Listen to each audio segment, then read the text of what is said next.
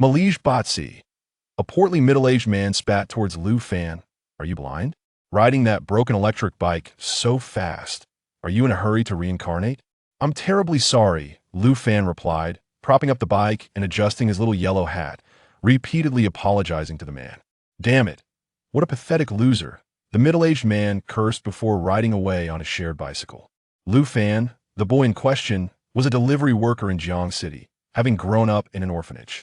After graduating from university, he came to Jiang City to deliver food in hopes of being with his goddess, Lin Yao. As Lu Fan opened his delivery box, he noticed that the customer's cake was somewhat damaged but deemed the issue minor, prompting him to hasten to the destination. Hello, Fair and Delivery. Your cake has arrived. The door swung open, revealing a haughty woman. What the hell? The cake is ruined. How am I supposed to eat this? Lu Fan hastily put on a smiling face. I'm so sorry. I rushed and bumped into the cake. Would you like me to compensate for the damages? Do you think I care about your measly compensation? You ruined my entire day. The woman placed her hands on her hips, berating him. I'm going to file a complaint right now. This frightened Lu Fan to the point of near tears, and he desperately pleaded, please don't file a complaint. It'll do anything. Let me slap you twice to vent my anger, and we'll call it even. Lu Fan nodded vigorously, closing his eyes in anticipation of the impending slaps. Smack, smack, smack. 3 resounding slaps later, the woman's anger had subsided considerably as she took the cake from Lu Fan's hands, dismissively saying, get lost. Lu Fan let out a long sigh of relief. Although he had been slapped, at least he avoided a complaint and financial loss. The exhausting day has finally come to an end. Lu Fan rode his little electric bike, reviewing his earnings for the day, 200 yuan. Not bad, not bad. He'll get Yao Yao a Starbucks and some late-night snacks. Whistling a cheerful tune, Lu Fan arrived at his goddess Yao Yao's doorstep with a Starbucks and some barbecue treats. What is that sound? Lu Fan pressed his ear against the door, hearing only a gurgling noise. Yao Yao, open the door. I brought you some late-night snacks. Moments later, a strikingly attractive yet disheveled woman opened the door. Yao Yao, what's going on? Lu Fan asked, puzzled, as he turned to see a man in shorts panting heavily on the sofa. I was running with a friend, Lin Yao said with evident disdain. What do you want? Lu Fan's heart felt as if it were bleeding. He silently handed over the late-night snacks he had bought. To his dismay, she took them without a word and shut the door. Standing outside, Lu Fan collected himself for a moment, but just as he turned to leave, he heard the heavy breathing again from within. They must be running, Lu Fan reassured himself. Yao Yao can't possibly be the kind of person, and that man is clearly wearing shorts. Upon returning to his rented room, Lu Fan pushed the earlier worries aside and lay on his bed, scrolling through his phone, with his left foot resting on his right. He opened a novel on tomato literature about a post-apocalyptic scenario. Hey, Lu Fan puffed on a pack of cigarettes costing 8 yuan, engrossed in the story. Suddenly, his phone flickered inexplicably. The tomato literature app closed automatically, and a strange interface appeared before him. Beep, detecting that the host is excessively cowardly, initiating the apocalypse system. Beep, only 3 days remain until the apocalypse. Please select 4 options from the following 10 as your apocalypse functions and attributes. 1. Infinite resources including food, medicine, weapons, and all other necessities. 2. A 300 square meter absolutely safe shelter. The indoor temperature remains constant and impervious to any damage. 3. A large mobile home spanning 200 square meters over 3 levels, weighing 60 tons, 30 meters in length, with a constant temperature, impervious to harm, infinite fuel. Amphibious, can expand in space with upgrades. 4. Revive Li Shurjin, your personal doctor, who can cure any ailment. 5. A super bodyguard, proficient in various weapons and close combat. 6. Activate a personal upgrade system to enhance your physical strength and combat skills. 7.10 Stunning beauties. You may select from current celebrities. 8. One-time resurrection. Even if you die, you can come back to life. 9. Unimaginable wealth. Richer than the world's richest. 10. Various disasters will erupt during the apocalypse, and you can be forewarned of the next calamity. Note, from now on, the host must rise above cowardice. Any display of timidity will cause the system to vanish, along with the selected items. Lu Fan stared blankly at his phone, then slapped himself The phone isn't broken, and this isn't a dream, right? Could it be? The scenarios from the novel are finally happening. Lu Fan's excitement was indescribable as he scrutinized the 10 options. Option 7 seems nice, Lu Fan chuckled. After being single for 22 years, I can finally unleash myself. Yet, after some contemplation, Lu Fan decisively chose the first option, then hesitated between the shelter and the mobile home. After a brief consideration, he opted for the mobile home. After all, it could move, while the shelter would be static and too confining. With 2 selections made, Lu Fan thoughtfully regarded the 8th option. He'll be invincible, surely I won't die. He felt conflicted, but ultimately chose the 8th option. Better safe than sorry. What if someone tries to harm me? With only one choice left, Lu Fan deliberated, wanting a bodyguard but fearing potential harm, considering Li Shizhen but reasoning he could find a nurse beauty. After much deliberation, he settled on the last option. Initially, he desired the 6th option, but realizing that in a post-apocalyptic world, combat skills would not outweigh firearms, he selected the last option instead. Beep! Congratulations, host, your rewards have been finalized. All selected items now exist within a spatial realm, and the host can summon them at will. Is that it? Lu Fan suddenly remembered there were only 3 days until the apocalypse, prompting him to seek out his goddess Lin Yao to share the news. Riding his beloved electric bike, avoiding traffic, he made his way to Lin Yao's home. Why are you here again? Yao, listen to me. The apocalypse is coming in 3 days. Gather your things and come with me. Get lost. Lin Yao furiously slapped Lu Fan. I finally managed to invite my idol over. And you're trying to ruin it, aren't you? Yao, you wouldn't have given yourself to him, would you? Lin Yao burst into laughter and anger as the man in the room walked over, embracing Lin Yao and saying to Lu Fan, she did. Lu Fan let out a sigh of relief. Thank goodness, that's a relief. Chapter 2. The Coming of the Apocalypse. Brother, look at this pathetic loser. It's all his fault that we can't have our fun. Lin Yao pouted playfully. Don't be angry. Okay, I'll make him leave right now. How about we invite him in to watch instead? The man grinned wickedly. This worthless fellow probably hasn't even seen what's coming. Huh? The two burst into laughter, as if discussing a jester. Ding. If the host continues to choose cowardice, the system will cease to exist. You laugh at your own mother, Lu Fan exclaimed, slapping the man before turning to flee. The man, seething with rage, attempted to pursue but realized he was clad only in his undergarments.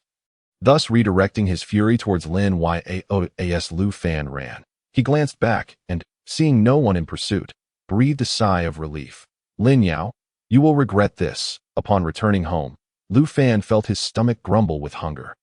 He had intended to cook noodles but suddenly remembered that the system possessed infinite resources. With a mere thought, a perfectly steamed crab appeared before him.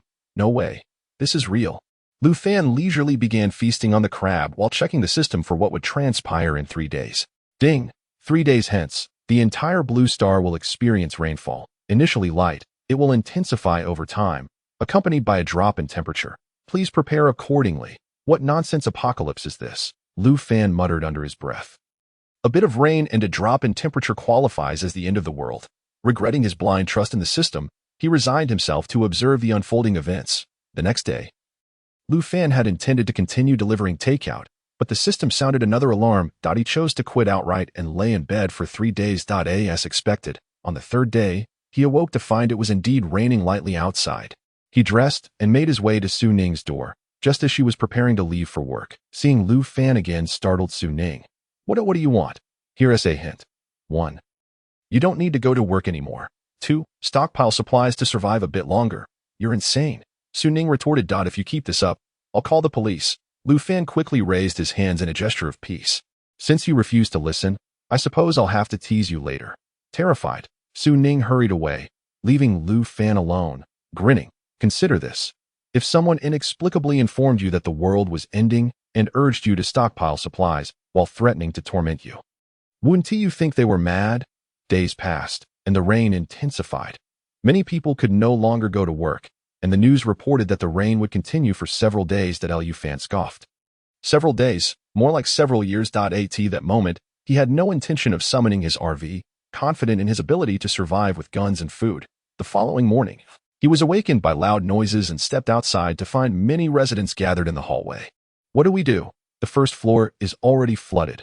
How much longer will this rain last? Exactly. Not only can we not work, but we're also running out of food. It was then that Lu Fan realized the rain was significantly heavier than before. The outside world was submerged in water. Everyone, don't panic. The news said the rain will stop in a few days. Just go home and wait. Reluctantly, the crowd dispersed, and Lu Fan spotted Suyu among them. She noticed him too, that he winked at her and left without looking back. Back at home, Suyu reflected on Lu Fan's words, feeling a twinge of doubt. Could he be telling the truth? She picked up her phone, intending to call him, but remembering his rudeness made her angry. Forget it. The news said the rain would stop in a few days. Meanwhile, Lu Fan began to worry. If this rain continued, would even his RV be submerged? On the 10th day of the apocalypse, the rain was beyond description and no one dared to venture outside. Even supermarkets were inundated. Thankfully, the rainfall hadn't intensified, allowing Lu Fan to breathe a sigh of relief. Otherwise, he would have regretted choosing the RV over a shelter. Hello? Is anyone there? A frantic knocking echoed at his door. Lu Fan opened it to find a neighboring white-collar worker, Li Qian, standing there. That he recognized her. She worked at a prestigious company in Jiang City. Li Qian was strikingly elegant, dressed in a simple white blouse that accentuated her slim waist, her short hair fashionably styled, and adorned with delicate diamond earrings that sparkled under the light. Before Lu Fan could speak, she thrust several hundred yuan into his hands. That I need to buy some water and food. Lu Fan was taken aback. So she had come to purchase supplies. That he feigned reluctance. Sorry, but I don't have much left at home. I can't sell it to you. Is that so? Li Qian pulled out more bills. If you think I'm going to give you more. You're mistaken. Lu Fan smirked. Forget the money. Tell me what you want to eat, and I'll give it to you for free. Li Qian was taken aback. That you're sure you don't want money? Lu Fan nodded. Just tell me what you'd like. Li Qian scoffed. What? Do you have steak and red wine? One moment. Lu Fan shut the door and quickly retrieved steak and red wine, excitedly thinking. Both Li Qian and Suyu were his targets. They had wasted quite a bit of my resources before, and now it was time to have some fun with them. Chapter 3. Gradually training Suyu. Lu Fan opened the door, presenting the steak and wine. Here, your desired items. Li Qian gasped, covering her mouth in disbelief. Where did you get these? Leaning closer, Lu Fan whispered, if you're hungry, feel free to come back for more. I have plenty of delicious food. Li Qian pushed him away, disgusted. Get away from me. Don't think that just because you gave me a meal, we're friends. There's no future for us. With that, she took her items and left. Chicken, you're too beautiful, baby. You're just too beautiful. Lu Fan noticed a call coming in and hurried to answer. Hello, who is it? Lu Fan. It's me. Upon hearing Suyu's voice, Lu Fan thought, looks like this girl is starving and has finally decided to call, but he maintained his composure. What's up? Do you have any food left? Food? I have plenty of food, but what's the matter? Suyu hesitated, her voice tinged with embarrassment. I haven't eaten in 2 days. Can I borrow some food from you? Lu Fan couldn't help but smile with excitement, yet he remained calm. Sure, but what? Suyu questioned, uncertain of his intentions. That you'll have to wear that JK outfit you had on before, along with those white stockings. You. Suyu's face flushed with anger. Lu Fan, you're shameless. I'd rather die than take food from you. Beep, beeped, and as she hung up, Lu Fan felt no urgency. He knew Suyu would return. Meanwhile, he was enjoying the current situation. Sure enough, just a day later, Suyu's call came again. Have you made up your mind? Lu Fan teased. Not so arrogant now, are we? Having not eaten for several days, Suyu looked pale and weak. I agree, but you can't ask for anything else. Of course, I'm not that kind of person. Come find me now. After hanging up, Lu Fan retrieved a feast from his supplies. Minutes later, there was a knock at the door. Lu Fan opened it to find Suyu in her white JK outfit paired with white stockings. His body instantly reacted, but he suppressed his desire, thinking, the best is yet to come. As he welcomed her inside, Suyu gazed at the lavish spread on the table, unable to resist salivating. However, under Lu Fan's watchful gaze, her sense of shame held her back. Can I take some of this home? She asked calmly. Lu Fan shook his head. Not quite. You can eat here, but how much you eat depends on you. However, Suyu, feeling somewhat anxious, exclaimed, you said that as long as I wear this outfit, you would provide me with food. Indeed, but it's meant to be eaten here. Suyu, is it acceptable for you to dress for others, but not for me? At that moment, Lu Fan, slightly intoxicated by the situation, declared imperiously, if you want to eat, then eat. If you wish to leave, then leave. Just remember this. Once you go, Do not come back. Su Yu clutched her clothing tightly, her voice trembling as she responded, I will eat. I will eat right now. Thus, under Lu Fan's watchful gaze, Su Yu began to eat slowly. You do maintain quite the lady-like demeanor, even in such a state of hunger. You remain so graceful, Lu Fan taunted. Didn't you say you would rather starve than seek me out again? Su Yu remained silent, but tears streamed down her cheeks. Throughout her life, she had never endured such humiliation. Yet her hunger was overwhelming.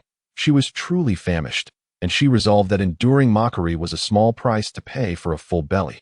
After a while, once her hunger was finally sated, she vowed that this was the most she had ever eaten in her life. However, feeling parched, she inquired, Where is the water? What water? The drinking water. Lu Fan, with a mocking glint in his eye, replied, We agreed on food. But we did not mention drinks. If you are truly desperate, just step outside and drink some of the rain. You, Su Yu, infuriated, pointed at Lu Fan, You are doing this on purpose. I am merely speaking the truth. The rainwater is drinkable. After all that I once drank that rainwater and ended up with diarrhea and a fever, I dare not touch it again, Su Yu stated. Could you possibly spare me a bottle of water? Of course, I can. However, Lu Fan leered at her. You must agree to one condition. Su Yu felt uncomfortable under his gaze, yet to quench her thirst, she begrudgingly asked, What is it, in my presence? You must remove your white stockings and then put them back on. For that, I shall give you 2 large bottles of mineral water. That moment, Su Yu's face flushed a deep crimson, akin to a ripe apple, the rosy hue spreading from her cheeks to her delicate earlobes. As if she might bleed, her large, glistening eyes widened in disbelief, brimming with indignation. Impossible, she flatly refused, turning on her heel to return to her dwelling. Alone in the room, Lu Fan burst into laughter, fantasizing about the day when Su Yu would inevitably submit to him. Suddenly, a message in the group chat interrupted his pleasant reverie. Everyone, do not drink rainwater. 5 people have already died from it. What to do? I just drank some. Neighbors, does anyone have food? I can pay. Everyone, do not panic.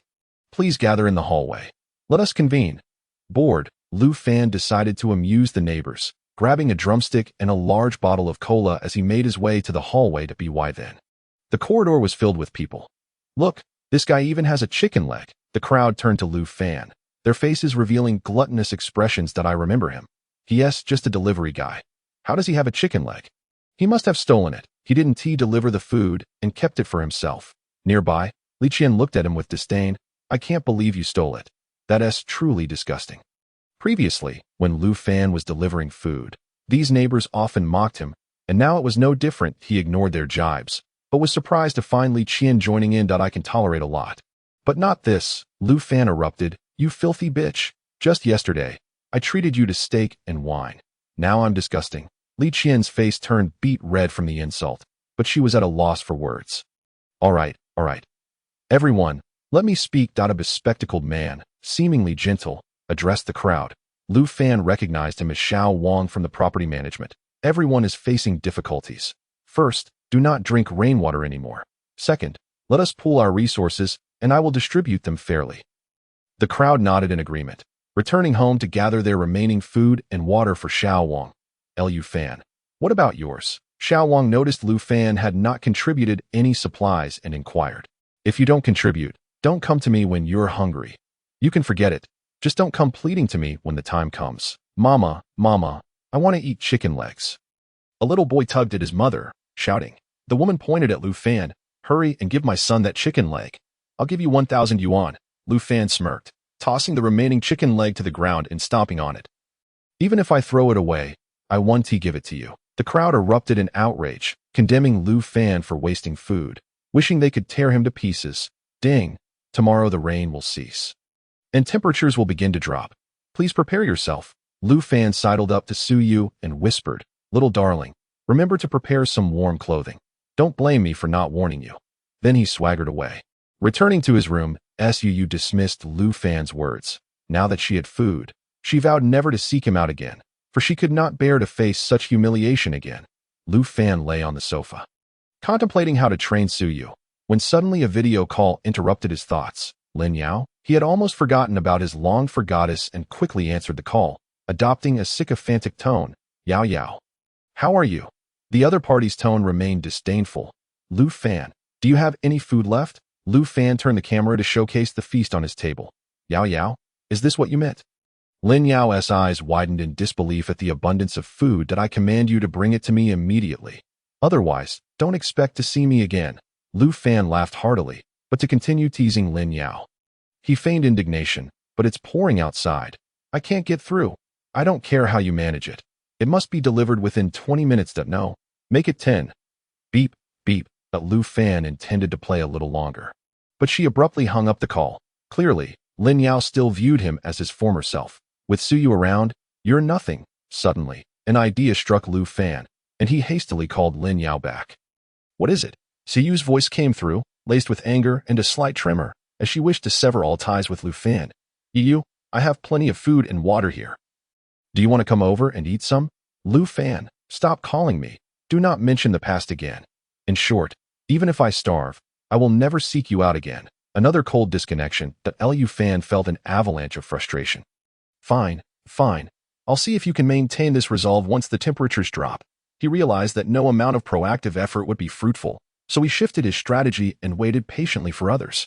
The next day, the rain ceased, and the hallway erupted with joyous shouts. The waterlogged streets began to recede. Lu Fan awoke, stretched lazily, and discovered a plethora of missed calls and messages on his phone. Upon inspection, he found that most were from Lin Yao, starting with curses and transitioning to mockery and declarations of severed contact after the rain had stopped. There was also a message from Suyu. Lu Fan. The rain has stopped. You need not harbor any ulterior motives. To be honest, your actions disgust me. Lu Fan smirked disdainfully, donned his clothes, and prepared to step outside for some fresh air. Just then, by sheer coincidence, Li Qian, dressed in a tailored suit and high heels, passed by his door as Lu Fan prepared to greet her. She spoke first. The rain has stopped. Hurry and deliver your food, you disgusting creature. Oh, for heaven's sake. Lu Fan chuckled in exasperation, watching Li Qian sway her hips away, fueling his simmering anger. Just a few more days. I will have my revenge on both of you. Days passed, and the temperature plummeted to -20 degrees. Everyone was astounded. It was July, yet heavy snowfall persisted. During these days, Lu Fan refrained from contacting anyone, opting instead to summon his RV and park it downstairs, as the indoor heating had yet to be activated, leaving him no choice but to enjoy the frigid weather from the RV. Why is it so cold? It's only July. How can it be snowing like this? Is there a conspiracy? At this rate, I want to be able to work. I haven't even paid off my mortgage. Whose RV is that downstairs? I've never seen such a large one. It must belong to some wealthy individual. You wouldn't be able to acquire that RV for less than a few $100 million. Lu Fan chuckled at the chat records, when suddenly, Suyu called. Remembering her previous words, an uncontainable rage surged within him. Yu, didn't you say you wouldn't contact me?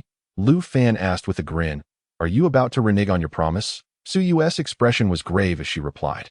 Lu Fan, I am not in the mood for jokes, nor am I asking you for food. Tell me how you knew the weather would turn cold. Lu Fan burst into laughter. I possess superpowers. You see, I warned you previously, but you didn't believe me. Suyu remained silent, prompting Lu Fan to quickly interject. From the very beginning, I advised you to stock up on supplies. Later, I even brought you food. I did make some requests, but tell me, what is wrong with wearing a JK and white stockings? Is it that others can look at you, but I cannot, simply because I deliver takeout? A barrage of questions left Suyu speechless. I didn't mean it that way. Then what did you mean? Furthermore, I mentioned a few days ago that you should prepare some warm clothing. I am always considering your well-being, yet you say my actions disgust you. And you also told me not to contact you again, didn't you? Following this, Lu Fan hung up the phone and lay down on the bed of his RV, feeling utterly liberated. The next day, the temperature plummeted to -50 degrees. All the water and electricity systems failed, while Lu Fan remained inside the RV playing Civilization VI, quite at ease. Meanwhile, Suyu, wrapped in several layers of blankets on her bed, continued to shiver uncontrollably. She contemplated calling Lu Fan, but her pride held her back. She muttered to herself, just hold on a little longer, perhaps in a few days, the snow will stop. On the third day, the snow indeed ceased, but the temperature dropped again as Lu Fan was sleeping. The RV suddenly emitted an alarm. He glanced at the camera and was astounded to see a few individuals braving the bitter cold to knock on his RV. Lu Fan pressed a button, and a panel rose, revealing several people staring at him as he lounged on the sofa in baggy shorts, leisurely gnawing on a lamb bone. That it's you, the delivery guy. Lu Fan. Chapter 5. The unexpected visitor Li Qian. Realizing he had misspoken, one of them quickly corrected himself. Brother Lu, given how cold it is, could you let my family stay inside for a few days? Once the snow disaster passes, I'll give you 100,000. And me, chimed in a woman nearing 40. Brother, I can take care of you. Please let me in. Lu Fan chuckled. You should take a good look at yourself. What a ridiculous sight. And you, offering me 100,000. Do you know how much my RV is worth? Now scram. I'm just trying to give you a friendly warning that if you stay out here too long, you might freeze to death. He then closed the panel, donned his headphones, and resumed playing Civilization V. Su could no longer endure the cold. Her phone battery dwindled to 10%, and she realized that if she didn't contact Lu Fan soon, she might truly perish. Biting her lip, she made up her mind and dialed Lu Fan's number. Beep beep, no answer. Su felt a surge of anxiety, her voice trembling as she pleaded. Please, pick up the phone. In truth, Lu Fan, engrossed in his game with headphones on, hadn't noticed his phone ringing. Upon seeing Su Yu's call, he knew the moment had arrived. He answered the phone, annoyance dripping from his voice. Miss Su, didn't I tell you not to contact me again? Lu Fan, I'm sorry. Su Yu's voice was barely above a whisper, her cheeks flushed with embarrassment that I misunderstood you before. Could you please help me? Now you come to beg for my help? Lu Fan feigned anger. You were the one who said you wouldn't contact me again, and you repeated it twice. Desperation overtook Su Yu, and she began to cry. I am sorry, I was wrong. If you don't help me, I might really die. Oh, and what does that have to do with me? Lu Fan replied coldly. It's too late. Please don't hang up. My phone is about to die. Initially intending to end the call and continue his game, Lu Fan reconsidered upon hearing her plight. Fine, since you look so pitiful, I'll let you stay in the RV. However, I tend to have some rather unconventional and unpleasant requests, so if you can't handle it, you're free to leave at any time. Su, understanding his implication, hesitated. Let me think. Take your time. I'm hanging up now. Wait. I agree, but is that RV really yours? If you don't believe me, that's your problem. I believe. Su Yu, left with no choice, agreed. I'll come over now. Lu Fan hung up, exhilarated. Remember today, it marks the day Lu Fan, truly come of age. He retrieved lobsters, abalone, barbecued food, and drinks from his supplies, setting them all out on the table, eagerly awaiting Su Yu's arrival. Just 10 minutes later, Su Yu, bundled in thick blankets, entered the RV. Although she was aware of the RV's features, she was still taken aback by the warm and cozy atmosphere and the lavish spread of food that nearly brought her to tears. Throw all those blankets off. Su Yu paused momentarily before obediently tossing the blankets outside. She was clad in a white puffer jacket, tight jeans, and boots, her cheeks flushed from the cold, prompting an immediate reaction from Lu Fan. However, he knew better than to rush things, so he handed her a tight-fitting swimsuit, instructing her to change into it at Su. Taken aback by the swimsuit, stammered, This isn't appropriate, is it? Lu Fan, unimpressed, retorted, Then you can leave. Su Yu waved her hands frantically. To stay warm, she reluctantly took the swimsuit and disappeared into the back. Moments later, she emerged with her head down. Lu Fan turned to look, nearly losing control at the sight before him. The pure blue swimsuit clung to Su Yu's figure perfectly, accentuating her curves against her fair skin, evoking an irresistible urge to touch. Noticing Lu Fan paused for a moment, making the resolute decision to transform himself, no longer adhering to his former ways. I assure you, the days ahead will become increasingly difficult. How many people beseech my assistance, yet I remain unwilling to oblige. Su Yu, her teeth clenched in frustration, trembled as she uttered, Open the door. I must leave. Lu Fan opened the door, and an icy gust swept in. Su, clad only in a swimsuit, shivered uncontrollably, glancing at the soaked blanket she had discarded. Before bursting into tears, it was already late at night when Lu Fan closed the door, a wicked grin playing on his lips as he regarded Su Yu outside. Su, trembling, managed to rise, attempting to wrap herself in the wet blanket, but it only exacerbated her chill. Reluctantly, she took hesitant steps toward the building. The biting cold was unbearable, even for someone swathed in layers of blankets, let alone for her scantily clad state. She realized that should she leave, survival was impossible. and thus turned back, crying out for Lu Fan to let her in. With a helpless shrug, Lu Fan raised his hands and declared through the intercom. You chose to leave at that moment. Suyu was nearly numb from the cold, pleading incessantly for Lu Fan to admit her at his side, remarking, "Let us see how you behaved." Suyu, suppressing her pride, knelt in the snow. The arrogance she once possessed had vanished. Observing her submission, Lu Fan finally opened the door. Returning to the RV, Suyu collapsed onto the floor, weeping uncontrollably. "If you cry any further, I'll throw you out," Lu Fan bellowed, startling Suyu into silence. Pointing to his feet, he commanded, "You know what to do, in days." Suyu nodded and obediently approached, washing his feet as instructed. "You are simply too beautiful." "Babe," Lu Fan exclaimed, only to be interrupted by a call from Li Qian. Answering, he stated, "First, your dilapidated house holds no value in my eyes. Second, my RV could purchase you 100 of those. Third, if you wish to plead with me, abandon your lofty demeanor and speak to me with humility." Li Qian, taken aback that a mere delivery person would speak to her so brazenly, found herself in dire straits and begrudgingly replied, "First, I will not grovel before you. Secondly," before she could finish, Lu Fan hung up, inciting an outburst of anger from Li Qian. Ding! Host's assertiveness detected. Reward. Upgrade RV. Lu Fan was pleasantly surprised, not expecting such a feature from the system. Excitedly, he upgraded the RV, and indeed, the space within visibly expanded. Just then, Li Qian called again, "Lu Fan, allow me to stay in the RV for a few days, and I'll comply with your demands." "Now that's more like it, Miss Li. Had you approached me sooner, you wouldn't have had to endure the cold," Lu Fan replied with a smile. "Come over, and we can discuss the specifics later." "All right." Lu Fan set down his phone, observing Suyu, who was eyeing the food. "Don't rush. Another guest will arrive shortly, and you both can dine together." Before long, Li Qian arrived at the RV, similarly bundled in layers of blankets. Lu Fan instructed her to discard them, only to be met with her response, "Let us hear your demands first.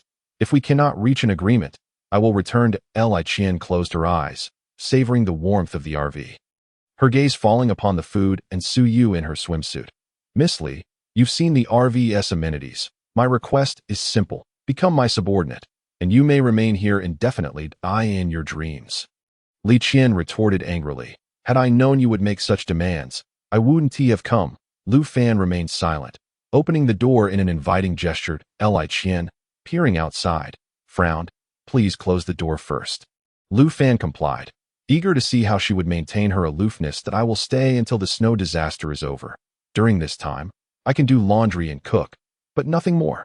Lu Fan laughed heartily, ignoring her as he turned to Suyu, saying, "Come here and massage my shoulders." Suyu understood that leaving the RV would mean certain death. She was unwilling to endure the outside chill any longer. So she complied and stood behind Lu Fan, massaging his shoulders. Satisfied with her obedience, Lu Fan nodded. "Only by submitting to me can one survive in this apocalypse. Do you understand?"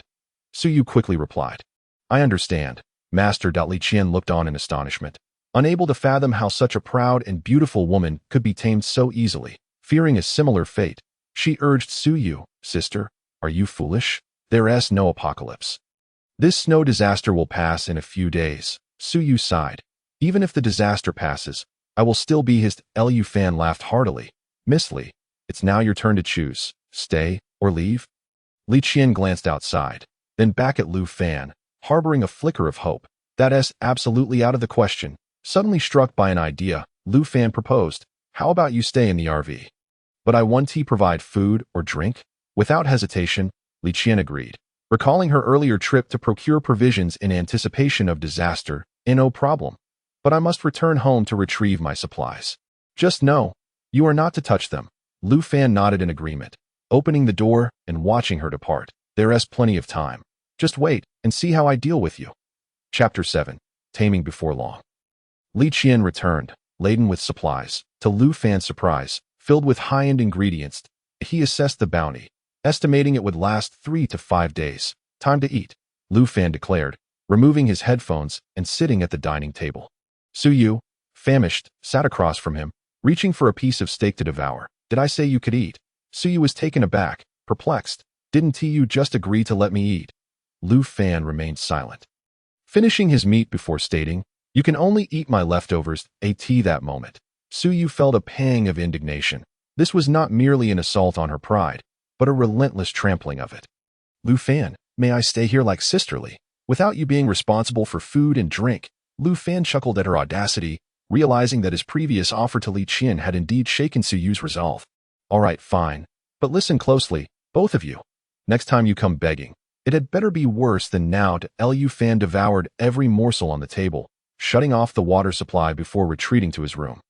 Reflecting on how he could have truly become a man today, only to have things veer off course, left him feeling immensely frustrated. In the ensuing days, Lu Fan indulged in showers, meals, and gaming, refraining from speaking with either woman. 3 days passed before Li Qian's provisions were completely consumed. The two women then resolved to venture out in search of food, which amused Lu Fan greatly. What a ridiculous idea. You know why no one from upstairs has come seeking my help these past few days? Both women shook their heads, but the mockery in Lu Fan's tone stung. In this weather, merely stepping outside for 10 minutes could mean death. It's quite possible we three are the last survivors in this entire complex. Indeed, Lu Fan's speculation was accurate. Only a handful of families remained, relying on burning furniture to endure. However, once everything was consumed, death awaited them all. What should we do, sisterly? Su Yu fretted. We have no food left. Leaning closer, Li Qian whispered, don't worry. Let us hold on a bit longer. If it comes to it, I will negotiate with him. 2 more days passed, and the women found themselves parched and starving. Their lips cracked, and Li Qian could no longer restrain herself and approached Lu Fan, saying, could you spare us some food? What? Lu Fan removed his headphones, reading her expression, which told him she was reaching her limit. Could you give us something to eat? But you were the one who insisted that food and drink were not my concern. Are you truly going to watch us die? Li Qian shouted, her voice tinged with desperation. If we perish, you will be the murderer. Shout one more time, and I'll throw you out. Lu Fan seethed, his face a mask of fury, showing no mercy. I see now that I've been far too lenient with you. That's why you dare to speak to me this way. Li Qian, frightened, took a step back, while Su Yu quickly added, Lu Fan, I'll agree to be your girlfriend. Can we have food then? How amusing, a grandmother sneaking into bed with me. Lu Fan scoffed. Why didn't you treasure the opportunity one offered before? Once again, I say, if you wish to survive, show me some respect. If you want to leave, then hurry. At that moment, Li Qian also abandoned her haughty demeanor, pleading, we were wrong. Please help us and give us some food. Lu Fan, engrossed in his game and unable to tolerate her incessant chatter, tossed a bun onto the floor. Stop bothering me. Su Yu quickly picked up the bun, taking large bites, which instantly infuriated Li Qian. Su, how dare you eat food meant for me? Sisterly, let us split it in half. Su Yu suggested, breaking the bun and offering half to her. Li Qian could no longer endure the situation and erupted in anger, exclaiming, it's all your fault. It was a mistake to let you eat my food before. And now you're even trying to snatch it from me. With that, she seized the steamed bun from Su Yu's hand, and the two transformed their dispute over food into a fierce tussle. Pulling each other's hair and fighting. Lu Fan, no longer engrossed in his game, sat beside them, watching the spectacle unfold. Eventually, Su Yu reached her breaking point, collapsing onto the ground in tears. Her sobs soon drew Li Qian into a shared lament. What has become of me? This damned apocalypse. When will it ever end? You too, whoever is crying. Get out.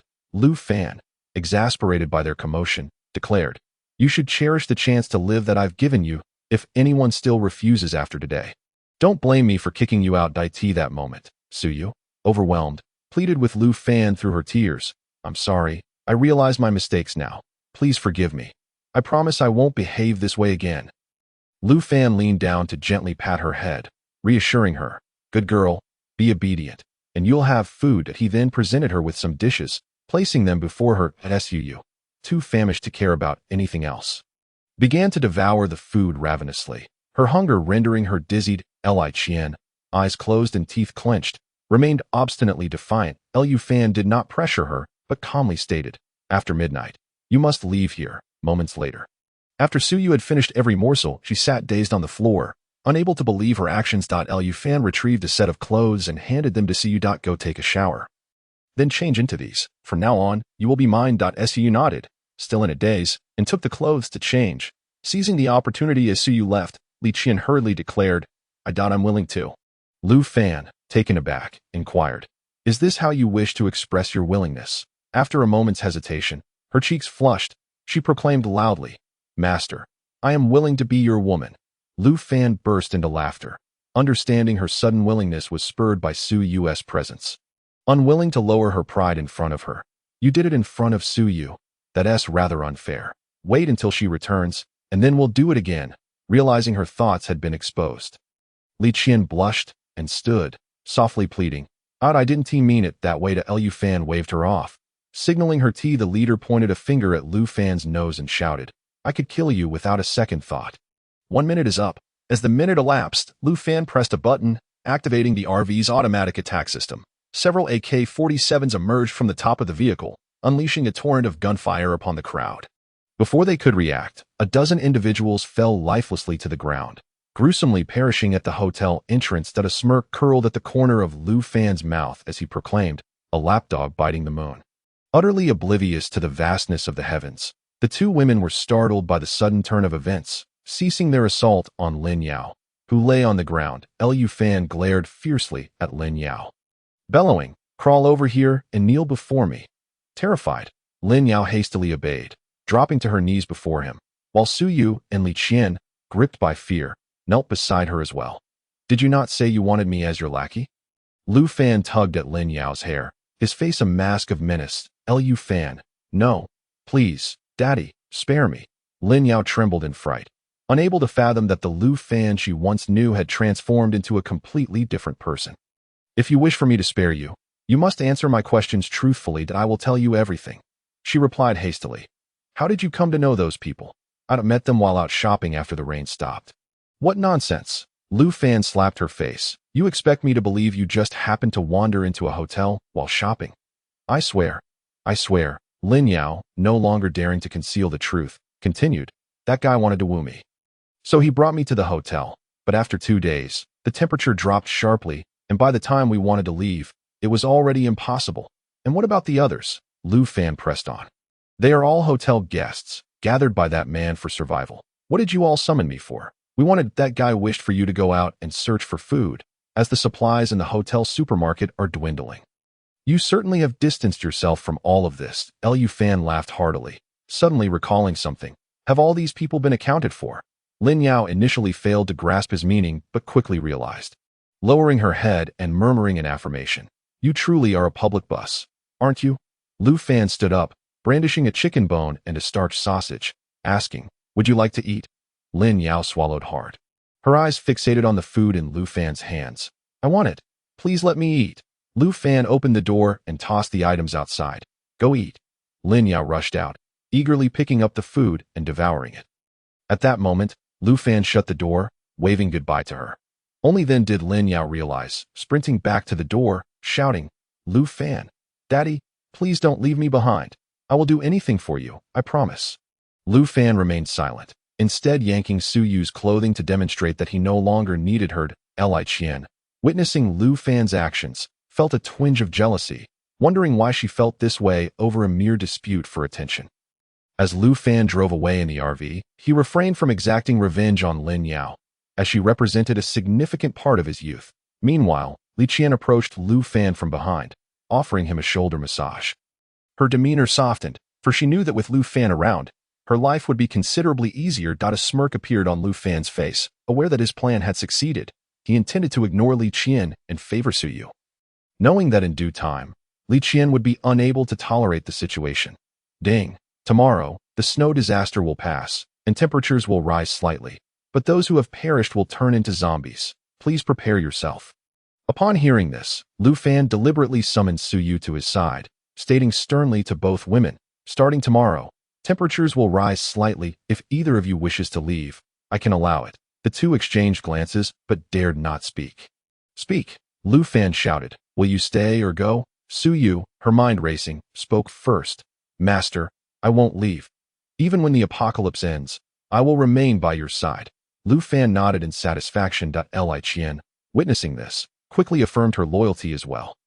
Having been thoroughly worn down by Lu Fan's treatment and fearing the uncertainty of future calamities, "Humph, At least you both have some sense. Lu Fan playfully patted Su Yu's backside, inciting further jealousy from Li Qian. Though temperatures would slightly rise the following day, a zombie virus would also erupt, and those who had perished would rise as the undead. The two women gasped, covering their mouths in disbelief. Master, how do you know this? Su Yu inquired curiously. Did I not mention my prophetic abilities? Lu Fan replied with a mischievous grin. If you want the details, I'll share them with you tonight. Su Yu blushed, lowering her head obediently in response. The previous day's events had left her enamored with Lu Fan, for it was not only his first time as a man, but also hers as a woman, though the experience filled her with shame. It also sparked a lingering fascination that Li Qian struggled with her own feelings of inadequacy, questioning why Lu Fan seemed so fixated on Su Yu, who she believed was not as attractive or well-endowed as herself. What am I thinking? She chastised herself. I'm a city elite, with countless men vying for my attention, and yet here I am, feeling this way. Lu Fan did not return to the previous neighborhood, but instead parked in an upscale villa district, where the elevated terrain meant less accumulated snow, suggesting the possibility of survival. That evening, Lu Fan sat alone at the dining table, enjoying hot pot, while the two women knelt nearby, their eyes filled with envy. Lu Fan tossed a piece of cooked lamb onto the floor, prompting a frenzied scramble between the two as they fought for the only intact piece of meat they had seen in days. Just as Lu Fan reveled in his meal, a noise suddenly echoed from the second floor of a nearby villa. Lifting his gaze, he saw a figure, swathed in a thick quilt, striking the wall with a stick in an attempt to attract his attention. Well, would you look at that? There are indeed survivors. Intrigued, Lu Fan grabbed the intercom and called out, "Whoever's up there, write it down clearly. Are you male or female? And how many people are inside?" Upon hearing his request, the person hurried back inside, and soon reappeared at the window holding a sign that Lu Fan, being somewhat nearsighted, requested Su Yu to read it for him. After examining the sign, Su Yu reported, "This person is female, and there are two people inside, her and a male assistant.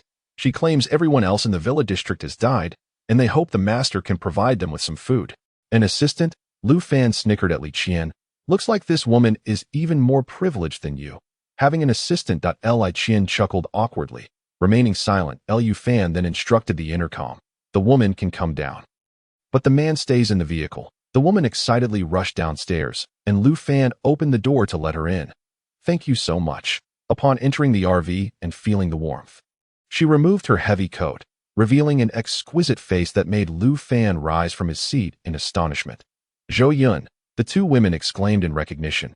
"It's Zhou Yun," Lu Fan quickly inquired. "Who is Zhou Yun?" "She is the biggest star in Xia country," Su Yu replied enthusiastically. "Only 20 years old. Not only is she beautiful, but her acting is superb." Zhou Yun, blushing, waved her hands. "Oh, it's nothing. I just have good luck." Lu Fan opened his computer to search for Zhou Yun's name, and upon discovering her fame, he could hardly contain his excitement, as another idea began to form in his mind. Zhou Yun, meanwhile, was both surprised and curious, examining the RV, which boasted running water, electricity, and even a computer, not to mention hot pot. Yet she maintained a calm demeanor, smiling graciously. "What food would Miss Zhou like?" Lu Fan asked. Still in shock. "Anything would be great," Zhou Yun replied with a polite smile. "I promise to express my gratitude for whatever food you can provide. If you find the vehicle stuffy, you're welcome to come to my villa for a while. It has a fireplace. It may be a bit cold, but at least it's bearable. At that moment, Lu Fan felt his heart melt. Just imagine, a superstar standing before him, chatting amicably and asking for his help. Anyone would be captivated. "Just wait, I'll fetch something for you." He turned to dash to the kitchen to retrieve some food from his supplies, but suddenly the system's voice interrupted him. "Ding, please refrain from being a sycophant. If you continue to be spineless, the system will revoke all your items." "Damn it," Lu Fan muttered under his breath. "Just wait, I have a plan. This isn't being spineless." "Ding, please share your plan. Forcing such a big star will surely yield no results. I must appeal to her emotions and reason." "Ding, this is a one-time opportunity. Please maintain your confidence in the future." Lu Fan sighed in relief, grateful that the system could still communicate. Otherwise, he would have to resort to force. He retrieved some preserved meats and vegetables, but only 2 bottles of water, handing them to Zhou Yun. "Wow, fresh meat and vegetables. Thank you so much," Zhou Yun exclaimed. But when do you plan to leave? What? Miss Zhou, are you trying to hurry us along? Lu Fan joked that I'm afraid I cannot assist with that. Everyone nodded in agreement and returned to their vehicles, subsequently driving away from the villa district. Su Yu and Li Qian were acutely aware that this was Lu Fan's cunning scheme aimed at obtaining Zhou Yun's body. The two of them stood silently to the side, not uttering a word. Zhou Yun, having recovered from the earlier scene, turned to Lu Fan and expressed her gratitude, saying, "Thank you, big brother. If it weren't for you today, I shudder to think what might have transpired." Internally, Lu Fan felt a surge of joy, yet maintained an outward calm that it was merely a trifling matter. I couldn't stand idly by and watch those people act as they did. However, Miss Zhou, what are your plans for the future? Zhou Yun bit her lip and shook her head. I do not know, but I will not intrude upon the lives of you and your sisters that I intend to leave in a few days. Chapter 12. A confession got her hooked, Lu Fan thought to himself, resolutely suppressing any inclination to openly express his desire to keep her around, instead hoping she would voice it herself. Otherwise, if his ulterior motives were discovered, the outcome would surely mirror the earlier incident. Unyielding refusal. No problem, there are spare rooms upstairs. Li Qian, please assist in tidying up to allow Miss Zhou some rest. Yes, master. Huh? Zhou Yun looked at Li Qian and Lu Fan with a puzzled expression. What did you just say? Ah, ha ha. Lu Fan shot a glare at Li Qian, then awkwardly replied. She meant accommodations. Zhou Yun did not dwell on it further and followed Li Qian upstairs. Lu Fan quickly turned to Su Yu and said, for the next few days, you two are not to address me in the same manner as before. Just call me Big Brother Lu.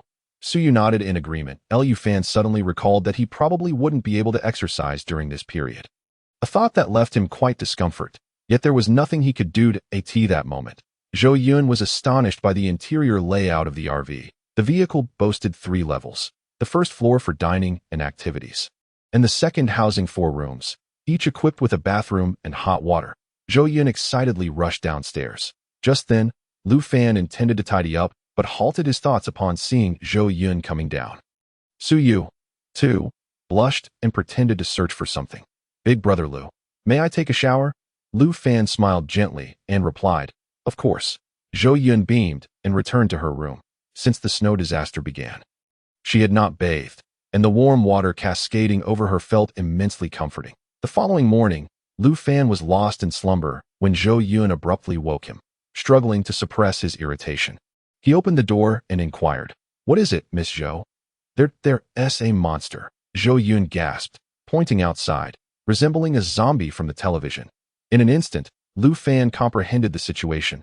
The virus had spread, and the deceased were beginning to transform into zombies. The group gathered by the window, watching a few scattered zombies wander aimlessly down the street. Lu Fan cautioned them, under no circumstances should you venture outside.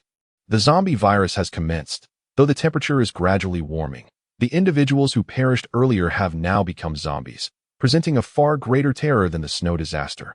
Big Brother Lu, how do you know this? Zhou Yun gazed at him curiously, her head drooping like a curious child. Lu Fan felt his face grow warm. Before he could respond, Su Yu interjected, Master, Big Brother Lu has the gift of foresight. Before the apocalypse, he informed me about the impending floods and disasters. Just a couple of days ago, he mentioned the zombies to us. Is that true? Zhou Yun laughed, evidently skeptical. Then, Big Brother Lu, please predict when this apocalypse will end? Lu Fan sighed. It will not end. Humanity's civilization has concluded that it is not only our Xia country, but the entire blue star that faces this fate.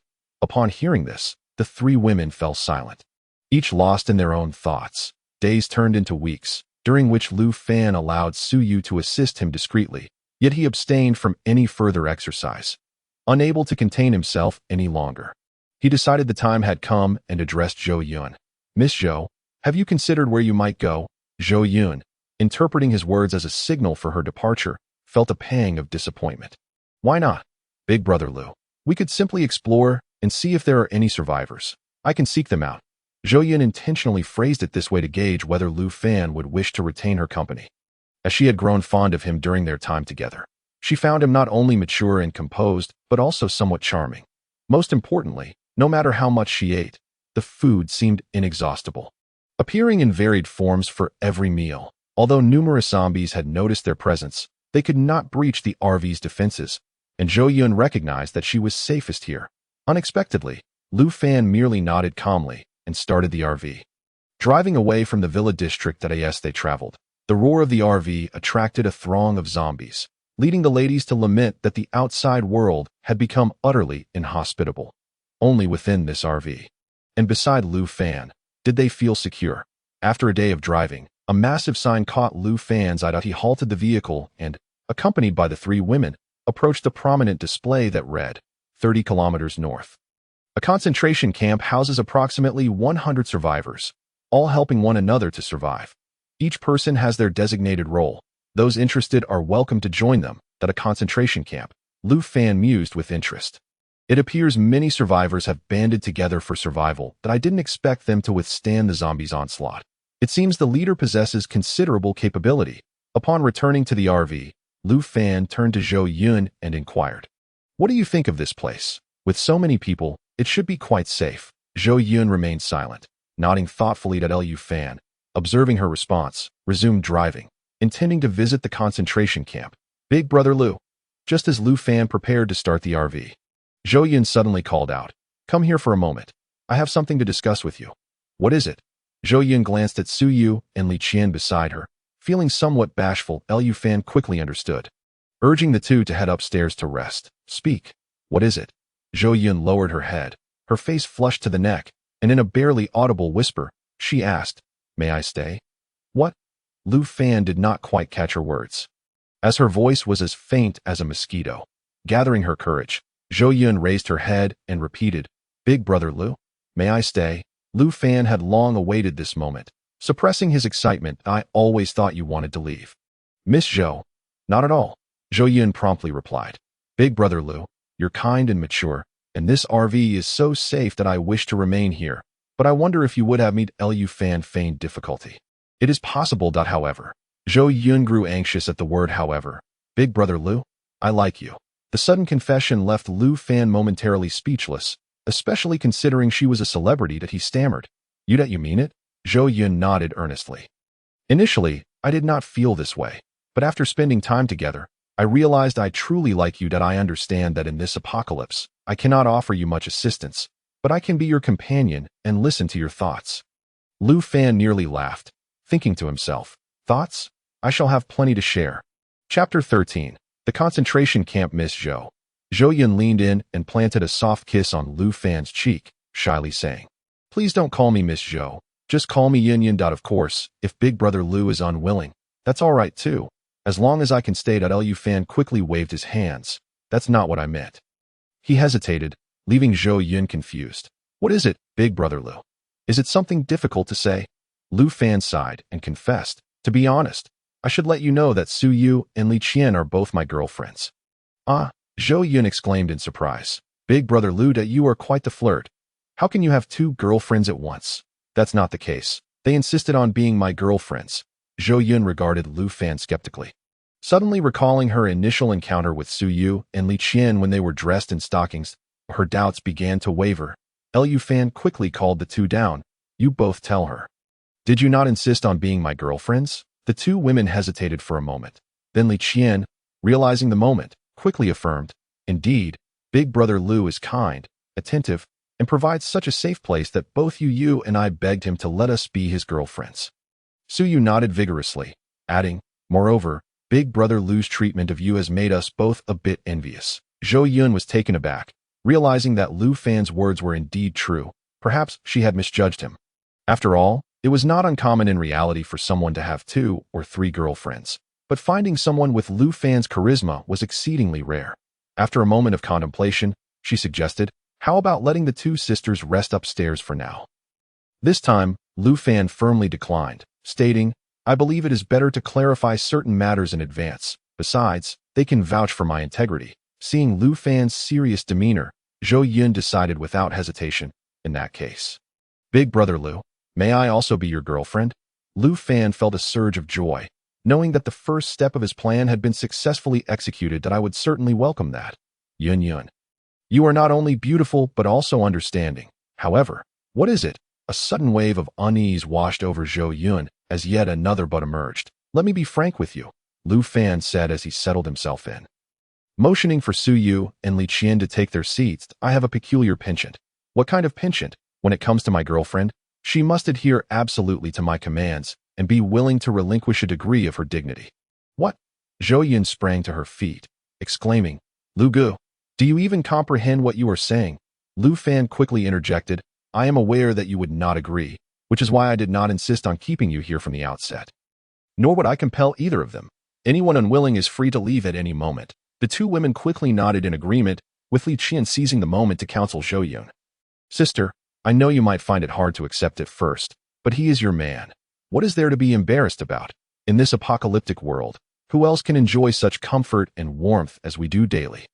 Yet, that does not justify discarding one's dignity. Zhou Yun shouted, I refuse to believe that both of you are here willingly. Did Lu Gu coerce you into saying this? Li Qian and Su Yu shook their heads vigorously. You are mistaken. If we were unwilling, we could leave at any moment, and Lu Gu would never force us to stay. Well, you all. Zhou Yun gazed incredulously at the three before her. I told you.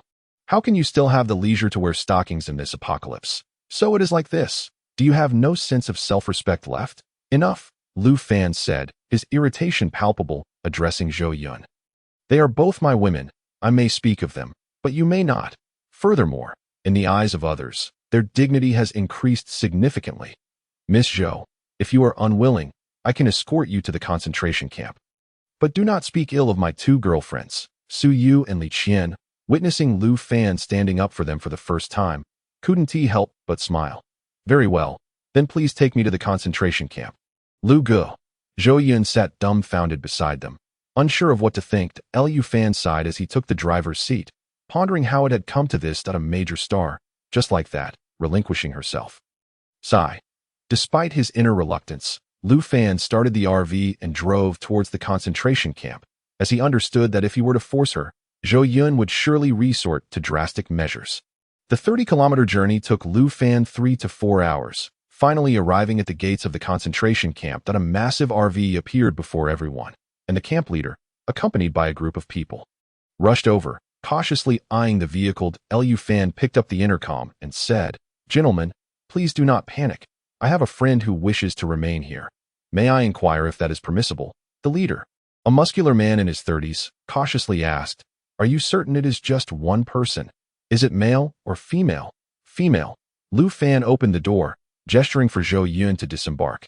Zhou Yun donned her cotton coat and reluctantly stepped out of the RV. It is Zhou Yun, the star Zhou Yun. The others immediately erupted in excitement. Even the leader stared at Zhou Yun with a glint of desire in his eyes. Brother, are you sure you want to leave a star like her here? Do not misunderstand. It is Miss Zhou who does not wish to stay with me and desires to go to the concentration camp of her own accord. Zhou Yun felt as if her heart were bleeding upon hearing this, witnessing the avarice and depravity etched on their faces. Yet, she was unwilling to accept what Lu Fan had told her. All she could do was pray that these men would not covet her body. Rest assured, Miss Zhou will be absolutely safe with us. The leader smiled as he approached, attempting to grasp her hand. Miss Zhou, welcome to our concentration camp. Zhou Yun stepped back in fear, whispering, Do not touch me. All right, I won't touch you. Miss Zhou, you need not do any work upon your arrival. Just rest well. As Zhou Yun was led inside the concentration camp, Lu Fan felt a pang of discomfort in his heart as well. But there was nothing he could do but drive away from that place. However, he did not venture far. Instead, he parked the RV approximately 5 kilometers away on a hill, intending to let Zhou Yun witness the treachery of human nature before returning to his embrace. Meanwhile, the entire concentration camp buzzed with excitement at the arrival of a star, everyone cheering and celebrating. The leader, named Li Biao, waved his hand for silence. Everyone, please be quiet. We must not attract the zombies. After a pause, Li Biao continued, Since Miss Zhou has just arrived, we will not assign her any work for now. Is that agreeable to everyone? At that moment, a man with bleached hair piped up. That is fine. But could we have the star perform a talent for the brothers to liven things up? This. Li Biao hesitated, saying, Huang Mao, do not put Miss Zhou in a difficult position. How is that putting her in a difficult position? The brothers are risking their lives to gather supplies. Isn't that more challenging? Huang Mao scoffed. If she is unwilling to perform, she really thinks she is still a star. Exactly. A sharp-tongued woman in the crowd chimed in. What s with all this Zhou Yun and Zhou Yu nonsense? If you aren't working here, you want to eat. Others joined in, clamoring for Zhou Yun to dance or sing a tea that moment. She deeply regretted leaving Lu Fan. If she were still in the RV, she wouldn't have to worry about food or zombies. Tears streamed down Zhou Yun's face, and Li Biao said, Sister, why don't you just perform something? Zhou Yun wiped her tears and awkwardly began to dance, while the men below stared without blinking, their various comments reaching her ears. Meanwhile, Lu Fan, observing the scene with binoculars, felt his blood boil. Damn it that I've never seen Zhou Yun dance, and they're already enjoying the show. This one do. I must come up with a plan. Sitting in his chair, he pondered until a brilliant idea struck him. But it was already late at night, unsuitable for venturing out, so he decided to wait until tomorrow to act. Suddenly, Li Qian approached with a plate of fruit for Lu Fan, who pulled her into an embrace. Commending her on her performance today, but questioning her previous arrogance, Li Qian's cheeks flushed. It was merely an act for others to see. Here with you, I can finally be myself. Lu Fan was quite pleased with her response. But then Su Yu, sensing a strong sense of competition, hurried over, saying, Master, I've finished my bath. Li Qian, unwilling to be outdone, added, I'm done too. Lu Fan laughed heartily, telling Su Yu to go rest. Hearing this, Su Yu felt a tinge of disappointment and returned to her room alone. Lu Fan smirked mischievously at Li Qian, whispering in her ear, Are you willing? At that moment, Li Qian felt a rush of excitement. Breathlessly nodding in agreement, Lu Fan carried her back to the room, where she felt both nervous and exhilarated. Then, under Li Qian's watchful gaze, Lu Fan tightly embraced her, and together they drifted into slumber. The next day, Li Qian awoke early, lost in thoughts of the previous night, never imagining she would truly become Lu Fan's woman. At that moment, she found herself gradually falling for him, even wishing to possess him. Lu Fan was highly satisfied with Li Qian's demeanor. She proactively attended to many things without needing his direction. That if Su Yu was a budding flower requiring Lu Fan's nurturing, then Li Qian was a fully bloomed rose, no longer needing his guidance. Remembering that he had important matters to attend to today, Lu Fan hurriedly drove towards the concentration camp. Stopping in a grove about 1 kilometer away, he informed the two women that he needed to step out, and both expressed their concerns. Not wanting him to leave, Lu Fan donned his warm clothing, exited the vehicle, and locked the RV, ensuring that no one could enter or exit without his permission. After walking for a while, he spotted the concentration camp before him and retrieved a rocket launcher from his storage. Aiming it at the camp's entrance, he chuckled wickedly. Today, let them witness the power of the rocket launcher. Without hesitation, Lu Fan fired, and in an instant, a massive crater was blasted into the camp's entrance, flames erupting fiercely. At that moment, Li Biao, holding the camp's only orange, was peeling it for Zhou Yun. Zhou Yun looked on in disgust, repulsed by his sycophantic demeanor. Suddenly, the explosion startled both of them, prompting Li Biao to quickly hand the orange to Zhou Yun, instructing her to stay inside while he and the others rushed out. What is happening? Li Biao asked the guard at the gate. Has a meteorite struck Blue Star? I don't know, brother, the guard replied, looking bewildered. That I have no idea who fired a rocket at us. Stop with the nonsense. Quickly, put out the fire. Everyone joined in the firefighting efforts, and Li Biao shouted, Stay alert. The zombies will surely come running at the sound. But it was too late. The massive explosion attracted every nearby zombie, causing chaos to erupt within the concentration camp. N01 continued to extinguish the flames. They all grabbed their weapons to fend off the zombies. Lu Fan watched, laughing heartily, until a sudden roar caught his attention. He turned sharply to see a zombie charging toward him. Unfazed, Lu Fan picked up his Nepalese knife and swiftly dispatched the zombie. However, this is far from over. The explosion's deafening roar attracted a throng of zombies, surging towards the source of the sound. At that moment, more than a dozen zombies emerged behind Lu Fan. He swiftly drew his M4, affixed the silencer, and began to eliminate the undead. Yet, after dispatching several, he realized that, unbeknownst to him, he was now surrounded by an overwhelming number of zombies, their sheer density rendering them impossible to count. Oh my goodness, I've landed myself in a predicament. Lu Fan stowed his weapon, unable to spare a glance at the camp's situation, and sprinted towards the RV. At this juncture, the camp had suffered devastating losses, with a relentless influx of zombies. Huang Mao shouted from the side. Brother, If things get dire, let us just run. We need to find another place. There are too many zombies. Li Biao, at his wit's end, could only nod in agreement, instructing several individuals to gather their belongings and urging everyone to leave quickly. I'll go inform Miss Zhou. Huang Mao was left speechless by Li Biao's insistence on seeking out a woman even in such dire circumstances. Li Biao found Zhou Yun and informed her that the camp had fallen. I am taking you away now. Follow me, and I promise you won't be harmed. Zhou Yun could hardly believe that merely a day had passed, and the camp had been overtaken by zombies. At that moment, she longed for Lu Fan, internally mocking herself. Zhou Yun, what good is your pride? Even if the camp remained intact, wouldn't you ultimately become a plaything for these creatures? Everyone hurriedly packed their belongings. Oblivious to one another, chaos ensued as some scrambled to grab what they could while others fought amongst themselves, completely devoid of order. Zhou Yun finally understood that, in this apocalyptic world, humanity had been stripped away. Just as she was lost in thought, Huang Mao suddenly appeared and plunged a knife into Li Biao. You. Li Biao's eyes widened in disbelief that Huang Mao would dare to betray him. He gripped Huang Mao's clothing tightly, refusing to let go. Die, you dog. Huang Mao retaliated fiercely, thrusting again, and Li Biao finally collapsed. Zhou Yun screamed in terror, but Huang Mao swiftly slapped her, threatening, shut up, or I'll cut out your tongue. Just follow me, and you'll live well. Chapter 15. Controlling Zhou Yun with that, Huang Mao seized the scattered belongings and dragged Zhou Yun away. That moment, a massive RV barreled into the camp, and Lu Fan shouted into the walkie-talkie, "Where's Zhou Yun?" Tears streamed down Zhou Yun's face. To her, Lu Fan appeared as a savior. She quickly broke free from Huang Mao and sprinted towards the RV. "Brother Lu, I'm here." Huang Mao, quick to react, clamped a hand over her mouth to stifle her cries. But Lu Fan had already spotted her. He raised his sniper rifle and shot Huang Mao in the leg. Not out of mercy, but to prevent blood from splattering onto Zhou Yun. With Huang Mao incapacitated, Zhou Yun hurried towards the RV. Lu Fan brandished his AK, clearing a path for her, and opened the door to let her in.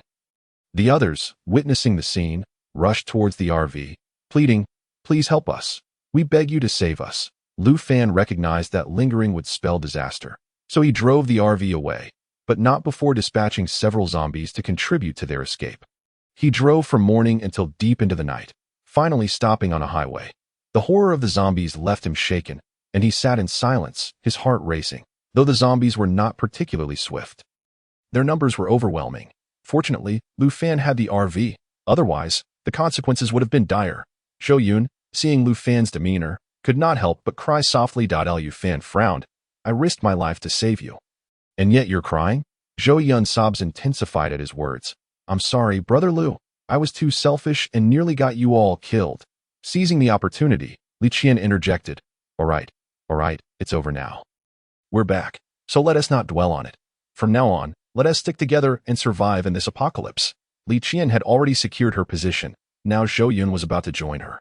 Su Yu realized that if she did not step up her game, Lu Fan might forget about her. Previously, her pride had been stronger than Zhou Yun's, but as Lu Fan repeatedly saved her from peril, she finally understood that being by his side was the safest place to be.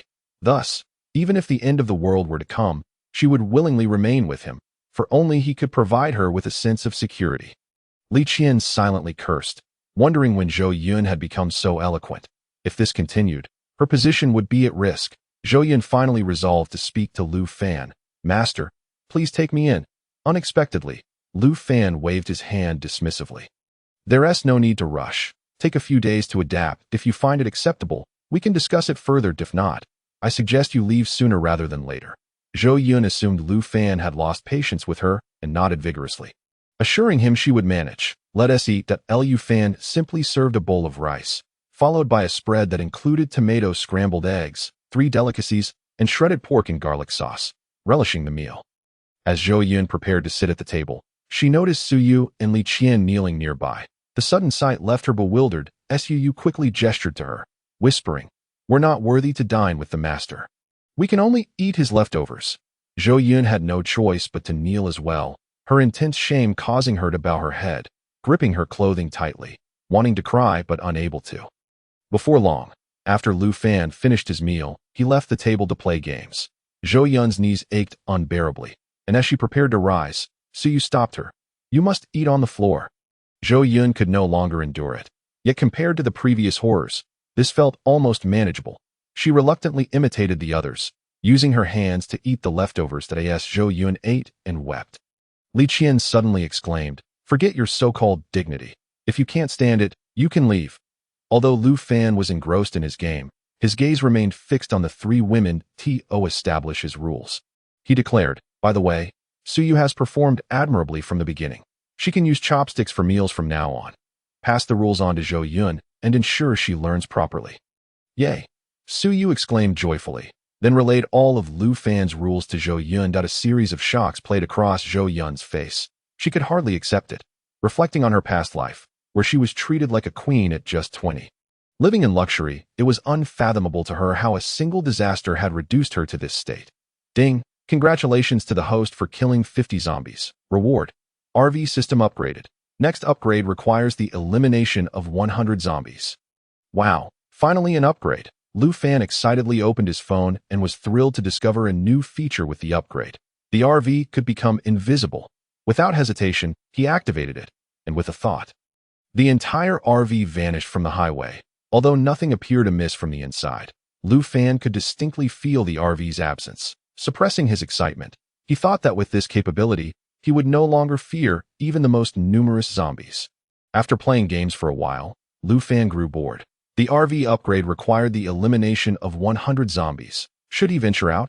After a moment of contemplation, he dismissed the idea, realizing that while the RV had upgraded, he had not that if a horde of zombies were to suddenly appear, he would be at a disadvantage. He regretted not activating his own upgrade system sooner. Ding! To continue unlocking rewards, you must survive the fourth wave of disasters. Lu Fan quickly inquired, "Fourth wave? When does it begin?"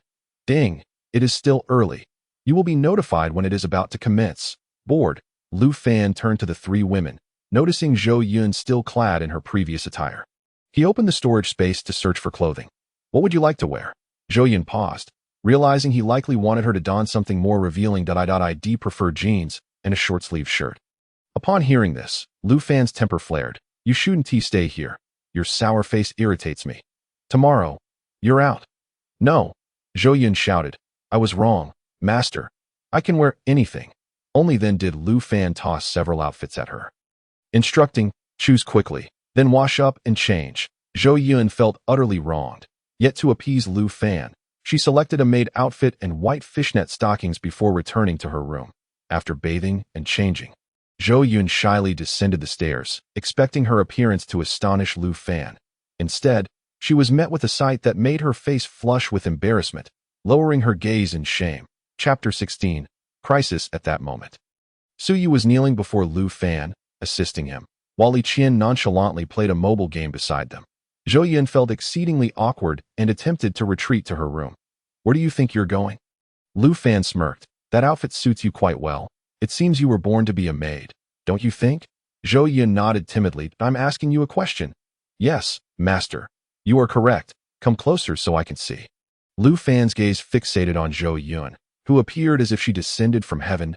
He could not resist caressing her fair thigh, momentarily abandoning his moral facade to indulge in his desires. Zhou Yun struggled against her burgeoning shame, her self-esteem gradually eroding. She quietly asked Lu Fan, "About those things before, that were you deceiving me?" Indeed, Lu Fan candidly admitted that it couldn't be considered deceit, as both individuals willingly chose to follow him. Zhou Yun closed her eyes tightly, allowing Lu Fan to caress her body. At this moment, she was utterly despondent, realizing that this was merely a ruse to entice her into the game. "You need not worry. I will not force you into any relations." Lu Fan rose, preparing to ascend the stairs with Suyu. "You have 2 days. If you cannot endure it by then, you may leave." That night, Zhou Yun wrapped herself tightly in the blanket. Yet the incessant cries from the neighboring room filled her with dread.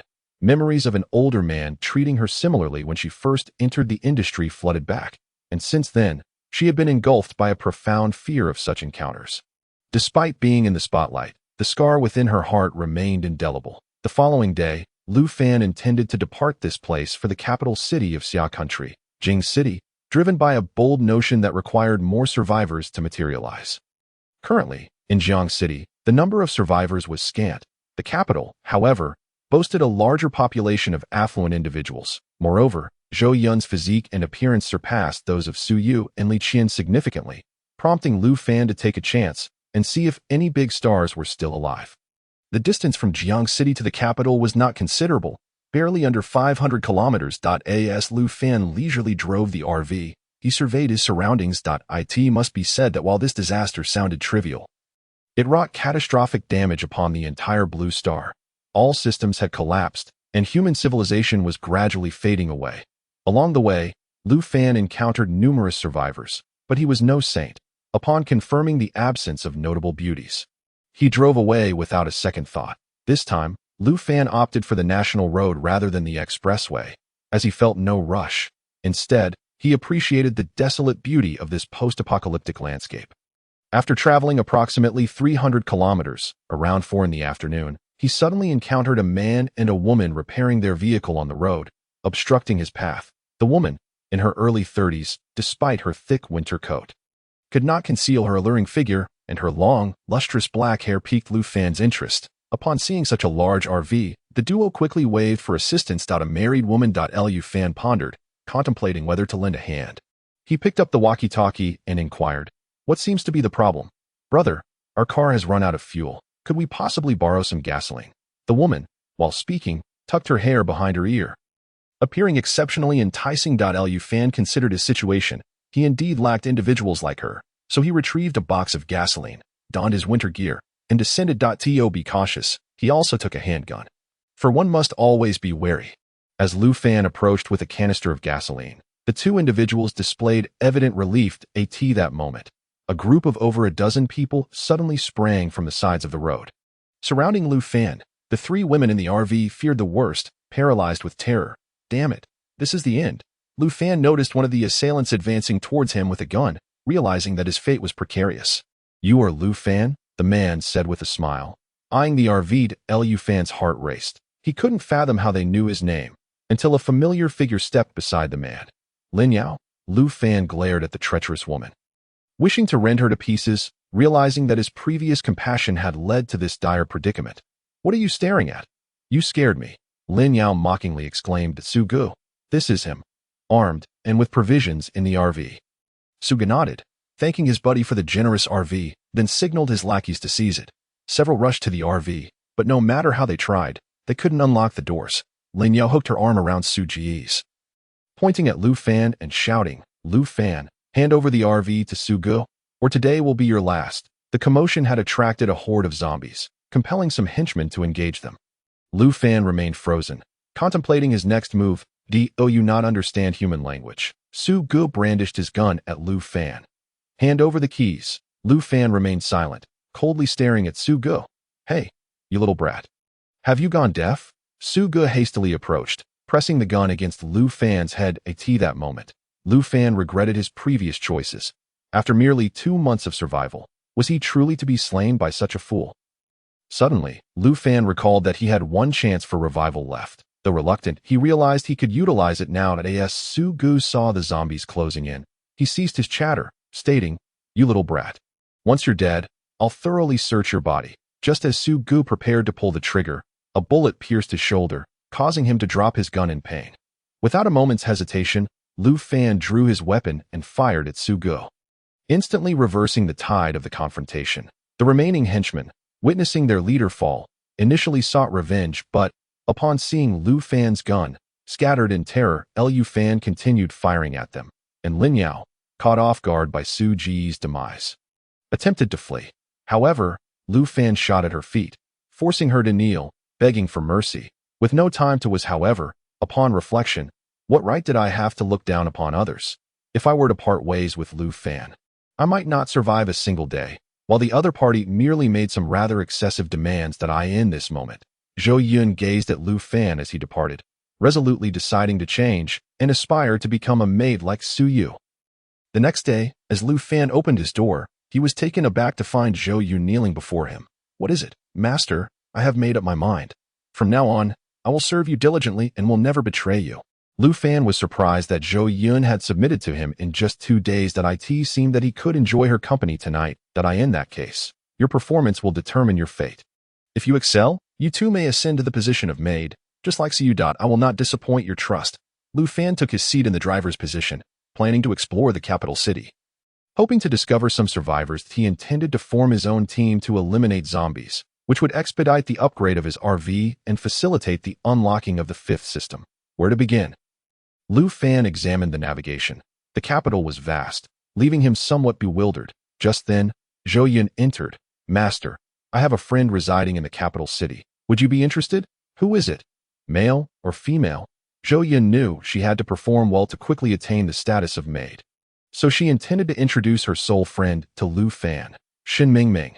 Zhou Yun exclaimed. She is a renowned singer and actress, quite famous in the entertainment industry. I wonder if you know her. Lu Fan abruptly turned to Zhou Yun. Are you certain it's Shen Mingming?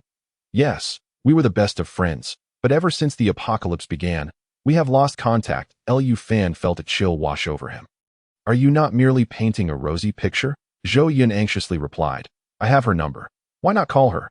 Are you foolish? Lu Fan scolded. The entire system has collapsed. What good is a phone call now?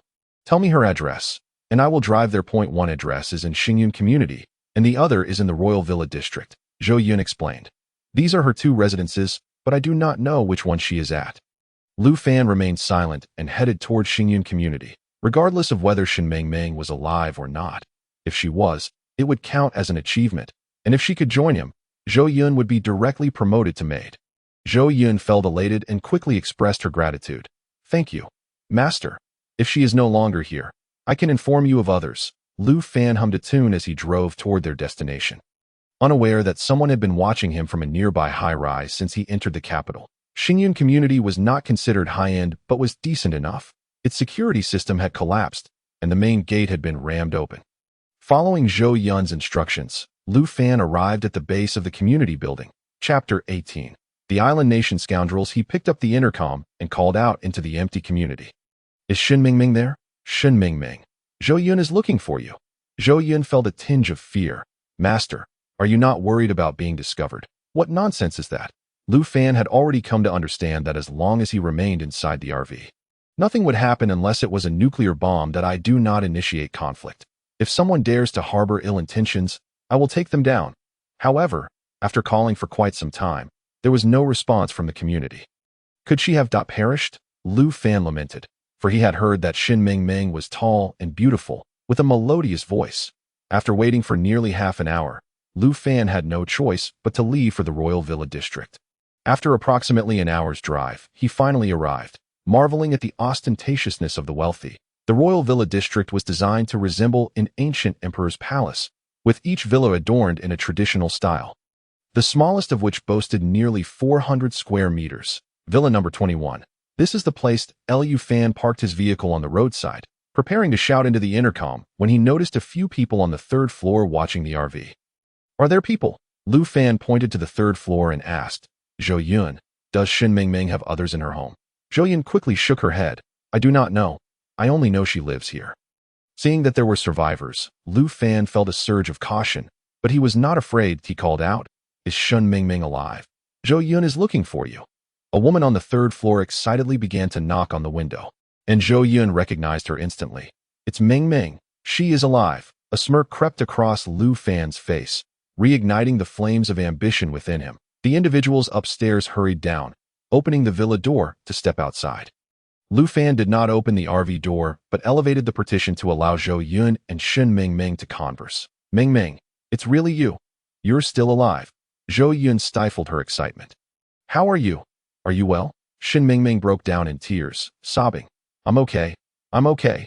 Yun, who is this? Hi, superstar. I'm Lu Fan, Zhou Yun's boyfriend. Lu Fan greeted politely, noting that there were 4 individuals in total, 2 men and 2 women. He could clearly see the faces of the 2 men, but the other woman was wrapped very tightly, obscuring her features. What? You have a boyfriend now, Yun? They exclaimed in surprise. How about we go into the RV? Shen Mingming noticed that both Lu Fan and Zhou Yun were dressed quite lightly and suspected the interior was warm. Zhou Yun glanced at Lu Fan, asking, what does the master say? Lu Fan responded to the outsiders, stating that only Shen Mingming could enter the RV for now, while the others would have to wait. Thus, The remaining three had no choice but to return to the villa, while Shin Mingming climbed into the RV, embracing Zhou Yun and weeping. However, Zhou Yun dared not cry too loudly, fearing Lu Fan might become angry, so she pretended to sob a few times before comforting Shin Mingming. Zhou Yun recounted her experiences, explaining how Lu Fan had rescued and cared for her at that moment. Su Yu and Li Qian descended from the second floor. Upon seeing another celebrity, Su Yu excitedly approached to greet her. While Li Qian felt an unprecedented sense of crisis, Zhou Yun was already enough. Now there was Shin Mingming. Li Qian felt a tinge of jealousy. Previously confident in her appearance and figure, she now realized she was at the bottom of the hierarchy. Listening to Zhou Yun extol her virtues, Lu Fan felt somewhat embarrassed. All right, enough about that. He decided to stop pretending. I am not Zhou Yun's boyfriend, but all three of them are my companions. Shin Mingming stared wide-eyed in disbelief. Is this true, Yuan? Li Qian immediately knelt before Lu Fan. What the master says is true. Seeing this, Su Yu also knelt, and Zhou Yun followed suit. Witnessing their submission, Shin Mingming's heart was tumultuous, not because Lu Fan had captivated three beautiful women, but because in this apocalypse, survival was paramount. Lu Fan possessed an RV, food, and warmth. Who wouldn't want to stay here? However, she could hardly believe that even Zhou Yun, a girl who would rather die than submit, had been so thoroughly trained by Lu Fan to obey him, instantly sparking her interest in him. Let me be frank with you. I have more food and water than I can consume. And this RV is immune even to missiles. The three women had already suspected this, and Lu Fan as confirmation only heightened their excitement. Zhou Yun, explain all the rules to her. If Miss Shin wishes to stay here, she must abide by these rules.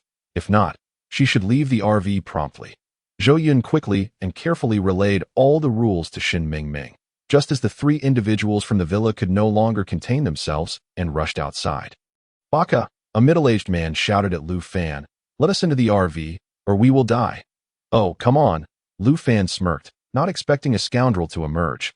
"Where did this beast come from?" Shin Mingming hurriedly explained. "He is here from the island nation for a collaboration. Did you hear that, Baka?" The young man exclaimed arrogantly. "How dare you? Do you know who I am?" Lu Fan found it amusing and pointed his gun at the man. "Who are you? Speak up." The young man was momentarily stunned upon seeing the gun, but showed no fear. "You dare to intimidate me? Baka? I will make you suffer. Did you just throw in some fancy words?" Without hesitation, Lu Fan fired, hitting the man's leg, causing him to collapse to the ground. Screaming in agony that you'll attract zombies, Shin Mingming urged, "Stop shooting." "Are you instructing me?" Lu Fan aimed a gun at Shin Mingming. The remaining three women trembled, and Zhou Yun dared not plead for mercy, knowing that if she did, she would surely be expelled. When Shin Mingming saw the dark muzzle pointed at her, she quickly fell silent, fearing to say another word. As for the other man, who is he? He asked, coordinating with the island nation. "We were having a meal together when the apocalypse struck." Lu Fan nodded, then directed his gun at the other woman. "You, come into the RV." The woman hesitated for a moment, unwilling in her heart, but seeing the gun, she obediently climbed into the RV. "Take off all your winter clothing." The woman had no choice but to comply, shedding the cotton-padded coat that enveloped her, revealing her exquisite visage before Lu Fan. Lu Fan felt an uncanny familiarity with the person in front of him, akin to an old friend, yet he could not recall who she was. Chapter 19. The Survivor Alliance. The woman bowed to Lu Fan, her voice melodious, rivaling that of Shin Mingming. A torrent of memories surged in Lu Fan's mind, prompting him to burst into hearty laughter. A few individuals exchanged puzzled glances, unsure of what it meant. "You are Sanshang," he exclaimed at high. The other party nodded. "I am Sanshang Yuya." Lu Fan was overwhelmed with excitement. "Heaven truly looks after me. Would you like to stay in this RV indefinitely?" The woman, clearly taken aback by Lu Fan's direct invitation to reside in the RV, asked timidly, "Can I bring my friends along?" "What are you dreaming of?" Lu Fan retorted. "That little brat just insulted me. He must die today." "Please," Sanshang replied in terror. "Can we spare him?" Outside, a Japanese man was wailing in agony, while another man was soothing him. "Sir, the zombies have arrived. Let me carry you back to the villa." Lu Fan's rage boiled over at the sight, and he picked up his gun, executing both men, leaving Shin Mingming and Sanshang wide-eyed in shock. "Why did you kill them all? Are you even human?" Shin Mingming was paralyzed with fear, perceiving Lu Fan as a devil. Shen Shang also regarded Lu Fan with trepidation. How do we explain this to the Japanese? Explain? To hell with that, Lu Fan declared, settling into a chair and lighting a cigarette. Now, let's resolve your fates. The two, believing Lu Fan intended to kill them, hastily pleaded for mercy. Don't kill me. I'm willing to do anything. Me too. I'm a big star. I can sing and dance for you. Lu Fan had initially planned to intimidate them further, but to his surprise, they readily agreed. Do you understand the rules? Shen Mingming nodded quickly, but, seeing so many eyes upon her, dared not act too peculiarly. By the way, Master, I must inform you that there is a survivor alliance in Jing City, boasting significant power. How powerful? Lu Fan inquired, intrigued. Why haven't you gone there? Shen Mingming continued. They require you to venture out and fight zombies, which we dared not do. Hence our absence from the alliance. I've heard the leader of this alliance is named Xiao Yu, who commands a vast shelter with formidable strength. What? Lu Fan exclaimed in astonishment. A shelter? Suddenly, he recalled that the system had initially offered a shelter option. Could others also possess a system? Please continue. A profound sense of crisis gripped Lu Fan, sending shivers down his spine. Xiao Yu is not lecherous nor coercive. He established a base around the shelter for survivors to thrive. Every day, he sends people to slay zombies and seek out other survivors. Many in Jing City are currently there. You know how many people are in this survivor alliance now? Shen Mingming shook her head. I'm not sure, but initially, the four of us intended to join the alliance.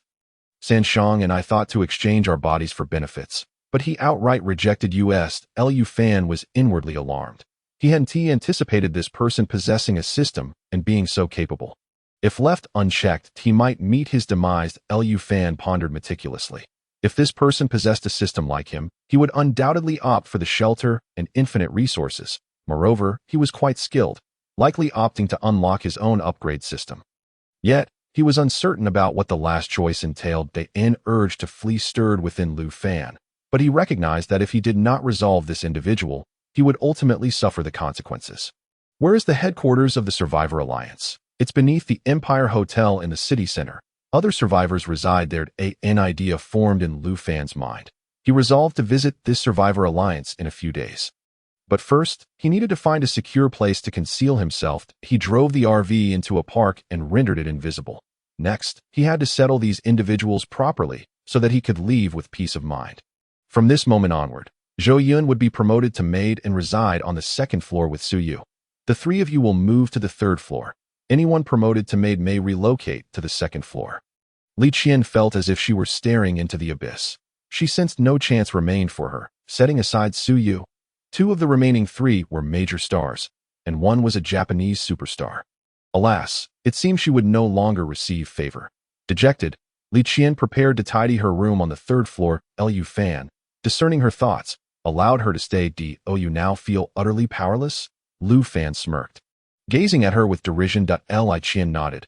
I believe I no longer deserve the master's favor. Lu Fan patted her head, reassuring her. Do not fret. As long as you perform well, anyone can have an opportunity. Hope reignited within Li Qian as she vigorously nodded. After the others finished organizing their rooms, Lu Fan informed them that he would be leaving for a few days. Without his permission, the RV doors would remain locked. Ensuring their safety, food was stored in the refrigerator. Master, where are you going?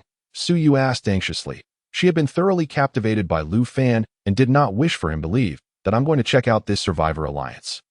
Without further ado, Lu Fan selected his equipment and departed the RV, heading toward the Empire Hotel.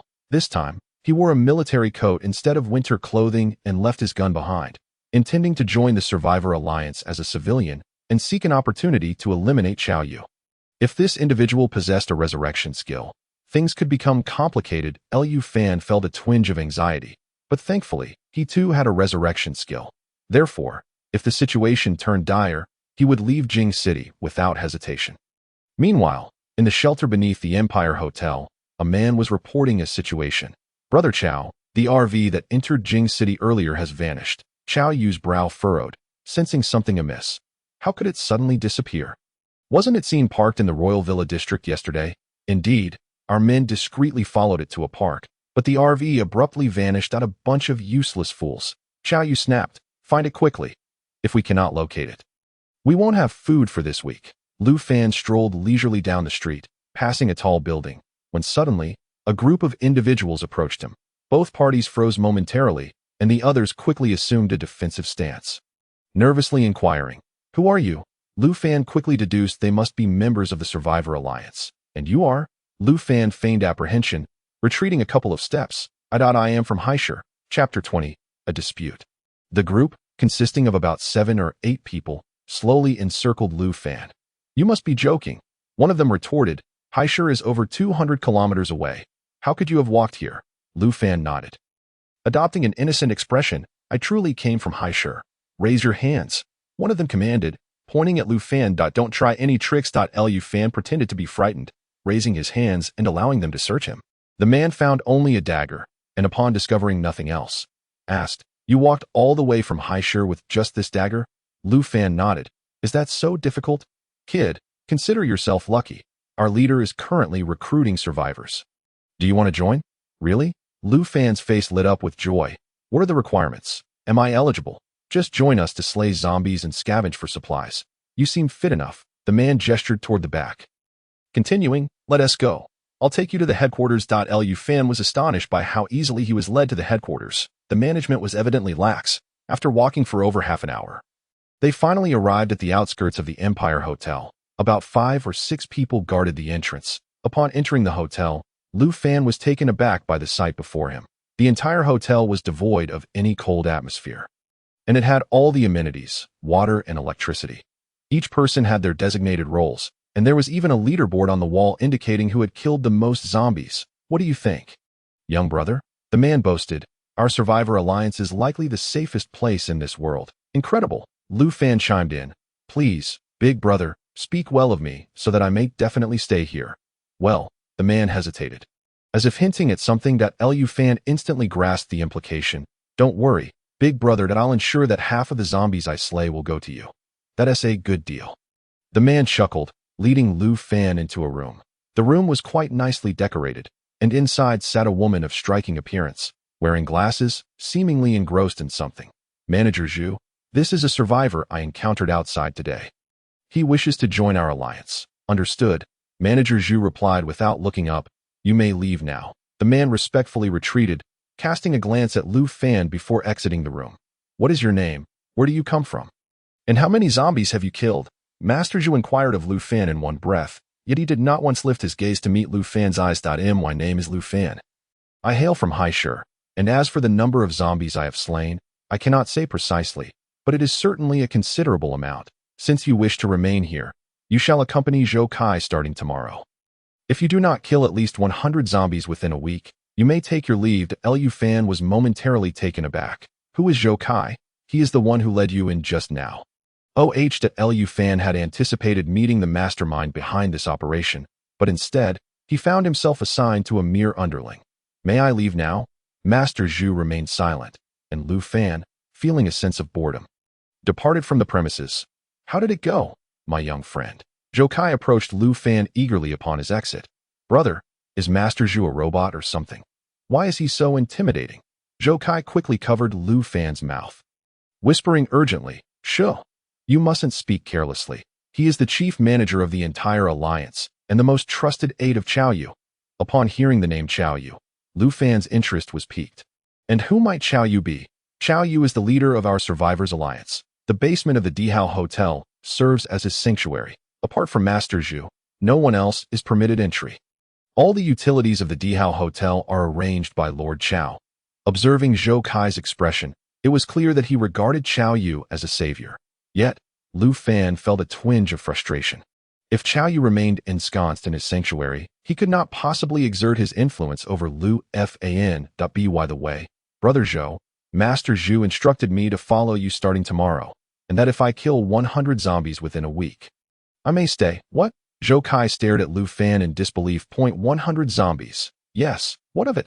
Lu Fan replied, puzzled as to why this seemed so daunting. "You truly have bad luck." Zhou Kai regarded Lu Fan with pity. "I will arrange a place for you to stay, and starting tomorrow, we shall venture out together." Lu Fan followed Zhou Kai to a room on the second floor, which had been transformed into a bunkhouse, accommodating 6 individuals in total, including himself. "This feels akin to working in a factory." Lu Fan chuckled, lying down on his bunk to prepare for sleep. That moment, a middle-aged man with a scarred face and a tattoo resembling a fierce tiger approached Lu Fan. New here? Lu Fan frowned at the tattooed man and replied curtly, "What is it?" "Hey, watch it, kid. You seem rather cocky. You know the rules here."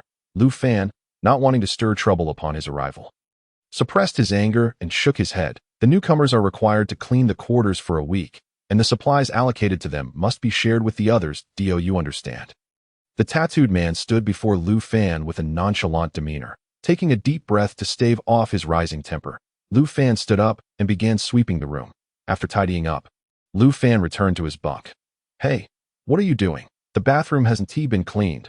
"What the hell?" Lu Fan could no longer contain his frustration and shouted, "Who do you think you are, ordering me around?" The tattooed man was taken aback by the outburst, his anger flaring. "Do you not know your place? Today, I will show you just how insignificant you truly are." The tattooed man swung a punch at Lu Fan, who calmly sidestepped the attack and then delivered a kick to the man's groin. The tattooed man winced in pain, clutching himself. "That you've no sense of honor." Lu Fan chuckled derisively. "With scum like you, why bother with honor? Brothers, take him down." The remaining few sprang into action, launching themselves at Lu Fan. Just then, a group of fully armed personnel burst through the door. "What is going on here?" The tattooed man quickly shifted his demeanor, greeting the newcomers with a forced smile. "Brother Chun, this newcomer refuses to follow the rules and even dared to strike me. We were just teaching him a lesson. No need for your intervention." Brother Chin glanced at Lu Fan and remarked, "The newcomer needs to be educated. Keep your voices down. Otherwise, our enforcement team will have to step in."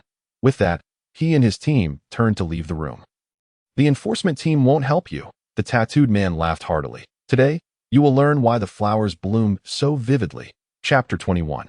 A blast. The remaining individuals no longer hesitated and charged at Lu Fan. Not daring to draw a firearm, Lu Fan instead retrieved a Nepali kukri and thrust it toward one of their arms. In an instant, blood flowed freely, and the group recoiled in fear of being injured by Lu Fan. "You dare to wield a knife?" The tattooed man, taken aback by Lu Fan's defiance, realized the gravity of the situation. The alliance had strict rules against violence, and injuries would lead to accountability for both parties.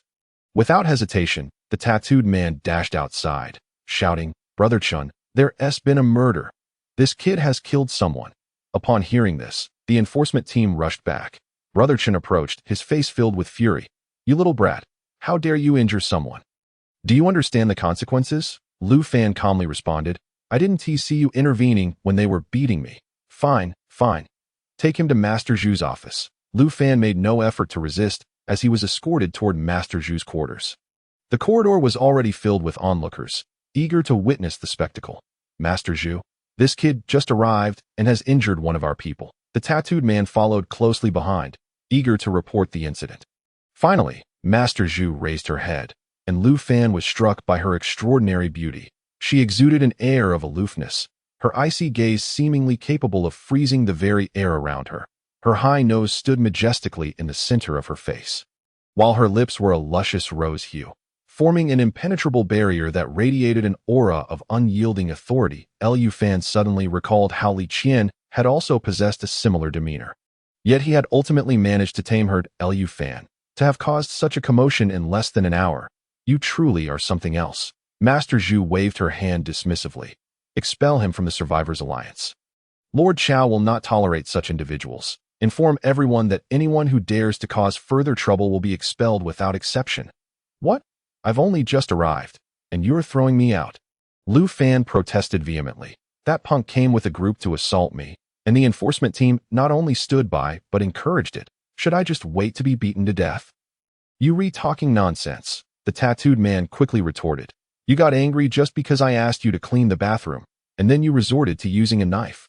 Lu Fan ignored the man's outburst and turned to Master Zhu, asking, You're so beautiful.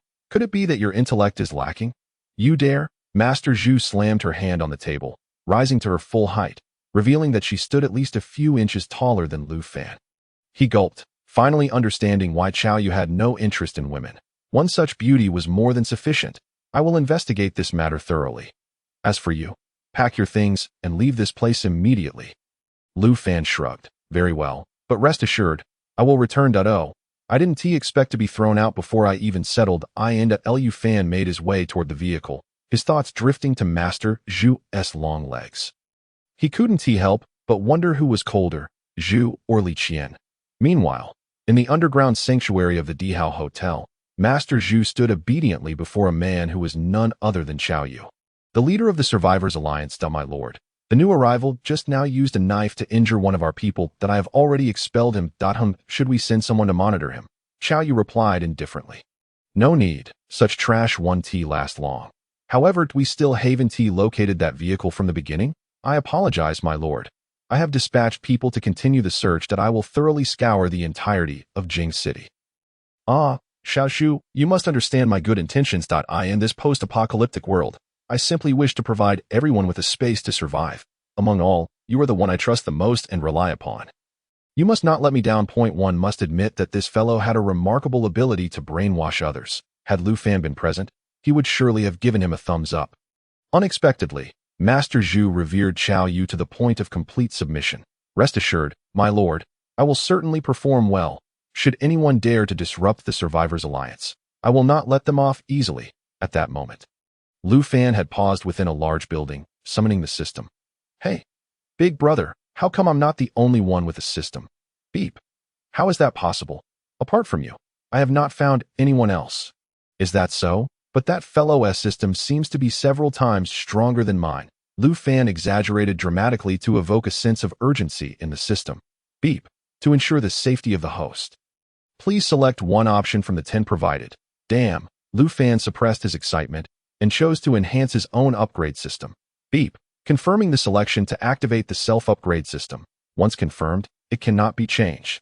Without hesitation, Lu Fan clicked confirm, not expecting that his offhand comment would present him with an additional choice that it seemed he would need to engage more with the system moving forward. Liu Fan opened his personal upgrade system page, which displayed that defeating 50 zombies for the first time would grant him an attribute enhancement, followed by 100, 150, with each increment requiring an additional 50 upon reaching the milestone of 1,000 slain zombies. A hidden reward would be bestowed. A hidden reward. Lu Fan scratched his head, feeling a twinge of curiosity. Could it possibly be an aircraft?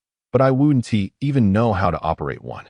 Never mind, the pressing matter at hand is to eliminate this Survivor Alliance, for if allowed to thrive, it would surely pose a threat to me in the future. Moreover, I am unaware whether there are others with systems.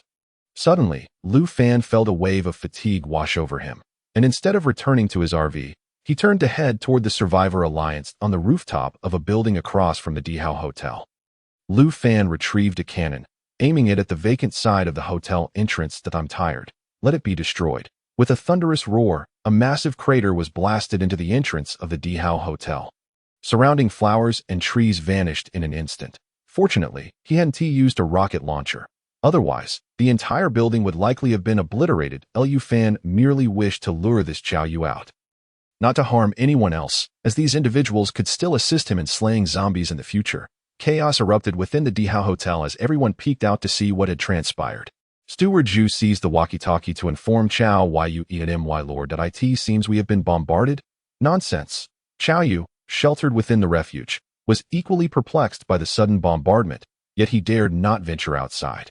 After all, he had a fortuitous beginning and would not leave the safety of the shelter unless absolutely necessary. Chapter 22. Zombie Evolution. Order everyone to remain in their rooms and refrain from going outside. Let us observe the situation. Understood. Steward Zhu hastily relayed the command, while on the other side, Lu Fan brandished a megaphone, proclaiming loudly, "You are surrounded. The military has dispatched personnel for support. The apocalypse is nearing its end. Lay down your weapons and cease futile resistance. Surrender is your only escape." Upon finishing his proclamation, Lu Fan burst into laughter. If Qiao Yu doesn't emerge even after this, then I shall not hesitate to bomb you. My lord, they say the military has come to rescue us. Steward Zhu exclaimed excitedly. Shall we go to meet them? Qiao Yu remained silent, deeply contemplating the situation. Thus far, the last thing he desired was for the apocalypse to end. For in this world, he was a god. Qiao Yu replied coolly, "Are you foolish? If it were truly the military, how could they possibly bombard us? However, we could send someone to meet them," Steward Zhu urged anxiously.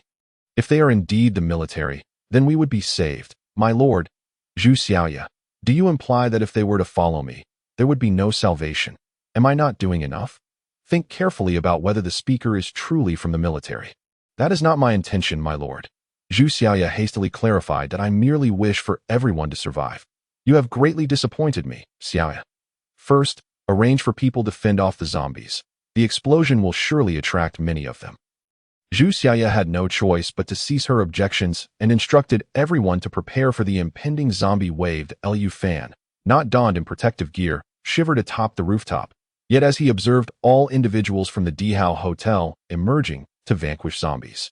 In the absence of the so-called Chao Yu, he couldn't help but feel a sense of skepticism. Why is and he coming out? This fellow possesses quite the patience. Liu Fan rubbed his hands together, realizing that matters were becoming slightly troublesome. Beep. Warning. Starting tomorrow, zombies will undergo evolution. Please prepare accordingly. Huh? Liu Fan was momentarily stunned before hastily inquiring, what kind of evolution? Beep. All zombies will acquire intelligence, and some may even undergo physical mutations, leading other zombies to assault humans. Damn it. Liu Fan sprang to his feet and raced back to the RV, realizing that the zombies would evolve before he had the chance to eliminate them, leaving him in a precarious situation regarding his system upgrades. After several hours of resistance, the Dihao Hotel finally eradicated all zombies, leaving nearly everyone exhausted and collapsed upon their beds, though many had perished in the fray. Master, you've returned. Are you unharmed, Master? Upon Liu Fan's return to the RV, several women rushed to surround him, bombarding him with questions. It's only been a few hours. What are you fretting about? Liu Fan said, somewhat annoyed, yet inwardly pleased, for never before had women expressed such concern for him, especially now when they were all stunning beauties. I'm just worried about you, Master. Suyu pouted, gazing at Liu Fan with a hint of grievance. It must be said that among these few girls, Suyu was particularly adept at being endearing. Thus, despite her looks being less striking than others, Liu Fan found her quite appealing. Does anyone wish to go outside? Everyone assumed Liu Fan was angry and wanted to expel them. Thus they all shook their heads and dared not speak further. Liu Fan soon realized they had misunderstood his intent. Does anyone wish to step outside for some fresh air? After tonight, we want to be able to go out. A few still shook their heads, unwilling to leave the safety of the RV. However, at that moment, Li Qian spoke up, her expression serious. Master, why do you say we want to be able to go out after tonight? Starting tomorrow, all zombies will mutate and gain intelligence, possessing thoughts and capabilities just like us. If you go out, you will undoubtedly be torn to shreds. The others began chattering anxiously, while San Shang asked in broken Chinese, Master, could you send me back to the island country? Liu Fan chuckled. What are you thinking? Before Liu Fan could elaborate, Li Qian swiftly retorted, Humph, if you wish to leave, do so on your own. The master will not force you to make demands without having done anything. I see you cannot distinguish between your own worth. San Shang quickly fell silent, not daring to continue. Liu Fan nodded approvingly at Li Qian as evening descended. Suyu, Li Qian, and Zhou Yun all instinctively changed into some peculiar attire, while Shen Mingming asked, Master, may I also wear an outfit? You're a big star. How could I possibly let you wear something like that? Liu Fan, seated at the dining table, mocked her while enjoying hot pot. Master, you jest. As long as you wish, I can do anything. Only Su Yu and Zhou Yun could sit at the dining table with Liu Fan to share a meal, while the others were relegated to their previous positions. Li Qian felt a twinge of dissatisfaction within. As more people gathered, her chances of being noticed dwindled, prompting her to devise a new strategy to capture Liu Fan's interest. All right, Miss Shun, you need to busy yourself. Tell me about the happenings in the entertainment industry. Who have you been involved with? Shen Mingming hesitated, as these matters were known to none, not even her close friend Zhou Yun. Yet if she remained silent, she risked being kicked off the RV. What? You don't want to speak? Liu Fan chuckled, placing a piece of lamb into his mouth. That if you don't wish to say it, then don't. I'll say it. I'll say it. Shen Mingming exclaimed anxiously, as these secrets were trivial compared to being cast off the RV. Just as Shen Mingming prepared to divulge, Li Qian interjected, if you are to speak, do not lie. Should you dare deceive me, it will not merely be a matter of leaving the RV. Liu Fan regarded Li Qian with admiration, appreciating her performance, deciding to reward her after dinner. Thank you, Master, Li Qian said excitedly, Realizing her efforts were not in vain, Shin Mingming began to perspire. She had intended to conceal certain details, but feared Lu Fan might have ways of discerning her falsehood. Given his control over the RVS resources, I've been in relationships with a total of 13 people since my debut. Zhou Yun, who was dining, exclaimed in astonishment. What? Mingming, you can't be lying. Shin Mingming shook her head. I would never lie. Lu Fan thought this was not excessive, considering she debuted at 20 and had only been involved with 13 individuals, which was quite a refreshing take. Who were they? Shin Mingming hesitated. Replying, mostly directors. Point two were boyfriends who were also celebrities, and one. Shin Mingming glanced at Zhou Yun, whispering, one was Li Tian. Although her voice was barely audible, Zhou Yun still heard, her excitement bubbling over as she asked. Mingming, are you referring to Li Tian? Chapter 23. The peach incident leads to bloodshed. At this moment, Shin Mingming's face flushed as she nodded, eyes shut tight, unwilling to meet Zhou Yun's gaze. While Lu Fan reveled in the unfolding drama, Zhou Yun trembled, tears welling in her eyes as she pointed at Shin Mingming. Do you realize I was with Li Tian? Shin Mingming hurriedly explained. That day we were drunk. Yun, he seduced me. You're talking nonsense. Li Tian is not that kind of person. Zhou Yun furiously accused her. I can't believe you've kept this from me for so long. I thought you were a good friend. How foolish I've been. Lu Fan observed the two girls, once as close as sisters, now embroiled in conflict over a man. Enough, this nonsense about Li Tian could very well be irrelevant now. What is the point of arguing? Lu Fan turned to Zhou Yun and asked, how do you wish to handle her? Should we expel her? Upon hearing this, Shin Mingming became terrified, pleading, no, master. Yun, you mustn't kick me out. I'll be in mortal danger. Zhou Yun cast a cold glance at her, then gently addressed Lu Fan, saying, just do as the master arranges. In truth, Lu Fan did not wish for Shin Mingming to remain there. He found that although this woman was a renowned star and strikingly beautiful, she failed to pique his interest. Perhaps it was her overly forward nature that deterred him. He mused that a little resistance might indeed ignite his desire to conquer. More importantly, he sensed that with Shin Mingming's temperament, she would eventually betray him. Nevertheless, he thought it prudent to keep her around for the time being, planning to discard her later. Thus, Shin Mingming, you shall henceforth be Zhou Yun's subordinate, obeying all her directives. That if you aspire to advance, you must demonstrate superior performance. Do you understand? I comprehend. Shin Mingming nodded vigorously, then turned to Zhou Yun. Yun, I will follow your lead from now on. Additionally, from this moment forth, Li Qian will be under Su Yu's command. Can you accept that? Li Qian felt utterly wronged, yet maintained a calm facade as she replied, no problem. Master. Lu Fan was aware that Li Qian was displeased. But given that several others surpassed her in beauty and physique, he simply could not afford to spend time teaching her a foreign language. Although she had been performing adequately recently, he deemed it necessary to impose a minor punishment for her prior aloofness. He pinched her well-rounded dairy with considerable force, then addressed everyone. It's getting late. You should all rest. The others looked at Lu Fan with pitiful eyes, hoping to be chosen by him, but to their surprise, he pointed at Mishong and said, come with me. I wish to learn some Japanese tonight. Mishong, thinking it was merely a matter of teaching Japanese, happily nodded. Hi. Arigato. Lu Fan smirked, pulling her back to the room. Before long, sounds of Mishong's cries echoed from within. Yamyedai Lu Fan. The following day, Lu Fan awoke around 10 o'clock and quickly glanced outside. After several days of rising temperatures, the outside chill had returned to approximately -10 degrees. However, he did not encounter any zombies. For safety's sake, he remained hidden in the RV within the park. I can't go on like this, Lu Fan thought, feeling somewhat unwell. He shakily descended, sipping a cup of goji berry tea. Lamenting, I never imagined I would be in this state at such a tender age. The saying a knife hangs above the word lust rings true. Lu Fan felt compelled to eliminate Chao Yu from the Survivor Alliance. As the man's presence troubled his peace of mind, he resolved to avoid the company of women henceforth. Starting the RV, he set off towards the Survivor Alliance headquarters. Su curiously leaned in.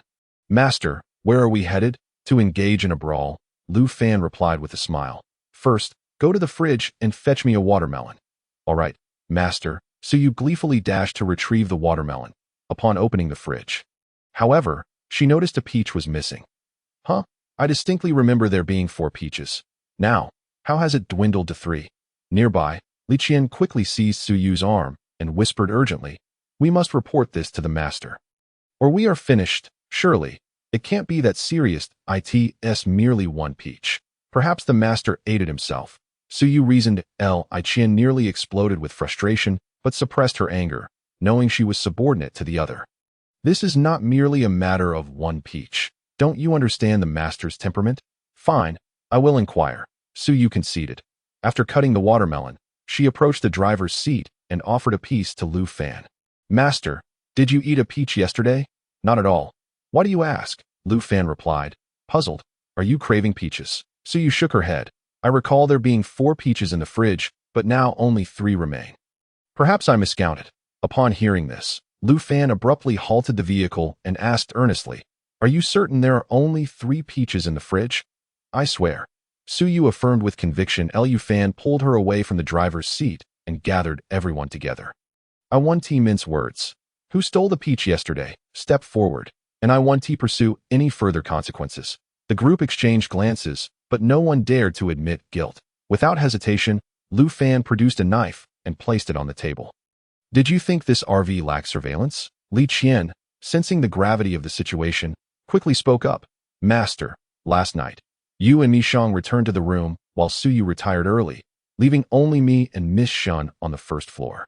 Shin Mingming interjected, I left before you did." Ignoring her, Li Qian continued, "Yesterday, while I was cleaning, I advised Miss Shun against touching anything without the master's permission, but she dismissed it, claiming it was merely one peach and thus inconsequential. And she proceeded to eat it." "You're lying." Shin Mingming shouted at Li Qian. "I was starving. It was you who told me it would be fine to eat one. How can you turn this around on me? Are you really trying to blame me?" Li Qian shot back, glaring fiercely at her. "I told you from the start not to touch anything. Which of your ears heard me say it was okay to eat?" Despite the absence of surveillance, Lu Fan deemed it necessary to install cameras, as he could not tolerate disloyalty among his ranks. "Why did you not step forward when I first inquired?" Lu Fan's gaze was icy as it fixed upon Shin Mingming. I was afraid," Shin Mingming stammered, tears streaming down her face as she trembled. "But it was truly Li Qian who encouraged me to eat." Lu Fan rose, knife in hand. "That I am asking why you did not admit it at the outset." The others were visibly frightened, retreating in dread of being harmed. Shin Mingming collapsed onto the ground, resentful of this apocalyptic world. Once, she had shone brightly, free from worries about food or shelter, but now she faced the prospect of losing her life over a peach. "Throw her out." Li Qian's face brightened at this command, and she swiftly seized Shin Mingming, preparing to cast her outside. "Please no. I beg you, master," Shin Mingming cried. "I do not want to die. I will do anything you ask." "Master," Zhou Yun finally interjected, "perhaps we should confine her for now as a punishment.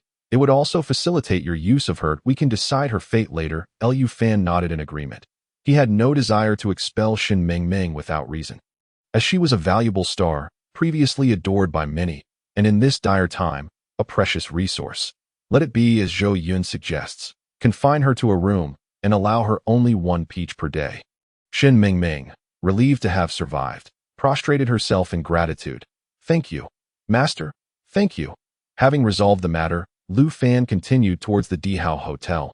Shortly thereafter, as he turned a corner, a horrifying sight compelled him to slam on the brakes and retreat in panic. The others gasped in disbelief. The entire vicinity of the Dihao Hotel was swarmed with zombies, numbering at least 2,000 to 3,000. As Lu Fan hastily reversed, he realized these zombies appeared oblivious to his presence. It dawned on him that his RV could camouflage itself while in motion, providing a sense of relief. Had they encircled him, his fate would have been dire. It seemed these zombies had indeed gained some semblance of intelligence. Were they preparing to assault the Survivor Alliance? Lu Fan pondered, attempting to identify the leader among the horde. Yet, amidst the throng, he noticed no distinct figure. They all bore a striking resemblance to one another. He lifted his binoculars to survey the hotel. All windows were barricaded, and the front door reinforced, but the foremost zombies remained still, as if waiting for something. Just as Lu Fan contemplated this, a sudden roar erupted, prompting the zombies to launch a relentless assault on the fortified entrance of the Survivor Alliance. "My goodness," Lu Fan muttered, shaking his head in disbelief. Even divine intervention would be futile here today. An idea struck him. If he were to unleash a barrage upon this multitude of zombies, he could potentially level up significantly, perhaps even earn hidden rewards. His greed flared as he gazed at the horde, yet he resisted the temptation, knowing that Qiao Yu posed a greater threat. Even if he could not defeat the man, these zombies might very well obliterate the Survivor Alliance. If they dared to emerge, he would be prepared to confront them. Within mere seconds, the sturdy door was breached, and the inhabitants of the Dihao Hotel scattered in terror, aware that resistance was futile. The air was filled with screams, yet Lu Fan searched in vain for the elusive Zhu butler. Could it be that both he and his companion had sought refuge in the shelter? Lu Fan's brow furrowed, a sense of unease gnawing at him. Among the hundreds at the Dihao Hotel, those fortunate enough to escape did so, while the less fortunate met their demise before they could flee. Yet, these zombies exhibited an unsettling change. They did not spare even those attempting to escape. Within half an hour, the entire hotel succumbed to the onslaught. Sighing, Lu Fan felt no compassion, but the sight of such devastation struck him with pain. Lowering his binoculars, he suddenly sensed something to his left. Turning his head, he found himself locking eyes with a zombie.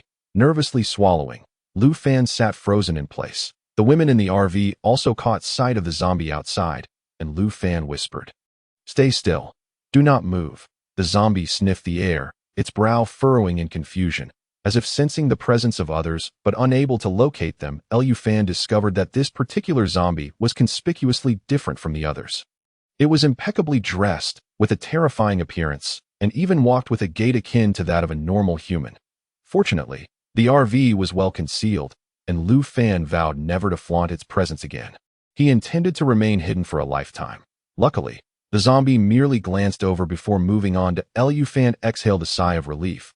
But Su Yu, intrigued, inquired, "Master, is this the mutated zombie? It seems capable of detecting us. We must never leave the RV again. If these zombies catch us, it would surely lead to our demise." Just as Lu Fan was feeling grateful, he suddenly spotted a figure atop the Dihao Hotel. This individual was clad in thick protective gear, donned a military helmet, and wielded a rifle, opening fire on the zombies below. Finally, someone has emerged. Lu Fan speculated that this person was likely Qiao Yu. He quickly set up his sniper rifle at the shooting port, aiming at the figure on the rooftop. However, just as he was about to pull the trigger, he noticed the mutated zombie returning. He hastily withdrew his weapon, afraid to make a sound. "Damn," Lu Fan muttered under his breath, realizing that if he fired and missed Qiao Yu, it would be a colossal blunder. His fists clenched in frustration. An impulse to charge out and confront the mutated zombies surged within him. Meanwhile, on the rooftop of the Dihao Hotel, the individual was indeed Qiao Yu, who possessed a sanctuary. The zombies had approached him, prompting him to put away his rifle and draw a long knife. Charging at the horde with fierce determination, Lu Fan, utterly astounded, thought to himself how formidable this person was. If he did not eliminate him today, opportunities would be scarce in the future to in the blink of an eye. Qiao Yu dispatched all the zombies on the rooftop. The zombies near the RV recognized the threat he posed, and with a fierce roar, commanded all zombies to refrain from attacking and instead surged towards the Dihao Hotel. Qiao Yu looked down at the zombies with an air of arrogance. Seizing the moment, Lu Fan took aim with his sniper rifle and prayed silently before firing a shot at Qiao Yu. Fortunately, the rifle was equipped with a silencer, yet the muted sound still resonated sharply in the stillness of the street. Lu Fan watched as the bullet struck Qiao Yu's chest, and he slowly began to topple over. At that moment, the surrounding zombies, alerted by the noise, surged onto the street at an alarming speed. Approximately dozens of them emerged, displaying fierce expressions as they scanned their surroundings, yet they detected no anomalies. Finally, it was done. Lu Fan suppressed his excitement and anxiously observed the nearby zombies, fearful they might discover him. Thankfully, the sound was not overly loud, and since these zombies were not mutated, they aimlessly wandered for a few moments before returning to the mall. Just as Lu Fan was about to start the RV and make his escape, he suddenly noticed another figure on the rooftop of the Dihao Hotel. What was going on? Lu Fan quickly grabbed his binoculars to investigate. Damn, Lu Fan realized that despite having shot him, Qiao Yu, like him, possessed a chance for rebirth. Chapter 25. Journey to Haishur. Seeing Qiao Yu rise again in the distance, Lu Fan hastily readied his rifle once more. But this time, Qiao Yu would not afford him another opportunity, quickly disappearing from the rooftop without a trace. Frustrated, Lu Fan slapped the car window, knowing that chances to eliminate him in the future would be slim. This man would surely remain hidden in his sanctuary. That it seemed impossible to stay in Jing City any longer. This moment, Lu Fan felt agitated. The mutated zombies hindered his ability to hunt and upgrade his system. He had previously contemplated establishing a camp to recruit survivors to serve him, but now it seemed that survivors would gradually dwindle until none remained. If this continued, the entire Blue Star would become a world overrun by zombies. Lu Fan was startled by his own train of thought, yet if this trend persisted, it was only a matter of time. Master, perhaps we should leave this place. It's too terrifying, Su Yu suggested nervously. Should we depart from Jing City? Leave Jing City? Lu Fan chuckled bitterly. At this point, it seems the entire Blue Star is in a similar state. What should we do, Master? How would I know? Lu Fan exclaimed in frustration. Shouting at Su Yu trembled slightly, unexpectedly blushing, revealing a look of enjoyment. I am sorry, Master. Please don't be angry. Lu Fan was taken aback by Su Yu's contrasting demeanor and struggled to suppress his urge to reprimand her, hastily sending her away. Meanwhile, Chao Yu, still shaken, returned to his sanctuary, where Zhu Xiaoya anxiously inquired, Are you injured? What is the situation outside?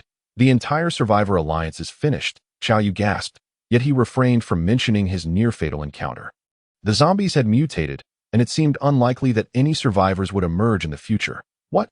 Zhu Xiaoya was evidently alarmed. Mutated? Does that mean no one else can survive?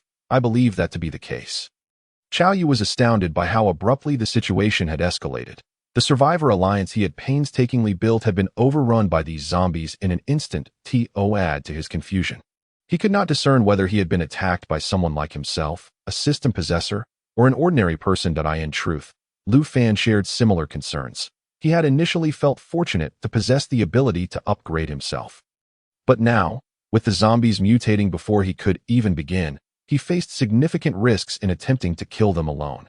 Damn those temptations. They made me forget to strive for progress. Suddenly, Lu Fan had a revelation. I recall that this RV is amphibious. If that's the case, then I can't remain in Jing City any longer. I'll head to Haishur. If the land is unsafe, I can stay at sea. As for Chao Yu, he could live for now. Once Lu Fan had leveled up sufficiently, he would return to confront him. Lu Fan started the RV and activated the navigation system, setting course for Haishur. With only a little over 200 kilometers separating Jing City from Haishur, which was close to the sea and had once been the nation's largest economic hub, Lu Fan cast aside his previous worries, humming a cheerful tune as he drove. Wait, this is too exhausting. Lu Fan felt somewhat overwhelmed and called out, Li Qian, come here. Upon hearing her name, Li Qian hurried over. Master, what do you need? As Lu Fan opened his mouth to speak, he noticed that today she was dressed quite differently, wearing glasses, a white shirt, and a gray pencil skirt, and to his amusement, she had even donned the torn black stockings he had previously shredded. Nevertheless, he had to admit that this attire stirred something within him, prompting him to ask, Why are you still wearing those ripped stockings? Li Qian playfully tossed her hair and smiled. Didn't you order everyone to wear stockings? Master, I thought to save you some. Changing every day would be too wasteful. Lu Fan nodded in satisfaction. Although he didn't particularly need more pairs of stockings, he was increasingly pleased with her attitude. Can you drive? Li Qian's cheeks flushed as she softly replied. What do you mean by drive, Master? Lu Fan was momentarily taken aback, realizing she had misunderstood, and quickly clarified. I mean a car. A regular vehicle. Oh, I see. Li Qian nodded, somewhat disappointed that I can drive a little. Lu Fan stood up and offered her the driver's seat. Here, you drive, and I'll teach you. Once you learn, you can take over for me. Lu Fan had intended to provide her with thorough instruction, but to his surprise, Li Qian's driving skills were on par with his own. With someone capable of driving, Lu Fan finally had the opportunity to rest properly. Retreating to the bedroom to sleep, it was not until nightfall, around 7 or 8 o'clock, that Lu Fan awoke. By then, they had arrived in Haishur, where Li Qian had parked the vehicle nearby, waiting for Lu Fan to decide their next move. Lu Fan drove the RV into a park in Haishur and donned a protective suit. You all stay here. I'll be going out for a bit. Before anyone could respond, he grabbed an AK and stepped outside. From this moment onward, Lu Fan planned to hunt zombies daily to upgrade his system. He was well prepared, equipped with protective gear, a rifle, and snow boots. Should danger arise, he would not hesitate to retrieve escape tools from his space. After all, he still had one chance to revive. With heightened vigilance, Lu Fan walked cautiously along the street, carefully observing his surroundings. If he encountered 3 to 5 zombies, he would strike immediately. If faced with a larger horde, he would not hesitate to flee. Time passed, and after about 2 hours, Lu Fan had dispatched nearly 40 zombies, exhausted and panting as he sat down to rest. How can it be so difficult for a system possessor like me to kill some zombies? Just then, he heard a commotion from below, prompting him to hold his breath and listen intently. Old song. It seems someone has dealt with these zombies. The general had an agreement with them. What do we do now? General? Agreement? Lu Fan was momentarily bewildered, struggling to grasp what the individuals below were discussing. Had he truly crossed over? The man named Old Song replied, "It appears there is an outsider who has entered. We need to return and report this matter quickly, or there could be serious consequences." With that, the two hurriedly departed, and Lu Fan seized the opportunity to silently follow them, intent on discovering the location of their stronghold. After winding through various paths for nearly an hour, Lu Fan trailed them to a coastal community. My goodness, Lu Fan was utterly astonished by the scene before him. Outside, banners were hanging, and a sign adorned the entrance of the community. Dongqing Nation. Chapter 26. Shun Mingming's Betrayal. Is this a return to a historical era? Lu Fan chuckled softly to himself. The leader seems rather interesting. A great general, perhaps even an emperor. He scrutinized the surroundings, realizing that while the community was not large, every entrance was guarded, making it quite challenging to sneak in. He noted the location and returned to his RV by the time he got back. It was nearly midnight. Feeling fatigued, Lu Fan lay down and fell into a deep slumber. The following morning, Lu Fan commanded Li Qian to bring Shun Mingming out from her room at that moment. Shun Mingming quivered before Lu Fan, her spirit seemingly shattered. He tossed a peach in front of her. Eat.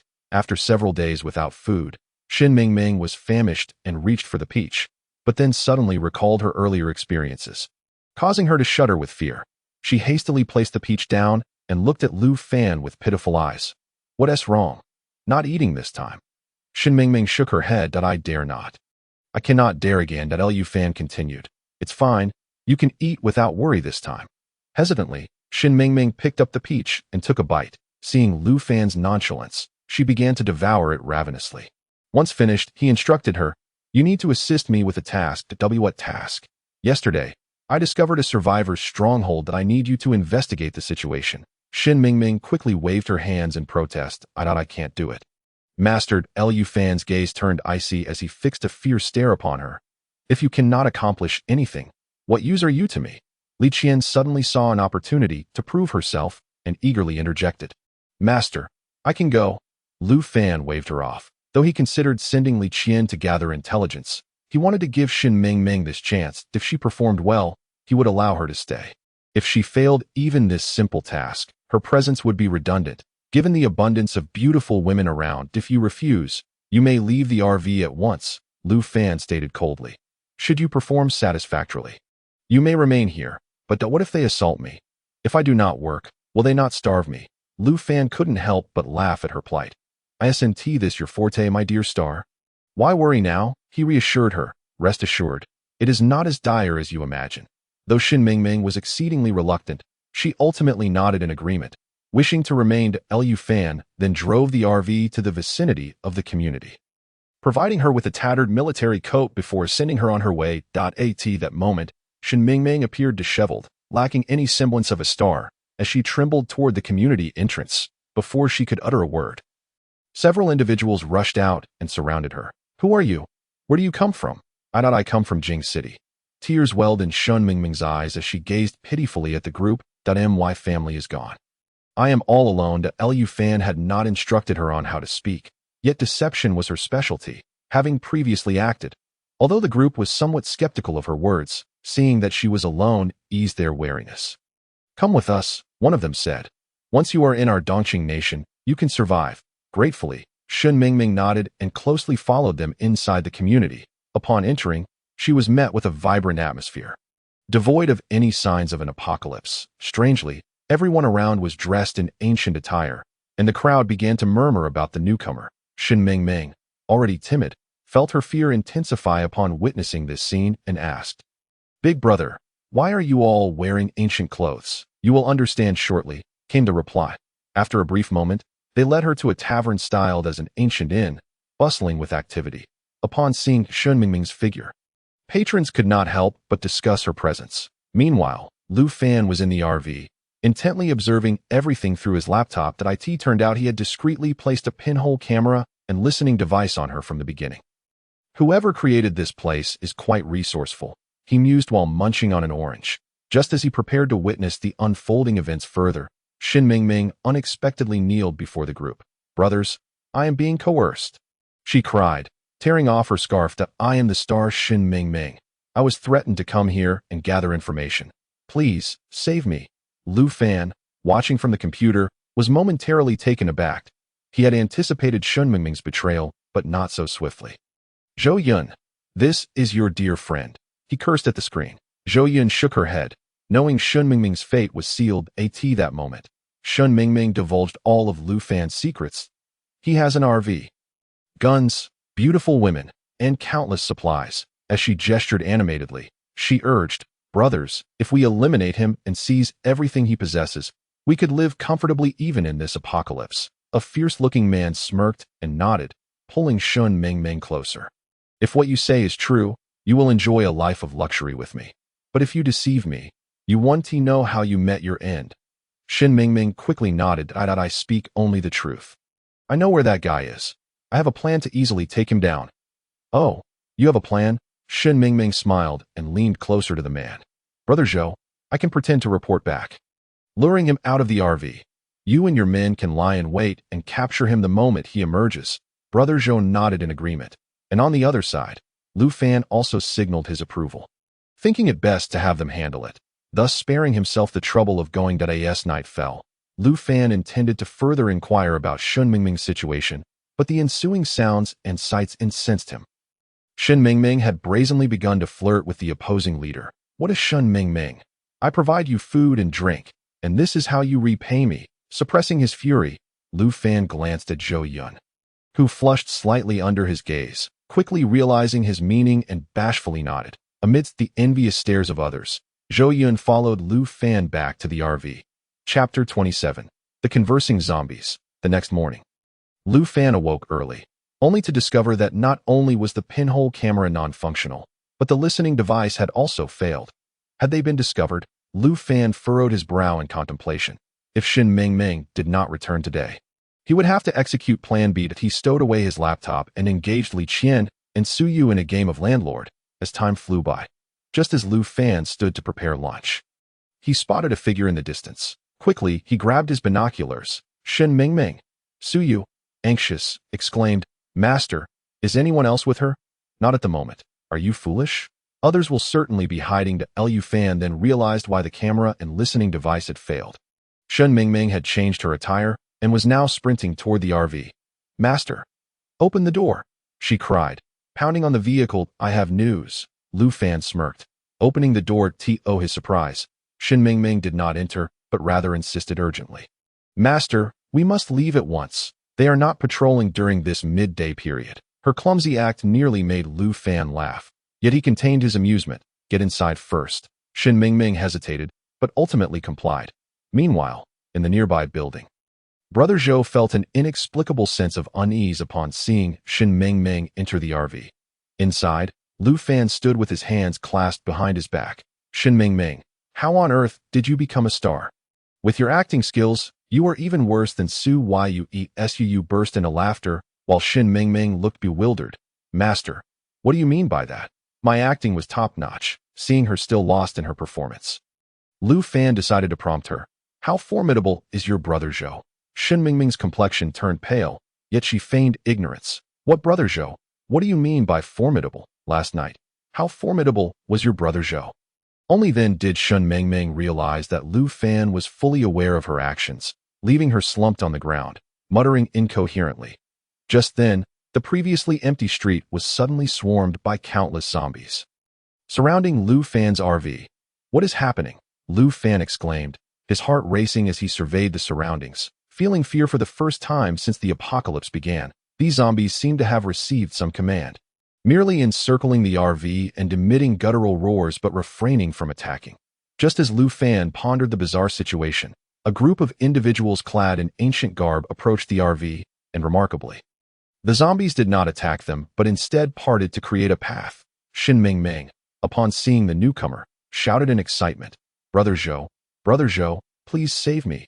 Lu Fan swiftly struck her, demanding silence. "Lu Fan, just wait. Brother Zhou will surely kill you." Shin Mingming gritted her teeth, wishing she could tear Lu Fan to pieces. Regrettably, Lu Fan lamented sending such a troublesome individual on a mission, yet the opponent's strength left him perplexed, rendering him hesitant to act rashly. "Suu. You and the others should take refuge upstairs." To Suu nodded, while Li Qian resolutely declared, "Master, I will accompany you." Lu Fan shot her a surprised glance, realizing that Li Qian was indeed the most loyal. As the partition in the RV slowly rose, Lu Fan, with a beaming smile, addressed the man. "Brother, what brings you here?" The man coldly retorted, "I am Zhou Yan, the boss of this city. Hand over Shin Mingming, and I will spare your life." Lu Fan's lips twitched, but his expression remained unchanged as he drew his gun and aimed at the man. "Brother Zhou, I fear Shin Mingming cannot be given to you." Unexpectedly, Zhou Yan showed no fear, waving his hand as his subordinates brandished their weapons at the RV. The ensuing scene profoundly altered Lu Fan's perception. Zhou Yan was conversing quietly with one of the zombies, which was markedly different from the others, dressed neatly, and even smiled at Lu Fan. A chill ran down Lu Fan's spine. He was genuinely afraid, experiencing an unprecedented terror. "Kid, I will count to 3. If you do not hand over Shin Mingming, do not blame me for being ruthless. 1, 2. In haste, Lu Fan flung open the car door, tossing Shin Mingming out and deliberately kicking her, saying, "Brother, no need to count. I have delivered her to you. What further instructions do you have?" Zhou Yan, taken aback by Lu Fan's promptness, watched as Shin Mingming dashed into his arms, hurling insults at Lu Fan. "You wretched creature. May you suffer a terrible fate. Brother Zhou, kill him. He has many exquisite women in his vehicle." Hearing this, Zhou Yan's eyes gleamed. Finally noticing the stunning woman beside Lu Fan, he licked his lips, greedily stating, "Little brother, give me this woman, and we will leave. You may depart from this city and never return." A flicker of murderous intent crossed Lu Fan's gaze, but was quickly concealed. "Brother Zhou, Miss Shun is a star. My woman is of no significance and not worthy of you." "Nonsense," Shin Mingming shouted. "Brother Zhou, there is another star in the car named Zhou Yun, and even a celebrity from an island nation. They are all beauties." In that moment, Lu Fan felt a deep-seated ire towards Shin Mingming, for it was she who had orchestrated this predicament. Zhou Yin chuckled, "Little brother, I do not require your other women. Just this one will suffice. What say you?" At that moment, Li Qian calmly interjected, "If the master is in a bind, I am willing to assist him in gathering information." Lu Fan shook his head, softly instructing, "You head to the driver's seat and prepare to start the RV at an opportune moment to escape from here." Li Qian nodded, and, while Lu Fan haggled with Zhou Yan, made her way to the driver's seat. "Kid, stop with the nonsense. You see how many zombies there are. Quickly hand over that woman, or you shall witness the might of the zombie horde." Lu Fan scoffed. "You truly think you are someone of importance, don't you?" "What did you say?" "I said, take a look in the mirror, dressed in ancient attire. Do you think you are an emperor?" Furious, Zhou Yan was about to command the nearby zombie to attack the RV when Li Qian revved the engine. Crashing through the blockade, Lu Fan laughed heartily, relieved to have escaped, but the unique zombie's icy gaze sent shivers down his spine, and fear enveloped him like never before. Chapter 28. Reaching an agreement, Li Qian pressed the accelerator, speeding away from the city, the zombies gradually falling behind but still in pursuit. Reflecting on the previous zombie's gaze, beads of sweat trickled down Lu Fan's forehead. "Damn it, what a coward," he slapped himself, reminding himself that he had resurrection. He could always start anew. After several hours of driving, they finally halted for the night. Lu Fan quickly rendered the RV invisible, anxious to avoid detection by the zombies. "Master, what shall we do next?" Suyu, accompanied by Zhou Yun and Sen Shang, descended from the second floor. "This matter cannot simply be dismissed," Li Qian asserted. "Had it not been for the master's protection, we would have been taken by that brute, but he can control zombies." Suyu expressed her concern, fearing for Lu Fan's safety, knowing that even with a gun, He could not contend with so many zombies. Let us all rest. We shall discuss matters tomorrow. With a somber expression, Lu Fan returned to his chamber. System, how can someone control zombies? Is he also a system owner? Beep. This individual is neither a system owner nor can he control zombies. Rather, he has struck some form of deal with them, which explains today's events. I see. Lu Fan sat up excitedly. Why didn't you inform me sooner? Beep. You didn't ask. Instantly, Lu Fan's spirits lifted. If these zombies could communicate, he could seek out their leader and forge an alliance, thereby avenging himself in the city. With a plan in mind, Lu Fan felt his earlier gloom dissipate. He recalled Li Qian's performance, feeling a pang of guilt for only having been with her once since the onset of the apocalypse. So he called her over. When Li Qian heard Lu Fan summon her to his room, her heart raced with anticipation, knowing her efforts would finally be rewarded. Upon entering his chamber, she knelt without hesitation, respectfully stating, "Master, what are your orders?"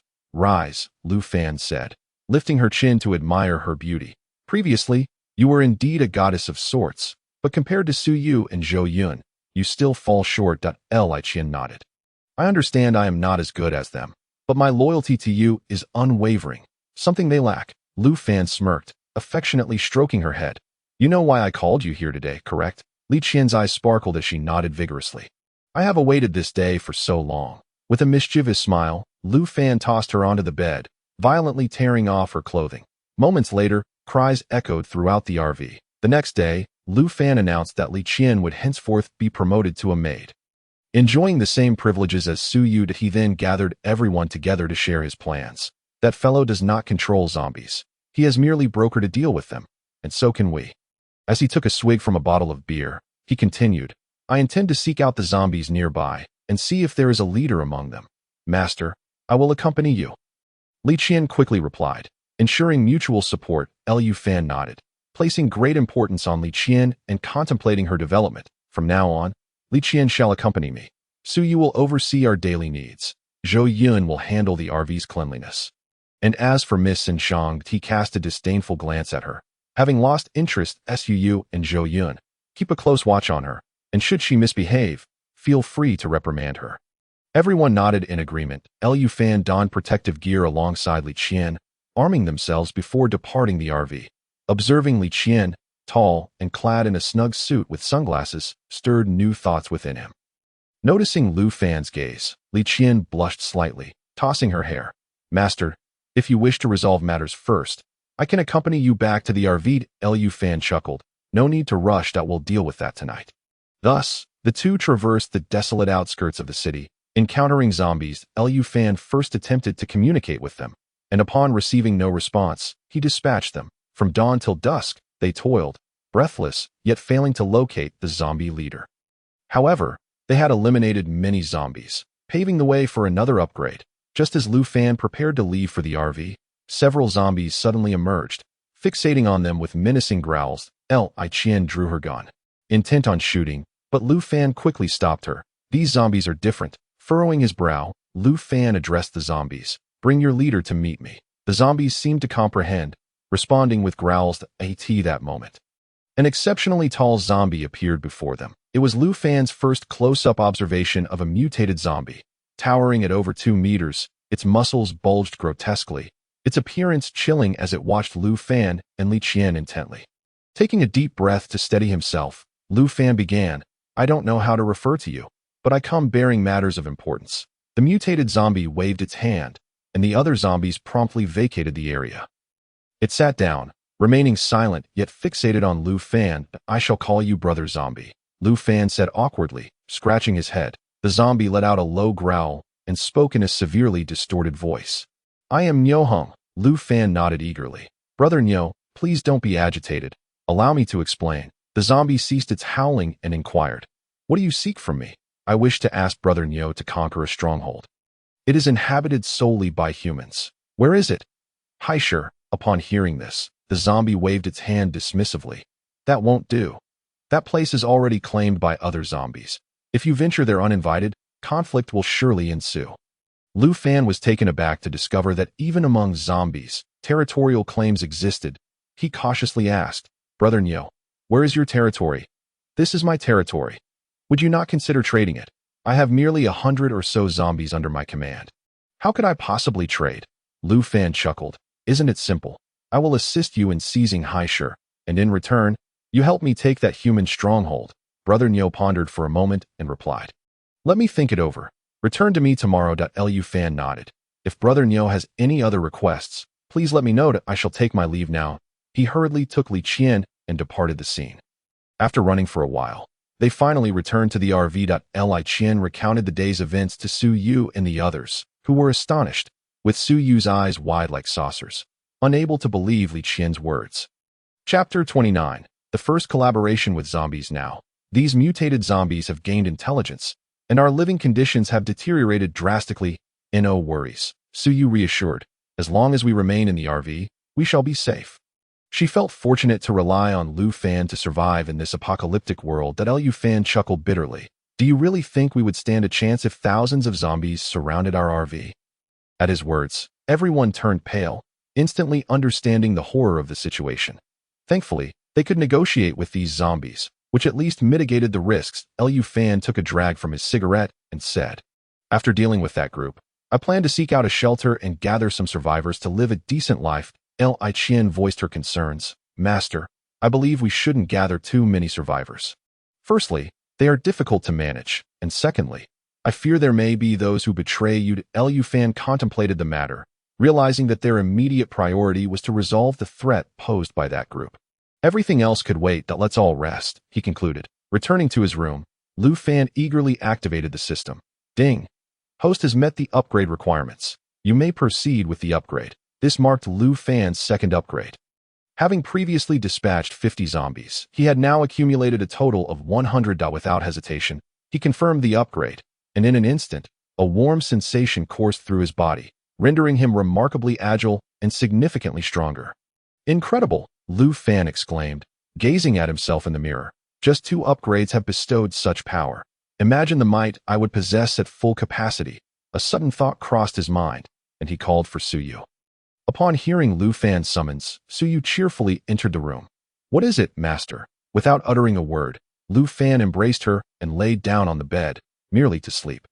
They held each other close. And Lu Fan, with a smirk, drifted into slumber. The following morning, the two emerged from the room, and the others regarded Su Yu with a mix of envy and jealousy. Su Yu, in turn, made a playful face at them. Proudly taking her seat, Lu Fan, accompanied by Li Qian, departed the RV and returned to the woods where they had met the mutated zombies the previous day. The mutated zombie, flanked by over 100 of its kin, glared menacingly at Lu Fan. He quickly greeted them politely. It seems you have made your decision. When shall we set out? The zombie emitted a strange sound and replied, I will assist you, but I have conditions.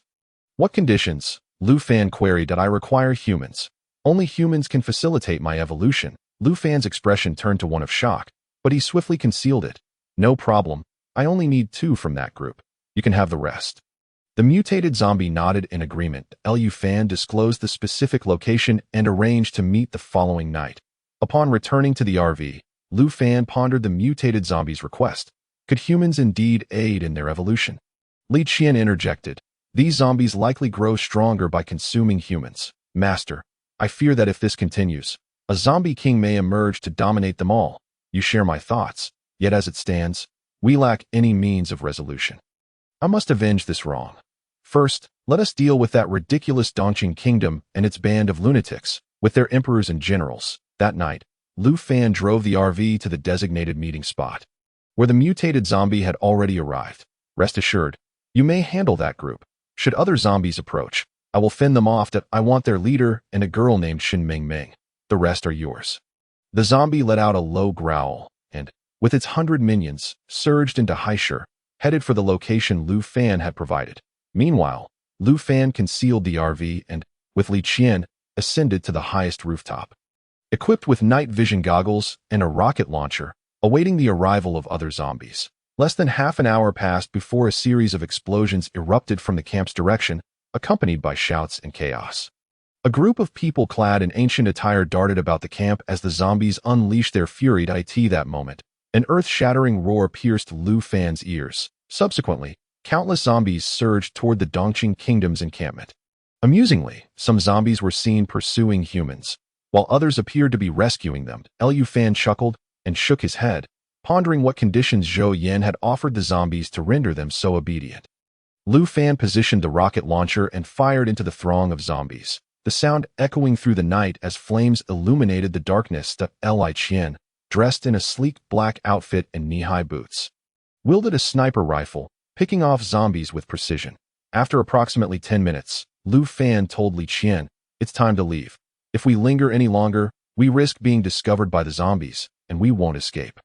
Li Qian promptly complied, stowing her weapon and following Lu Fan as they navigated the streets cautiously back to the RV. "Master, you have finally returned."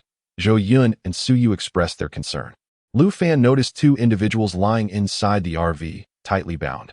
Zhou Yin and Shun Mingming got a monster through these two at the RV's doorstep and left. Su Yu explained that Lu Fan nodded. "Li Qian, drive us away from here. It matters not where, just keep moving."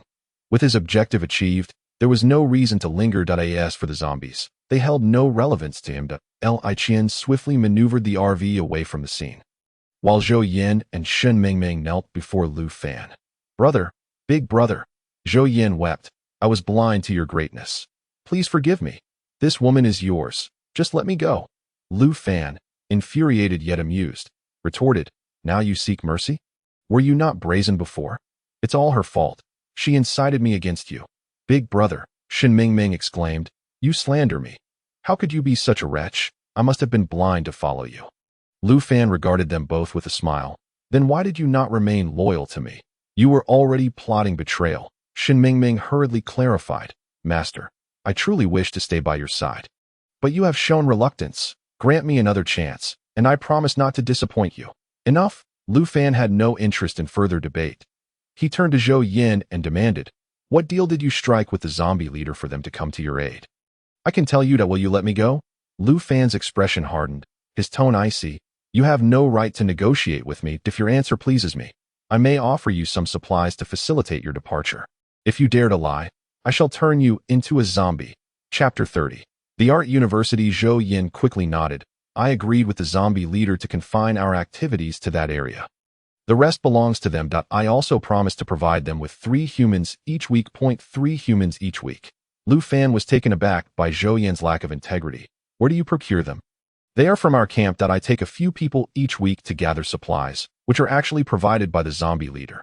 Then, a zombie comes to escort 3 individuals away, and upon returning, I inform the others that some have perished. Does no one suspect anything?" Zhou Yin chuckled bitterly. "Indeed, there are suspicions, but I always bring back ample supplies, so they cease to question me." Lu Fan inhaled deeply and continued, "Why are you all dressed as ancient people?"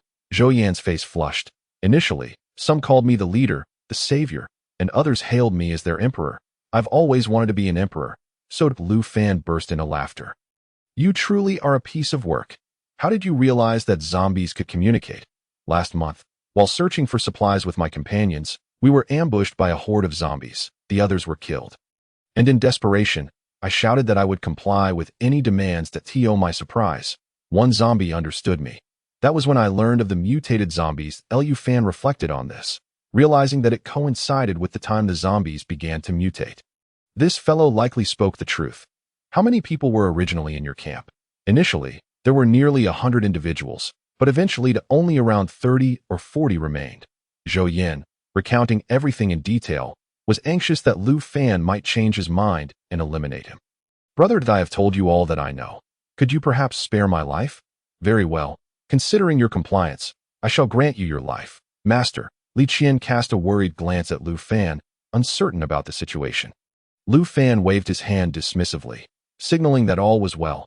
Little did he anticipate that Zhou Yan's thoughts had turned towards a Shin Mingming. "Brother, do you still desire that woman?" Lu Fan chuckled heartily. "You two were just bickering. Are you still thinking of her?" "Shun, the big star, do you wish to accompany him?" Shin Mingming quickly approached Lu Fan, exclaiming, "I willingly go." Zhou Yin had provided me with a wealth of useful information. "What do you intend to offer me in return?" Shin Mingming hesitated for a moment. If you cannot produce something, then your life cannot be spared." "I will." Shin Mingming shouted, "I know a secret." Lu Fan was taken aback that she possessed a secret, quickly piqued with interest, and said, "If you satisfy me with your words, I may spare your life. In Haisher, at the Art University, there are still nearly 40 survivors, all beautiful women, alongside some teachers. Upon hearing this, Lu Fan's eyes sparkled with excitement. Those zombies haven't discovered them?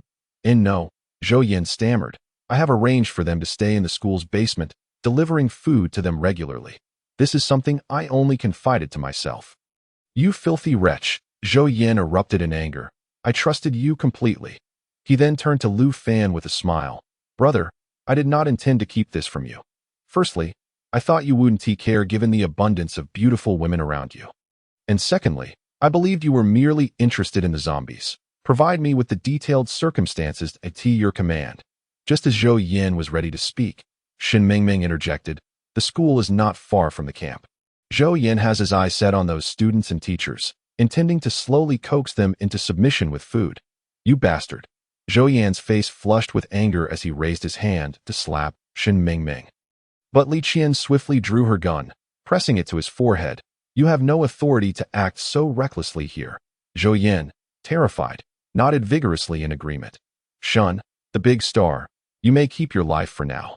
Zhou Yin, elaborate on the specifics. Yes, Zhou Yin wiped the sweat from his forehead.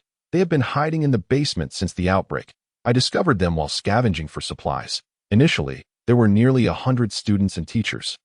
But due to a shortage of food, many perished from starvation, leaving only over 30. How many have you captured? Zhou Yin was momentarily taken aback before comprehending Lu Fan's implication, awkwardly chuckling. To be honest, not a single one. A teacher has been protecting the students. Despite my efforts to provide them with food, their hostility towards me remains significant. It seems they are quite formidable, Lu Fan mused. Do you two have any secrets left?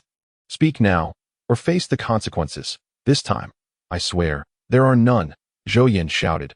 I intended to seek them out after you let me go. There are truly no other secrets. Zhou Yin, you may leave.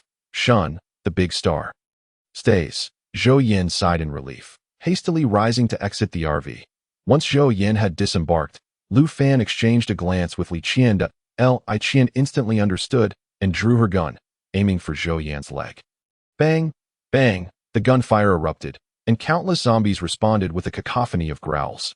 Zhou Yin cried out in pain. Lu Fan, you beast! You are untrustworthy. Lu Fan smirked. I said I would spare your life. I have merely broken your legs. Thus I have not reneged on my word. With that, Li Qian started the RV and departed, leaving Zhou Yin to face a horde of zombies. Shen Mingming, witnessing Lu Fan's ruthlessness, collapsed to the ground in tears. Do you understand why I spared your life? Shen Mingming nodded, then shook her head, appearing dazed. Take me to the Art University in Haisher. Once we arrive, you shall be free. Shen Mingming nodded heavily, though doubt lingered in her mind. Yet she felt she had no other recourse. Lu Fan concealed the RV and drove into Haisher. Halting at the entrance of the Art University, as it was late, he planned to meet those individuals the following morning. Who should he choose tonight? Lu Fan rested his chin on his hand, gazing at the few individuals before him. Upon hearing this, their faces flushed with embarrassment, yet they looked at Lu Fan with anticipation. Forget it. I shall conserve my energy. Perhaps there will be something fresh tomorrow. The next day, Lu Fan donned a stylish athletic outfit, deliberating before entering the Art University cautiously, alone. According to Shen Mingming's description, he effortlessly located the entrance to the basement. Although the basement was dimly lit, it was exceptionally tidy, confirming his suspicion that the students were hiding within, just as he was about to push the door open. Several girls suddenly emerged, brandishing sticks and warily watching Lu Fan. Who are you? Chapter 31. The miserable students. Lu Fan observed the girls before him, appearing to be around 18 or 19 years old. Their youthfulness evoking an involuntary smile. What are you laughing at? One girl feigned ferocity, but to Lu Fan, she appeared exceptionally endearing. The commotion drew the attention of those inside, and soon, a majority of the students gathered, each wielding makeshift weapons, sticks, wooden planks, and even mops. Though none possessed a proper knife that moment, a woman, appearing to be in her 30s, stepped forward.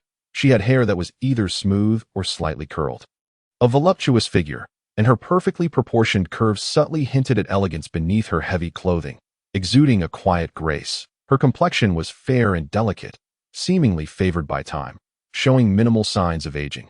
save for a touch of mature charm in her demeanor, her eyes radiating warmth yet cautiously scrutinizing Lu Fan was momentarily entranced. She was entirely different from Zhou Yun and Su Yu, who were naturally beautiful and sought after. In contrast, this teacher possessed an extraordinary presence, exuding elegance and poise. What are you staring at? It was then that Lu Fan realized he had been staring rather blatantly and chuckled. A person named Zhou Yin informed me of your hiding place. Upon hearing this, everyone grew exceedingly wary, and the teacher quickly instructed the others to block the iron door. What is your purpose in coming here? Do not fear. Lu Fan placed a pile of compressed biscuits and several bottles of water on the ground. The student's eyes widened with greed at the sight of food. Even the teacher's resolve faltered slightly. Zhou Yin is dead. He was killed by zombies, and before his demise, he shared your plight with me. I am rather soft-hearted and could not stop worrying about you, so I brought some food to check on you. Lu Fan continued. However, Zhou Yin did not inform me of your numbers, so I brought this little bit. If it is insufficient, I shall return with more tomorrow. The teacher felt slightly reassured and thanked him. May I know your name? I am Lu Fan. And you? Lu Shuang. The teacher paused.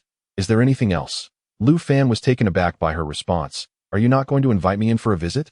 Lu Shuang smiled wryly. I apologize, but for the safety of my students, I cannot allow anyone inside. Not even Zhou Yan and Lu Fan did not expect such caution and asked, do you intend to remain inside forever? Do you not care if your students starve to death? Of course not, Lu Shuang asserted. We plan to venture out in search of food soon. Ha! Lu Fan scoffed, eyeing her. Have you not ventured outside at all?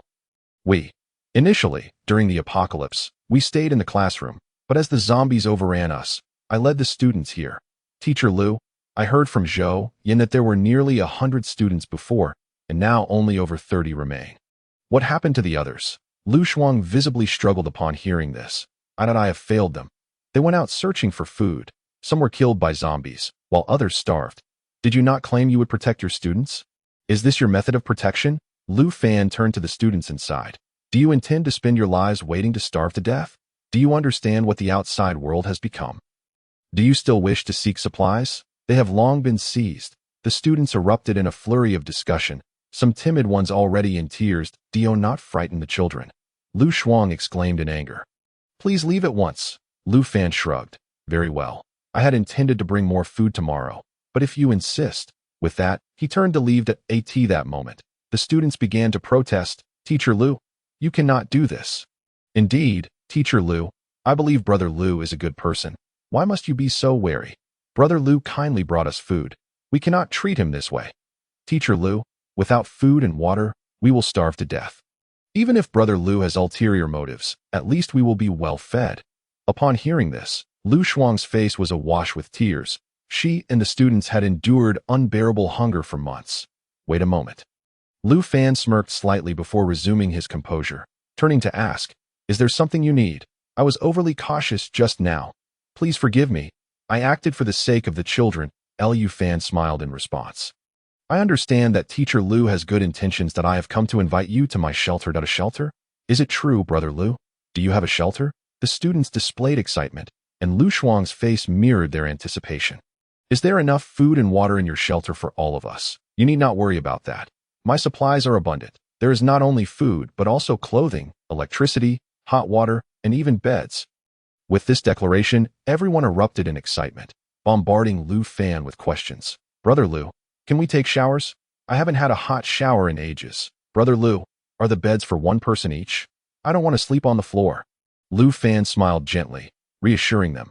Rest assured, you can shower, and there will be a bed for each person. If possible, I will also arrange dormitories for everyone. Unlike the others, Lu Shuang asked with some concern. What is your motive for doing this? What do we need to give in return? Lu Fan thought to himself. Dealing with this woman is quite troublesome, yet he couldn't bear to let her go, as she was so captivating that I merely wished to provide everyone with a safe living environment, considering the future of humanity. Moreover, it is not just you. I will accept more survivors in the future to strengthen our ranks. Lu Shuang remained silent for a moment, the students looking at her with eager anticipation. Can you give us some time to consider? You can come back tomorrow morning. No problem. Lu Fan understood that prolonging the discussion was futile. He decided to be more casual. I'll return tomorrow. With that, he left without looking back. After Lu Fan departed, Lu Shuang broke the compressed biscuits and distributed them to the students. After eating, the students felt slightly better. Beginning to dream of a brighter future, Lu Shuang, observing her students so easily swayed by a few words, felt a twinge of worry. Children, do not trust others so easily. Chapter 32. Choosing the location of the shelter. Teacher Lu. Are you against us going? One of the girls asked. With that, others began to voice their discontent towards Lu Shuang. Yes, Teacher Lu, we are on the verge of starvation. Is there anything more important than life? I don't think Brother Lu seems like a bad person. Even if he were, what could he possibly want from us? Even if it were that, it wouldn't be the end of the world. Ha, true enough. Brother Lu is quite handsome.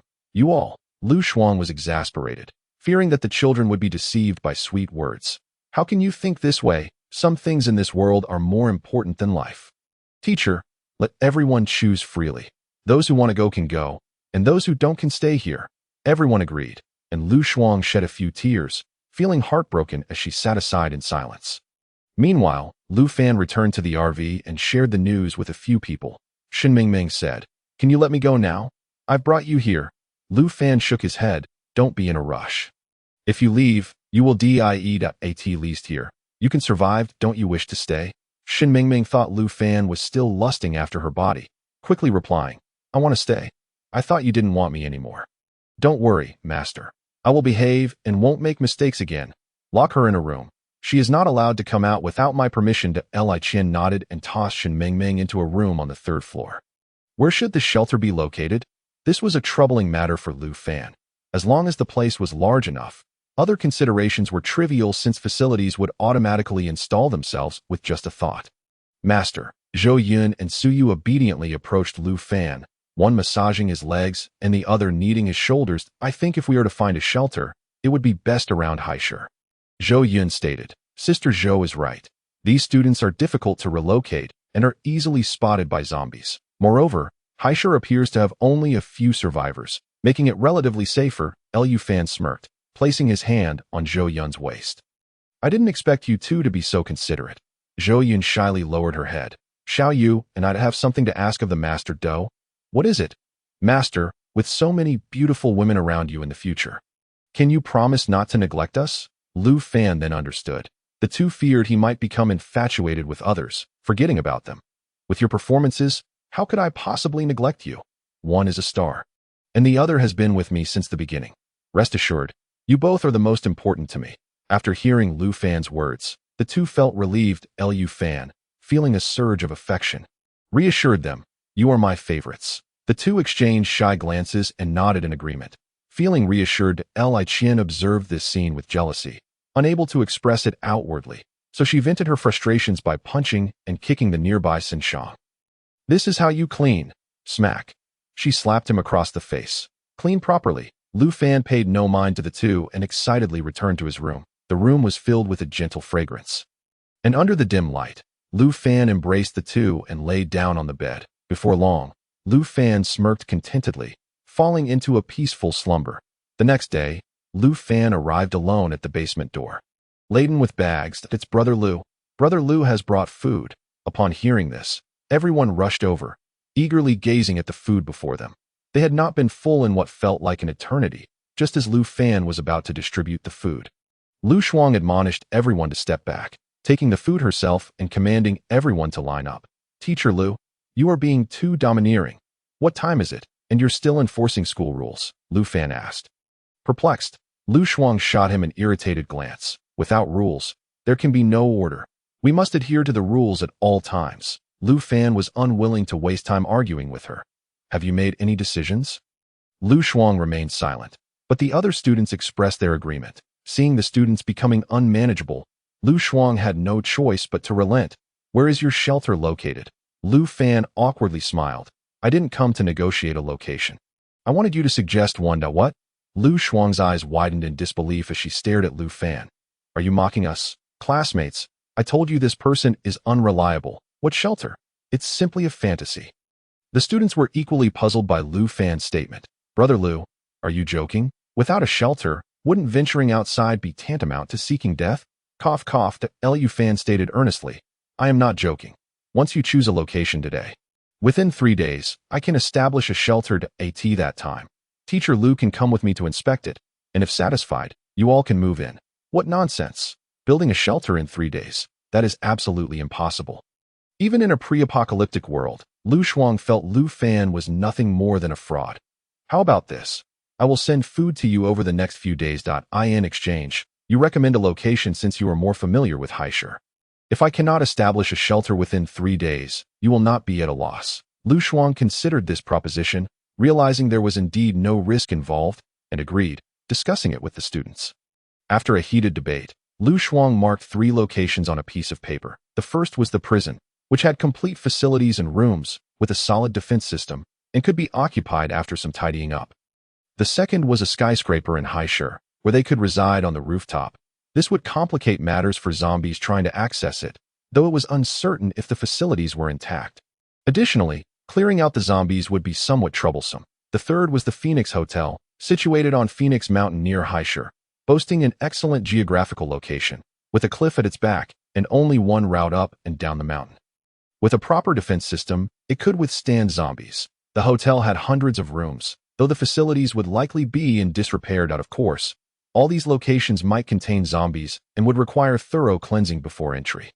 Lu Fan nodded in satisfaction. I will return in 3 days. Within this time, I will send people to deliver food to you. Chapter 33. Constructing the Phoenix Hotel. Lu Fan left that place and returned to the RV. Calling for Su Yu, Zhou Yun, and Li Qian. Which of these 3 locations do you think is the best? Su Yu rested her chin in thought, while Zhou Yun immediately suggested the skyscraper. Master, this skyscraper stands at an impressive height of 70 to 80 floors. I have visited it previously, and its interior is adorned with luxurious decor. How many rooms does it contain? After a moment of contemplation, Zhou Yun remarked, I believe it would suffice for our group of 30 to 40 individuals to occupy 3 to 4 floors. As for the facilities, I suspect they may have sustained considerable damage. Lu Fan did not place much emphasis on the condition of the facilities. Regardless, he intended to reinstall them to ensure their functionality. This skyscraper does not seem suitable. Let us seek an alternative, Li Qian stated earnestly. Master, I believe a prison would be a good option. Firstly, its security measures are undoubtedly reliable. Secondly, it has ample rooms, and the facilities should be adequately maintained. Su Yu quickly shook her head in refusal, exclaiming, But that is a prison. It sounds so frightening. Master, I do not wish to reside there. I implore you. Indeed, a prison would not provide a sense of security. I propose we choose the Phoenix Hotel instead. Li Qian, please drive me to the Phoenix Hotel, and then return. For the next few days, ensure that you deliver food to them. Once I have organized everything on my end, I shall notify you via intercom for you to come and collect me. I will accompany you. Master, Li Qian said with evident concern, there is no need. I require you to remain vigilant here. Having undergone an upgrade, Lu Fan felt little trepidation towards the zombies unless he encountered a mutated one. Nonetheless, he believed he possessed sufficient skills for self-defense. Li Qian nodded in agreement and drove the RV towards the Phoenix Hotel. In the outskirts of Haisher, Phoenix Mountain, the journey was relatively free of zombies, confirming Lu Shuang's assertion that there was but one road leading to the hotel, which was constructed atop the mountain. It comprised 6 floors, with a sheer cliff at its rear. The group was thoroughly satisfied with this location. Lu Fan instructed Li Qian to return to the vehicle, while he remained to eliminate the zombies. On the first day, Lu Fan retrieved a snowmobile from his space and, riding it, attracted nearly 100 zombies from several kilometers around the hotel. Before dispatching them all, I can level up again. Lu Fan exclaimed joyfully as he parked the snowmobile in front of the hotel and entered to search for any stray zombies. He worked tirelessly until nightfall, thoroughly cleansing over 100 rooms, the kitchen, and more within the Phoenix Hotel, before disposing of the corpses at the cliff's edge. After completing this task, Lu Fan felt fatigued and laid down in one of the hotel rooms, drifting into a deep sleep. The following day, Li Qian, Zhou Yun, and Su Yu arrived at the basement with a plethora of food. Lu Shuang had been waiting at the door, but was taken aback when 3 women came to deliver provisions. Li Qian coldly stated, This food was arranged by Brother Lu. It's Zhou Yun. A student recognized her and shouted, It's the superstar Zhou Yun. The crowd erupted with excitement. Sister Zhou, I am your fan. Zhou Yun flashed a charming smile. Despite the fact that the students were predominantly female, they could not help but scream in delight. Everyone, quiet down. Are you not concerned about attracting zombies? Li Qian scolded. Calm down, everyone, Zhou Yun said with a smile. Brother Lu has chosen the Phoenix Hotel as our sanctuary. If we remain patient for 2 days, all will be well. Sister Zhou, what kind of person is Brother Lu? He is a wonderful person. Most importantly, he possesses infinite resources. With Brother Lu, everyone's safety is assured. Upon hearing this from their idol, the students' defenses melted away, and they eagerly joined hands, some with tears of joy in their eyes. Lu Shuang, recognizing the celebrity before her, inquired, Miss Zhou, is what you say truly the case? Rest assured, everyone. Moreover, Brother Lu has stated that no one will be coerced. Those who wish to come may do so. And those who do not, need not at this moment. Lu Shuang began to question her own doubts. With such a glowing endorsement from someone like Zhou Yun, it seemed unlikely to be false. All right, we must take our leave. After placing the food on the ground, Li Qian led Su Yu and Zhou Yun away. Meanwhile, upon waking, Lu Fan selected military-grade reinforced walls from his space. Each of these steel-reinforced concrete blast walls was approximately 30 to 50 centimeters thick and stood 4 meters tall. He encircled the entire Phoenix Hotel with them, creating an extraordinarily secure feeling. Not even a tank could breach it, let alone a zombie.as for the hotel's entrance. He utilized the same material for its construction and implemented 3 layers of defensive measures. Subsequently, Lu Fan installed surveillance cameras throughout the hotel and along the access roads to ensure comprehensive safety. The task was completed. Lu Fan gazed with satisfaction at the makeshift sanctuary he had created. The outer security measures were in place, and now it was time to address the hotel's water, electricity, and essential supplies. For an entire day, Lu Fan busied himself, transforming the hotel into an entirely new establishment with the aid of the system's capabilities. The heating and air conditioning were fully operational, and even the hot springs on the second floor were functioning normally. He had initially anticipated 3 days for completion, but to his surprise, it was accomplished in just 2. A smirk crept across Lu Fan's face as he envisioned a future living in this idyllic paradise with a bevy of beautiful women, contributing to the continuation of humanity. Early on the 3rd day, Lu Fan eagerly informed Li Qian that she should come to collect him. Before long, Li Qian arrived at the Phoenix Hotel in the RV. The group disembarked, gazing at the towering, robust walls with a profound sense of reassurance. Master, you are truly remarkable, Su Yu exclaimed with excitement. Yeah, keep your voice down. We must be cautious of zombies, Li Qian cautioned. Lu Fan chuckled. Fear not. Shout to your heart's content. No zombies will breach this sanctuary. Master, will this be our home from now on? Zhou Yun's tears began to flow as she realized that from the apocalypse to this moment, she could finally live as she once did. Lu Fan, you are truly impressive. San Shang was equally astonished by the scene before her. Expressing her fortune in being alongside him, Lu Fan smirked mischievously. I will need your assistance in learning Japanese in the future. Miss San Shang, her cheeks flushed crimson as she nodded vigorously. All right, let us proceed to retrieve the other survivors. With Li Qian at the wheel, Lu Fan remotely opened the hotel gates as they set off towards the art university. Approximately an hour later, they arrived at the school. Li Qian, filled with concern, asked, Master, with so many people, should we find another vehicle? After a moment of contemplation, Lu Fan replied, No, we have remained undetected by zombies because this RV is discreet. However, if we were to drive another vehicle, I fear that within 10 minutes, zombies would be drawn to us. Can this RV accommodate so many people? Rest assured, it will be more than sufficient. Lu Fan donned protective gear. Instructing, you all wait here for me. He exited the RV, scanned the surroundings, and quickly made his way to the basement. It's Brother Lu, the students exclaimed. Brother Lu, is the sanctuary ready? Lu Fan raised a hand to signal for silence. The sanctuary has been prepared. Please remain calm and do not shout, or we will attract zombies. Upon hearing this, the students restrained their excitement, asking, When shall we depart? Lu Shuang, her face filled with disbelief, questioned, You cannot be serious. How could you construct a sanctuary in just 2 days? Perhaps your sanctuary is not even as safe as this place. If you doubt me, Miss Lu, you are welcome to accompany me for a first-hand look.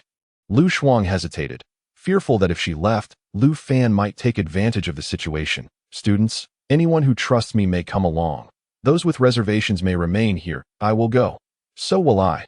Seeing the enthusiasm of her peers, Lu Shuang gritted her teeth and decided to trust him this once. How shall we travel? My RV is just outside. Please line up quietly. Following her instructions, the group promptly formed an orderly line. Lu Shuang opened the iron door to the basement, leading the children outside. Despite the frigid weather, the sun shone brightly. They had not seen sunlight in ages and found themselves momentarily unaccustomed to it. Li Qian opened the RV door, and under Lu Shuang's guidance, all the students filed in, leaving only Lu Fan and Lu Shuang. Once everyone was aboard, Li Qian started the RV and headed towards the Phoenix Hotel. The vehicle was packed to capacity, with several individuals on each floor, the students curiously observing their surroundings, some peering out the windows. Zombies. The group collectively turned to look outside. No need to worry, just a few zombies. Suyu reassured them with a smile that it sounds like there are people inside that door, a student remarked, pressing their ear against it as if they could hear something. Lu Fan hurried over. You must be mistaken. That room is just a storage area. Fortunately, the students were quite naive, and Lu Fan breathed a sigh of relief, for the room contained Shin Mingming and Sen Shang, whose existence he did not wish to reveal. Just YET.AS for Shin Mingming. Lu Fan intended to eliminate her, though the time was not yet right. An hour later, the RV arrived at the Phoenix Hotel. As the main gate closed behind them, everyone disembarked the vehicle. Wow, these walls are incredibly reassuring. How did Brother Lu accomplish this? He is truly a deity in my eyes. Lu Shuang gazed in disbelief at the sight before her. Compared to the basement, this place felt like a veritable paradise. Everyone, let us go inside. It is far too cold out here. The group entered the hotel, immediately struck by its pristine cleanliness and opulence. As if it had just been renovated, Lu Fan led them into the largest conference room. The hotel maintained a consistently comfortable temperature, prompting the students to shed their winter coats, though their garments had become rather soiled. Once everyone was seated, Lu Fan spoke. From now on, this will be our sanctuary. The third, fourth, and fifth floors will serve as your individual rooms. No need to compete for them, as each of you will have your own. The third floor will house the gym, entertainment room, dance studio, and karaoke room, while the second floor will be the dining area, complete with a hot spring. The first floor and courtyard will be where you can unwind. A chorus of excited screams erupted, with the majority of the students viewing Lu Fan as their savior, a sentiment that he relished. Lu Fan gestured towards Li Qian, instructing, you will collect your room passwords from Miss Li shortly. Each room is secured with a password lock. For any inquiries, you may also approach Miss Li. He then pointed to Suyu, stating, this is Suyu, responsible for your daily necessities, should you require anything. She is your go-to person. Just as Lu Fan was about to introduce Zhou Yun, the students erupted in unison. Sister Zhou Yun, our goddess. Lu Fan chuckled, realizing that an introduction was unnecessary. Miss Zhou will handle your clothing. Afterward, please retrieve your outfits and take a shower. Turning to Lu Shuang, he inquired, how proficient are you in cooking? Lu Shuang, still in disbelief over the events unfolding, quickly nodded, I can cook. I will take on that responsibility. Very well, everyone. Please claim your rooms. We will convene here this evening. Lu Fan concluded. The students joyfully rushed to collect their clothing and rooms, while Lu Fan retreated to the mobile home. You two can remain here for now.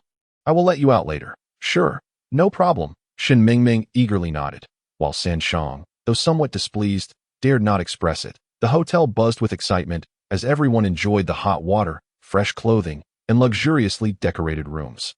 Lu Fan settled into the hotel's only presidential suite, reclining comfortably on the sofa. The three girls stood before him, declaring, Master, we will live well here.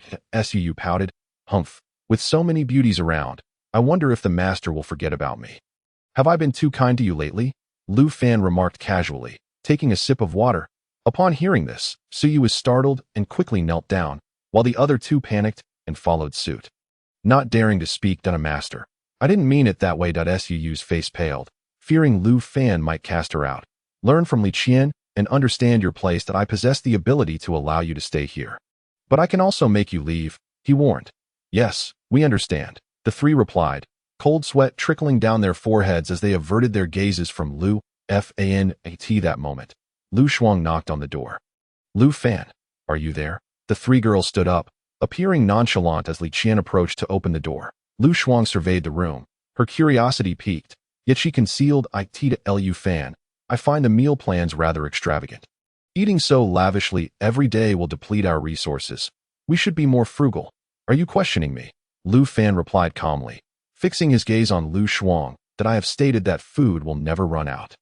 Do you not comprehend this? Lu Shuang paused, taken aback by his boldness. Suppressing her anger, she retorted, I am doing this for everyone's benefit. How could food possibly run out? Lu Fan rose to his feet. Fixing Lu Shuang with a steely gaze, if you are dissatisfied with my arrangements, you are free to leave, no one will stop you. Here, you must comply with my directives. Do you understand? You? Lu Shuang's eyes widened in disbelief. How can you say that? I am a person of dignity, not your servant. Chapter 35. Discussions with the three girls at this moment. Li Qian interjected, standing before Lu Shuang. No one is making you a servant. Nor is anyone forcing you that if you are unhappy, you can leave on your own. You keep insisting it's for your students, yet look at how famished they are. Lu Shuang. The world has changed. Lu Shuang. Upon hearing this, lowered her head, hesitant to respond. After a prolonged silence, she conceded, Fine, I will comply, but if food runs short in the future, do not blame me. With that, she turned and exited the room. Master, she is too obstinate. Should we? Li Qian gestured, implying whether action should be taken against her. No need. Lu Fan smiled. Let her be. Time is on our side. Her demeanor reminds me of how you all were at the beginning, proud and self-important. At 8 o'clock that evening, everyone gathered promptly in the conference room, each dressed splendidly. Some wore dresses, others sported tight pants, and even those in pajamas maintained a captivating allure. Lu Fan couldn't help but marvel at the abundance of beauty in the art university. He would indeed have his hands full. Brother Lu, what is the agenda for today's meeting? A charming girl asked, gazing at him with admiration. She had an endearing doll-like face, yet her bust was astonishingly ample. Lu Fan swallowed hard, a phrase surfacing in his mind. Youthful beauty with a voluptuous figure. I wish to see what skills everyone possesses, so I can assign tasks accordingly. Otherwise, idleness can become quite tedious.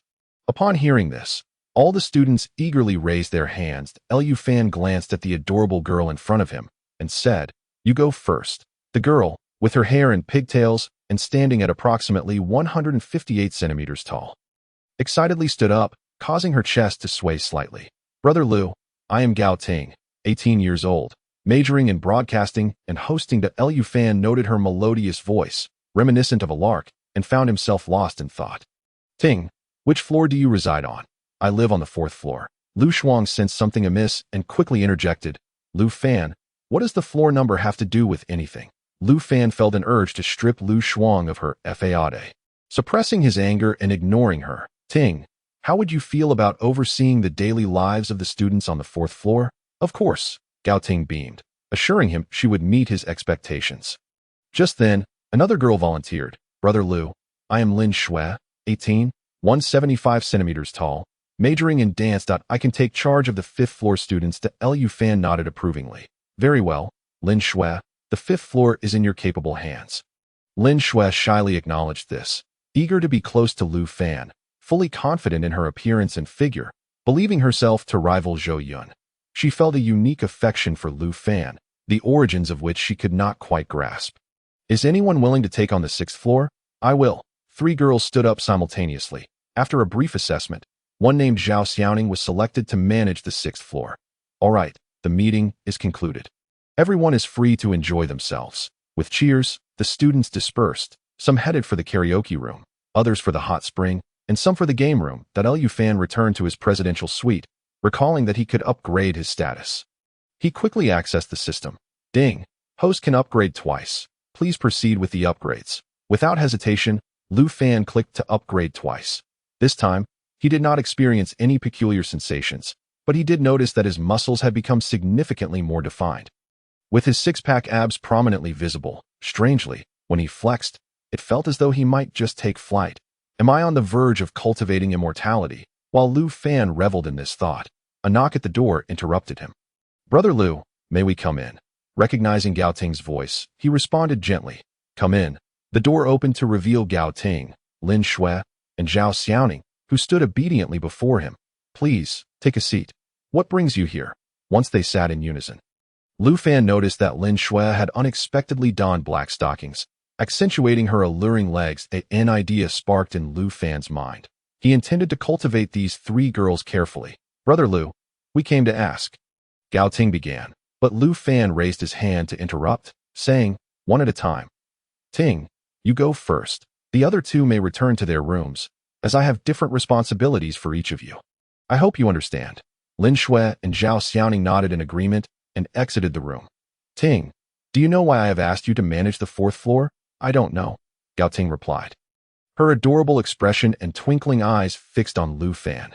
Firstly, you are quite beautiful, and secondly, you have a cheerful disposition that I truly appreciate girls like you. Gao Ting's cheeks flushed at his compliment, and she nodded obediently, a blush spreading across her face. Brother Lu, are you saying you like me? Lu Fan was taken aback by her directness, but managed to maintain his composure, aware of the need to uphold his righteous image. Of course, I like you. Miss Zhou Yun also holds you in high regard. Gao Ting's expression dimmed slightly as she nodded in disappointment. Lu Fan engaged her in casual conversation, aiming to ensure she would develop a deep affection for him. All right, Ting, go attend to your duties and bring Zhao Xiaoning back. Gao Ting beamed and exited the room, shortly followed by Zhao Xiaoning. At this moment, Lu Fan could finally take a good look at the young woman before him. Unlike Gao Ting and Lin Shui, Zhao Xiaoning, although also a university student, possessed an innate charm that made her every gesture and even a mere glance evoke a whirlwind of thoughts after taking a seat. Zhao Xiaoning playfully tossed her hair and gazed at Lu Fan with flirtatious eyes, exclaiming, Brother, I'm here. Lu Fan hastily suppressed his inner impulses and engaged her in conversation. During their exchange, Zhao Xiaoning erupted into joyous laughter at Lu Fan's words. Unconsciously inching closer to him, his humor and wit captivated her deeply, and now, a different emotion flickered in Zhao Xiaoning's gaze as she looked at Lu Fan that he mused to himself. Ah, indeed, university students are easily deceived. Back when I delivered takeout, a few sweet words could easily sway them. Observing that Zhao Xiaoning's eyes were nearly shimmering with affection, he decided it was time to let her go and summon Lin Shui. Zhao Xiaoning reluctantly nodded. Leaving the room. It was already past 10 in the evening, and most people had returned to their rooms to sleep. Lu Fan recalled Lin Shui's attire earlier and concluded that she must have an interest in him, which is why he saved her for last, to have a bit more time to converse with her. Brother, I'm here. Lu Fan looked up, his eyes widening in astonishment. Lin Shui was clad in a white camisole paired with an ultra-short skirt, complemented by over-the-knee white stockings. Her legs seemed to extend longer than Lu Fan's very life. With a bright smile, she sat beside him, her long legs awkwardly angled due to their length. Lu Fan swallowed hard, reminding himself to remain composed and maintain his image. Shui, your figure must be the best in your school, right? Upon hearing this, Lin Shui's cheeks flushed, and she shyly lowered her gaze, unable to meet Lu Fan's eyes. Though her heart was elated, I was the beauty pageant champion at school. Lu Fan chuckled and continued. It seems you must have many admirers. How many relationships have you had? Lin Shui was puzzled by his inquiry, yet her heart swelled with delight. Brother, what are you saying? There are very few boys at our school, and I don't like any of them, though. Then what kind do you like? Lu Fan teased her further. I like, Lin Shui stammered, her face turning crimson as her hands nervously gripped her short skirt. I like someone like my brother. Handsome, charming, mature, and composed. Lu Fan's lips curled into a smirk, his heart racing with excitement. Although he kept his composure, he then replied with a practiced line. I also like you. And Miss Zhou Yun, I like her very much too. Lin Shui, flustered, exclaimed, Brother, I didn't mean that. I mean that. Lu Fan feigned ignorance, asking, What do you mean? My feelings for you are of romantic interest, not merely friendship. Lu Fan feigned shock. Shui, you, how could you think such a thing? If Teacher Lu finds out, she will scold me. Lin Shui, still a child at heart, quickly responded. Teacher Lu cannot interfere with my feelings. Who I like is my own freedom. At this point, tears streamed down Lin Shui's face, her beautiful visage eliciting pity from anyone who beheld her. Sensing the moment was ripe, Lu Fan swiftly approached and grasped Lin Shui's hand, asking, Aren't you afraid your classmates will find out? What if they do? How will your brother maintain his dignity? Brother, Lin Shui sobbed. Rest assured, I won't tell anyone. I just hope you could give me a chance. Please don't reject me. Lu Fan turned his head away, suppressing his excitement, and feigned a sigh. There's plenty of time ahead. Let us take it slow. The most important thing now is your safety. Lin Shui, interpreting this as an implicit acceptance of her feelings, nodded joyfully and left the room. Late at night, Lu Fan lay on the bed of Nuda. Murmuring to himself, Lu Fan, you truly are a beast. In the days that followed, Lu Fan lived in this refuge alongside a group of people, while Lu Shuang gradually adapted to her new life. As her primary concern remained the students' well-being, seeing them live happily brought her satisfaction. Lu Fan, in turn, found himself increasingly reliant on him, as she realized that food seemed to be in endless supply. Even to the point of questioning whether Lu Fan was indeed a deity. Over the past month, Lu Fan's relationships with Gao Ting, Lin Shui, and Zhao Xiaoning blossomed rapidly, yet he maintained his persona. Seeking solace from Su Yu, Zhou Yun, and Li Qian when overwhelmed. Occasionally, he would sneak into the caravan late at night to study foreign languages, and as for Shun Mingming, he had not made any advances. One morning, after waking, Lu Fan picked up a letter from the floor. It was yet another love letter, the 13th one. Glancing at the name inscribed, he recognized it as Meng Ru, a girl from the 4th floor studying dance. Though her appearance was average, her figure was commendable. Lu Fan tossed the letter into the trash and was about to leave the room for a meal when Lu Shuang entered, carrying a tray of food. Lu Fan, I've brought you your meal. Lu Fan lit a cigarette and settled onto the sofa, savoring Lu Shuang's red braised prawns. Teacher Lu, I think it's time you change how you address me. He remarked while eating, it feels inappropriate for you to keep calling me by my name. Lu Shuang's cheeks flushed slightly. Then how about I call you little brother? Lu Fan shook his head, displeased with that title. Lu Shuang paused, unsure how to address him, and inquired, then what should I call you?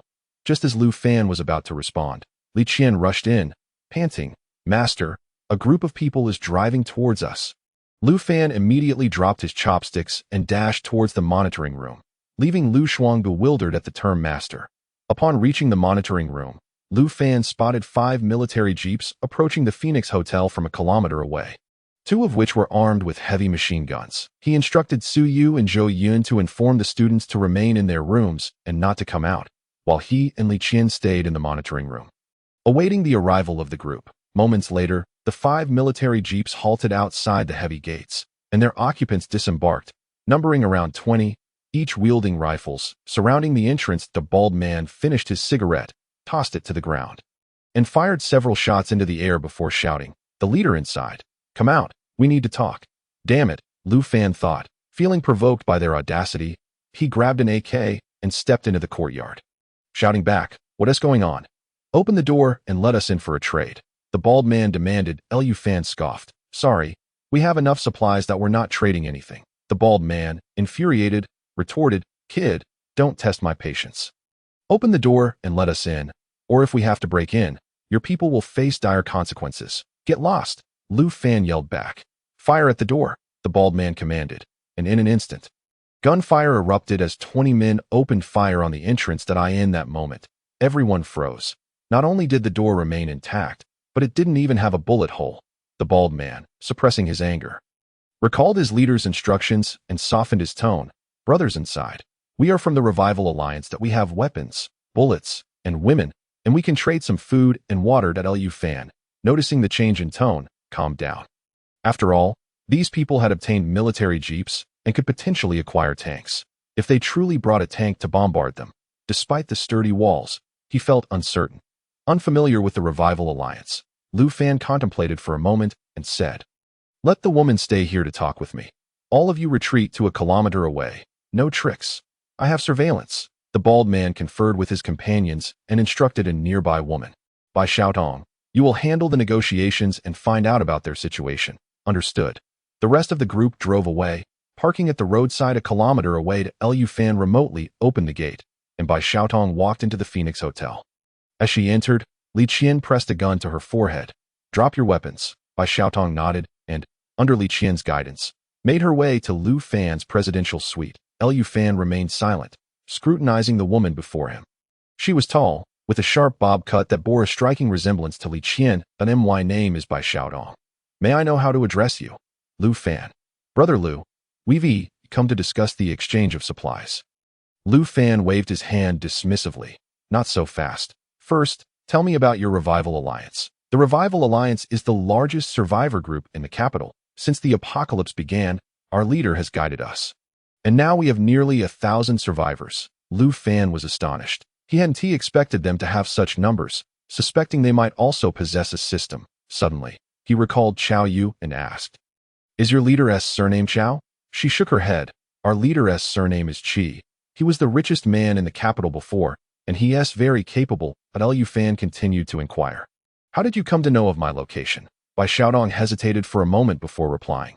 "We send people to various places to gather survivors. The Phoenix Hotel was discovered by one of our teams, who reported the situation to our leader, who subsequently dispatched us here." Lu Fan let out a cold snort. "I suspect your intentions of exchanging supplies are merely a facade. You truly wish for us to join your Rejuvenation Alliance." Bai Xiaodong was taken aback that he had guessed their motive. "We do not impose. While it may seem that your leader's territory is quite secure, ours offers even greater safety. For the sake of human civilization, I urge you to contemplate this that I ask for the exchange of supplies. That is indeed genuine. If you require anything, please feel free to ask. We only need food." Lu Fan pondered for a moment, surmising that their leader was likely not the system's owner. Otherwise, they would not be lacking food. He chuckled and said, "I must confess, I have a certain proclivity for beauty. Given your striking appearance, if I could barter for you with food, I might be inclined to consider." Bai Xiaodong was infuriated by Lu Fan's shamelessness, yet she struggled to contain her anger. "If you desire a beauty, I can report this to our leader. However, the food requirement is at least enough to sustain 300 people for a month." Lu Fan burst into laughter. "Are you jesting with me? Do you think I run a supermarket? Such a vast quantity of food. Where would I procure that? What can you offer? I only have instant noodles and dried noodles. If your leader agrees, I could provide you with 100 boxes of instant noodles." "What brand?" Lu Fan was momentarily taken aback by the question. "Kong Shifu and Yidong." "That I will relay your request to our leader. If there is nothing else, I shall take my leave." Lu Fan nodded and instructed Li Qian to escort her out of the hotel. Upon receiving Bai Xiaodong, the bald man hurriedly inquired, "What did you find out?" "The walls are blast-proof and sturdy. I did not discover anyone else in the hotel, but I suspect they are hiding upstairs. The man is a lecher. He is unwilling to join us and desires a beauty in exchange for food." The bald man laughed heartily. "Such lechers are easy to deal with. We can send someone over to administer a little drug, and he will be ours in no time." After their departure, Lu Fan reflected on Bai Xiaodong's words. Astonished by the formidable individuals capable of assembling a survivor alliance of nearly 1,000 members, far more impressive than the previous Chao Yu. Fortunately, his sanctuary was sufficiently robust, and they could not breach it. Relieved, he resolved to reveal his true self and swiftly secure Lin Shui, Gao Ting, Zhao Xiaoning, and Lu Shuang. That evening, Lu Fan summoned Lin Shui to his room. Lin Shui deliberately dressed provocatively, donning a cropped t-shirt, a short skirt, and gradient gray stockings paired with sneakers. "Brother, you called for me?" "Shui, aren't you cold dressed like this?" Lin Shui shyly lowered her head. "I wanted to look pretty for you, and your room isn't cold at all. It's even a bit warm." Lu Fan smiled, intentionally removing his shirt to showcase his 8-pack abs before slipping on a loose t-shirt. Lin Shui's heart raced. Her face flushed with embarrassment as she stole glances at Lu Fan. He smirked, realizing she had fallen for his ploy, and pretended to inquire, "Little Shui, I brought you here to ask. Previously, you expressed your fondness for me. Now, have you calmed down and realized it isn't merely a matter of romantic affection?" Lin Shui quickly clarified, "And no, brother, I like you even more now. I don't know if this annoys you, but I can't help myself that I would do anything for you." Her voice dwindled to a whisper. Barely audible, Lu Fan approached and ruffled her hair. "Ah, what a sin this is." Lin Shui seized the moment, tightly embracing Lu Fan's waist, her eyes glistening with tears. "Brother, we can be discreet. We won't tell anyone." Lu Fan feigned reluctance. "But wouldn't that be unfair to you?" "It won't be." Lin Shui replied cheerfully. "As long as I can be with you, I'm fine with anything." Lu Fan shook his head helplessly. "If so, you must promise to keep this a secret from everyone." Lin Shui stood up excitedly, nearly matching Lu Fan's height. "Brother, does that mean you agree?" Lu Fan nodded, and she joyfully kissed his cheek. "Then I'll head back now. If others see me, it could be bad for you." Wait, Lu Fan was not about to let her leave so easily. "How about you stay here tonight and sleep with me?" Lin Shui's cheeks blushed crimson at Lu Fan's words. her heart racing. "Brother," she hesitated, glancing at the door, her voice trembling. "But what if someone finds out? They won tea. It's quite safe here. Besides, we would only be sleeping." Lin Shui bit her lip and ultimately nodded, nervously clutching her clothing. "All right then, brother." Her eyes sparkled with both anxiety and anticipation. Lu Fan smirked, lifting Lin Shui in his arms and spinning her around. "Ah!" With her surprised exclamation, Lu Fan and Lin Shui embraced and fell asleep together at tea around 3 or 4 in the morning. Fearing discovery the next day, Lin Shui quietly left the room. Lu Fan scolded himself for being a beast, then contentedly drifted off to sleep. Chapter 38. The first step of the plan in high spirits. Lu Fan set his sights on Gao Ting the following day, just as he prepared to employ his previous tactics against her.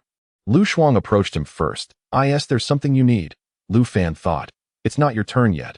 Why are you here?" Since Li Qian had called him master last time, Lu Shuang had felt uneasy. So she asked, "Last time that I heard Miss Li call you master? Is that true, or did I mishear?" Only then did Lu Fan realize, but he had no intention of feigning innocence before Lu Shuang. With a woman like her, long-term persuasion was futile. He needed to be assertive. "You did not mishear." Lu Shuang's eyes widened in disbelief as she gazed at Lu Fan. "How can you be like this?" Lu Fan calmly regarded her. "It's not as though I forced her to call me that. What nonsense! Who would willingly call someone master?" "Brother, I initially thought you were a good person who could provide a happy life for me and the students. But I never expected you to be this kind of person." Lu Shuang furiously admonished Lu Fan, citing all the principles she had learned throughout her life. "We are human beings. Every human possesses dignity. Without dignity, how are we any different from those zombies? Enough." Lu Fan took out a walkie-talkie and instructed Li Qian, "You 3 come to my room." Shortly after, Li Qian, Su Yu, and Zhou Yun arrived. Lu Shuang, seeing the 3, immediately questioned, "Miss Li, did you voluntarily call him master?" Upon hearing this, Li Qian quickly understood the situation and respectfully affirmed, "Indeed." Su Yu and Zhou Yun, also comprehending, chimed in, "So do I." Lu Shuang gasped, covering her mouth in astonishment. Pointing at the 3 of them, "You." Lu Fan interjected, "I told you, it was their choice. You 3 may leave. I have matters to discuss with teacher Li Qian," and the others nodded, not sparing Lu Shuang a glance as they exited the room. Lu Shuang collapsed onto the floor, shocked that the man before her had concealed his true nature so well, deceiving her and the students for so long. Lu Fan lit a cigarette and began his next plan. "Teacher Lu, I've taken good care of the children, Haven Ti, and I've treated you well too. Without me, wouldn't you all have starved or been killed by zombies long ago?" Lu Shuang nodded, conceding that point. "I won't deny that, but that doesn't justify your disrespect towards people." "Respect?" Lu Fan extinguished the cigarette and stood up. "I will continue to treat the students well as before. But you will need to change how you address me. You shall call me master." "What?" Lu Shuang trembled with rage, pointing at Lu Fan. "Didn't you say you wouldn't force me? How dare you humiliate me like this?" Lu Fan shrugged. "I am not forcing you. If you disagree, you may leave my sanctuary."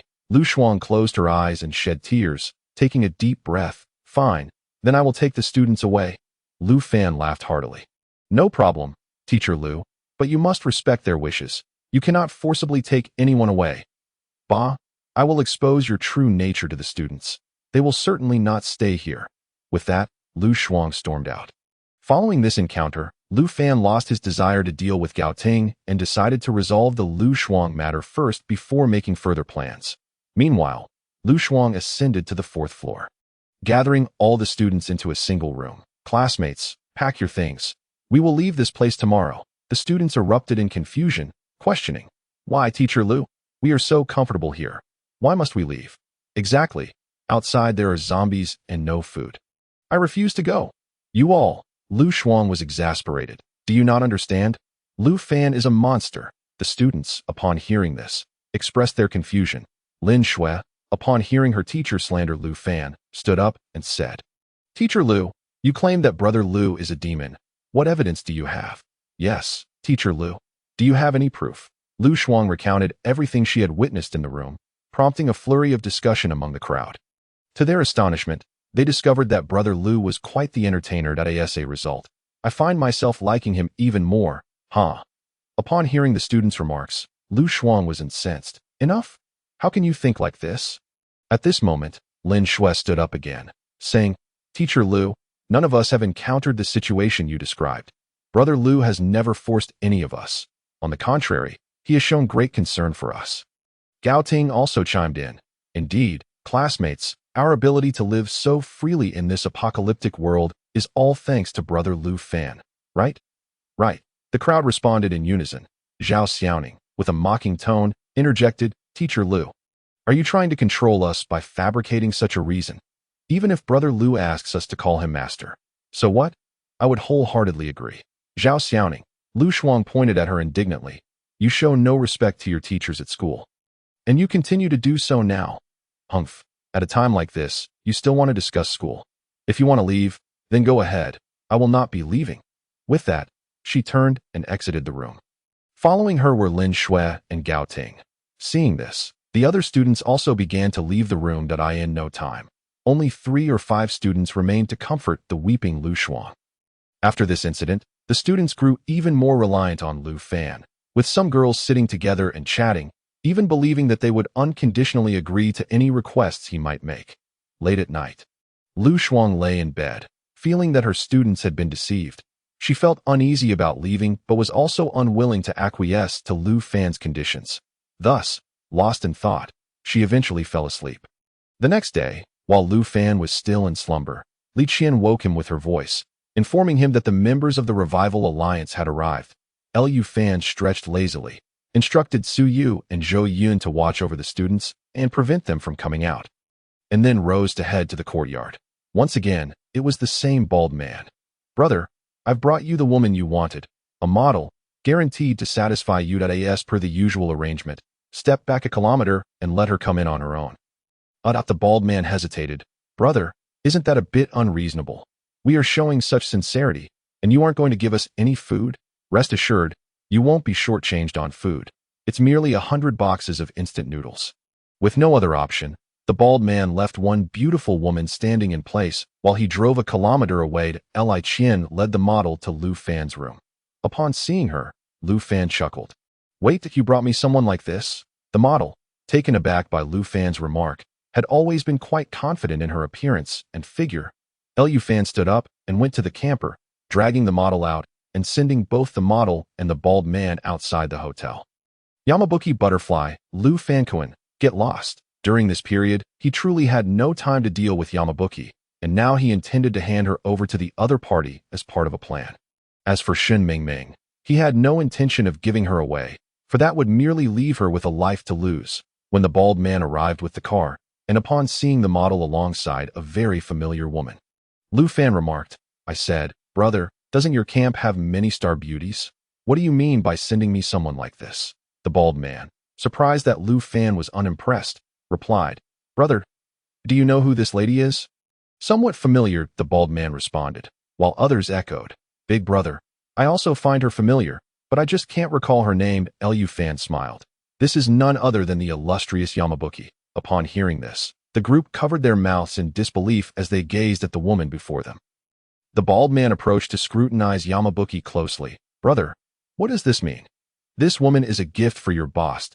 Doesn't he have stars in his hands? Send me a top-tier star instead. I'm willing to exchange 200 boxes of instant noodles for her. 200 boxes of instant noodles would suffice for 200 members of your Revival Alliance for a month. No problem. No problem, the bald man replied exuberantly. Rest assured, brother, this time you'll be satisfied. With that, he drove away from Phoenix Mountain in grand style. Chapter 39. The second step of the plan. In the military building of Beijing City, the base of the Revival Alliance housed nearly 1,000 survivors. Outside, nearly 100 people patrolled back and forth. The bald man's vehicle was inspected before being allowed inside. After disembarking, he hurriedly took Yamabuki to the office of the leader of the Revival Alliance. Boss. The man in the office frowned slightly. Baldy. What is it? The bald man respectfully stood outside. Boss, there's someone who wishes to meet you. You will undoubtedly be pleased. Oh, come in. The bald man led Yamabuki into the room. Boss, this is a star from the island nation. Miss Yamabuki. The man instantly rose from his chair with a smile and walked over. Hello, Miss Yamabuki. Hi, arigato. Huh, the man laughed heartily. Baldy, how did you find Miss Yamabuki? The bald man recounted the events in detail, causing the man's brow to furrow slightly. So greedy, if it weren't for the fact that he sent Miss Yamabuki to me. Humph, the bald man cautiously inquired.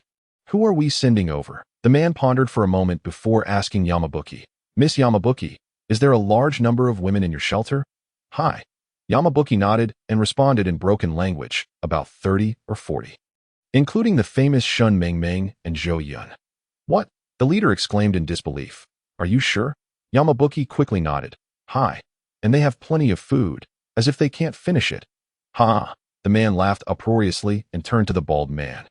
Tell all the leaders, we will hold a meeting tomorrow to prepare for an attack on the Phoenix Hotel. Meanwhile, inside the Phoenix Hotel, Li Qian expressed her concerns. Master, if Miss Yamabuki informs them about our situation, including news of Sister Zhou Yun and Shin Mengmeng, they might come to attack us. Lu Fan smirked. It's not a matter of if. It's a certainty that they will come. Ah, what should we do? Zhou Yun, frightened, worried that Lu Fan might lose and others would abduct her. Now, she had deeply fallen in love with Lu Fan and wished to be with him at all times. Don't worry. I have a plan, Lu Fan replied, rising. You three, keep a close eye on the students. I need to step out for a bit. Lu Fan donned his protective gear, drove the camper away from Phoenix Mountain, and currently had no inclination to check on Shun Mengmeng inside. To deal with such a vast organization, he would have to rely on mutated zombies. As Lu Fan drove towards Haisher, he pondered. Haisher was not far from Beijing City, and it housed a particularly formidable mutated zombie. He could seek a collaboration with it. After more than an hour, Lu Fan arrived in Haisher. This time, he didn't conceal the camper, but drove ostentatiously along the road, occasionally honking the horn. Sure enough, it wasn't long before zombies began to surround Lu Fan's camper. Holding a walkie-talkie, Lu Fan shouted, "Bring your boss out. I have business to discuss." Before Lu Fan could finish, the familiar mutated zombie appeared in front of the camper. This time, the mutated zombie seemed even more exaggerated than the last encounter. Its physique wasn't massive, but it exuded intelligence, clad in brand new clothing. With its hands clasped behind its back, apart from its terrifying exterior, it appeared entirely human. Lu Fan shook his head in disbelief. This is utterly absurd. What do you want? The mutated zombie's voice was far more articulate than the last one Lu Fan encountered. Suppressing his inner tension, Lu Fan stated, I am here to discuss a collaboration. Speak. Damn. So aloof. Lu Fan chuckled and continued. There are no survivors left in Haisher. You must be in dire need of humans for evolution. How do you know that? Zhou Yin informed me. Upon hearing this, the mutated zombie understood everything and let out a roar. You killed Zhou Yin.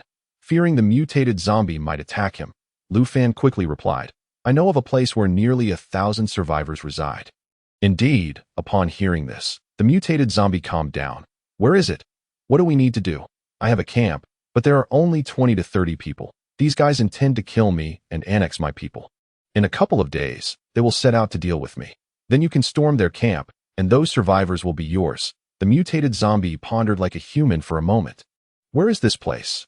Beijing City. The mutated zombie revealed a chilling smile as it fixated on Lu Fan. Kid, I remember you. These people are enough for me to evolve several times that I must remind you that this group possesses formidable firepower.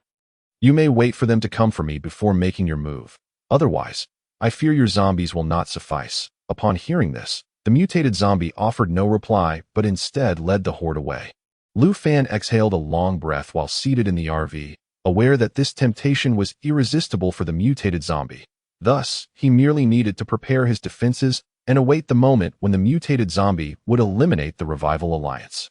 Lu Fan hastily drove back to Phoenix Mountain, planting several landmines along the way. Just these few mines would suffice. They wouldn't kill you. Whistling, Lu Fan returned to the Phoenix Hotel, where Li Qian and the others noticed his good mood. Concluding that matters were likely under control at that moment, Gao Ting bounced into Lu Fan's presence, and he couldn't help but swallow hard at the sight of her swaying form. Suu, observing from the side, silently compared herself and sighed before departing. Brother Lu, is there some danger recently? I've noticed that both Suyu and Zhou Yun have asked us to stay in our rooms twice now. Lu Fan's gaze remained fixated on her chest, an intentional display to gauge Gao Ting's reaction. No need to worry. Ting Ting. Are you afraid I can't protect you? Gao Ting blushed upon realizing Lu Fan's lingering gaze. Feigning anger as she retorted, Brother, what are you looking at? How embarrassing. Lu Fan awkwardly scratched his head, replying, my apologies, Ting Ting. Your figure is simply too captivating to at his words. Gao Ting felt both flustered and elated. I'm ignoring you. Brother, that I'm going back now. With that, she stood and left the room. Lu Fan intended to keep her there, but a thorn pricked at his heart, and he knew that until he removed it, he wouldn't have the inclination to concern himself with the matters of human procreation. The next day in Jing City, at the Revival Alliance headquarters, a large conference room was filled with people. A man surnamed Qi sat in the main seat, signaling for silence. All rose and bowed, respectfully calling, Boss Qi, before taking their seats. Boss Qi had conversed extensively with San Shang the previous day, gaining insight into many aspects regarding Lu Fan. As well as learning a fair amount of Japanese, that he shared the fundamental information with everyone, saying, so, what do you all think? 2 major celebrities and around 20 to 30 university students. More importantly, there is food. It is said to be in abundance. Boss, do we even need to think about it? We must seize him, another exclaimed. Indeed, boss. Those are Zhou Yun and Shen Mingming. Bai Xiaotong sighed as she observed the crowd's expressions. Do you all know what the defense measures at the Phoenix Hotel are like? They have military-grade blast walls. How are we supposed to breach that? At this point, Boss Qi spoke up. Xiaotong is correct. Moreover, Lu Fan managed to construct a shelter in just 3 days. That I sense he is no ordinary individual. The temptation is great, but so is the danger. The crowd buzzed with discussion. 3 days to build a shelter? That seems implausible. Boss, are you sure your source is accurate? Boss Qi refrained from sharing Sin Shang's information with others. That I initially didn't believe it either, but the other party guaranteed it with their life. So I'm sharing this with you all for analysis. At this moment, a tall, muscular man, approximately 6 feet 3 inches, stood up. Boss, I believe this is impossible. Perhaps Lu Fan has already built the shelter, but hasn't informed anyone. Which is why this rumor persists. I think we should take the risk. That much food would sustain us for quite a while. Exactly. Just say the word, boss, and we'll charge in right now. Boss Qi also stood, addressing everyone. Prepare your gear and weapons today.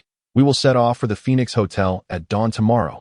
Chapter 40. The Revival Alliance's assault. Early the next morning, the Revival Alliance dispatched 4 squads, totaling around 80 individuals. All were equipped, driving 5 military jeeps and a truck as they set off toward Phoenix Mountain.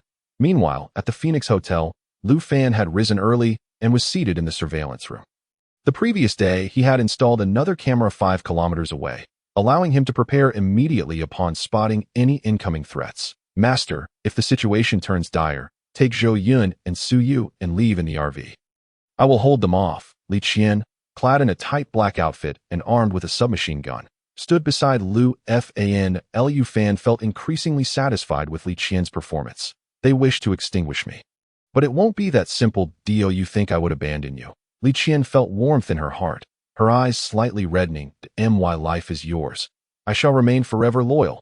Around 10 in the morning, Lu Fan picked up a water cup to drink when a scene on the monitor caused him to spring to his feet. Li Qian, proceed to the hotel rooftop as planned, and be sure to stay safe. I'll wait for them to arrive. Understood. Li Qian cast a worried glance at Lu Fan before turning to leave. Lu Fan anxiously watched the monitor, and when they were 3 kilometers from the Phoenix Hotel, he heard a loud bang as the 2 front vehicles exploded in an instant, flames erupting dramatically. Lu Fan erupted into laughter at the sight. Landmines. The man leading the charge was Zhao Jiang, the captain of the 1st squad and Boss Qi's most valued associate. That a former Special Forces soldier, he had garnered Qi's favor even more after the disaster. He hurriedly ordered a retreat and organized his men for a rescue. But the landmines had wrought havoc, claiming the lives of nearly 30 individuals in those 2 vehicles, including 1 captain. Lu, I will tear you limb from limb. Zhao Jiang seethed, his face flushed with rage. Having already lost nearly 30 men before the battle had even begun, he feared for his own life should his boss learn of this. Everyone, get out of the vehicles. We will move through the nearby woods. The others stood frozen, paralyzed by the threat posed by the landmines, fearing more might be hidden in the woods. Captain Zhao, we can't gamble with our brothers' lives. What if Lu has planted more mines in the forest? We should retreat and strategize. Retreat. You can go back on your own. A bunch of cowards. I am the commander here. Zhao Jiang barked angrily. I will lead the way. Follow my path. With that, Zhao Jiang strode into the woods. and the others, albeit reluctantly, fell into line behind him. In Jing City, a horde of zombies charged wildly toward the headquarters of the Revival Alliance. These zombies had come from Haishur, and at that moment, the mutated zombie wore a smile, standing at the rear of the horde, directing the assault against the Revival Alliance. Boss Chi, for some reason, those zombies have suddenly launched an attack on us. We can barely hold them off. What? Boss Chi, who had been preparing to discuss the allure of language with Sen Shang, rushed outside to assess the situation. Upon seeing the chaos, his face turned pale, and he trembled as he commanded, "Have everyone resist the zombie onslaught. Remember, everyone, men, women, and children. Understood. Should we send someone to call Captain Zhao and the others back?" Boss Chi kicked the man to the ground, exclaiming, "Are you out of your mind? That's a round trip of nearly 3 hours. Their vehicles are slow. If we wait for them to return, we will already be dead." The man scrambled to his feet, fleeing without a backward glance. Over 1,000 zombies surged into the Revival Alliance's headquarters, gunfire and cries of despair overlapping, creating a cacophony that echoed throughout Jing City. At that moment, the earlier batch of zombies also charged over. The same ones that had previously decimated the Survivor Alliance. Their leader had undergone multiple evolutions, and had Lu Fan been present, he would surely recognize them. Meanwhile, at the base of the Dihao Hotel, a man revealed a chilling smile. "Humph, I finally awaited this day." The 3-kilometer distance was not particularly long, and Zhao Jiang led his men to the entrance of the Phoenix Hotel. He rudely shouted, "Lu Fan, come out. You've killed so many of my men. Hand over Zhou Yun and Shun Mengmeng, and I might let you keep your corpse intact." Lu Fan had long been waiting in the courtyard for their arrival. After finishing his cigarette and stamping it out, he said languidly, "Oh, look who it is, a new fool. But it matters not. You're all just a bunch of pawns. Even if you're the boss. I want to open the door." "You worthless scum," Zhao Jiang fumed. "You cowardly turtle. All you can do is boast from inside. Do you dare to fight me to the death? Do you think I'm an idiot?" Lu Fan retorted without reservation. Now that the facade was shattered, he no longer cared. "You think Zhao Jiang forcibly compelled himself to calm down. Lu Fan, let us go. Upon my return, I shall inform the boss. And from henceforth, we shall maintain a respectful distance. Do you believe this is a hotel where one can come and go as they please?" Zhao Jiang paused, bewildered, and asked, "Isn't this just a hotel?" "Nonsense. This is my sanctuary, my home. You dare to invade my abode. Do you think I shall let you leave? As for your so-called boss, you might never see him again." "What do you mean by that?" At this moment, Zhao Jiang felt a sense of foreboding and hurriedly inquired, "Have you dispatched someone to attack our headquarters?" Lu Fan divulged all the information to him, for he sensed that the zombies had already breached the Revival Alliance. Even if they hadn't yet, by the time Zhao Jiang and his cohort returned, it would be too late. "You beast! That involves the lives of thousands." Zhao Jiang seethed, grinding his teeth, his entire body trembling. Chapter 41. The appearance of Chao. "You are the members of your Revival Alliance human, while those of us from the Phoenix Hotel are not. Were it not for your incessant provocations, would I have to think of ways to deal with you?" Zhao Jiang fell silent, glancing at another captain beside him, who nodded and stealthily retrieved a black object from his bag, presenting it to Lu Fan. "In that case, how do you intend to deal with us? Naturally, you must die." Upon hearing this, Zhao Jiang roughly deduced Lu Fan's location and shouted, "If you wish for my demise, then you shall perish first." He hurled the object in his hand into the Phoenix Hotel. It was a grenade, akin to the Grim Reaper, drawing ever closer to Lu Fan. "Master." Just as the grenade reached its apex, Li Qian pulled the trigger, and a deafening explosion ensued. Lu Fan's eardrums reverberated with a buzzing sound, but fortunately, he was uninjured. Shaking his head, he dashed toward the hotel, fearful that another grenade might be thrown to Li Qian. "Open fire and eliminate them." Following her command, Li Qian seized the sniper rifle and began shooting at the group outside, causing them to scatter in terror. "Do not flee. Fire at the rooftop to cover everyone's retreat to the woods. We shall regroup where we parked." With that, several individuals fired at Li Qian on the rooftop, forcing her to take cover, while the others swiftly evacuated. Meanwhile, due to the earlier explosion, zombies from miles around converged upon the Revival Alliance, engaging them in brutal combat. Amidst the chaos, no one paid attention to Li Qian on the rooftop, who readied her sniper rifle again, exhilarated by the prospect of shooting. In less than 10 minutes, The group suffered casualties, with some dead and others injured, while a few managed to escape into the woods. Li Qian reported to Lu Fan, "Master, most of them are dead, with only a handful fleeing into the woods. I cannot continue sniping. Return. There is no need to wipe them out completely." Upon hearing this, Li Qian stowed her weapon and returned to the monitoring room. What transpired at Lu Fan's location was merely a skirmish. Far away in Jing City, the Revival Alliance was embroiled in chaos. Two mutant zombies led a horde against the Revival Alliance members, with some zombies attacking their own kind in a bid to kill more humans. Once a formidable force of nearly 1,000, the once glorious Revival Alliance was now engulfed in flames, with screams echoing throughout that moment. Boss Chi was hiding in his office, packing his belongings, intending to flee with his confidant and a few attractive stars to start anew elsewhere. Just then, a figure wielding a long knife burst into the Revival Alliance, indiscriminately slaughtering zombies. This person moved with astonishing speed. The zombies barely had time to react before their heads were severed. What a delight! All the zombies soon realized something was amiss and charged at this individual. Yet, instead of fleeing, the figure, filled with excitement, charged back. This figure was none other than Qiao Yu, another system bearer. He reveled in the thrill of dispatching zombies, and the two leading mutant zombies recognized his prowess and pursued him. After a deafening roar, all the zombies halted, encircling Qiao Yu with fierce glares. Qiao Yu brandished his knife before him, calmly declaring, "Do you two worthless beings wish to challenge me?" The two mutant zombies felt an overwhelming sense of dread as they gazed at the human before them. The mutant from Haishur spoke first. "I never imagined there could be such a formidable human." The mutant from Jing City then recognized him. "It's you. Today, I have already had my fill of killing. If you wish to continue, I shall gladly oblige." Wiping the blood from his knife, Qiao Yu warned, "If you have any sense, you should leave immediately." The two mutant zombies cast one last resentful glance at the surviving members of the Revival Alliance before turning to depart. In truth, Qiao Yu did not wish to eliminate the mutant zombies. He found them useful. Only mutant zombies could rally the ordinary ones, which was essential for Qiao Yu's continual evolution. Once the zombies had departed, the members of the Revival Alliance felt a wave of relief wash over them. Collapsing to the ground in tears, Qiao Yu pointed to one individual nearby, instructing, "You, take me to your boss." This person, having witnessed Qiao Yu's prowess, nodded vigorously and led him to Boss Chi's office. Upon entering, Qiao Yu plopped down on the sofa and, without preamble, asked, "What happened to the people you dispatched today?" Boss Chi, having witnessed the slaughter from above, recounted everything without a hint of concealment. "You mean the person not only has ample supplies, but also constructed a shelter within 3 days? Indeed, little brother, every word I speak is the truth. I dispatch people to seize some supplies, but that person's shelter is impenetrable.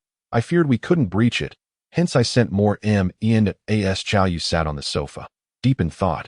A subordinate rushed in.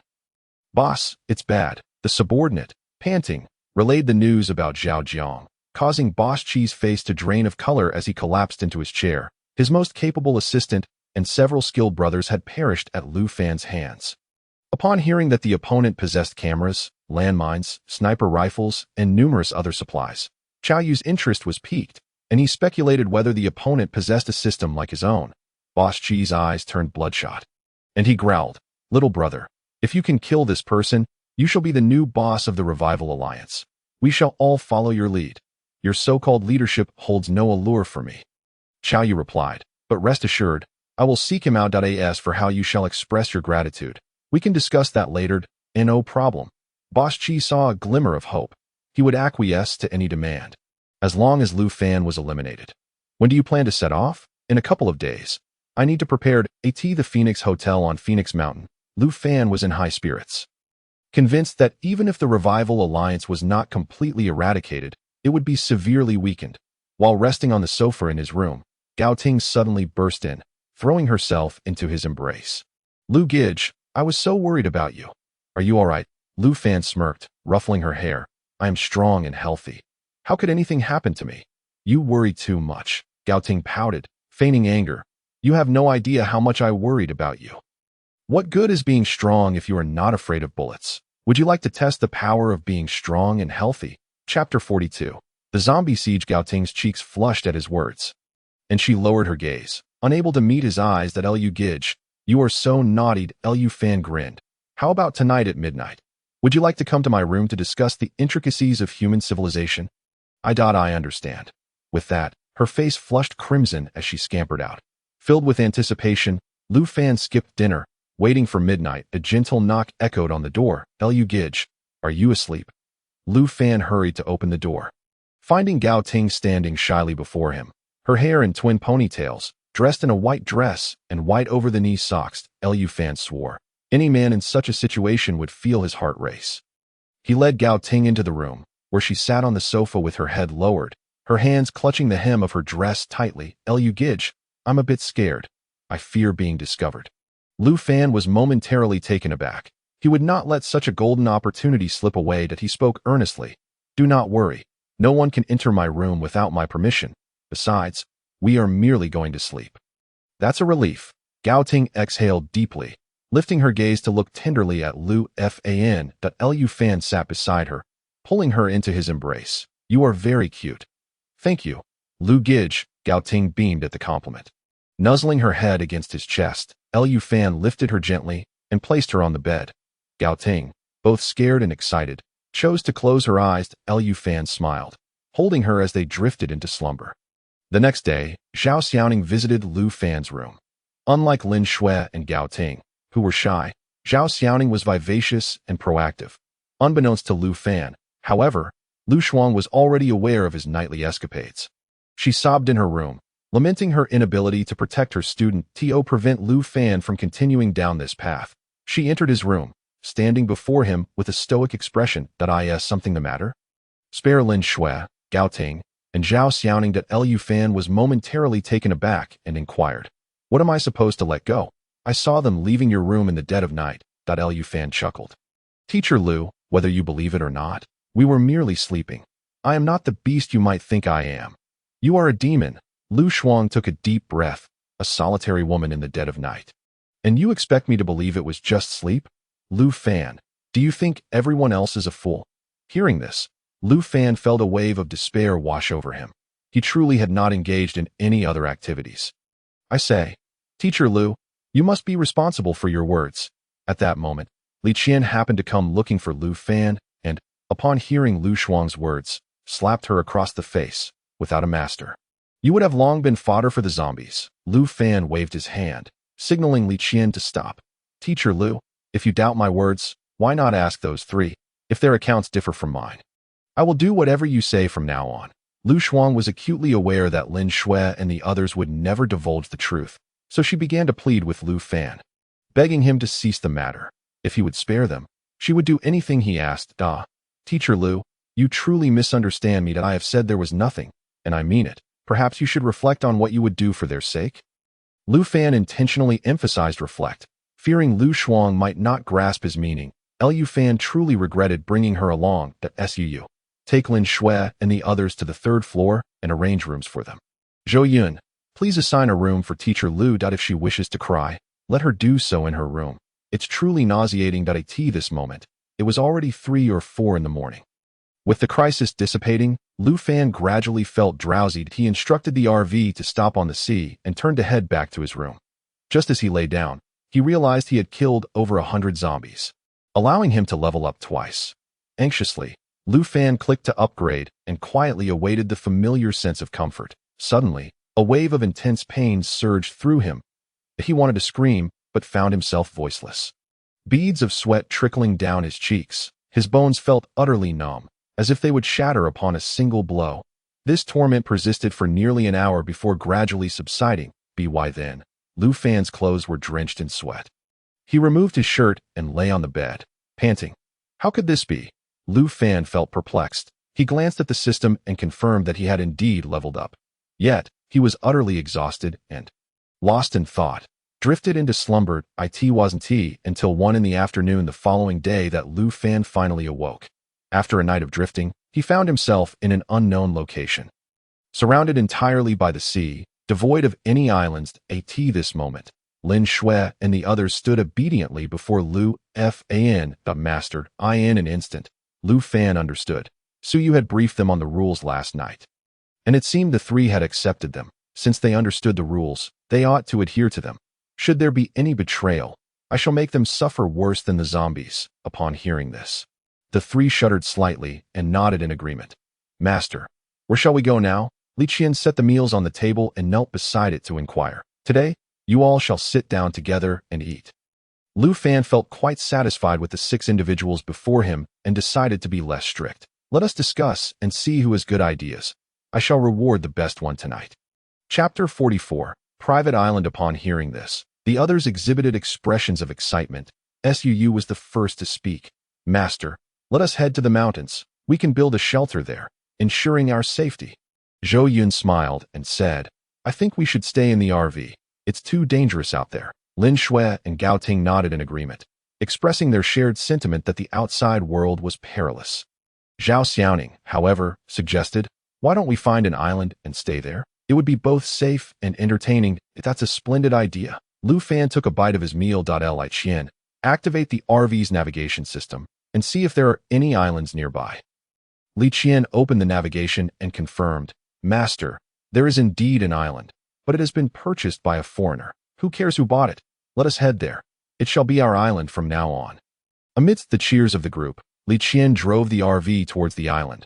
The map indicated it was nearby, yet they drove for an entire day before finally arriving, with a mix of trepidation. The RV reached the island, only to reveal an unexpected sight. A magnificent villa stood before them.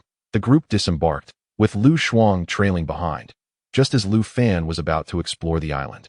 A few foreigners suddenly emerged, wielding clubs and eyeing Lu Fan and his companions warily. "Who are you?" "What?" Lu Fan glanced at the foreigners, fearing they might draw weapons. Yet upon seeing their clubs, he deduced they were likely unarmed. "Teacher Lu, what are they saying?" Lu Fan asked Lu Shuang, who approached the foreigners to negotiate. After a brief exchange, she returned to inform Lu Fan that they claimed this was their island and demanded they leave immediately. Lu Fan erupted with laughter and replied, "Me no go, understand?" The foreigners obviously did not comprehend his words and approached with their clubs, intent on teaching Lu Fan a lesson. "Stop!" Suddenly, several women emerged from the villa and approached Lu Fan. "Hello, my name is Linda." Lu Fan gazed at the blonde, blue-eyed foreign beauty and felt a sudden urge to learn a foreign language. He feigned courtesy, saying, "Hello, I am Lu Fan. You are very beautiful. Thank you." The beauty maintained a cold demeanor, dressed in tight jeans and high heels, gazing at Lu Fan with an expressionless face. "First, we have little food left, and second, this is our island. Please leave the Lu Fan was unperturbed by her claims of food scarcity. He had plenty to spare. "As long as you allow me to stay here, I shall provide all your food." "Really?" Linda exclaimed, jumping with excitement before suddenly growing anxious. "But there are 6 of us, 3 men and 3 women. Are you sure your food will suffice?" Lu Fan smirked, but remained silent, glancing back at Li Qian. She returned to the RV and brought out a box of instant noodles and a box of bottled water. Placing them on the ground, "Wow!" The foreigners leaped with joy upon seeing the food. Since the apocalypse began, their supplies had dwindled drastically, and fortunately, some wild fruits on the island had kept them from starving. "You can take these for now. If you need more, just come find me." Lu Fan stood before them like a savior, but he warned, "If anyone attempts to seize my supplies, my weapon will show no mercy." Linda quickly shook her head, as did her companions. "Rest assured, the villa has many vacant rooms. You may stay as you wish." Lu Fan nodded and entrusted the room arrangements to Li Qian. Before long, they had settled into their respective rooms. "Master, these foreigners are untrustworthy. I sense they will eventually harbor ill intentions toward our supplies, and those 3 men look at us in a most unsettling manner." "I am well aware." Lu Fan munched on a lamb leg while replying. "Be extra vigilant and remind them to lock their rooms at night. If anything occurs, alert me immediately." All the girls, except Lu Shuang, nodded in agreement. As night fell, everyone fell into a deep slumber, but Lu Shuang stealthily left her room and approached Linda's. "Linda, are you asleep?" "Who?" "It's me, Lu Shuang." Linda, puzzled, rose to open the door. "What is it?" "Shoo."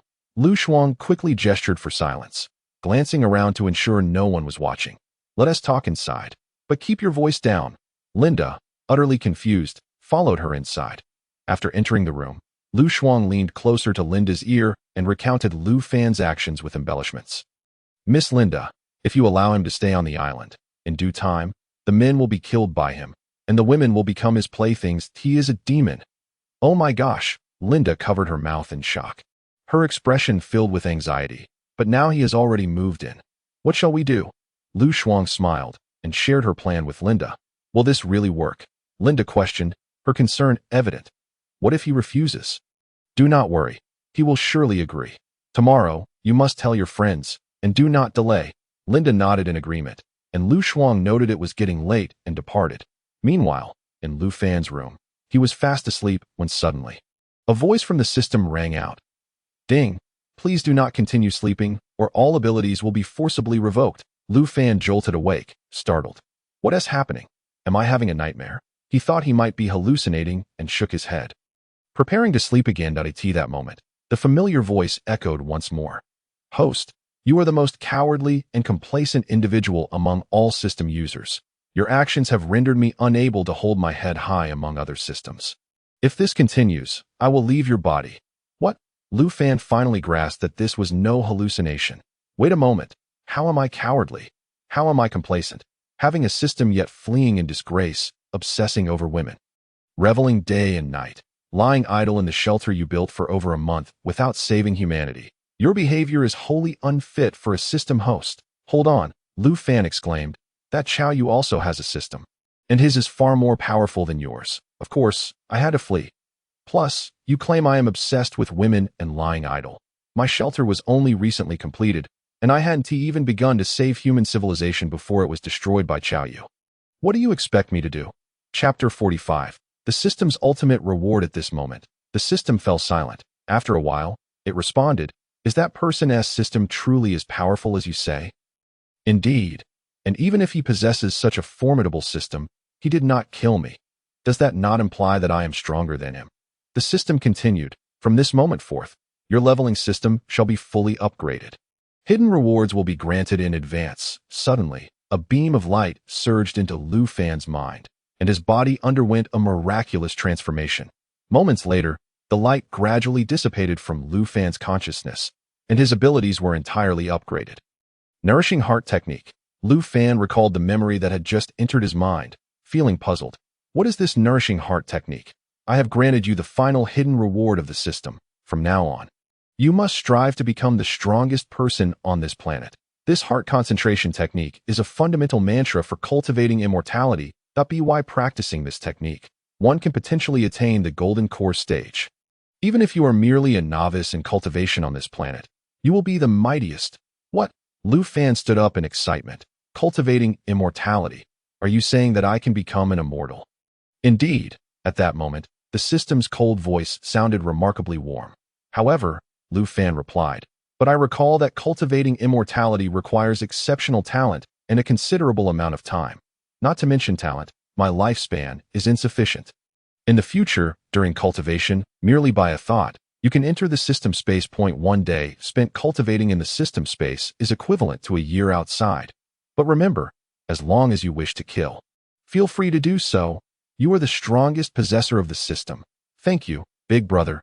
Thank you, Lu Fan said with a beaming smile. I'll remember this. Just watch. After waiting for a while and noticing the system remained silent, he exhaled deeply and sat down. He never expected this little system to be so generous, giving him such a precious item at the slightest provocation. Lu Fan lay on his bed, and with a thought, he entered the system space. Inside this space, it was pitch black, as if he were in a black hole. Lu Fan mimicked what he had read in novels and sat cross-legged, allowing the heart concentration technique to flow freely.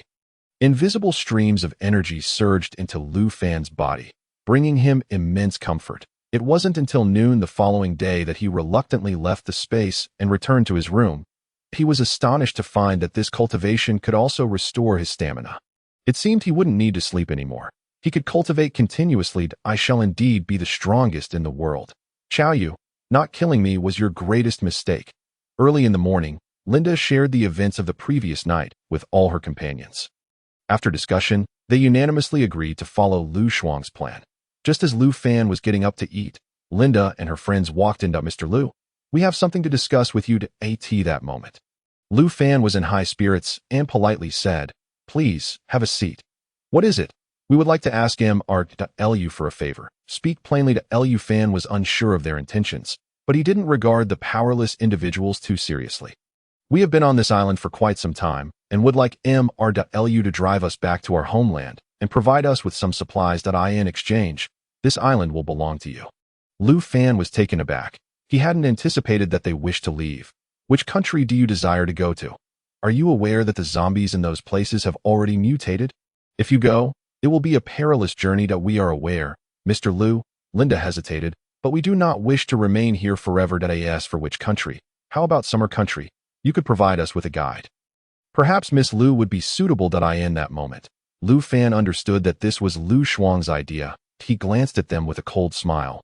He was indifferent to this matter, and since Lu Shuang was intent on such folly, he would let her be. Very well. Since you have made your decision, prepare your belongings. I will arrange for someone to escort you. Upon hearing Lu Fan's response, the group was elated and hurried back to their rooms to pack. Lu Fan turned to Suyu beside him and said, "Go fetch Lu Shuang." Before long, Lu Shuang entered the room. Although she appeared calm, her heart was racing with anxiety. There's something you need? You needn't pretend to be oblivious, Lu Fan taunted. I know very well what you're scheming. Lu Shuang, somewhat frightened, asked, Lu Fan, are you unwilling to let me go? I assure you, even if it costs me my life, I will not yield to you. Since you wish to die, I shall grant your wish. Accompany these people back, and you need not worry about me. The zombies will devour you. Pack your things. Shortly, Li Qian will escort you away. After about an hour, Linda and her group, along with Lu Shuang, boarded the vehicle. For safety's sake, they were locked inside until they reached their destination. Once they departed, Su Yu, Zhou Yun, and Lin Xuan no longer held back, each showcasing various outfits, from maid costumes to JK uniforms and body-hugging skirts, all in an effort to win Lu Fan's favor. Yet, Lu Fan, like a sage, instructed everyone not to disturb him unless there was an urgent matter, and retreated to his room to cultivate in secret. Lin Shui called Gao Ting and Zhao Xiaoning into her room, saying earnestly, if we continue like this, we will eventually be abandoned by Lu Ge. I feel the same way, Zhao Xiaoning chimed in. Zhou Yun is a superstar, so you has been with Lu Ge from the beginning, and Li Qian is his trusted aide. We arrived late. We must demonstrate our worth to remain by Lu Ji's side. What shall we do? Gao Ting asked anxiously. Lin Shui whispered, from now on, we three shall support one another. Lu Fan remained blissfully unaware of the psychological machinations of the three women. He was deeply engrossed in his cultivation. A few days later, Li Qian returned to the island, and Lu Fan did not venture out, leaving everyone perplexed. However, as long as they had food and drink, they didn't mind. After several more days, Lu Fan finally emerged from the space. Exhilarated to find he had reached the second level of qi refinement, Lu Fan felt the transformation in his body, realizing he had achieved the second level in less than a week. If this continues, could I reach the fabled golden core stage in a year? It seems I am truly destined to become an immortal. Seeing Lu Fan Rare leave his room, Su Yu, Zhou Yun, and Lin Shui hurried over, their expressions eager as if they wished to devour him. Master, you are finally out. Yes, Master. We missed you terribly. You must take care. Lu Fan recalled how he had not discussed knowledge with them in recent days. And now that he had embarked on the path of cultivation, he wished to test his strength. Chapter 46. The power of the second level of qi refinement. It was already around 4 or 5 in the afternoon. Lu Fan smirked, eager to test the strength he had gained from his cultivation, albeit wary of losing control and causing an incident. Master, what have you been doing in your room all this time? Su Yu asked curiously, tilting her head that Lu Fan certainly wouldn't disclose his activities, so he concocted a casual excuse. By the way, Li Qian, do you know where Lu Shuang and the others plan to go? Li Qian shook her head that I dropped them off near the seaside city. They did not tell me their exact destination, but based on Lu Shuang's character, I suspect she will seek out her student at the Phoenix Hotel. Lu Fan nodded. Without me, the Phoenix Hotel's doors will not remain open. I suspect it has already been overrun by zombies. He thought to himself that he needed to hasten his cultivation to reach the foundation establishment stage.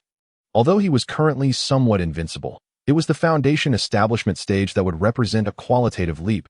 In this way, I can dominate the entire Blue Star. For the next month, Lu Fan remained in the space, cultivating whenever he wasn't eating. He initially intended to eat less, but to avoid arousing suspicion, he reluctantly emerged each evening to dine, before continuing his cultivation. A month later, Lu Fan awoke in his room. glancing at the time to find it was 3 in the morning. The others were all asleep, but he stepped outside the villa, activated the spiritual energy within him, and with a thought, he stepped into the air. However, due to his low cultivation level, he soon had to stop. Once I reach the 3rd level of Qi refinement, I will be able to fly. Lu Fan laughed excitedly, returning to the villa. According to the system, I am now invincible on this entire planet. There's no need to stay in this wretched place that I in a few days. I shall return to Summer Country. The next day, Lu Fan informed the others of his plans to return. Upon hearing this, they all appeared somewhat disheartened. Master, why must you go back? We are safe and comfortable here. Is that not enough? Yes, Master. Returning means facing zombies and other survivors. It's far too dangerous. Lu Fan's cold gaze swept over them. And the terrifying aura caused the 6 of them to lower their heads, too frightened to meet his eyes. Their bodies trembled as they dared not speak. They could not understand why Lu Fan now exuded an aura several times more powerful than before. Just a single glance felt like falling into an icy abyss, rendering them powerless. We were wronged, Master. Lu Fan retracted his aura and spoke slowly. Staying here is meaningless. I have 2 objectives for my return. The first is to construct a large shelter capable of accommodating over 10,000 people.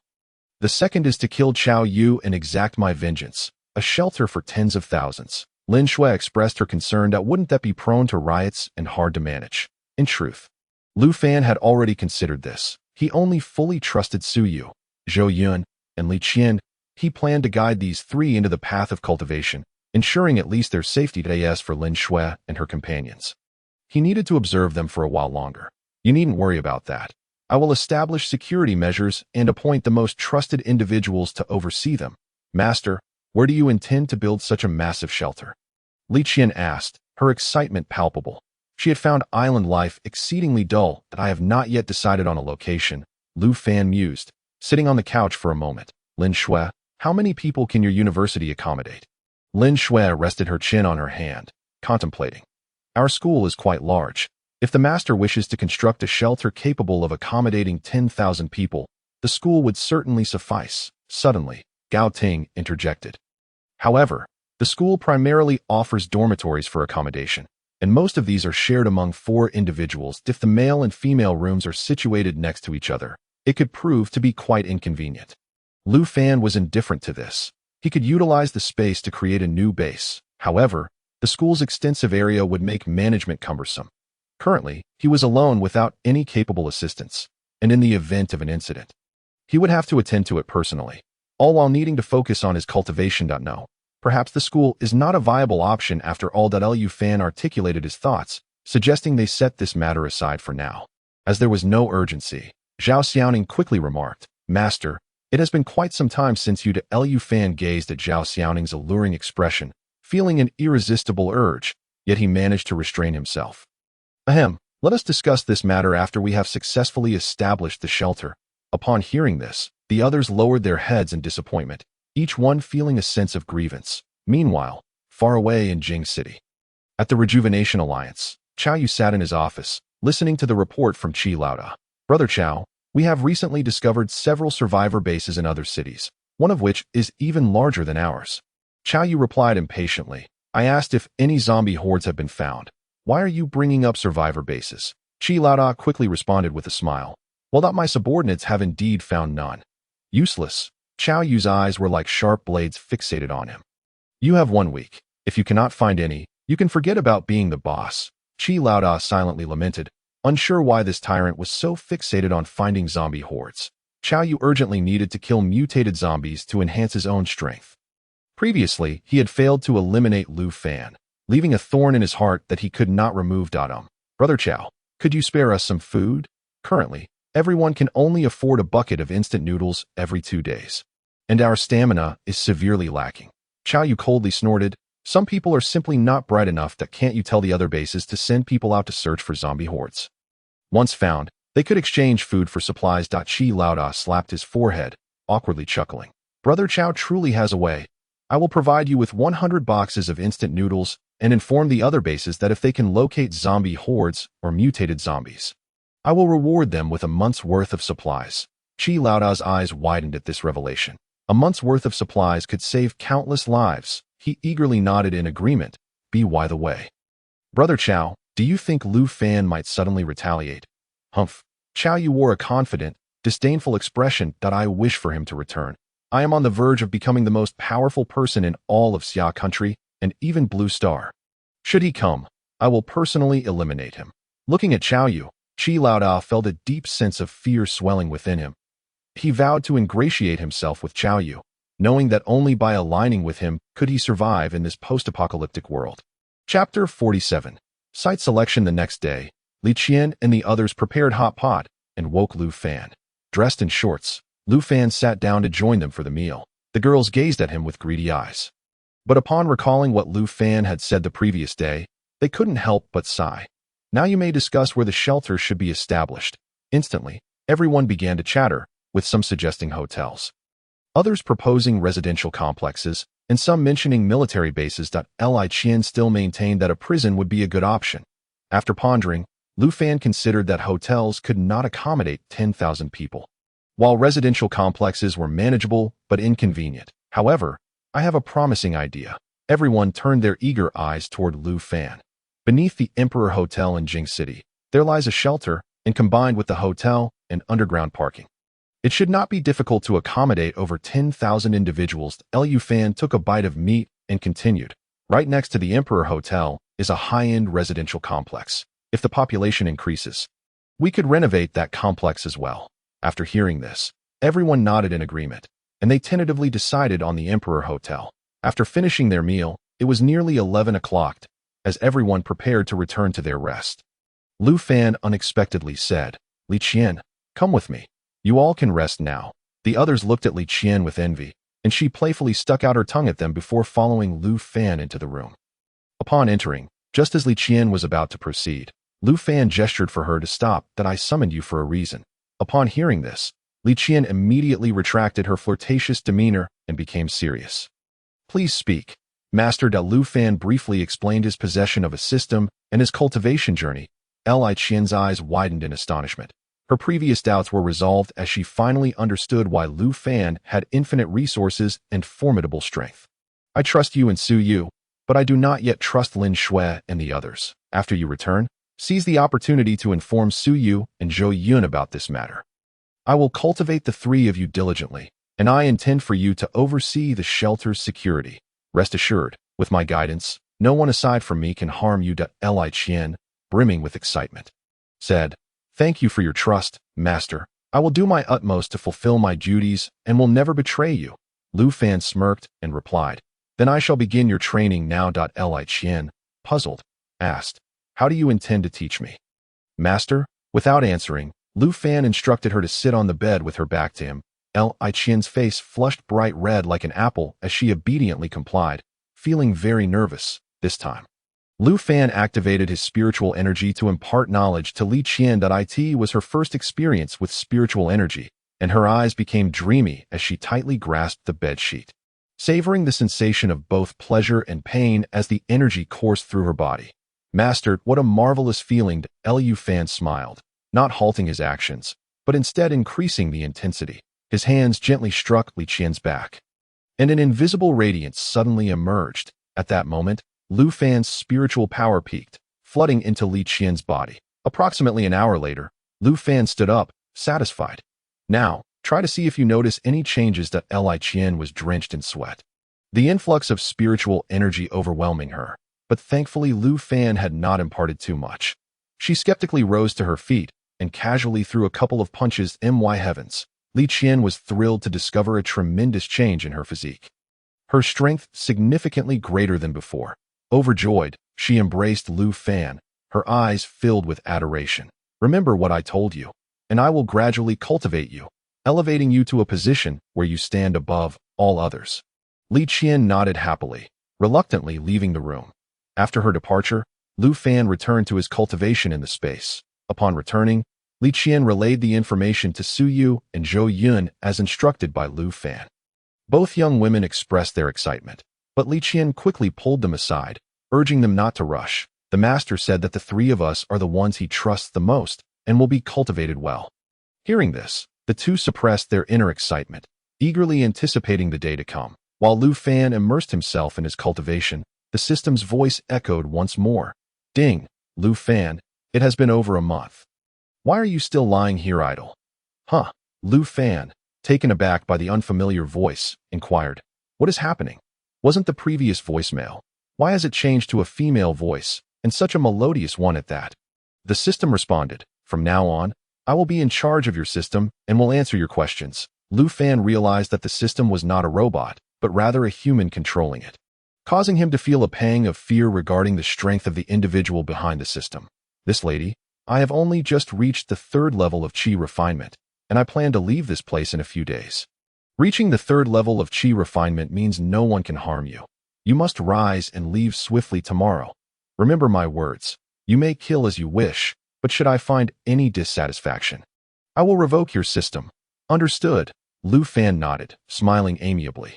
Not receiving a response, he resumed his cultivation. The following day, Lu Fan only emerged from his room by noon. Li Qian, Su Yu, and Zhou Yun looked at him with different eyes. Just as Zhou Yun was about to speak, Lu Fan raised a finger to silence her, indicating to the others, don't speak. Get dressed. We are leaving now. Huh? Are we in such a hurry, master? Yes, we haven't packed anything yet. Pack what? I use everything as it is. Just get in the car and prepare to leave. Since Lu Fan's in-depth conversation with the system, he resolved to make a complete transformation, with a system at his disposal. The ability to cultivate and a chance for resurrection, he was unparalleled in Blue Star, and he intended to be bold, doing as he pleased. Once everyone was in the vehicle, Lu Fan glanced at the imposing villa. Igniting a torch and throwing it, flames erupted, engulfing the entire island. Su asked, Master, why burn the villa? If danger arises in the future, we might need to return. I want to burn it. And what danger? I am the danger. The others gazed at him with admiration, captivated by his domineering attitude. Upon activating the RV's navigation system, Lu Fan instructed Li Qian to drive towards High City, a locale that was relatively close to Jing City and one with which they were quite familiar. Thus alleviating some concerns, they sailed upon the sea for 3 consecutive days. Throughout this period, Lu Fan remained within the confines of his spatial realm, emerging only at noon on the 3rd day. When they finally arrived at High City, Li Qian also took the opportunity to visit the Phoenix Hotel. Lu Fan calculated that he had been cultivating for approximately 30 years, yet he had only reached the 3rd level of Qi refinement. It appeared that his innate talent was not merely inferior, but perhaps bordering on uselessness. Chapter 48. The Revival Alliance. The Phoenix Hotel now stood desolate and abandoned. Within a mere 2 months, the vibrant scenes of yesteryears had faded into memory, leaving several individuals in a state of lamentation, with Lin Shui and her companions shedding tears. I wonder where our classmates have gone, Lin Shui said. Wiping her tears, could they have fallen prey to zombies? Upon hearing her words, the others sighed in unison. Lu Fan, however, spoke with a grave tone. I doubt that the time Chao Yu directed the zombies towards us, ensuring the students' safety. It's possible that he may have taken them away, especially since the Revival Alliance has suffered significant losses and is in dire need of personnel. Yet, their fates may not be as fortunate. The group understood Lu Fan's implication. These students, upon arriving at the Revival Alliance, would not only be required to work, but might also be tasked with serving others. After returning to the RV, they resumed their journey towards Jing City. Along the way, a few zombies would occasionally emerge, and had it been before, Lu Fan would have drawn his gun to eliminate them for experience points. However, now armed with the concentration technique, he regarded these zombies with disdain. After more than 2 hours, as Lu Fan was engaged in his cultivation, Li Qian suddenly slammed on the brakes. Master, she exclaimed, pointing towards Jing City in the distance. There are people on guard. What's the panic? Did you forget the RV can conceal us? Lu Fan retorted sharply. If you're scared, then hide away. I have no need for such useless individuals. Hearing this, Li Qian quickly knelt. I apologize, Master. I was overly anxious. It shall not happen again. Lu Fan ignored her and raised his gaze. He observed that every high-rise in Jing City had patrolling guards, and at the entrance stood dozens of armed individuals. What is going on? Lu Fan pondered, perplexed. Has Chao Yu turned Jing City into a fortified base? But are there really that many survivors? If that's the case, then Chao Yu is truly formidable. Li Qian remarked. If that's the case, those survivors would surely be grateful to him. Master, if you intend to eliminate him, you must consider the sentiments of the populace. Consider my foot.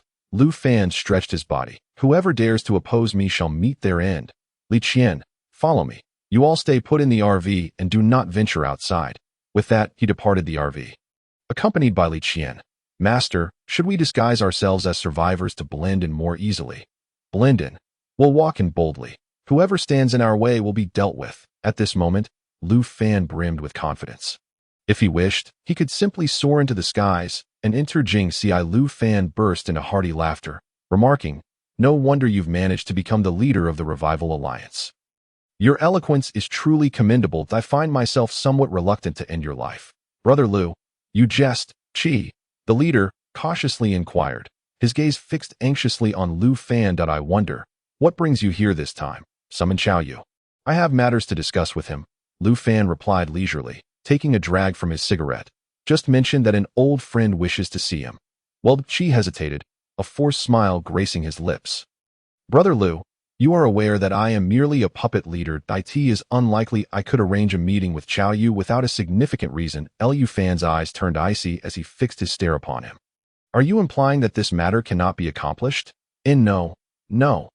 Qi hastily gestured, calling over a subordinate. "Go to the Emperor Hotel and inform Mr. Qiao that I have urgent business to discuss, but do not let slip anything else."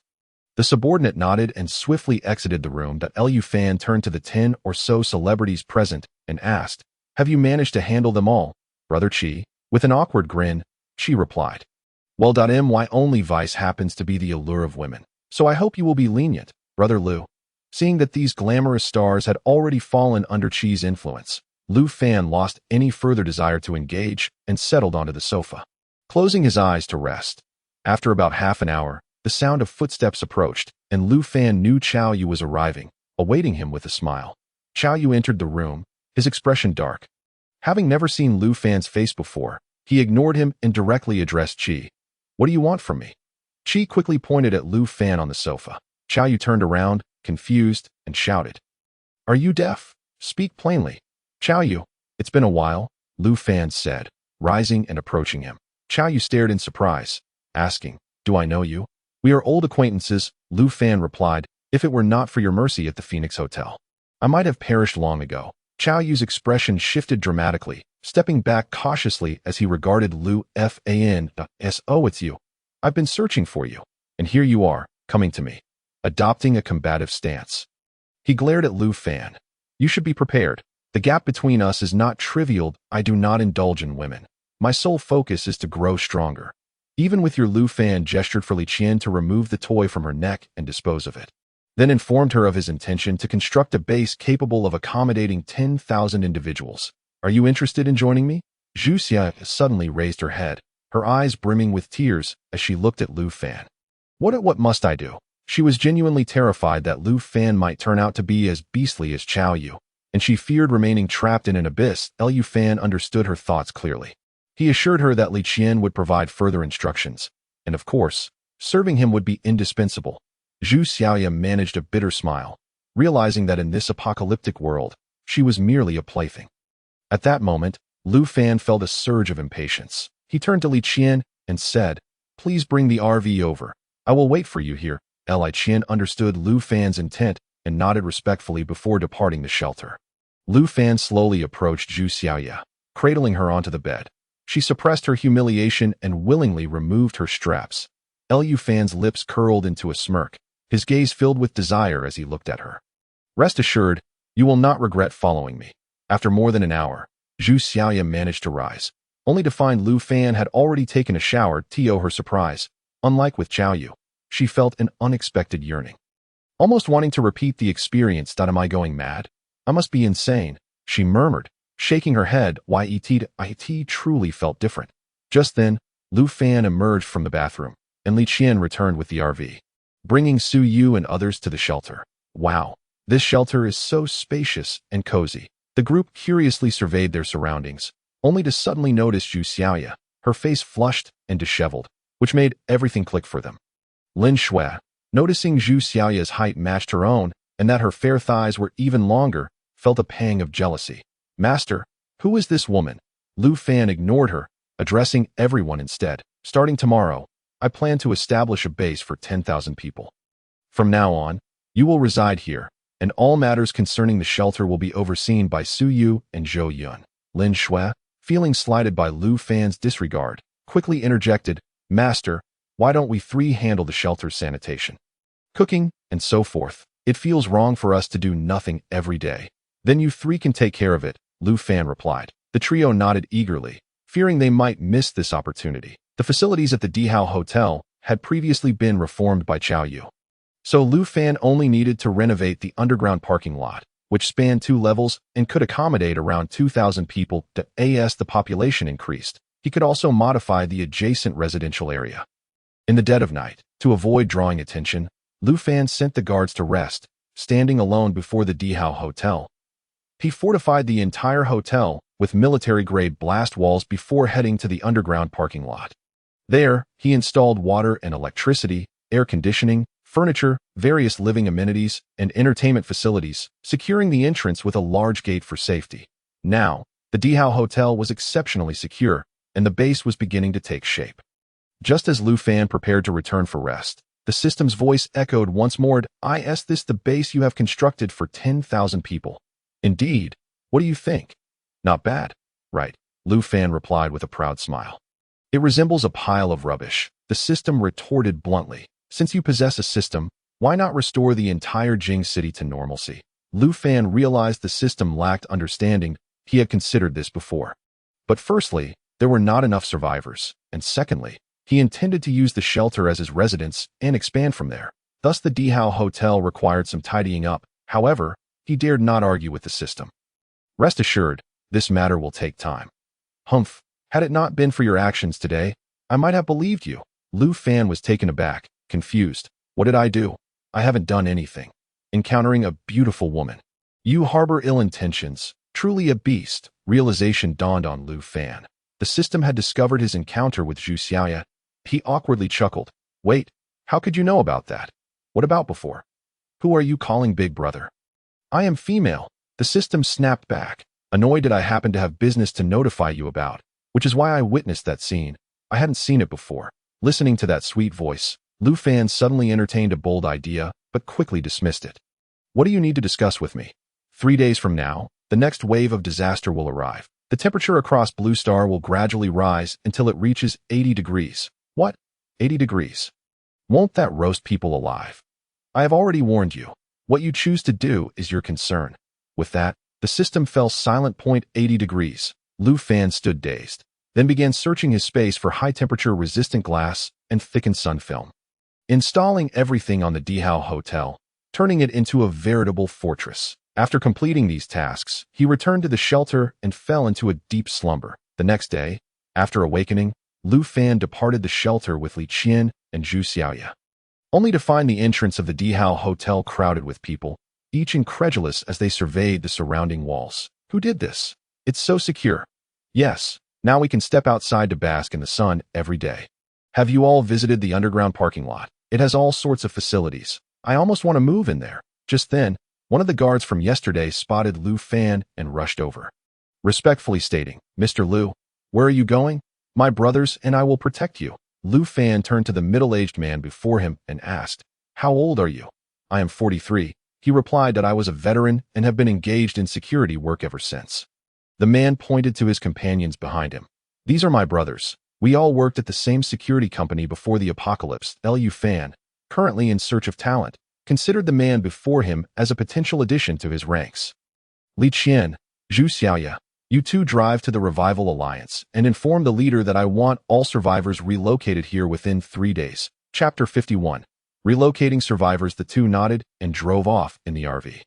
"What is your surname?" Lu Fan asked, offering a pack of Li Huan cigarettes and a lighter to the middle-aged man, indicating he should share them with his brothers. The sight of the cigarettes made the group of men widen their eyes. They had not smoked in nearly half a year, and seeing cigarettes now thrilled them more than food. Everyone lit their cigarettes and began to smoke, causing the middle-aged man to regard Lu Fan with increased respect. He had brought his brothers out for the night watch, and upon Lu Fan's insistence that they return to rest, such a significant transformation occurred the following day, leaving him with an inkling that this young man was extraordinary. "My surname is Qin. Qin. Captain Qin. Do you have any family?" Qin smiled bitterly, It's just my wife and me now at the onset of the apocalypse. My son fell ill with a high fever. And we had no medicine. My condolences, Lu Fan said, patting his shoulder before changing the subject. How long have you been with the Revival Alliance? About half a year, Qin Yi replied, taking another drag. The leader of the Revival Alliance is utterly untrustworthy. My brothers and I receive only one bag of instant noodles every 2 days, and lately, even that has diminished. They've stopped providing water too. Are you interested in working with me? Qin Yi nodded vigorously. I am willing. My brothers and I are ready to follow your orders. The underground parking lot has just been completed. Take your brothers and family to move in there. The environment is better than the hotel. As for food, I will arrange for it. Hearing this, the group erupted in joy, but Qin Yi quickly chastised them. What are you all doing? Don't you see Lu is still here? Lu Fan smiled lightly. It's no trouble. You may move in now. The Dihao Hotel is very secure. Zombies cannot breach it. Qin Yi nodded in agreement and led his men back to gather their belongings, preparing to relocate to the underground parking lot. Meanwhile, Li Qian and Zhu Xiaoya arrived at Chief Qi's office to convey the news. Chief Qi feigned difficulty, saying, It's not that I don't want to, but moving so many people is a challenge. What if a horde of zombies emerges? As he spoke, he covertly eyed Zhu Xiaoya, feeling a stirring desire. He had a crush on Li Qian as well, but since she was Lu Fan's, he dared not act.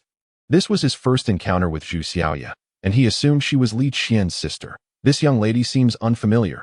Is this your first visit to our Revival Alliance? Chief Qi leered as he sat next to Zhu Xiaoya, aiming to foster a connection. However, Li Qian, observing his behavior, delivered a sharp slap, causing blood to gush from Chief Qi's mouth as he grimaced in pain. Why did you hit me? Refrain from harboring those thoughts. Li Qian retorted coldly, If my words carry no weight, I will have my master speak with you directly. Chief Qi understood precisely who Li Qian referred to, quickly waving his hands and wiping the blood from his lips. I will arrange it right away, but let me be clear. If zombies attack, you cannot blame me. Stop talking nonsense. Hurry and make the arrangements. Lu Fan had already anticipated the zombie issue after Qin Yi and his group departed. He roamed the city, seeking to lure the zombies out. As anticipated, before long, a dozen ferocious zombies surrounded him, intent on tearing Lu Fan to shreds. In a swift motion, Lu Fan evaded their assault, brandishing his dagger with deft precision. And in the blink of an eye, all the zombies lay lifeless at his feet. Just as he was about to depart in search of more zombies, a peculiar figure materialized before him, a mutated zombie. This aberration was flanked by a throng of its kin, slowly advancing towards Lu Fan. You are not an ordinary person, it stated. Lu Fan was taken aback by the fluency of its Mandarin, prompting a chuckle from him. Then what do you perceive me to be? You are luring me out. Indeed. What is it you desire? I intend to relocate the members of the Revival Alliance to the Dihao Hotel. You and your band of miscreants should remain in line and refrain from causing any trouble. The mutated zombie displayed an expression of exhilaration. Over 1,000 souls. Do you truly believe I would let this opportunity slip through my fingers?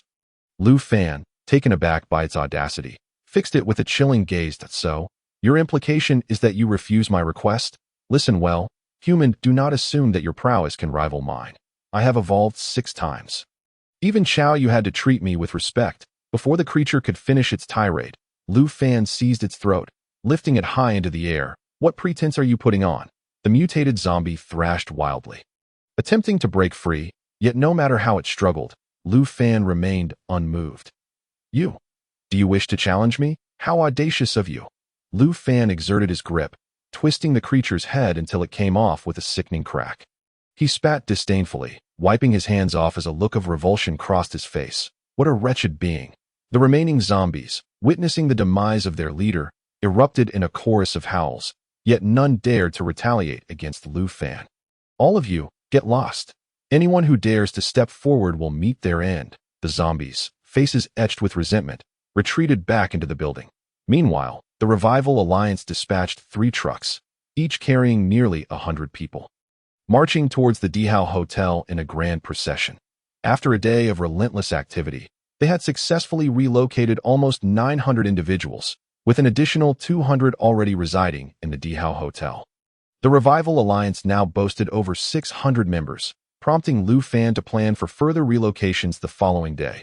With 1,000 souls crammed into the Dihao Hotel, Lu Fan instructed Qin Yi to register each individual, distribute supplies, and assign rooms. The atmosphere within the hotel was vibrant, with discussions buzzing among the residents. This place feels exceedingly secure.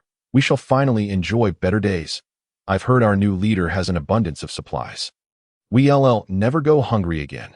Let us hope we won't have to venture out for supplies anymore at that moment. A familiar voice reached Lu Fan's ears. It's Brother Lu.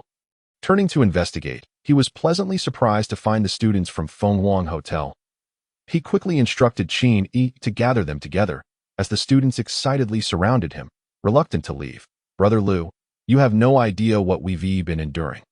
Yes, Brother Lu, we haven't had a single hearty meal. Tears welled in their eyes, prompting Lu Fan to reassure them. That will no longer be the case. Quickly return to your rooms. I'll come find you once I've finished my tasks. Only after hearing his words did the students reluctantly follow the guards to the underground parking lot. The work continued tirelessly until past 11 at night. With all individuals finally registered, Qin Yi stretched, weary from the day's exertions. Thank you. Captain Qi and Lu Fan produced a large pack of cigarettes, distributing one to each of Qin Yi's 13 comrades. Mr. Lu, you are truly our savior. Qin Yi expressed his heartfelt gratitude, nearly bowing in reverence. The storage room beside your quarters is stocked with provisions, bread, bottled water, vegetables, noodles, rice, meat, and much more. However, remember, each person is entitled to just one hearty meal a day. Otherwise, the supplies will dwindle rapidly. Qin Yi nodded vigorously, his excitement palpable.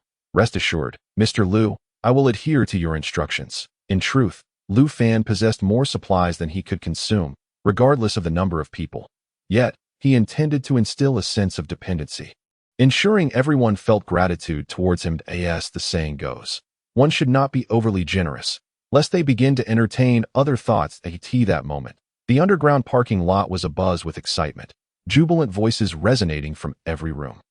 Wow, there's hot water, we can take warm showers, and washing machines.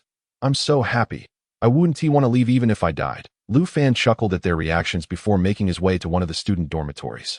Due to the limited space and large number of occupants, he had transformed each room into a dormitory, accommodating 4 individuals to prevent overcrowding.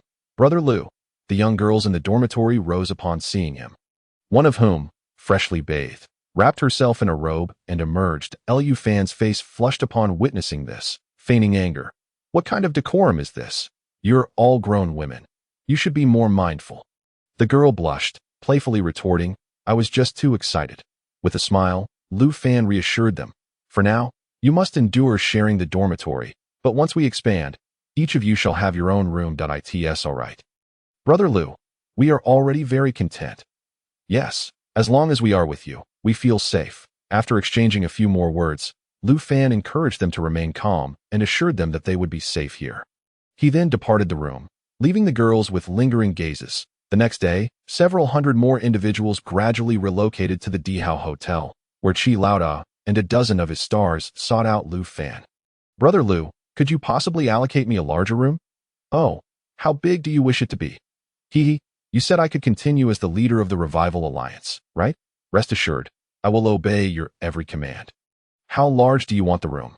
Lu Fan inquired, his expression darkening. Qi Laoda, sensing the shift in Lu Fan's demeanor, grew apprehensive, yet he feared losing the stars he coveted to others that he cautiously suggested. There's a presidential suite in the Dihao Hotel. What do you think? Lu Fan erupted in laughter. That presidential suite is mine. But I thought you were residing in the underground shelter? Do I not come out often?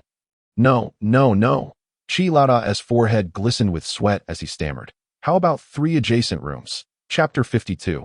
Participating in the auction. Qi Laoda, do you hold these stars dearer than your own life? Brother Lu, I'm just joking. I have developed feelings for them. We are inseparable. Besides, they wish to stay with me. You can ask them yourself. With that, he shot a menacing glare at a few of them. Is that true? Lu Fan's gaze remained calm as he surveyed the group of stars. The young women exchanged nervous glances, hesitant to respond. I'm asking you a question. Hey, Brother Lu is asking you a question. Why are you all silent? Qi Laoda bellowed. Do you wish to court death? Not at all. We are here of our own volition. Since that's the case, Qi Laoda, you may reside with these lovely ladies. Lu Fan said, a smirk playing on his lips. However, the space is a bit cramped. Perhaps you should find a different location. Qi Laoda nodded eagerly. I knew Brother Lu would not abandon me. Where shall I stay? Lu Fan pointed into the distance. You will remain with the Revival Alliance. What? Qi Laoda froze, stammering. Brother Lu, that place is far too unsafe, and there is no hot water or food. Do not worry. I will ensure you have provisions. When you run low, simply come to me. Lu Fan exchanged a knowing glance with Qin Yi, who promptly produced a box of instant noodles. Now, begone, Lu Fan urged impatiently. With that, Qi Laoda nodded repeatedly. Leading his entourage of stars out of the Dihao Hotel. By the way, Brother Lu, news has arrived from Dongping City that a trading and auction event is scheduled for tomorrow evening at the base in Dongping City. Various organizations will attend to exchange or auction supplies. Would you care to join? Upon hearing this, Lu Fan's interest peaked, as he had been feeling rather idle. Of course I shall attend. Qi Laoda. What time does it commence? It begins at 6 tomorrow evening. It will take us about 2 to 3 hours to reach Dongping City. I will seek you out tomorrow afternoon. Await my arrival. Having settled these matters, Qin Yi exited the room, leaving Lu Fan and Li Qian in the presidential suite of the Dihao Hotel. Master, are we really letting those stars go just like that? Please, note I have no desire for that at the moment, Lu Fan replied, waving his hand dismissively. His thoughts had shifted away from women, and he found the company of his current companion sufficient. Tomorrow promised to be quite intriguing. Master, let me accompany you. Li Qian expressed her desire to stay close to Lu Fan, eager to showcase her capabilities. That won't be necessary. I need you to oversee things here. I will take Su Yu and Zhou Yun with me. Hearing this, Li Qian felt a pang of disappointment but refrained from voicing her discontent, knowing Lu Fan was right before her. Upon returning to the sanctuary, Lu Fan hurriedly entered the spatial realm to commence his cultivation. Delegating all other matters to Li Qian and Qin Yi, while he immersed himself in his training, it was not until after 3 in the afternoon that he emerged from the space. Time is of the essence. Su Yu, Zhou Yun, change your outfits and accompany me outside, he instructed. The 2 women cheered in response. Master, where are we going? I am taking you out for some fun, Lu Fan contemplated momentarily and added. Su Yu, wear a nurse's uniform, and Zhou Yun, don something more elegant. Before long, the 2 emerged from their room, and Lu Fan nodded in satisfaction. Their presence at the trading fair would undoubtedly cause quite a stir. Driving the RV to the Revival Alliance, he found that Big Brother Qi had already made the necessary preparations. However, Lu Fan decided against taking the RV and instead instructed Big Brother Qi to drive a military jeep towards Dongping City. Throughout the journey, Big Brother Qi's eyes frequently darted towards Zhou Yun and Su Yu, yet he dared not act upon his curiosity, knowing they belonged to Lu Fan. The weather had recently warmed, and as Big Brother Qi drove, he glanced up at the brilliant sun. Today, the temperature had risen above freezing, suggesting that soon, the need for winter coats would diminish. Lu Fan remained silent, wrapping his arms around Su Yu and Zhou Yun as he closed his eyes to rest. While his thoughts wandered to the impending heat that would surely be unbearable for the elderly, Big Brother Qi drove swiftly, reaching Dongping City in just 2 hours. Although not particularly large, the city's leader was exceptionally formidable. He had successfully cleared the area of zombies and gathered all survivors in a single community, significantly reducing the risks associated with resource scavenging. Thus, the survivors in Dongping City enjoyed a relatively better existence. Following the address, Big Brother Qi arrived at a bar, where the guards checked their invitations before allowing them entry. To Lu Fan's surprise, the bar still had electricity, a rarity in this post-apocalyptic world where utilities had largely failed. Unbeknownst to Lu Fan, a few electricians remained in Dongping City. While power was down elsewhere, this bar's electrical system had been meticulously repaired. Upon entering the bar, the atmosphere was lively, with nearly 30 people engaged in animated discussions. Ah, if it isn't Big Brother Qi, remarked a refined gentleman, his gaze drawn irresistibly to Su Yu and Zhou Yun, swallowing hard. Tang Lao, I am no longer the leader of the Revival Alliance. That title now belongs to Lu Lao. Big Brother Qi gestured to Lu Fan and smiled obsequiously. This declaration caught everyone's attention, yet no one seemed to notice the youthful Lu Fan. Their eyes remained fixated on Su Yu and Zhou Yun. Master, I'm frightened. They seem so intimidating. Su Yu clutched the hem of Lu Fan's garment, feeling a profound sense of dread from the men's gazes. Fear not. Anyone who dares to disrespect you shall be dealt with. Lu Fan replied, disregarding the curious stares and casually finding a seat. "Oh, I kid. How about trading those two beauties for some supplies? I've got plenty," a bald man leered. "1 box of water, 2 roasted ducks.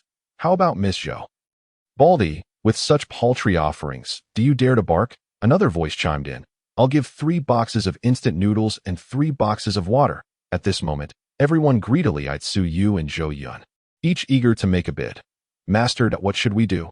Zhou Yun, too, felt a twinge of fear. Knowing her notoriety made her a prime target among the crowd, Lu Fan signaled for her to remain calm and declared, "Whoever continues to chatter will meet their demise." "How audacious! You little brat. Do you truly believe that becoming the leader of the Revival Alliance renders you invincible? Though our territories may be small, collectively, we could easily take down your alliance." "Enough!" A man accompanied by several lackeys emerged from a back room of the bar, silencing the chatter. "The auction begins now." The crowd quieted, settling in to await the first item for bidding. Big Brother Qi leaned in and whispered, "That man is Zheng Yang, the leader of Dongping City. He is known as Zheng, since due to being the third in his family." He then pointed to another figure at the front. "That is He Bing, the leader of Huabei City. He is ruthless. I've had my fair share of encounters with him." Lu Fan nodded. These two were indeed formidable figures, yet it was puzzling that, as the leader of the Revival Alliance, he was not held in higher regard. Big Brother Qi smiled awkwardly. "I prefer to avoid conflict, which leads others to underestimate me." At that moment, 2 lackeys brought forth a woman clad in a floral dress and a cotton coat, her appearance sweet and charming. Instantly, the crowd buzzed with excitement. Zheng Yang slowly spoke. "This lovely lady is a nurse, formerly employed at a hospital in Dongping City, 32 years of age. One can appreciate the value of a nurse in this post-apocalyptic world, especially now with the shortage of medical supplies. The starting bid is 2 boxes of instant noodles. I bid 3 boxes. I'll offer 3 boxes plus a box of water." The competition for her intensified. And Su Yu cautiously inquired, "Master, are you interested in bringing her home?" Not particularly. Lu Fan had no desire for the woman. His supply of medical resources was adequate, and he could procure medical equipment if needed. Yet he found it ruthless that they treated a person as mere merchandise to be auctioned. Zhou Yun's compassionate heart stirred, and she sweetly suggested, "Why not, Master, acquire her? A nurse would be beneficial to the survivors." "Are you feeling sorry for her?" Lu Fan gazed steadily at Zhou Yun. "Why not take her place in exchange? Then she would no longer be pitiful." "Then no, I was mistaken, Master." Zhou Yun quickly fell silent, realizing that with Lu Fan's temperament, should she continue, she might find herself on the auction block instead. Despite being a star in her own right, she knew Lu Fan was not lacking in female company. After some time, the nurse was ultimately acquired by a minor leader for 4 boxes of instant noodles and half a box of water. The second item for auction was then presented. A goat was brought forth. "What on earth? How did they acquire this goat?" Lu Fan observed that while the nurse had only attracted bids from 7 or 8 people, the mere sight of the goat sent the entire room into a frenzy. Evidently, food was of paramount importance. "Zheng Yang, what is the starting price for this goat?" Zheng Yang chuckled. "There is no starting price. The highest bidder wins. You may exchange it for beautiful women, drugs, or other supplies." With that proclamation, everyone scrambled to send their lackeys to retrieve their women or supplies from their vehicles. Lu Fan sighed in disinterest, resting his hand on the thighs of the 2 women beside him. While indulging in the moment, a familiar figure caught his attention. "Isn't that the woman from the island?" Su Yu exclaimed, recognizing her as a friend of Linda's. It seems that Lu and her companions have allied with this group. Lu Fan noted that the leader of this organization was the very man who had inquired earlier about bidding for Zhou Yun. "Who is that refined yet lecherous man?" Lu Fan asked Big Brother Qi. "That is Tang Shua. He leads over 200 survivors in a small town surrounding Dongping City." Big Brother Qi informed him. Lu Fan made a mental note of this individual, intending to investigate Lu Xuan's whereabouts in the future. "What a foreign beauty," Tang Shua remarked, not paying heed to others. As he respectfully approached Zheng Yang, "I offer this beauty along with 3 boxes of instant noodles in exchange for the goat. What do you say?" Zheng Yang assessed the women brought forth by others, noting their appealing appearances, but recognizing that most were merely remnants of past encounters. Thus he accepted Tang Shua's offer.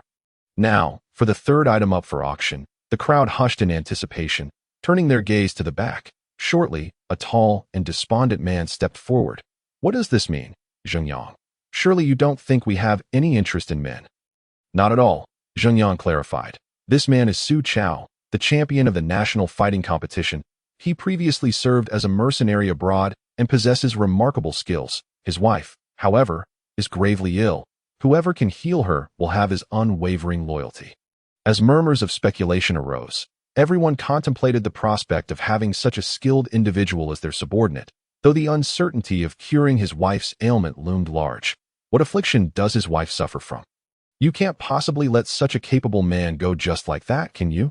Zheng Yang gestured for silence. She has been suffering from a persistent high fever for a week, often convulsing. I am unsure of the exact illness. The starting bid is 5 boxes of instant noodles or equivalent supplies. The resources remain mine. The man belongs to you. It seemed evident that her condition was more serious than mere fever, and nearly everyone abstained from bidding. In the midst of this, He Bing, the previously silent leader of Huabei City, spoke up. I bid 5 boxes of instant noodles and a box of dried noodles. I want him. Zheng Yang, pleased that someone had finally placed a bid, nodded in agreement and prepared to hand Su Chao over to He Bing when Lu Fan interjected, 10 boxes of instant noodles. The crowd turned to stare at Lu Fan, incredulous. The Revival Alliance had always struggled with food shortages. How could he possibly offer 10 boxes? That kid's just putting on a show. Indeed, I have long harbored a disdain for him. It is truly regrettable to see the 2 beautiful women by his side, particularly Zhou Yun. I must say, the nurse dressed as a beauty nearby is also quite impressive. He Bing turned his head and shot a venomous glare at Lu Fan. Do you have any idea how crucial 10 boxes of instant noodles are? How many lives they could sustain? Damn it, Lu Fan retorted. If you can't afford it, then don't get involved. He Bing's face flushed crimson with rage as he pointed at Lu Fan. 12 boxes, no more. Lu Fan casually crossed his legs and replied, 12 boxes of noodles, plus a leg of lamb. What? The audacity of this lad to mention a leg of lamb. You're playing with fire. He Bing was now at his boiling point. As the leader of Huabei City, commanding the largest group of survivors. Even Zheng Yang had to show him some deference, yet today he was being targeted by this brash youth. Old Qi, has your Revival Alliance appointed a reckless brat as its leader? Old Qi was sweating profusely, caught between Lu Fan and He Bing, both of whom he dared not provoke, so he lowered his head in silence. This isn't buys. Are you going to make an offer or not? He Bing could no longer contain himself, glancing at his subordinate, who understood the cue and drew a gun, aiming it at Lu Fan. How dare you speak to my boss like that? Yet before he could finish his sentence, Lu Fan hurled a dagger, severing the man's arm. The subordinate writhed in agony on the ground, moaning, my arm. Boss, save me. Everyone was paralyzed with shock, unsure of how to react. Zheng, didn't we agree no weapons were allowed in here? How does this man have a gun? Zheng Yang had not anticipated such prowess in this youth, and hastily attempted to smooth things over. Perhaps there was an oversight. Everyone, please remain calm and don't disrupt the order. He Bing, why not let this young brother have his way? Seeing Zheng Yang giving him a way out and glancing at Lu Fan, He Bing plopped down in a chair, falling silent. Lu Fan instructed Old Qi to retrieve supplies from the back of the vehicle, while Su Chao stood behind him. Rest assured, I will ensure your wife survives. Lu Fan said to Old Qi, follow Su Chao to fetch her. We shall commence treatment upon our return. Su Chao cast a grateful glance at Lu Fan before departing with Old Qi. As preparations were made for the next auction item, the nurse suddenly shouted at Lu Fan, Big brother, take me with you. I can save lives. I'm very useful. Damn it, her boss slapped her.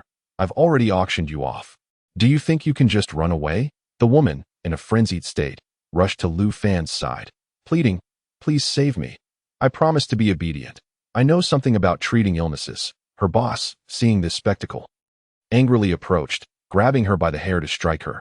Hey, what sort of accomplishment is it to hit a woman? I'm disciplining my own people.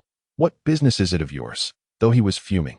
Having witnessed Lu Fan's skills, he felt a deep-seated fear and dared not act too arrogantly. 5 boxes of noodles and 2 boxes of water. Give her to me. What do you say? The man hesitated, realizing he could easily acquire some resources without effort. It was quite a deal. Yet, he feigned reluctance. Brother, it's not that I don't want to. It's just, add another box of noodles, and if you don't want to, that's fine. All right. Deal. Upon hearing this, the nurses Tinsy at that moment, several individuals in the shelter had yet to drift into slumber. Upon seeing Lu Fan's return, they finally felt a sense of relief. Suu. With a hint of playful desperation, pouted and said, "Master, both Zhou Jie and I are utterly exhausted today. Won't you grant us a reward?" Lu Fan, preoccupied with his own matters, waved his hand dismissively. "I have other things to attend to.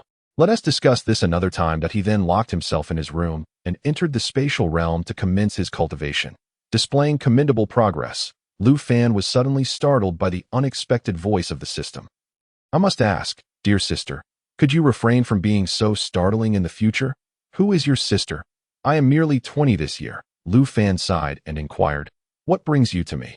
In light of your commendable performance today, I present you with a reward." "Oh, splendid." Lu Fan's demeanor shifted dramatically as he eagerly responded, "What is it?"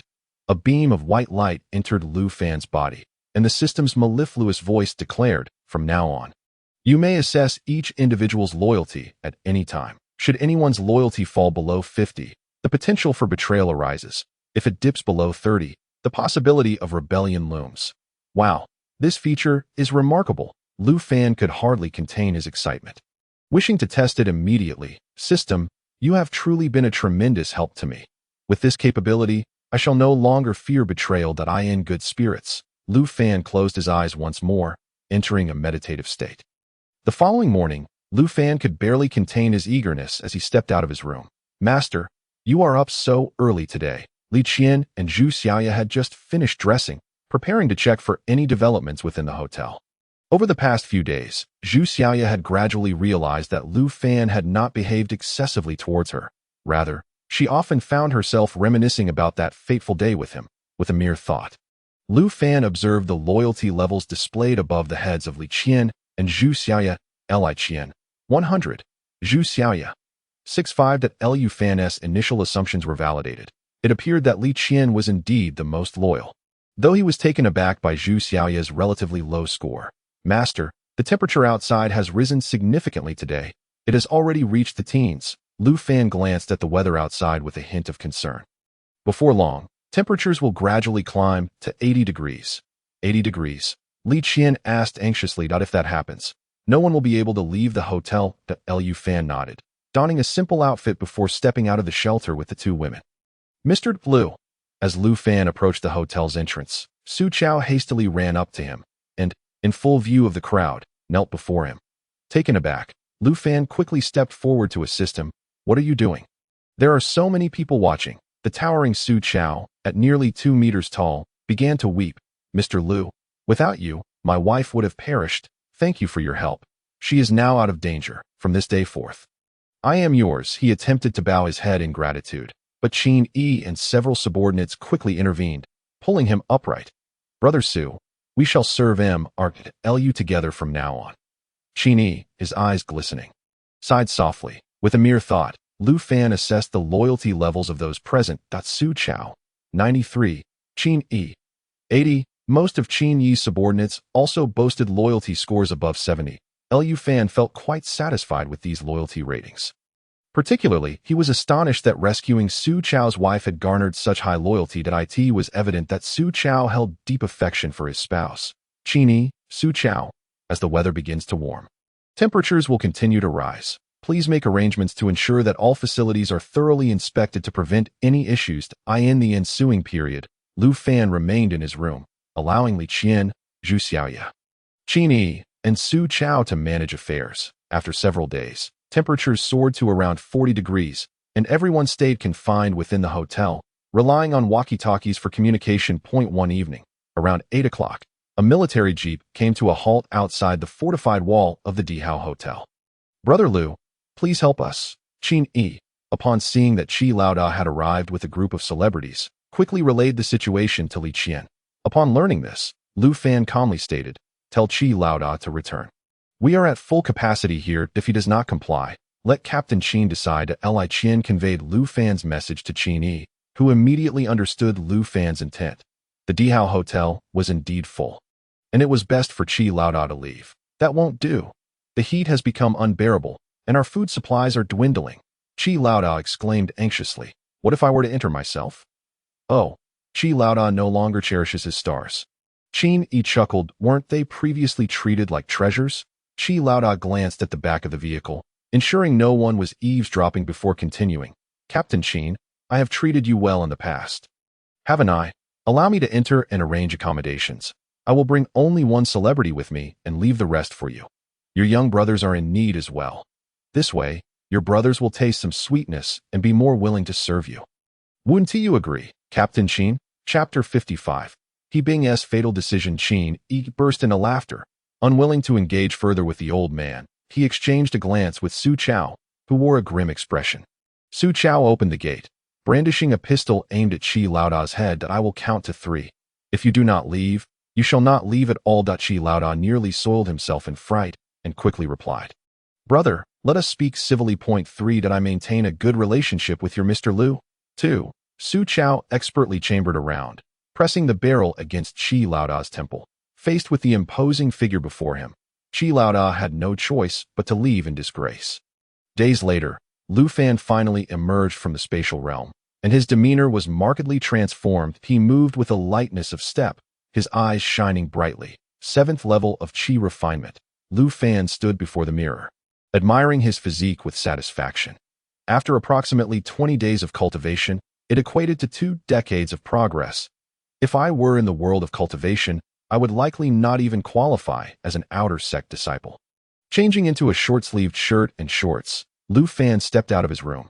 Outside, the temperature had reached a staggering 50 degrees. The air conditioning in the shelter was on, and everyone was dressed comfortably. The sight of their bare legs eliciting a reaction from Lu Fan. Master, you have finally emerged. Several individuals rushed toward him, surrounding him eagerly. They understood that this was their sole opportunity for affection after days of longing. Should they miss this chance, they knew not when the next would come.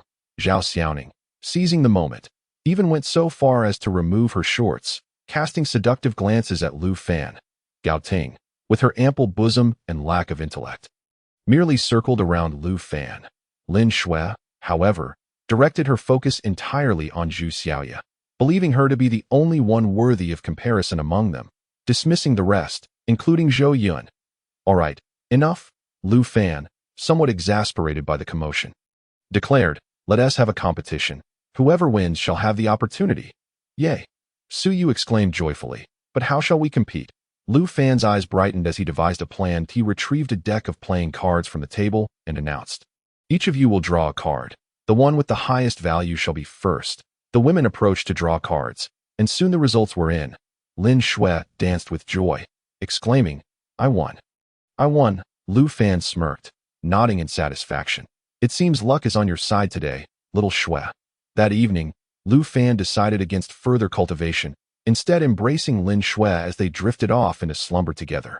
He couldn't help but reflect on how extraordinarily powerful his body had become, that if he could reach the foundation establishment stage, acquiring spells from the system would render him nearly invincible. The next day, after breakfast, Lu Fan returned to his room, preparing to remain there until he reached the foundation establishment stage. Upon emerging, he intended to address Dongping City and Huabei City, expanding his base as a way to fulfill his obligations to the system. Meanwhile, at He Bing's base in Huabei City, everyone was sweating profusely from the heat. Due to the weather, their water supplies had dwindled to critical levels, and they were now on the brink of exhaustion. He Bing and a few subordinates sat in their room, fanning themselves vigorously while contemplating how to cope with the oppressive heat that is unbearably hot. If it were cold, we could just stoke a fire to warm up. But in this heat, even stripping down offers no relief. One subordinate, parched, paced back and forth in frustration. Stop moving around. You're making me agitated. Boss, I have an idea. Another subordinate chimed in. Oh, you remember that Lu Fan from the auction in Dongping City? He Bing nodded. Are you suggesting we raid his supplies? Exactly. The subordinate continued. He was quite generous back then. He must have ample resources. Plus, he has 2 stunning women by his side. Taking them would be a bonus for you. Boss He Bing pondered for a moment, his brow furrowing with concern. Our gasoline supplies are dwindling, barely enough for a trip to Beijing, and with the heat outside, we could very well perish. Boss, you must reconsider. The subordinate urged, though our gasoline is limited, if we reach Beijing and eliminate Lu Fan, everything else will fall into place. Though the weather outside is sweltering, as long as the brothers step into the vehicle and turn on the air conditioning. The issue is manageable. Moreover, the younger brother chuckled, we still have a few firearms at our disposal. All we need to do is lure Lu Fan out under the pretense of exchanging supplies, and then take him by surprise with a direct gun-fired at that point. All the resources will belong to the boss. He Bing found the idea appealing and inquired, how much water do we have left? Just 2 boxes of mineral water. Inform the brothers that we will set off at 10 o'clock tomorrow night, bringing along a box of water at that time. The women will be up for grabs, and I will distribute the supplies among everyone. As night fell the next day, He Bing selected over 20 robust younger brothers and drove several vehicles towards the capital. Big brother, when do you think the weather will return to normal?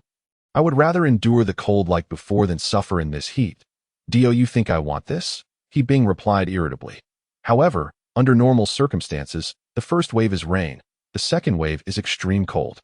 And now we are experiencing extreme heat. It will all pass eventually. But if it persists like the extreme cold for half a year, the number of survivors will be quite limited. North China City is quite far from the capital, and it took He Bing and his group approximately 4 hours of driving to reach their destination. It was now around 2 in the morning. He Bing ordered his men to turn off all the car lights and to proceed stealthily towards the Dihao Hotel.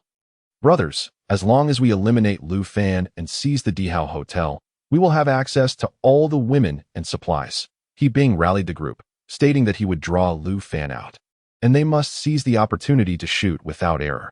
Inside the vehicle, the men nodded, the already oppressive heat combined with their tense emotions making them increasingly irritable when they were a few intersections away from the Dihao Hotel.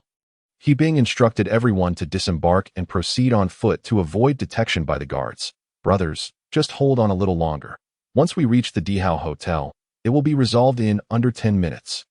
Moving cautiously along the wall, they were unaware that Lu Fan had not deployed any guards, and nearly all the survivors in the Dihao Hotel were fast asleep. Wei arrived. He Bing lowered his voice and prepared to move forward. Wait, big brother, one younger brother halted He Bing.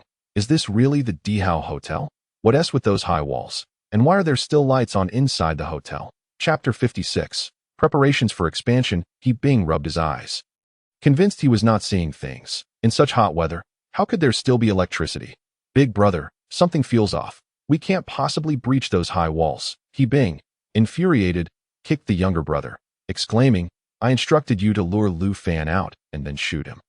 This base is too valuable. It will be ours in the future. The others revealed manic expressions, following He Bing to the outer walls of the Dihao Hotel. Is anyone there? He Bing shouted, Lu boss. It's me. Our base is running low on supplies, and we wish to trade for some from your side. Suddenly awakened by the alarm, Qin Yi quickly dressed and stepped outside, followed by Su Chao, who was roused by the commotion. Who's out there? Upon hearing a response, He Bing hurriedly replied, Little brother, I'm the boss from North China City, and I know Lu boss we are almost out of water. So we wish to exchange some supplies. Qin Yi reported the situation via radio to Li Qian, who, upon hearing this, felt uneasy and went to knock on Lu Fan's door, knowing well that Lu Fan despised being disturbed during his sleep. However, given the urgency, she could not make a decision on her own and knocked, calling out, Master, are you awake? In the midst of his meditation within the space, Lu Fan heard Li Qian's call and exited the realm. What's the matter? Li Qian relayed the situation to Lu Fan, who felt a surge of anger. He Bing's sudden appearance surely harbored ill intentions. He donned a short-sleeved shirt and walked out with Li Qian. What brings you to visit? He Bing. Lu Fan's voice carried a hint of mockery, prompting He Bing to respond urgently. Brother, we're out of water at our base and hope to trade for some from you. We can offer supplies in exchange. What do you have to trade? He Bing pondered for a moment and replied, food or medicine would suffice. In truth, He Bing had nothing left. His sole intention was to lure Lu Fan out. Lu Fan gestured for Qin Yi to open the main door, then strode out confidently. With his current strength at the 7th level of Qi refinement, he glimpsed through the car window at the individuals aiming guns at him. He Bing let out a cold snort. Lu Fan, you are still too. Before He Bing could finish his sentence, Lu Fan unleashed a powerful punch, sending He Bing crashing back into the car, resulting in his immediate demise. While the others inside were also thrown back from the force, spitting blood, the other man holding a gun trembled, unable to steady his weapon. You don't come any closer. Qin Yi and Su Chao were left in shock by Lu Fan's immense power. As Lu Fan slowly approached the man, disarming him and sparing his life, the remaining individuals fled in a frenzy, perceiving Lu Fan as a god of death who could kill their leader with a single blow. Leaving their vehicle in ruins, a bunch of useless fools, Lu Fan regarded the fleeing figures without pursuing them. To him, they were insignificant. By tomorrow, once the temperature rises or the zombies take notice, they will meet their end. Mr. Lu, how did you do that? Qin Yi asked, his face filled with disbelief, while Su Chao echoed his sentiments. Mr. Lu, in my years as a mercenary, I have never encountered anyone with such strength. Lu Fan smirked, adopting an air of superiority. This is merely the tip of the iceberg. In the future, maintain your composure and don't be thrown off by trivial matters. Qin Yi and Su Chao nodded in agreement, and Lu Fan led Li Qian back to the shelter. Master, the recent surge in temperature is concerning. At this rate, the survivors in other bases may not last long. Lu Fan acknowledged the issue, but felt that the oppressive heat made even his second level of qi refinement intolerable. Summon Lu Yue to me tomorrow. Li Qian paused, mistakenly thinking Lu Fan had ulterior motives, and quickly advised, Master, Lu Yue is too strong-willed. Should we reconsider? What nonsense are you thinking? Lu Fan shot her a glare. I intend to discuss the expansion of the base with her. Li Qian immediately knelt, fearful of incurring Lu Fan's wrath. Enough, enough.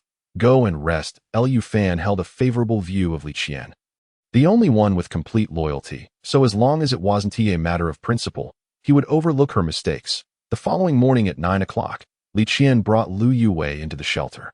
Upon seeing the array of beautiful women within, Lu Yue finally understood why Lu Fan claimed to have no interest in her. Compared to them, she felt like a mere jester.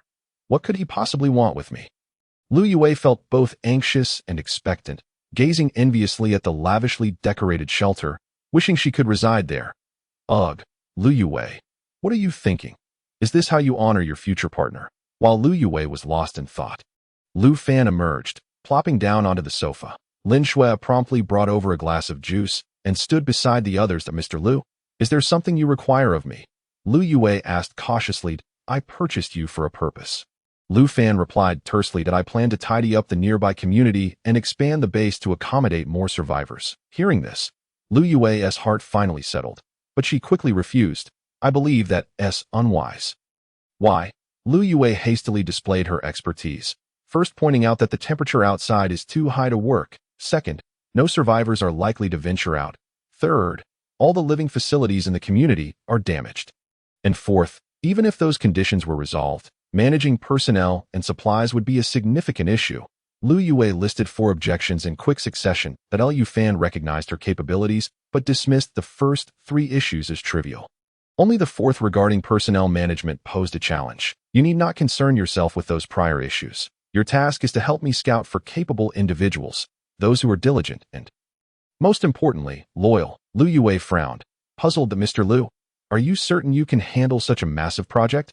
Lu Fan smiled, turning to Li Qian, instructing, inform Qin Yi and Su Chao to come here. Lu Yue felt a twinge of doubt, believing that working under such extreme temperatures was tantamount to certain death. Mr. Lu, please reconsider. Sending people to tidy up the community in this weather poses not only the risk of heat, but also the danger of zombies. Chapter 57. Floating Water Town Silence. Lu Fan rebuked. Do you doubt my ability to manage this task? Lu Yue met his gaze resolutely and nodded. If the temperature were normal, perhaps we could manage. But under current circumstances, it is absolutely impossible. How about we make a bet? What shall we wager? If I succeed, you shall be mine. If I fail, then you will be my superior, and I shall heed your every command. Upon hearing this, Lu Yue's delicate face flushed with embarrassment, and she retorted indignantly, Fine. With so many people listening, I hope you don't go back on your word. With that, she stormed out of the shelter in a huff. At that moment, Qin Yi and Su Chao entered. Mr. Lu, do you have any instructions? Mr. Lu shared his thoughts with the two. Qin Yi looked troubled. If Lu has made a decision, might it be possible for the brothers to commence work tonight? At least the temperature might drop a bit. There's no need for your assistance. I can manage on my OW. Lu Fan was taken aback by Qin Yi's willingness to work under such sweltering conditions, clearly indicating his growing loyalty to Mr. Lu. It's far too perilous for you. Qin wanted to say more, but Su Chao burst into laughter. Qin bro, are you still worried about Mr. Lu's safety? You saw what happened last night. I actually feel sympathy for those zombies. Liu Fan shot Su Chao a disapproving glance, but inwardly he was not angry. Let's discuss business. What you need to do is select 30 physically robust men among the survivors, dividing them into 2 teams. Remember, they must be intelligent, diligent, and loyal. Once the expansion is complete, each of you will lead a team responsible for security. Both men nodded respectfully and left the shelter. Liu Fan glanced at the time. It was nearing noon. The underground parking lot of the Dihao Hotel still had plenty of space for people, so he decided to search for a group of survivors that he already had a destination in mind. Li Qian, come with me. As they stepped out of the shelter, a wave of heat hit them. Liu Fan was relatively unaffected due to the spiritual energy within him, but Li Qian quickly became drenched. Looking particularly alluring, they hurried into the RV, where Li Qian finally felt some relief. Master, where are we headed? To find an old acquaintance. Liu Fan recalled a person named Tang Shua from the auction, who had taken in teacher Lu and Linda. Tang Shua's base was located in a small town near Dongping City, called Fushui Town. Liu Fan activated the RV's navigation system and set off towards Fushui Town. The journey from Jing City to Fushui Town was even longer than to Dongping City, requiring approximately 4 hours. Feeling bored, Liu Fan began chatting with Li Qian. Li Qian, what was your impression of me back then? At that moment, Li Qian was preparing juice for Liu Fan. Hearing his question, she looked puzzled. Back then? What do you mean, master? Of course, before the apocalypse, when I was a delivery man. Li Qian hesitated, unsure how to respond. If she told the truth, it would surely anger Liu Fan, and if she lied, it would be akin to deceiving him. Liu Fan noticed her expression in the rearview mirror and gestured for her to sit in the passenger seat. Speak freely. I promise I won't be angry, but do not lie to me. After a moment of contemplation, Li Qian replied, back then I had no real connection with you. If I had to describe my impression, you were just an ordinary person. Liu Fan, sensing her reluctance, feigned anger, saying sternly, I told you to speak. Stop dilly-dallying. Li Qian's body trembled, and she nearly shed tears. I felt you were a loser, especially that time you delivered food to me. And our hands brushed. I was extremely angry and annoyed. Liu Fan was surprised by how bothersome he had been back then and continued to inquire. Do you remember the first time you came to my home to buy food? Did you find me repulsive then? Li Qian, feeling bold, replied, actually, by that time, I had already asked around the entire apartment building, and you were my last resort. To be honest, I was quite unwilling, even when you gave me food. I swore I would never seek you out again, even if it meant starving. Are you serious? Liu Fan found it hard to believe. Was I really such a loser? Li Qian remained silent, merely nodding in acknowledgement. And what about now? Li Qian quickly responded. Now I feel you are the most remarkable person in the world. I am not lying. I am willing to offer you everything. Liu Fan smiled in satisfaction, thinking to himself that without the system, it seemed he wouldn't even be able to marry. 4 hours later, Liu Fan finally arrived at Fushui Town. The river is completely dry. Master, you may not know, but the name of Fushui Town comes from this river. Seeing it in such a state is truly lamentable. Liu Fan was unconcerned about the river's condition, reasoning that it might rain heavily again in a few months, potentially causing it to overflow. Uncertain of Tang Shua's base's location, Liu Fan drove the RV around the town, broadcasting loudly, which attracted many zombies. As Liu Fan drove, Li Qian shot the zombies, and they continued this for several laps. By 6 o'clock, they still had not encountered any survivors. Could they all be dead? Liu Fan pondered, feeling frustrated at the thought of this trip being in vain. Just as he was about to give up and leave, something caught his attention, a nearby residential building. There are people. Liu Fan quickly parked the RV downstairs and took Li Qian with him as they ascended. Upon entering the building, they were met by several survivors who wore only undergarments. Gazing at them with caution, a few bold men leered at Li Qian, their eyes roaming her figure. The temperature inside the building was cooler than outside, as the residents had covered every opening with black blankets to keep the heat out. Though it wasn't highly effective, it helped lower the temperature somewhat. At that moment, Tang Shua's figure finally appeared before Liu Fan, and upon recognizing him, he was momentarily speechless with surprise. It's you. Liu Fan smiled and nodded. Boss Tang, how are the people here faring? Tang Shua shook his head with a bitter smile. As you can see, we are in desperate need of water. I estimate we won tea last more than 3 days before everyone succumbs to thirst. Just as Lu Fan was about to speak, a familiar voice echoed from upstairs. Tang Shua, who has come? Teacher Lu, long time no see, Lu Fan called out with a wave. Lu Shuang's expression changed dramatically. Although she wasn't dressed like the others in mere undergarments, she wore only a thin shawl that barely concealed her skin. What are you doing here? Lu Shuang's face revealed both fear and disgust as she swiftly moved to Tang Shua's side. Do you two know each other? Tang Shua felt uneasy. He had deeply fallen for Lu Shuang since she had arrived at the base and had cared for her meticulously over the past few months. He had even contemplated forceful actions, but her kindness prevented him from doing so. Now, with the dwindling water supply, Tang Shua still tried to spare Lu Shuang from suffering, reserving the remaining water for her. Well, Boss Tang, I once rescued a group of students from an art university in Haisher, and Teacher Lu was looking after them. Subsequently, she seemed somewhat displeased with me, which is why she left. Tang Shua turned to Lu Shuang. Seeking confirmation. Is that so? Shuang. Lu Shuang, though reluctant to deceive him, felt compelled to nod in agreement to avoid further misunderstandings. Though Tang Shua harbored doubts, he didn't dare press Lu Shuang for more information. Lu Fan sensed the tension and quickly shifted the topic. Boss Tang, I have good news for you today. What good news? I have ample supplies, including water and electricity, that if you are willing, you can bring everyone to my place. Are you trying to annex me? Tang Shua's gaze turned cold as he stared directly at Lu Fan. But that's rather amusing, Boss Tang. Unable to suppress his laughter, Lu Fan continued. Do you think this is some gangland turf war? Annexing? I'm merely offering you a choice. If you refuse, I can leave right now. With that, Lu Fan pretended to turn and walk away. Wait, Tang Shua quickly called out to him. I was in the wrong earlier. How can you prove that what you said is true? Lu Fan signaled to Li Qian to bring a box of water from the RV. Li Qian, panting and sweating, placed the water before Tang Shua. The survivor's eyes sparkled with greed, and a few could hardly restrain themselves from stepping forward. Tang Shua exclaimed excitedly, Brother Lu, may I distribute this water? Of course, consider it a welcome gift from me. Tang Shua opened the box and handed a bottle to Lu Shuang. Shuang, you drink first. Thank you. Lu Shuang accepted the water, instructing, prioritize the elderly and children. They are the weakest. Tang Shua nodded and departed, and Lu Fan deliberately moved closer to Lu Shuang, brushing against her waist. Lu Shuang recoiled as if shocked, eyeing him warily. What are you doing? Apologies, Teacher Lu. It was unintentional. Lu Fan grinned mischievously. It seems Boss Tang has taken a liking to you. You are so understanding. Why not reel him in? I am not. Lu Shuang pouted in annoyance. I just don't feel anything for him.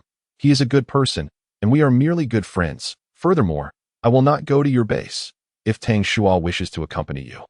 Let him. Lu Fan was apprehensive that Lu Shuang might refuse, so he had to resort to his trump card. You wish to see your students again. What do you mean? Are they still alive? Indeed. After returning from the island, I made another trip to the Revival Alliance. Lu Fan recounted the subsequent events to his interlocutor. Have you changed your mind? Would you like to come back with me? Lu Shuang hesitated. On one hand, she was deeply averse to Lu Fan's actions, yet on the other, she longed for her students. Just then, Tang Shua returned after fetching water. Brother Lu, I cannot thank you enough. I discussed it with everyone, and we all agreed to accompany you. When shall we depart? How many of you are left here? About 70 or 80, Tang Shua replied despondently. This damned weather has made it difficult for many to endure. Lu Fan was taken aback by the number of casualties in less than a month. It seemed that survivors in other regions were not faring any better. He needed to act swiftly. How many vehicles do you have? We have 3. All trucks, so transporting 70 or 80 people will not be an issue. Lu Fan nodded, noting that it was nearly 7 in the evening. Then let us depart now. Stay close behind my vehicle, and we aim to reach my place before midnight. Upon hearing this, Tang Shua promptly arranged for everyone to gather their belongings in preparation for departure. Lu Shuang, having resolved to accompany them, was driven by her singular concern for her students. Within half an hour, all were seated in the vehicles, each person drenched in sweat and emanating peculiar odors. Lu Fan started the RV, leading the group towards the capital. After driving for over an hour, Lu Fan hummed a tune as he turned onto a road, only for his heart to race at the sight before him. The road was strewn with corpses. the brutality of their deaths so gruesome that even Lu Fan found it hard to bear. What has happened here? He wondered aloud as he exited the RV. I don't recall seeing any bodies on my way here. At that moment, both Tang Shua and Lu Shuang disembarked. Lu Shuang, upon witnessing the horrifying scene, immediately retched. Tang Shua, you all should head back and follow my vehicle. If anything urgent arises, take everyone to the Dihao Hotel in the capital. Tang Shua, seeing Lu Shuang's distress, quickly nodded in agreement and led her back to his vehicle. Master, what should we do now? Lu Fan approached several corpses for examining. Indeed, both nodded in unison. Li Qian. Should anyone dare to defy your words, eliminate them without a moment's hesitation. Upon hearing this, Li Qian nodded once more, fully aware that Lu Fan had placed his complete trust in her, which filled her heart with immense joy. Suddenly, Lu Fan recalled that he was still unaware of Zhu Xiaoya's loyalty level. A thought crossed his mind, and her loyalty immediately appeared above her head. 77. Lu Fan was quite pleased with this outcome. It seemed that Zhu Xiaoya could indeed be nurtured, especially since she had previously been a capable assistant under Chao Yu. Reflecting on the unnamed anger within him, Lu Fan smirked and led Zhu Xiaoya into a room alone. Chapter 60. Target Dongping City. Although Zhu Xiaoya had been in contact with Lu Fan for quite some time, she remained exceedingly shyat that moment. Her face flushed a deep crimson, reaching all the way to her neck. Yet for some inexplicable reason, a flicker of anticipation stirred within her. She hastily shook her head, hoping to dispel such thoughts. Lu Fan, noticing her expression, paused for a moment, instantly understanding her misinterpretation. Hey, what are you thinking? It's merely for sleeping. Zhu Xiaoya stood frozen, feeling a twinge of disappointment in her heart. The following day, Lu Fan called a few individuals together, reiterated his instructions, and then locked himself in a room. Entering the space, this time he resolved to remain inside until he reached the foundation establishment stage. Miss Li, where shall we go first? Li Qian convened a meeting in the hotel conference room. Lu has instructed us to head to Dongping City first. There is a sizable organization there, and prior to the temperature rise, there were over 2,000 survivors, though their current status is uncertain. Qini nodded, recalling his previous visit to the Dongping City base with Chief Qi. Let us take 20 people. That should suffice. Absolutely not. Lu Yue suddenly stood up and declared, if you take everyone away, what will happen here? A riot could ensue. Miss Lu, Brother Su has selected some newcomers in recent days. So you need not worry about manpower. Captain Qin, either you or Su Chao must stay behind. We cannot guarantee that the others won't harbor rebellious intentions. You too are valued by Mr. Lu, and with one of you here, at least no one will dare to cause trouble. Li Qian nodded in agreement, affirming Lu Yue's point. One of you must remain. Before Qin Yi could respond, Su Chao quickly interjected, Brother Qin, you stay with your people. I'll take the newcomers and Miss Li. This way, we can also assess who may be useful in the future. Qin Yi had initially hoped to seize this opportunity to shine, but since Su Chao had already suggested it, he had no choice but to agree. Very well. With me here, you needn't worry. Now that everything was settled, they prepared to depart in half an hour, with Su Chao leading 2 vehicles while Lu Fan followed closely behind, hoping to bring back some survivors that very day. Half an hour later, counting Li Qian and Su Chao, a total of 23 individuals were equipped with firearms. Their proficiency with the weapons was irrelevant. The mere sight of them would suffice to intimidate others. Under Su Chao's leadership, they traveled for nearly 4 hours and finally arrived in Dongping City. It was now past 1 in the afternoon. The hottest part of the day. Fortunately, their vehicle was well-fueled, and with the air conditioning running, Su Chao and the others found some relief. However, the survivors at the base were not so fortunate. Zheng Yang, the leader of Dongping City, was a capable individual. During the previous cold temperatures, he had gathered everyone to reside together. Now, with the heat rising, he had dispersed the survivors at this moment.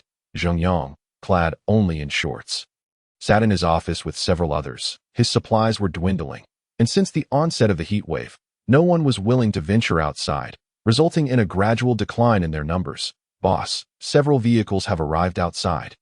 A subordinate rushed in, breathless with excitement. Upon hearing this, Zheng Yang hurried outside to investigate. The heat blurred his vision, making him slightly unsteady on his feet.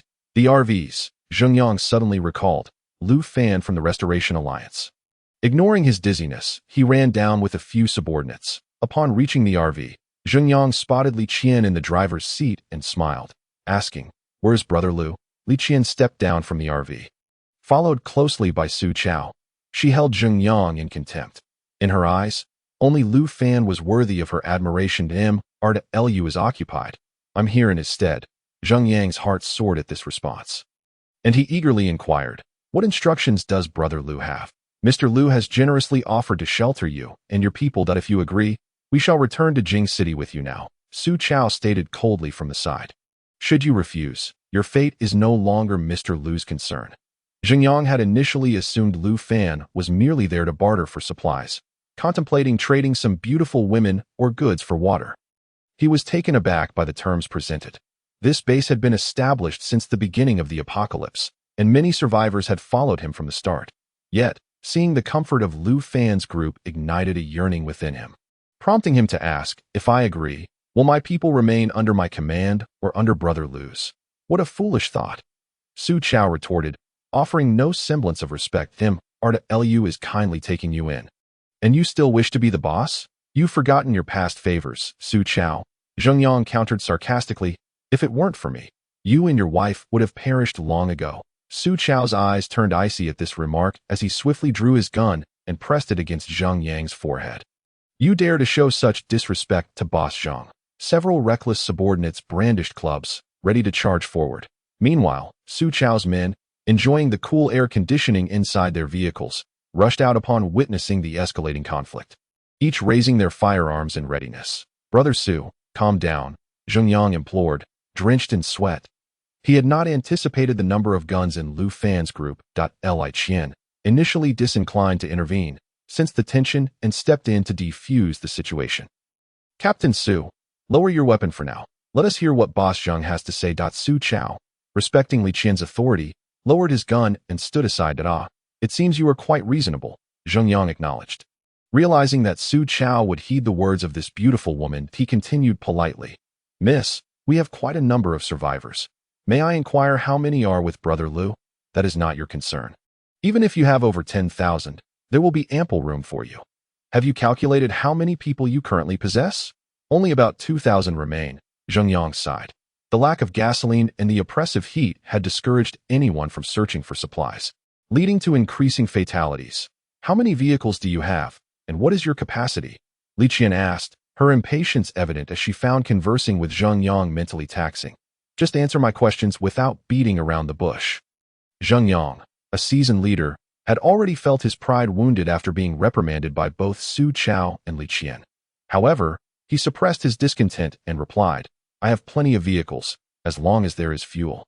I can transfer everyone in a few trips." After hearing this, Su Chao dispatched someone to bring several barrels of gasoline from the vehicle. "Get your people ready to leave, follow us closely, and make haste." Chapter 61. Zombie Siege. What? So urgent. Zheng Yang had hoped to wait until the temperature dropped in the evening before departing, but upon seeing Li Qian's expression, he abandoned that idea. "I will arrange it right away." Once Zheng Yang left, Su Chao leaned closer to Li Qian and whispered, "Miss Li, with nearly 2,000 survivors, I fear 2 residential buildings won't suffice." Li Qian nodded, acknowledging this concern. However, Lu Fan had previously instructed her to do her utmost to rescue survivors. The underground parking lot could accommodate a few hundred people, and if the 2 residential buildings proved insufficient, they could squeeze in together. The most crucial aspect was to separate Zheng Yang's people. She sensed he was not trustworthy. Although eliminating him would be simple, it would likely vex Mr. Lu. Over an hour later, Zheng Yang hurried back. "Miss Li, we've managed to gather 400 to 500 people. After the transfer, I will send someone back for the rest." "Let us go," Li Qian responded, glancing at him as she boarded the RV. To her surprise, Zheng Yang followed closely behind, wanting to stay on the vehicle. Li Qian drew her gun and pressed it against his forehead. "What do you think you're doing?" I must have taken a wrong turn," Zheng Yang stammered, realizing she did not want him on the RV. Thus, Li Qian led the large convoy towards Jing City. Her current objective was to fulfill Lu Fan's mission, ensuring he had no worries. However, the number of people in Dongping City was overwhelming, and they would need to search for survivors in other locations as well. Leaving her feeling exhausted, as the convoy traveled safely, dozens of zombies suddenly appeared, Blocking the road ahead, Li Qian had no choice but to halt the vehicles and instructed Su Chao to handle the zombies. As Su Chao and the others approached, ready to deal with the undead, they were taken aback as an overwhelming horde of zombies surged from the nearby woods, encircling even the rear of the convoy. Miss Li, the situation is dire. Su Chao quickly retreated, using his walkie-talkie to inform Li Qian.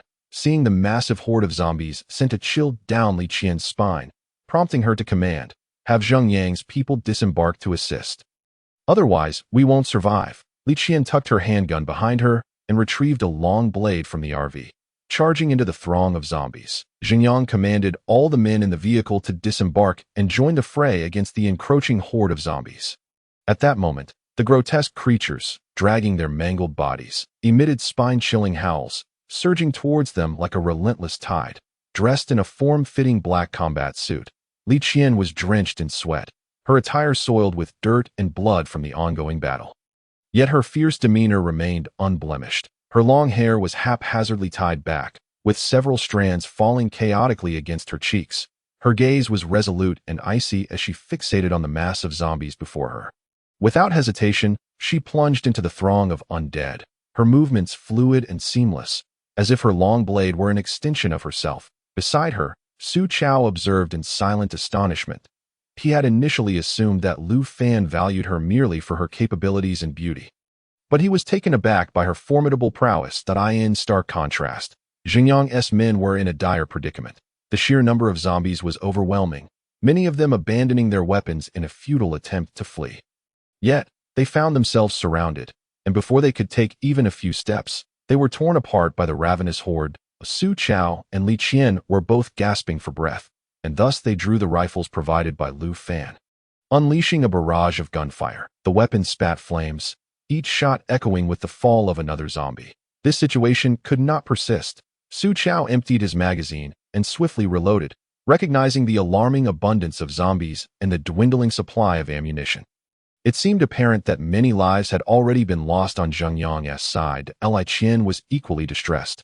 Although her strength surpassed that of an average person, the overwhelming numbers of the undead rendered her powerless. She could not simply abandon her comrades. Su Chao, take some people to support Zheng Yang. I will hold the line here. Without hesitation, Su Chao gathered his men and rushed to assist Zheng Yang. Just then, a massive zombie broke through the hail of gunfire. Lunging at her with claws bared, Li Qian deftly sidestepped, her movements as swift as a leopard, and delivered a powerful kick to the zombie's knee, sending it crashing to the ground. Could this be a mutated zombie? She aimed her gun at it, but refrained from pulling the trigger. The colossal creature, taken aback by the strength of the woman before it, rose and let out a thunderous roar. All the zombies ceased their assault. Fixated on the human before them, Li Qian, her body caked in dirt and blood, coldly inquired, "Are you their leader?" The mutated zombie revealed an unsettling grin, slowly responding, "Our boss is not here at that moment." Zheng Yang approached, exclaiming, "I know this creature. It has been attacking our base. It is not the leader. I had a pact with its leader to cease hostilities against us." Realizing the gravity of the situation, Li Qian felt a surge of unease. The mutated zombie's claim that its leader was absent raised alarm bells. Su Chao, noticing Li Qian's expression, immediately aimed his weapon at the mutated zombie. "Where is your leader?" Li Qian's brow furrowed, her sense of dread intensifying. The mutated zombie wore a mischievous expression akin to that of a human, taunting. Guessed at that moment, Li Qian's heart sank. She comprehended the creature's intent. The mutated zombie was merely stalling them, while the real horde had likely already breached the defenses of Dongping City, attacking the survivors. Sensing the time was ripe, the mutated zombie let out another roar, prompting the surrounding horde to gradually withdraw, leaving the area. Zheng Yang, though indifferent to the fates of others, feigned sorrow by sitting on the ground, shedding a few dramatic tears. What should we do now? Should we return? Su Chao contemplated revisiting Dongping City, but hesitated to act unilaterally. Li Qian shook her head resolutely. "We cannot go back to Dongping City, that we cannot handle this horde, and there will undoubtedly be even more there. Let us head back. Once we do, I will inform MR.LU of this situation, and I will bear the responsibility." With that, Li Qian returned to the RV, preparing to continue their journey to the capital. Su Chao hurried to ensure the others returned to the vehicle to avoid being left behind. At that moment, Li Qian was engulfed in fear, for this was the first time Lu Fan had entrusted her with such a critical task. And she had failed miserably, bringing back only 400 or 500 survivors from nearly 2,000. How would she explain this to her master? Upon returning to the Dihao Hotel, it was nearly 8 in the evening. Zhengyang's contingent had suffered heavy casualties during the zombie onslaught, losing 70 to 80 individuals, leaving them with fewer than 400 survivors. Li Qian, weary and anxious, stood at the door of Lu Fan's room. Hesitant to knock, "Sister Qian, what troubles you?" Su Yu inquired, noticing Li Qian's distressed demeanor. "Did something go awry with the task assigned by our master?" Li Qian nodded, and Su Yu quickly reassured her, "Do not worry. If you tell the truth to our master, he will not punish you. You are one of his most valued individuals." Steeling herself, Li Qian resolved to knock on the door. "Master, I have something to report." At that moment, Lu Fan was deeply engrossed in his training. Upon hearing Li Qian's voice, he emerged from his meditative state. "Come in." Taking a deep breath, Li Qian entered and recounted the events that had transpired. Lu Fan pondered for a moment before asking, "So, you have managed to bring back fewer than 400 survivors. Did you eliminate that mutated zombie?" Li Qian fell silent, unable to meet Lu Fan's gaze. Her heart racing with anxiety. "I am asking you a question. Have you lost your voice?" Startled, Li Qian quickly knelt, tears streaming down her face as she stammered, "And no, I did not." Seeing her distress softened Lu Fan's heart. "Well, it is not entirely your fault. The fact that so many zombies remain alive is a silver lining. I am sorry, Master, that I did not handle it well." Fearing that she had incited Lu Fan's displeasure, she added, "I will not let this happen again. There are still many survivors. I will continue searching tomorrow." Lu Fan nodded gently. "With your current strength, you should have no trouble confronting the mutated zombies. If danger arises, abandon everyone and prioritize your safety." Li Qian nodded vigorously, her spirits lifting as she smiled. "Do not worry, Master. I will be fine." After Li Qian departed, Lu Fan's gaze turned icy as he stared out the window.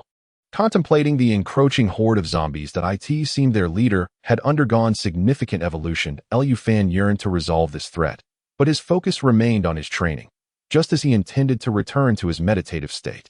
The system's voice echoed once more. In 1 week, temperatures will stabilize around 10 degrees. The next wave of disaster is imminent. Lu Fan exhaled deeply, relieved that the oppressive heat would soon dissipate. "What is the next wave?" "Fog, acid rain." "Damn it," Lu Fan cursed vehemently. "You've combined 2 disasters. How are we supposed to survive?" The system retorted, "This is not my doing. Why are you so agitated?" Suppressing his anger, Lu Fan inquired calmly, "What dangers do the fog and acid rain pose?" "Those caught in the acid rain will experience immediate skin corrosion, with all organs suffering excruciating pain leading to death within seconds. However, the acid rain only affects humans. It has no impact on structures, vehicles, or flora." Lu Fan smiled bitterly. "That sounds just splendid. At least in the heat, we could venture outside, but with acid rain, we cannot even step out. The acid rain will evaporate upon contact with the ground, so there is no concern about it spreading elsewhere. And the fog. Individuals inhaling the fog will contract the zombie virus, transforming into a zombie within 5 minutes. That's even more direct." Lu Fan suddenly recalled something and asked urgently, "Will the acid rain and fog affect me as well?" "Once you enter the foundation building stage, they will pose no threat to you.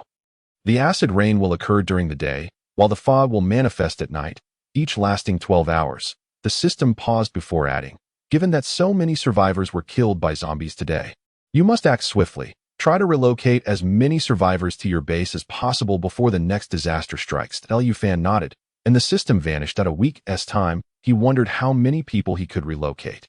With a heavy heart, he entered his training space to begin his meditation. His primary objective was to reach the foundation building stage, while the task of relocating survivors would fall to Li Qian and Su Chao. The following day, Lu Fan shared this news with his companions, urging Li Qian and Su Chao to expedite their efforts in relocating survivors. He also instructed Qin Yi, Zhu Xiaoya, and Lu Yue to notify the survivors to secure their windows and ensure safety. Throughout the week, Li Qian and Su Chao dedicated nearly all their waking hours to searching for survivors, scouring every nearby city and town. After a week, Li Qian compiled the results. They had successfully rescued a total of 1,300 survivors. Captain Su, you currently have 50 personnel. Divide them into 2 groups to guard 2 residential buildings. Captain Qin will oversee the Dihao Hotel. Both Qin Yi and Su Chao nodded in agreement, but Li Qian then looked up at the sky. Today's temperature had dropped to around 20 degrees, indicating that the acid rain and fog Lu had mentioned would likely arrive tomorrow, that we shall dispatch someone to notify the survivors at once. And subsequently, we shall verify if there are any oversights at this moment. Lu Fan had reached the pinnacle of qi refinement, yet he found himself utterly unable to break through to the foundation establishment stage. Damn it! Lu Fan sat there drenched in sweat within the confines of space, calling out to the system, "Beauty system, are you there? Speak." The system harbored a certain disdain for Lu Fan, primarily due to his lecherous nature. But as a system, she could not simply abandon him. Is there a foundation establishment pill or something similar? I've seen others in the realm of cultivation possess pills and techniques that I don't want techniques. Just give me a foundation establishment pill so I can advance, all right? No, Lu Fan was momentarily taken aback. He had expected the system to be generous, but all he received was the cold response of 2 words. What do you mean, no? How can I establish my foundation without a foundation establishment pill? Rely on time. With enough time, you will naturally reach foundation establishment. My innate talent is lacking. If not, could you kindly bestow upon me a foundation establishment pill? Lu Fan eagerly awaited the system's reply, only to discover that it had already departed. He sighed and exited the space, arriving outside the Dihao Hotel. Master, at that moment, Li Qian was lost in thought. But upon seeing Lu Fan approach, she respectfully rose to her feet. Tomorrow, the fog and acid rain will descend. Are we fully prepared? Captain Qin was inspecting the Dihao Hotel, while Captain Su had taken his team to the residential area.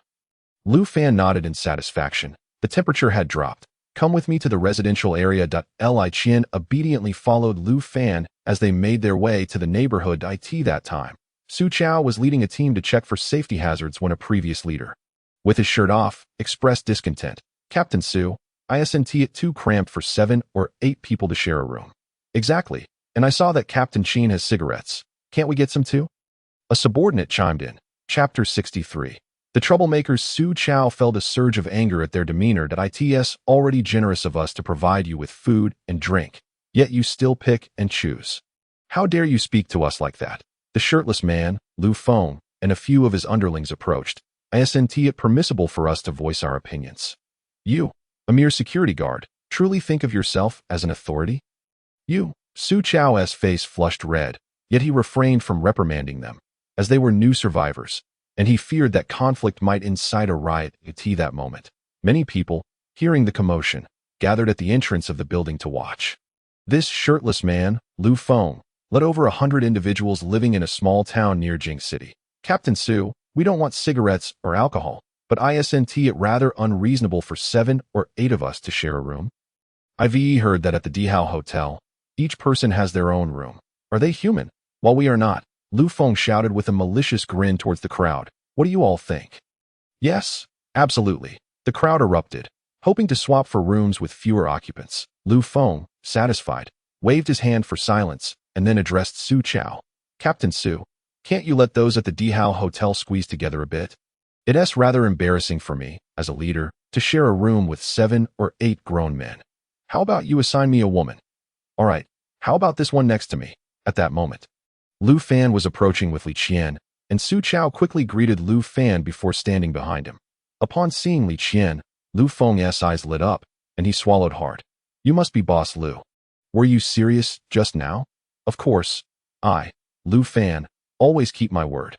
Huh? Lu Feng laughed with excitement, never expecting to have the chance to sleep with such an exquisite woman in his lifetime. Then I shall take her with me. Don T. Rush, Lu Fan said, pulling Li Qian closer. She was dressed in a fitted t-shirt, paired with a short skirt and knee-high boots, exuding an air of aloofness. Lu Feng and his underlings nearly drooled. Staring unabashedly at the beautiful woman before them, Lu Fan pointed at Li Qian's fair thigh and said to Lu Feng, "Go ahead, touch it." Lu Feng, momentarily stunned, quickly approached and ran his coarse hand over Li Qian's thigh. Damn, you actually touched her. Lu Fan pulled out a gun from his pocket and aimed it at Lu Feng's head. With a loud bang, Lu Feng collapsed before the crowd. Everyone was frozen in shock.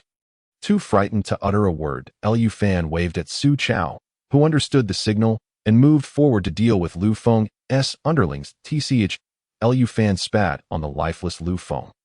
And you complained about being cramped? You must be bored and looking for trouble. How dare you make demands here? Do you have the strength for it? After cursing, Lu Fan smiled and raised his head. I apologize for the disturbance, everyone. Tonight, consider it an extra bag of instant noodles for all. The crowd, unaware of the underlying meaning of Lu Fan's words, expressed their gratitude and returned to their rooms. Su Chao, next time you encounter such troublemakers, just deal with them directly, Lu Fan said with a serious expression. A grown man hesitating so much has no dignity whatsoever. Su Chao nodded quickly. Rest assured. Mr. Lu, it won't happen again. After resolving the matter, Lu Fan led Li Qian back to the shelter.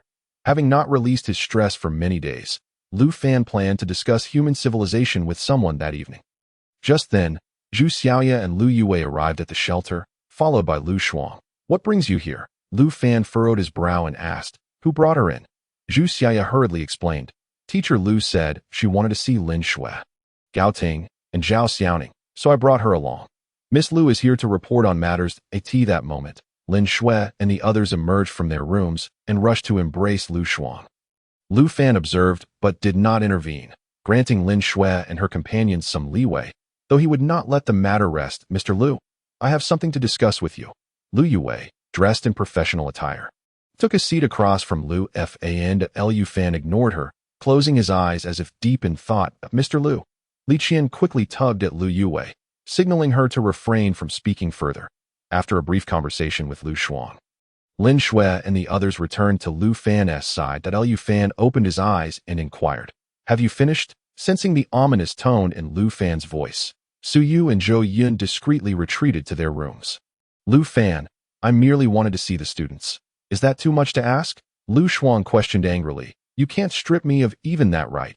Li Qian sighed. Thinking it was over, Lu Fan was both amused and infuriated by Lu Shuang's audacity.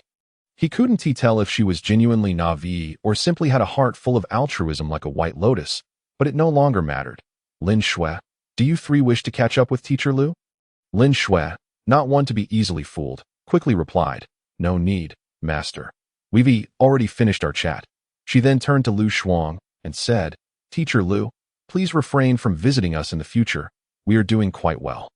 Shui, you. Lu Shuang's face turned beet red with rage, yet she could not find the words to retort and stormed off in anger. Zhu Xiaoya, who allowed you to bring outsiders in? Zhu Xiaoya was taken aback by Lu Fan's expression. Stammering, I saw Teacher Lu seemed to miss her students, so I brought her in. And what about Miss Lu? Miss Lu is here to report on matters. Zhu Xiaoya felt somewhat wronged, adding, besides, Miss Lu has been here before.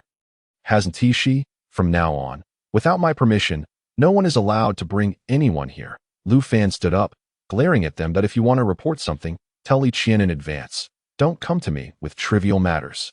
Lu Yue, seeing Zhu Xiaoya being reprimanded because of her, felt a pang of sympathy.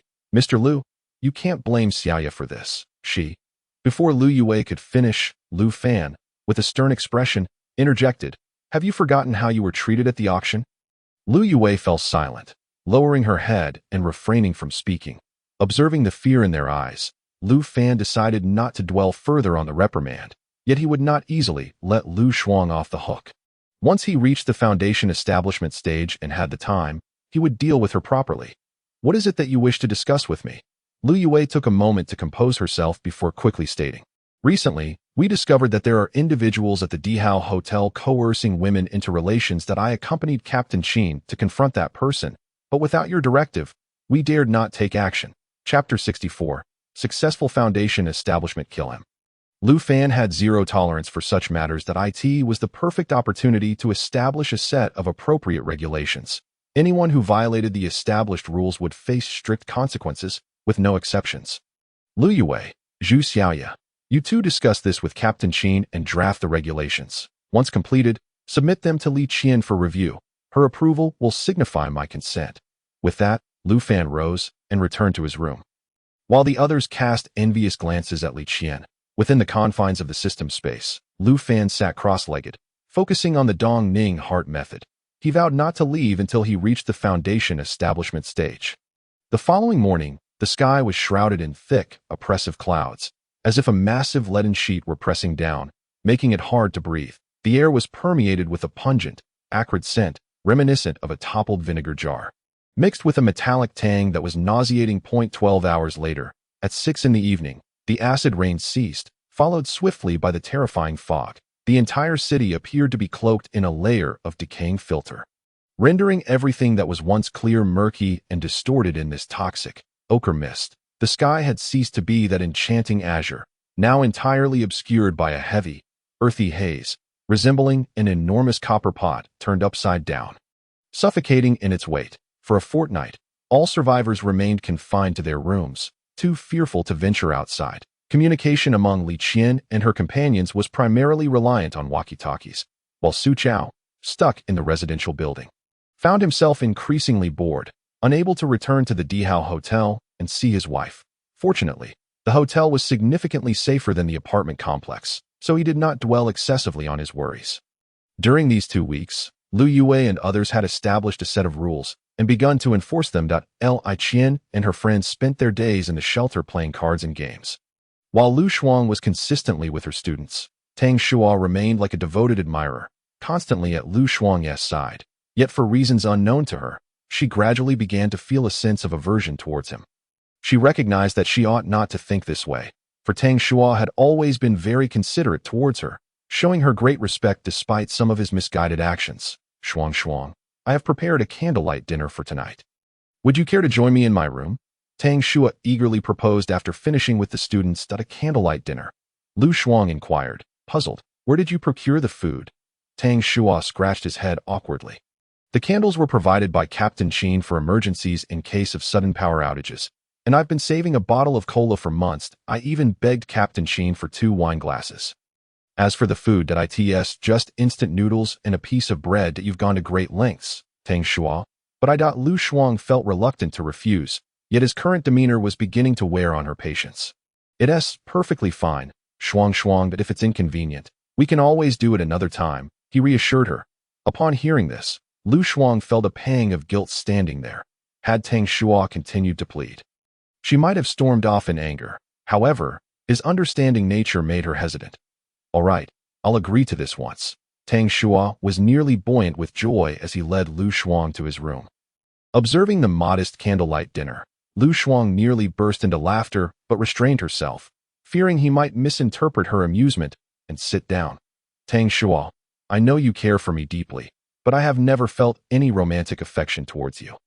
You are a good person and should try to find someone else to like, she said calmly as she took a bite of her noodles and sipped the cola.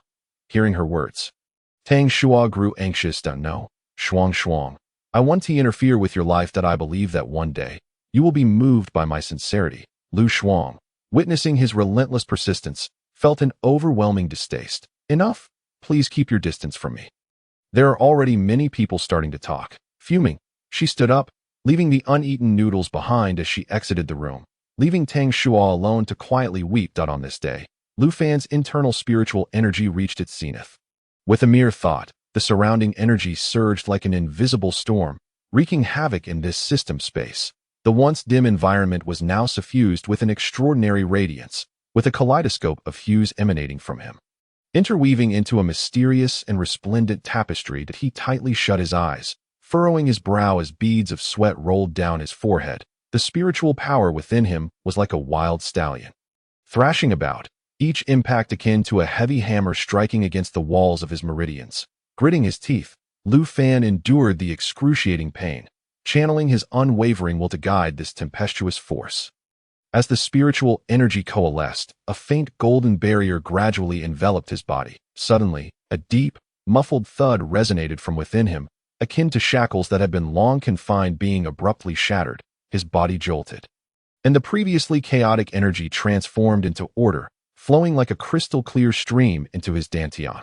Within the dantian, the once feeble seed of spiritual energy began to burgeon wildly, growing as rapidly as bamboo shoots after a spring rain, radiating a dazzling brilliance. Not long after, Lu Fan slowly opened his eyes, a sharp light flashing within them, his aura transforming abruptly, exuding a calm yet formidable presence with every gesture. With a thought, Lu Fan exited the space, a slight smile gracing his lips. It's been a challenge, but I have finally reached the foundation establishment stage. It was now a little past 4 in the afternoon, and Li Qian and her companions lounged lazily on the sofa, engaged in light conversation. That Lu Fan had intended to step outside, but was drawn in by their discussion about past boyfriends and began to eavesdrop eagerly. Suu, have you ever dated anyone before? Li Qian teased, eyes glinting mischievously. Come on, spill the beans. Suyu blushed, saying, Sister Qian, you always pick on me. I didn't want to, but during my internship, there was indeed a guy pursuing me for over half a year. I was actually considering accepting him, but then the apocalypse hit. Laughter erupted among them, and Lin Shui promptly volunteered her own romantic history. At our school, there were 4 or 5 boys chasing after me. They were all such sycophants, utterly boring. That Li Qian suddenly shifted the topic. What about Teacher Lu? Is she married? Lin Shui quickly lowered her voice. Actually, Teacher Lu is divorced. You all didn't know? Girls are naturally fond of gossip. And they displayed keen interest, eagerly awaiting Lin Shui's elaboration. Teacher Lu is genuinely nice, but her life is quite monotonous. However, her strict sense of justice was unbearable for her husband, which is why he left her. Later, Teacher Lu devoted herself entirely to her students, treating them as her own children. Yet, her excessive care often felt stifling, especially since they were all in their teenage years, leading some to accuse her of being pretentious.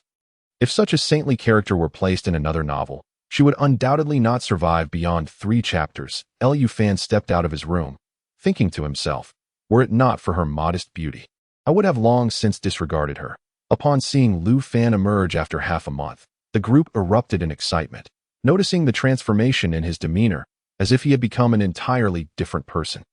Zhou Yun was left dumbfounded, exclaiming, I've encountered many bosses and leaders, but I've never seen someone exude such a commanding presence. Li Qian, Suyu, and Zhou Yun knew well what Lu Fan had been up to. But the others were curious about why he often locked himself away, refusing to be disturbed. In the shelter, Lu Fan engaged in conversation with a few, while significant events unfolded in the residential building adjacent to Dihao Hotel. Su Chao, feeling drowsy, had fallen asleep on a recliner on the first floor when a survivor rushed in, urgently reporting to Brother Pang. Su Chao is asleep. Inside the room were 7 or 8 people, who immediately stood up at the news. Pang Song asked anxiously, Are you certain? Absolutely. I've been watching him for nearly 10 minutes, and I can hear him snoring. Good. Pang Song's expression turned excited as he pointed at the informant.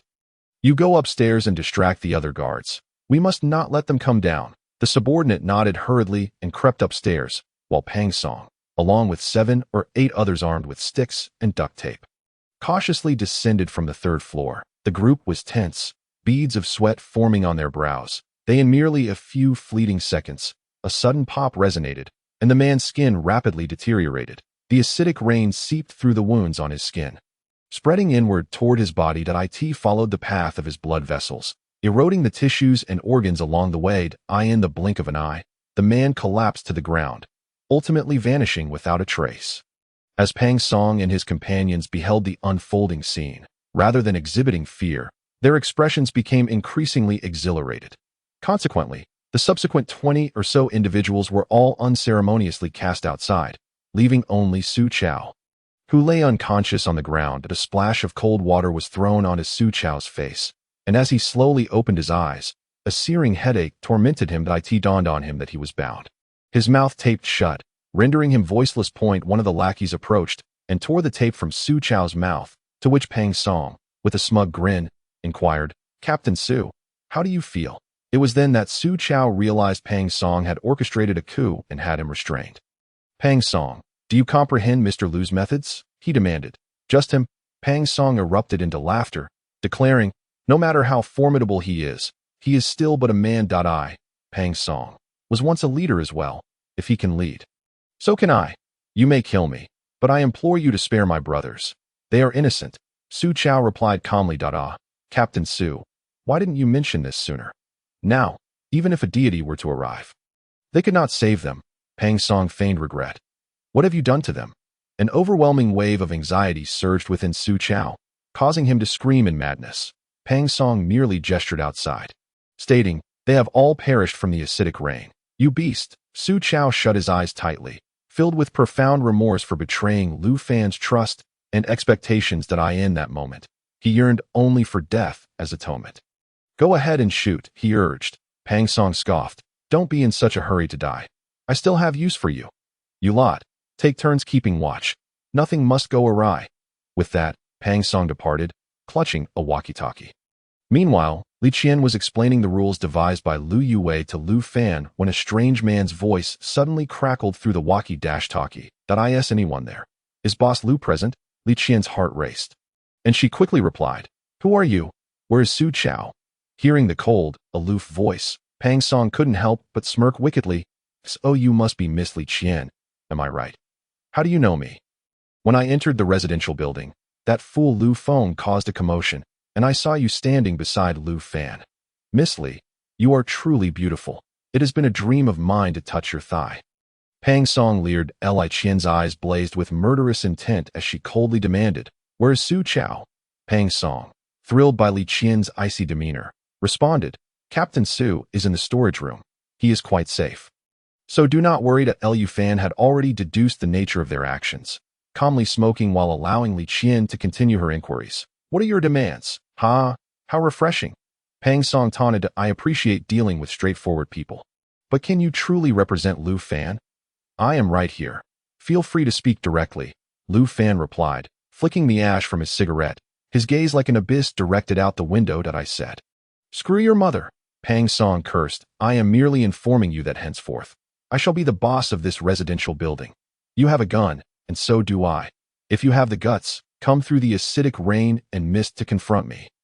Lu Fan paused, having not heard anyone speak to him in such a manner for a long time, and chuckled. "I possess many protective suits. I can venture out when the mist rolls in tonight." The suddenness of Lu Fan's words left Pang Song momentarily stunned, fearing Lu Fan would bring his men to eliminate him. "Lu Fan, I tell you, Su Chao is in my custody. If you dare bring anyone over, I will kill him immediately." Feigning fear, Lu Fan responded, "No, let us discuss this amicably. Present your demands, but do not harm Su Chao." Pang Song relaxed, believing Lu Fan was intimidated by his threats. "I have a demand. If you agree, I will release Su Chao, and we shall not interfere with each other in the future. State your terms. As long as Su Chao is not harmed, I can acquiesce to your requests. Bring me a few beauties. In exchange, I will return Su Chao to you." "Very well, that sounds agreeable." Lu Fan feigned urgency, asking, "Who do you want?" "I have Zhou Yun and several students here." Pang Song, surprised to learn that the star Zhou Yun was in Lu Fan's grasp, quickly insisted, "Bring them all to me." At that moment, Zhou Yun stood before Lu Fan, covering her mouth and stifling laughter, well aware that Lu Fan would never relinquish her. "That won't do, brother. As you know, Zhou Yun is a major star. That if you wish for her, you cannot have anyone else. If you want others, Zhou Yun cannot be part of the deal." Lu Fan intentionally toyed with him, eager to observe Pang Song's reaction. After a moment of silence, Pang Song demanded, "I want both Zhou Yun and Li Qian. If not, I will execute Su Chao right now." Lu Fan quickly relented. "Agreed.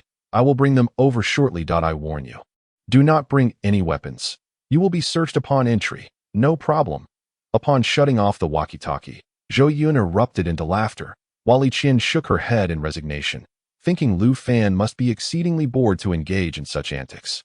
By now, the clock had struck 6, and the acidic rain had ceased, giving way to mist. Lu Fan retrieved 3 sets of protective gear along with oxygen tanks, distributing 1 set to each of the 2 women. In truth, his cultivation had reached the foundational stage, rendering the acidic rain and mist harmless to him. Yet he donned a suit to avoid raising Pang Song's suspicions. Amidst the dim fog, Lu Fan led the way, flanked by Li Qian and Zhou Yun, as the surrounding toxic mist flowed like a lurking beast, hissing ominously. Within 10 minutes, the trio arrived outside the residential building, where several of Pang Song's lackeys hesitated to venture out, allowing Lu Fan and his companions to enter unimpeded. No sooner had they stepped inside than Pang Song trained his gun on them. "Remove your protective gear." Obediently, Lu Fan and the others shed their suits. The sight of Li Qian and Zhou Yun sent Pang Song into a frenzy, and he reached out to seize them. "Wait a moment." Lu Fan shielded the 2 women behind him, prompting Pang Song to raise his weapon. Fearful of Lu Fan's next move, Boss Pang, you must bring Su Chao along. Was it not agreed upon to exchange? Pang Song, still cautious, held his gun aloft and signaled to one of his lackeys. Shortly thereafter, Su Chao was brought in, thoroughly bound. Mr. Lu. Su Chao's tears streamed down his face as he realized Lu Fan had come to rescue him. I am sorry, Mr. Lu. I have disappointed you. Ha! Su Chao. Mr. Lu has risked 2 beautiful women for you. Once you return, you must pledge your loyalty.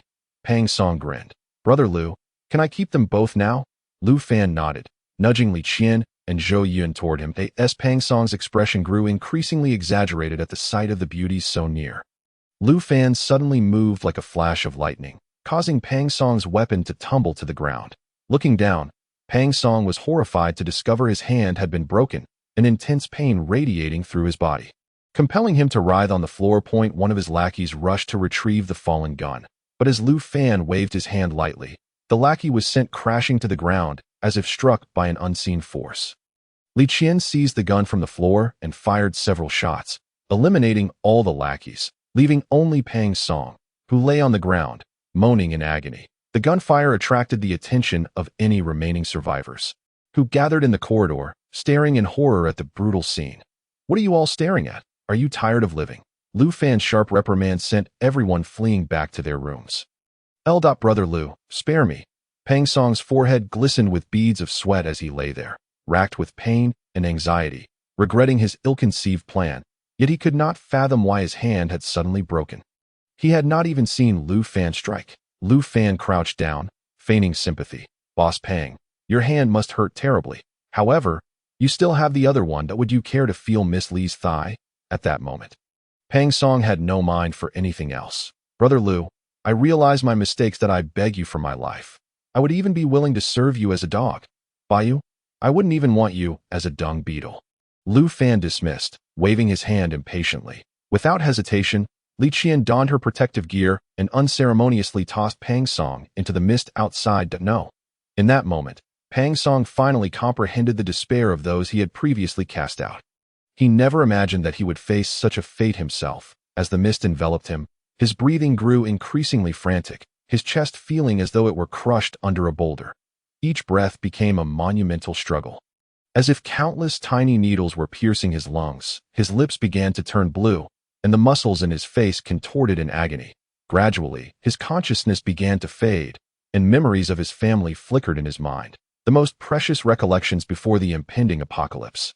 Ultimately, Pang Song collapsed to the ground, but suddenly, he rose again, emitting a terrifying howl.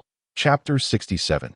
The reappearance of the mysterious figure. Indeed, those who inhaled the mist would transform into zombies. Lu Fan observed the unfolding chaos with calm detachment. Yet he noticed shadows flitting through the mist not far away. Lu Fan furrowed his brow, channeling his spiritual energy through the mist. Outside the blast wall, a horde of zombies had gathered beside him. Li Qian noticed Lu Fan's unease and, with a hint of concern, inquired, "What is it, master? Stay here for now. I will step outside for a moment. Mr. Lu, your protective suit." Su Chao hurriedly picked up the suit and handed it to Lu Fan. However, Lu Fan merely replied indifferently, "No need," and strode directly into the fog. The three exchanged glances, but Li Qian remained remarkably composed. Rest assured, the acid rain and mist have no effect on Mr. Lu. Upon emerging from the fog, Lu Fan leaped over the blast wall, instantly surrounded by the zombies. With a dismissive snort, he waved his hand, unleashing a surge of spiritual energy that obliterated the nearby zombies. Even Lu Fan himself was astonished by the sheer might of his foundational stage. Suddenly, accompanied by a deafening roar, 2 mutated zombies lunged towards Lu Fan in the blink of an eye. Towering nearly 2 meters tall, these formidable creatures bore grotesquely grayish-black skin that emitted a nauseating stench. Their muscles were grotesquely developed, resembling hardened rock protrusions all over their bodies, with arms as thick as a normal man's thigh. With a mere thought, Lu Fan gripped a long knife tightly in his hand. One of the mutated zombies struck first, roaring as it charged towards him like a small mountain. Moving with astonishing speed, Lu Fan sidestepped, causing the massive creature to crash heavily against the blast wall with a resounding thud. The other zombie, unwilling to be outdone, swung its thick arm towards Lu Fan. With a swift kickoff, Lu Fan leaped gracefully, evading the blow, and simultaneously brought his knife down, severing the zombie's arm, dark blood gushing forth. The two zombies howled in pain, their fury intensifying as they began to attack with renewed ferocity. They flanked Lu Fan, attempting to rip him apart with their relentless strikes. Lu Fan regarded them with utter disdain. Suddenly, he dashed toward the left zombie, his long knife flashing like a black bolt of lightning, aiming straight for its throat. The zombie attempted to evade, but Lu Fan's speed was simply too overwhelming, leaving it helpless as the knife plunged into its neck. With a sharp twist of his wrist, Lu Fan carved a massive gash through the zombie's throat that it let out a wretched scream, swaying unsteadily before finally collapsing to the ground, convulsing momentarily before going still. The remaining zombie, witnessing this, lunged at Lu Fan recklessly. "You think you can kill me?" Lu Fan replied calmly, spinning around and swinging his knife backward, the blade slicing accurately through the zombie's knee. The colossal creature lost its balance and crashed to the ground with a heavy thud. Lu Fan raised his knife high, preparing to finish off the mutated zombie when, unexpectedly, a figure darted past him, delivering a powerful kick to his chest that sent him stumbling back several meters. Lu Fan quickly regained his footing, disbelief etched across his face. How could someone possibly push him back? He furrowed his brow and looked up to confront the intruder. ITSU. Before him stood the mysterious figure Lu Fan had encountered previously. Now, he finally discerned the man's features, approximately 1.8 meters tall, draped in a black cloak, with piercing eyes that glinted with provocation. "That I never expected you could slay my mutated zombies." The man advanced slowly, another mutated zombie rising to stand behind him. Lu Fan hesitated to strike. Even with his foundational stage, he felt uncertain about defeating this enigmatic opponent. "What do you want?" Lu Fan demanded. The mysterious figure laughed heartily at Lu Fan's anxious demeanor. "Indeed, a waste is truly a waste. Even with a system, you remain so timid." Lu Fan remained silent, gripping his long knife tightly, wary of the man's potential attack. "Enough of this," the mysterious figure declared. "I am here to offer you a chance at survival." He clasped his hands behind his back, regarding Lu Fan as one might a mere insect. Lu Fan had not faced such a blatant threat in a long time. "You say?" The mysterious man clapped his hands, and another mutated zombie emerged. This one stood slightly shorter than the previous two, but still towered at around 1.8 to 1.9 meters. Its muscles were exaggerated, brimming with latent power, its skin mottled with grotesque lumps and wrinkles. The head was disproportionately large, nearly a third of its body, with deep-set eyes gleaming with an eerie green light, and an enormous mouth capable of swallowing an adult whole, filled with razor-sharp fangs the size of daggers. This zombie leader exuded a powerful, malevolent aura that caused the surrounding zombies to tremble in submission. The man gestured toward the mutated creature. "This one is my creation, nearing a few upgrades. Deliver me 1,000 of your survivors, and I shall take my leave." Lu Fan stared in terror at the monstrous being before him. Its strength was leagues above that of the previous two mutated zombies, and the mysterious man's claim of having raised it like a pet only deepened Lu Fan's trepidation. However, surrendering 1,000 survivors was utterly inconceivable. This base was the fruit of his labor. Relinquishing even a fraction would incite rebellion among the remaining survivors. Even if he possessed immense power, it would be futile. Moreover, the system had explicitly instructed him to rebuild human civilization, a responsibility he could not forsake. "Why not seek other survivor bases instead?" Lu Fan retorted. "The others are scattered, with each base housing no more than 200 or 300 people. It's simply too cumbersome." The mysterious man chuckled.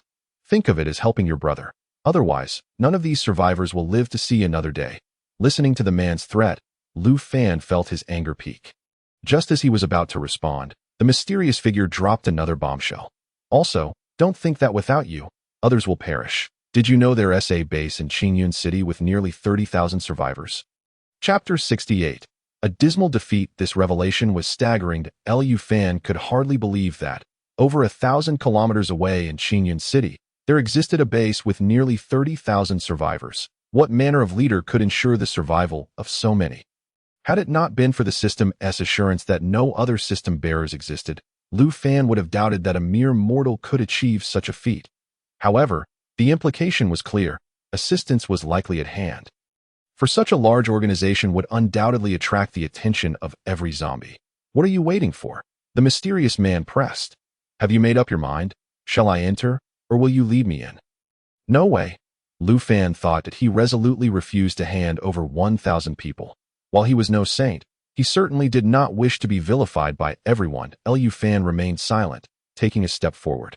His foundational cultivation enveloped him in a faint aura, and the long knife in his hand glimmered with a chilling light, starkly visible amidst the oppressive mist. You truly fear not for your life. The mysterious man remarked, an amused expression on his face as he dismissed Lu Fan's resolve.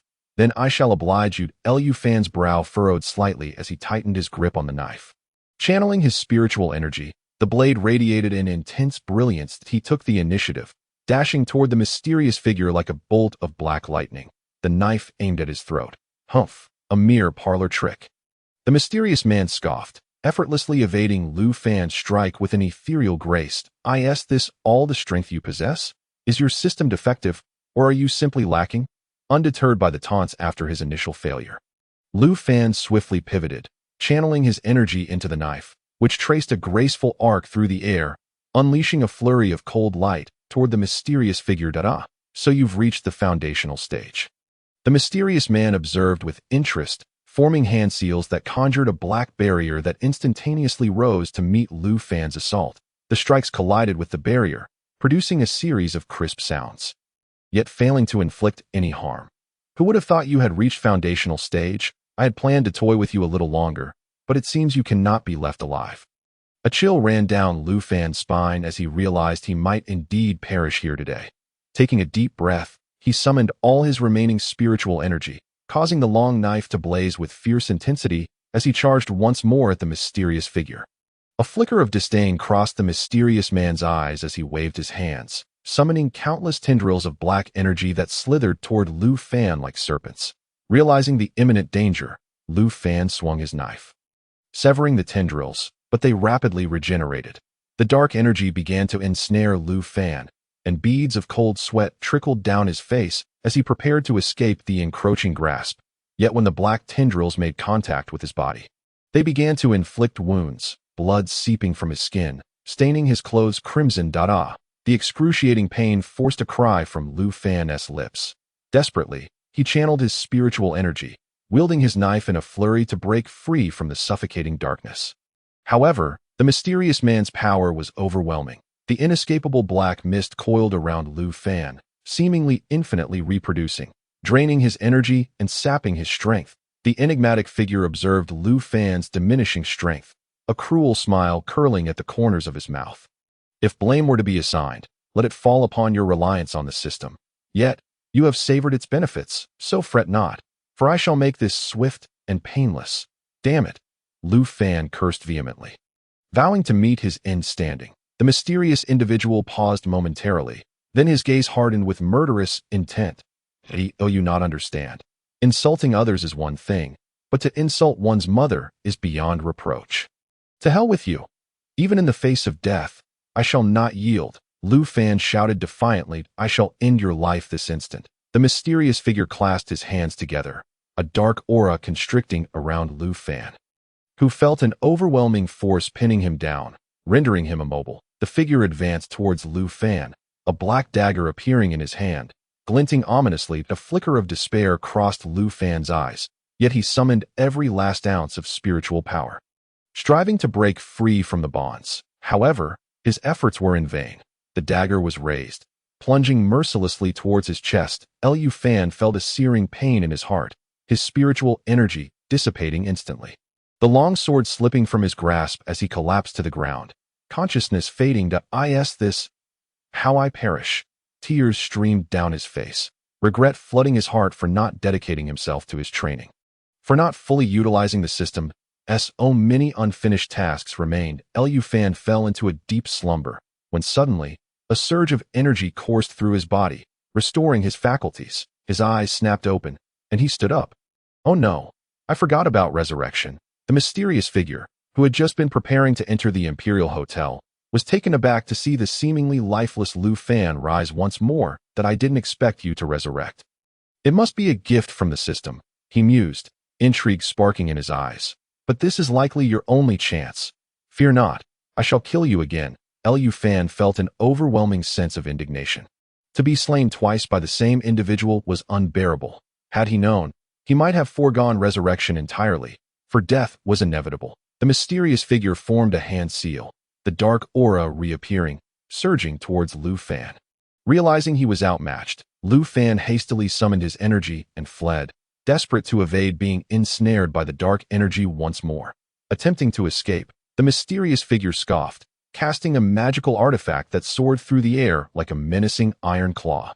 Arcing towards Lu Fan. This was Lu Fan's first encounter with a magical artifact from a cultivation novel, and as a chill gripped his ankle, he was yanked violently, losing his balance and crashing to the ground. Kicking up a cloud of dust, the artifact clamped onto his ankle like a predator's grip, and no matter how he struggled, he could not break free. That a cruel smile returned to the mysterious figure's face as he approached. The dark aura closing in step by step, each footfall echoing like a drumbeat in Lu Fan's heart. Despair washed over him like a tidal wave. He understood that escape was unlikely this time.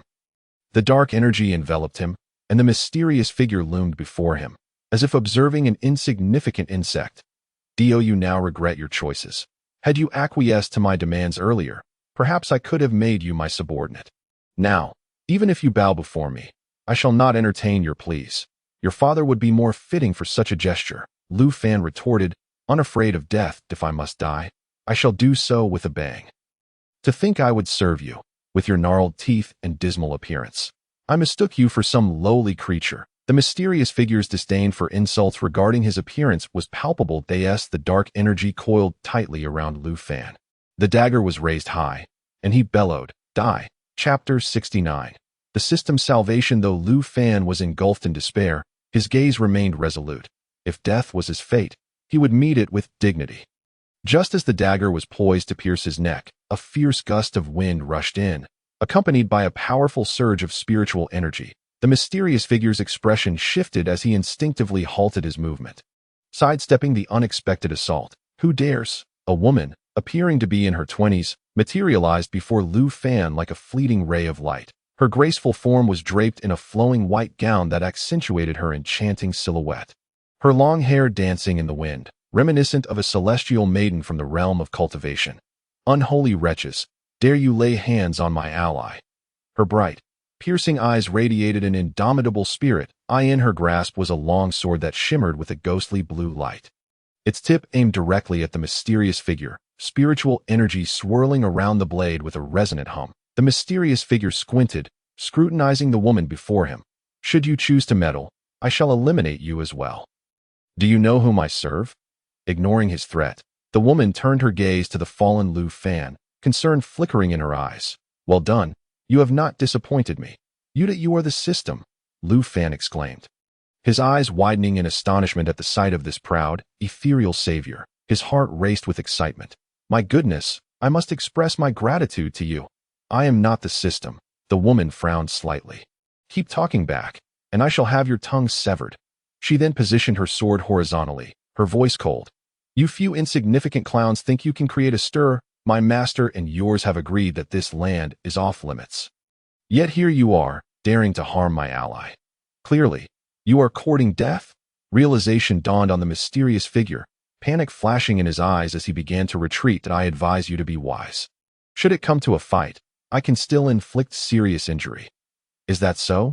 The woman scoffed, launching the first strike. With a flicker, she appeared before the mysterious figure, her long sword weaving a beautiful arc as it aimed for his chest. Such speed, Lu Fan marveled, unable to comprehend the swiftness of her assault. The mysterious figure's eyes narrowed in anger as he swiftly formed seals with his hands, conjuring a black energy barrier to block the woman's attack. The clash of sword and barrier produced a deafening sound, sending the surrounding zombies sprawling several meters away. Unyielding, the mysterious figure continued to conjure black energy to counter the woman's sword aura. Be careful, that dark energy is highly troublesome, Lu Fan called out, but he was swiftly silenced by the woman's impeccable swordplay, which effortlessly dispelled the black energy with a single strike. What kind of cultivation is this? Lu Fan thought, astonished. The battle raged on, the mysterious figure drenched in sweat as he desperately cast spells, while the woman closed the distance between them. Suddenly, she soared into the air, her sword splitting into countless strands of sword energy that surged toward the mysterious figure's throat. His face paled as he hastily cast spells to defend himself, but the sword energy was too formidable. All his defenses were pierced, and it struck true to his chest. With a cough, he spat blood. Immediately becoming feeble, the nearby mutated zombies shrieked in distress at the sight. The woman's gaze hardened, and a single sword wave effortlessly dispatched the mutated zombies. The remaining sword energy encircled the mysterious figure, who gasped for breath, immobilized. You cannot kill me. Fear gripped the mysterious figure as he cowered before the woman. Leave, she commanded, her voice thunderous. Should I discover you in this realm again, I shall hunt you down. The sword energy withdrew, and the mysterious figure, no longer daring to linger, vanished into the mist. But why did you let him go? Lu Fan exclaimed anxiously. Letting him go will only bring danger upon me. He is gravely wounded now. Killing him would serve no benefit and only stir unnecessary trouble. The woman replied coolly, he will not dare return for the time being, and should he do so, I shall ensure his demise.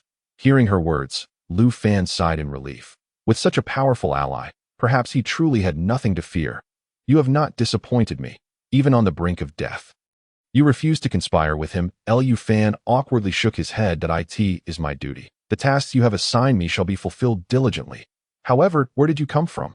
How are you so powerful? And who is that mysterious figure?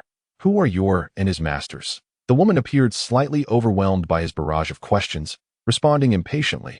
I cannot disclose that now. Just remember to focus on your own training. And in due time, you shall learn. Lu Fan thought it rather dull and pressed on. Then at least tell me your name. I cannot keep referring to you as the system. The woman shot him a glare, then slowly replied, Li Mu.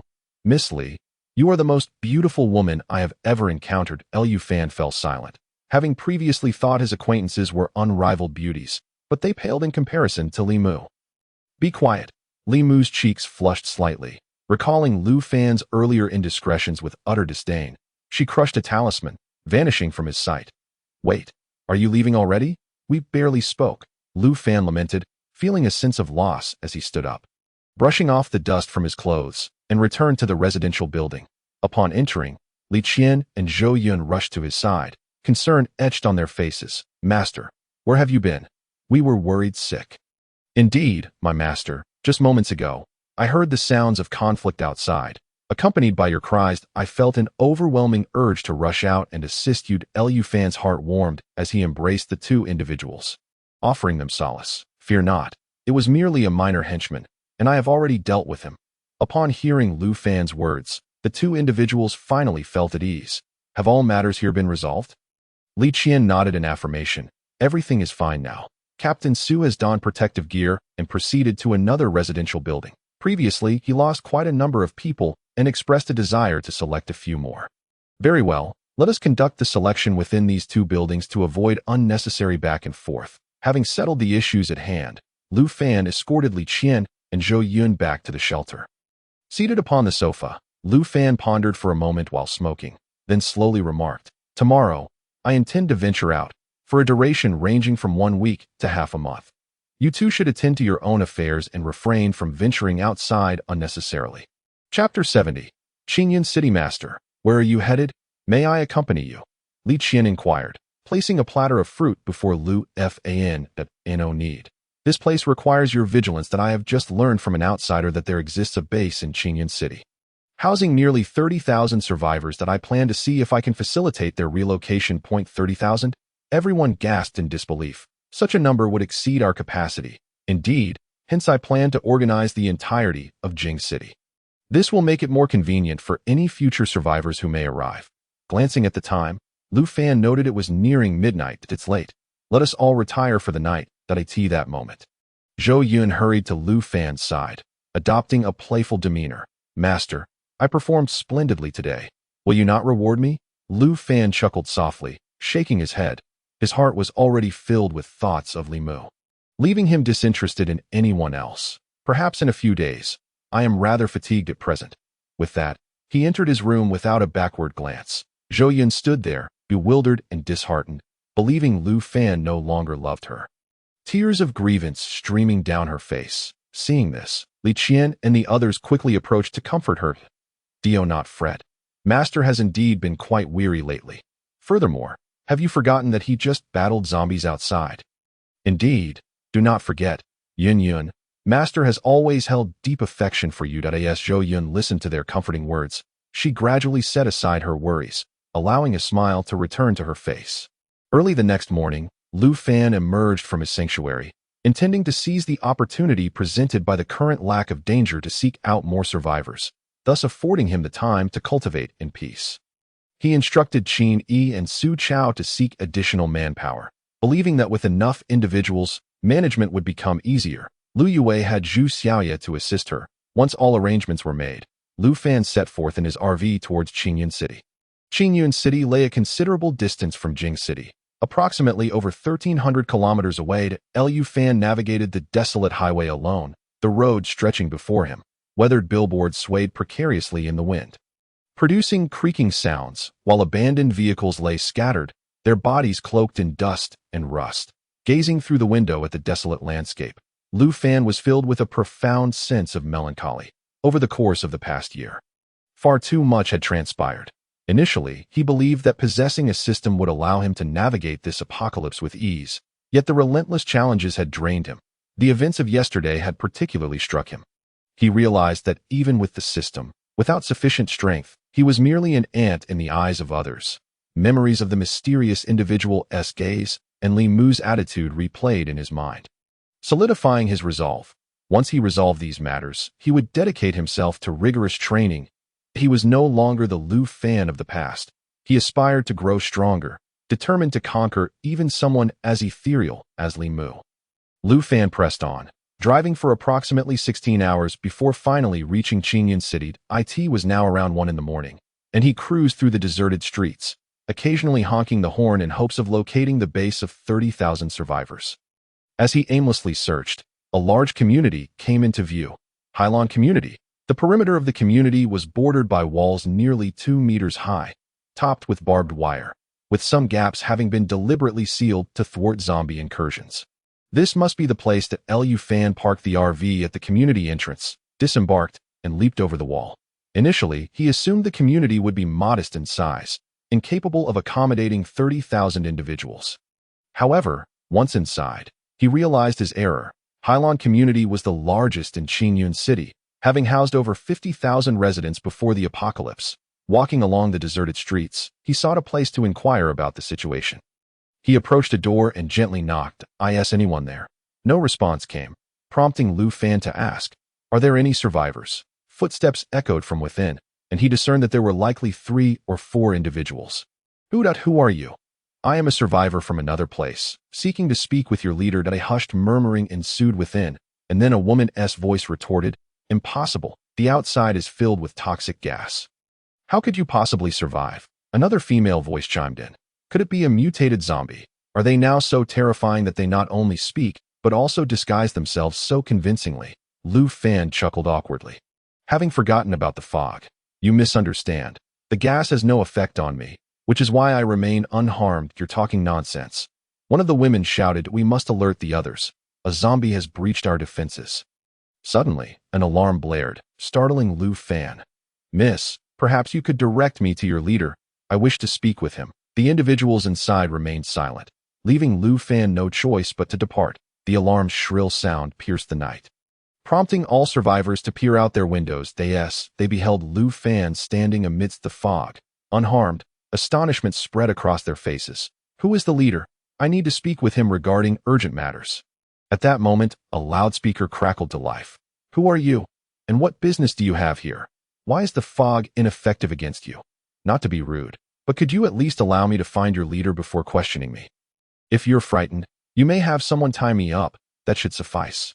After a brief silence, the voice responded, "East Unit, first floor of Building 3. That you may come." Lu Fan quickly spotted Building 3 and hurried over.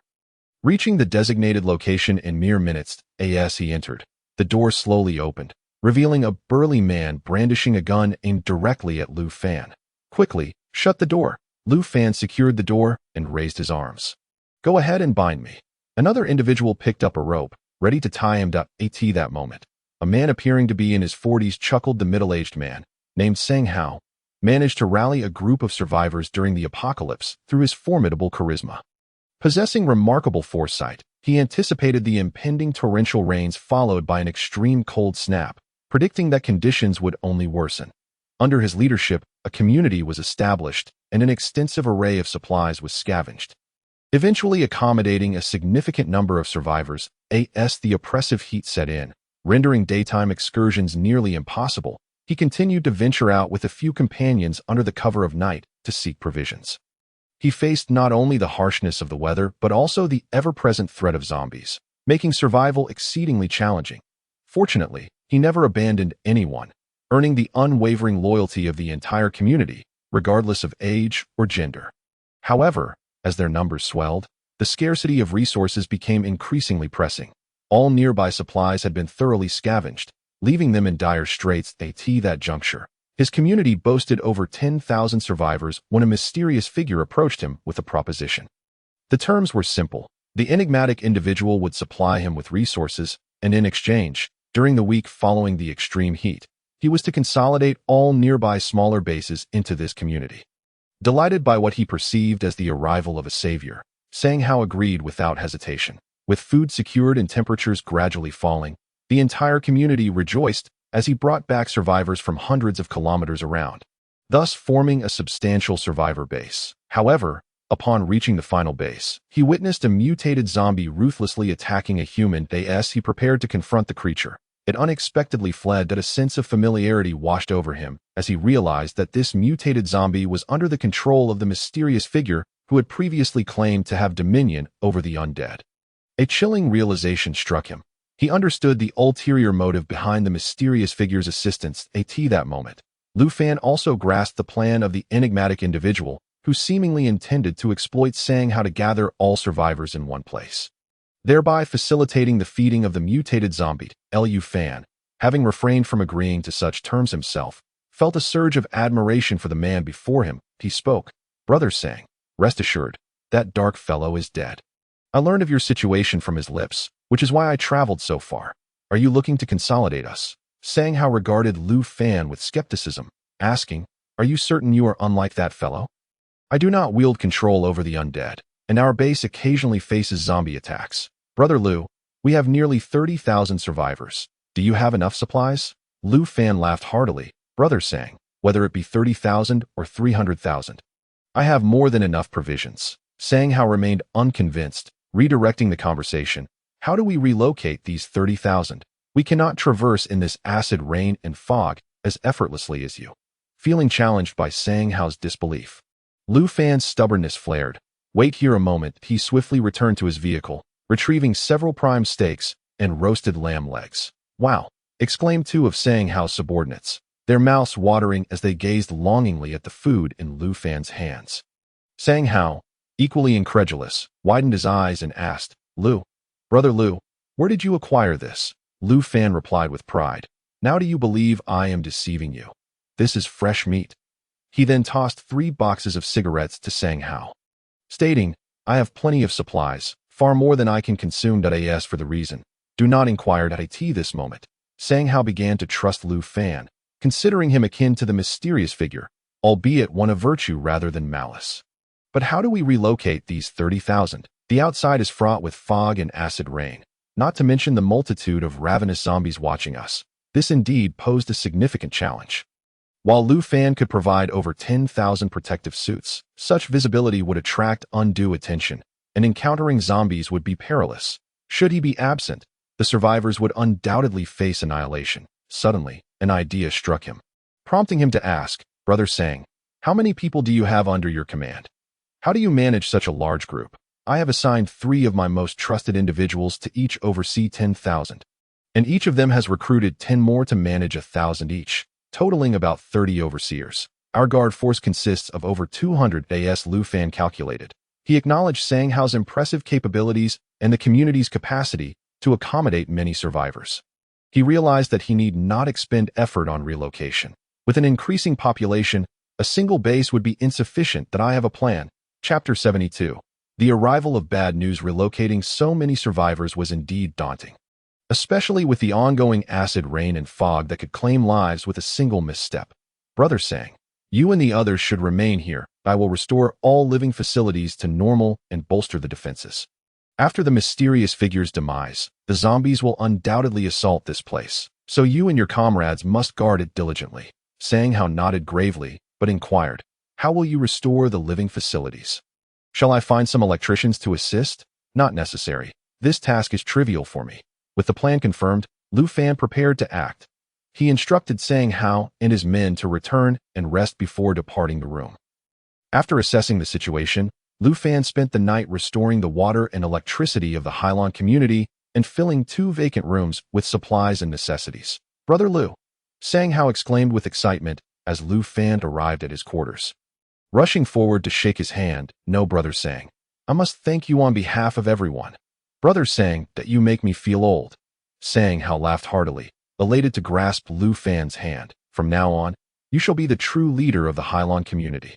My brothers and I will support you. Lu Fan's thoughts turned to Sang Hao's displayed loyalty, which registered as 63. Quite remarkable, he realized that such loyalty was likely due to his own system. Without the restoration of utilities and supplies, it would have been challenging to exceed 40. Brother Sang. Do not say that Lu Fan had lost interest in the role of leader. Sang Hao possessed undeniable capability, and it would be prudent to grant him a favor. Please continue to call me Brother Lu. You shall remain the leader of the Hailon community. My goal is to ensure the survival of all survivors, and I require capable and loyal individuals to manage affairs, and you are the most suitable candidate. Sang Hao, overwhelmed with emotion, could scarcely find words, repeatedly nodding. Rest assured, Brother Lu, as long as I am here, no one will come to harm. Lu Fan then informed Sang Hao of the supply locations and granted him 50 protective suits, which would allow them to navigate the acid rain and fog for supply distribution or emergencies. Lu Fan lingered for a few more days, during which Sang Hao introduced him to all the individuals responsible for management. On the final day, in the early hours, Lu Fan ventured out alone, erecting blast walls around the entire perimeter of the Hailon community. The residents marveled at the newly constructed walls and the restored utilities. Filled with excitement, Lu Fan discreetly provided Sang Hao with a handgun for emergencies. With his tasks completed, Lu Fan departed Qingyun City in his vehicle. You seem to have come to your senses lately. As Lu Fan hummed a tune while driving, the system's voice startled him, nearly causing him to crash into a tree. Could you refrain from being so startling? Why didn't you find me startling when I saved you? The system replied. Somewhat irked, Lu Fan chuckled awkwardly, feeling a surge of joy at the sudden appearance of Li Mu. You left so hastily last time, and I haven't had the chance to treat you to a meal. When will you visit again? I owe you a spicy hot pot. What is spicy hot pot? The system inquired, perplexed. However, I cannot come again. Lu Fan felt a pang of disappointment. Why not? Last time I came because you were in danger, and there were intruders from another realm that I had justifiable reasons to be there. Now that things are normal, I have no reason to go. Lu Fan pondered for a moment before asking. Could you tell me what the situation is? I cannot disclose specific details, but I am here to inform you of something. A sense of unease crept into Lu Fan's heart. What is it? After the man in black returned, he has begun to seclude himself to recover. Once he regains his strength, he will undoubtedly come seeking you. What? Lu Fan slammed on the brakes, bringing the vehicle to an abrupt stop. Am I doomed? Didn't you say that fellow wouldn't dare come? My master informed me that they plan to invade your territory. Last time, they were unprepared and did not expect me to injure the man in black. When he returns, his elder brother will accompany him. Great. Not only am I doomed, but I might also become a zombie. Lu Fan remarked with a wry smile. You must help me when the time comes that I can handle the man in black, but his elder brother is beyond my capability, Lu Fan anxiously exclaimed. Why not let your master take action? How could his esteemed master possibly intervene casually? Moreover, the master of that man in black had been covertly observing, while the younger generation could be given a pretentious lesson. If the master truly intervened, the opponent would undoubtedly stop at nothing to eliminate him. Lu Fan inwardly lamented the trouble, pondering, what should we do now? When will that man in black recover? I don't know. Came the reply. Lu Fan yearned to berate her, but the thought of her ability to crush him into oblivion quelled his anger. Li Mu, perceiving Lu Fan's expression, felt equally helpless. In the coming days, focus on your cultivation and strive to reach the golden core stage. If possible, I will secretly pass on a few techniques to you. As for the matter of the survivors, Leave it to my subordinates. This calamity will soon pass. Upon hearing this, Lu Fan's heart leaped with joy. When will you come? Not any time soon. That senior brother of theirs is always watching me that I can only sneak away when he is in seclusion. The prospect thrilled Lu Fan, and he eagerly nodded in agreement. That moment, the system's notification chimed. Ding! 1 month later, acid rain and fog will dissipate. The next wave of disaster will be an invasion from another realm. What? Lu Fan, who had just started the RV, slammed on the brakes. Li Mu didn't mention anything about an invasion from another realm. He hurriedly inquired of the system, what does this invasion entail? Ding! A plethora of foreign species will invade Blue Star. These entities will devour zombies or infiltrate their bodies, thereby enhancing their own abilities. So, if I eliminate all the zombies, they will be powerless. Ding! In theory, yes, but with zombies rampant everywhere, it is impossible to eradicate them all. Panic washed over Lu Fan as he gazed around, his heart racing. Does this mean all the survivors will perish? Ding! The next wave of disaster will commence in 2 years. Please prepare in advance. Chapter 73. Battling the mutated zombies with 2 years remaining. It was imperative to cultivate to the Golden Core stage or beyond during this time. Lu Fan initiated the RV and set off toward the capital city. After several hours, he returned to the sanctuary, gathering everyone in a suite at the Dihao Hotel to recount the events that transpired in Qingyun City. To his astonishment, there were so many survivors there. Shall we transfer the survivors over? Lu Fan had entertained such thoughts, but upon learning of the impending disaster, he decisively abandoned the idea that it was of no significance. Lu Fan, feeling disoriented, addressed everyone.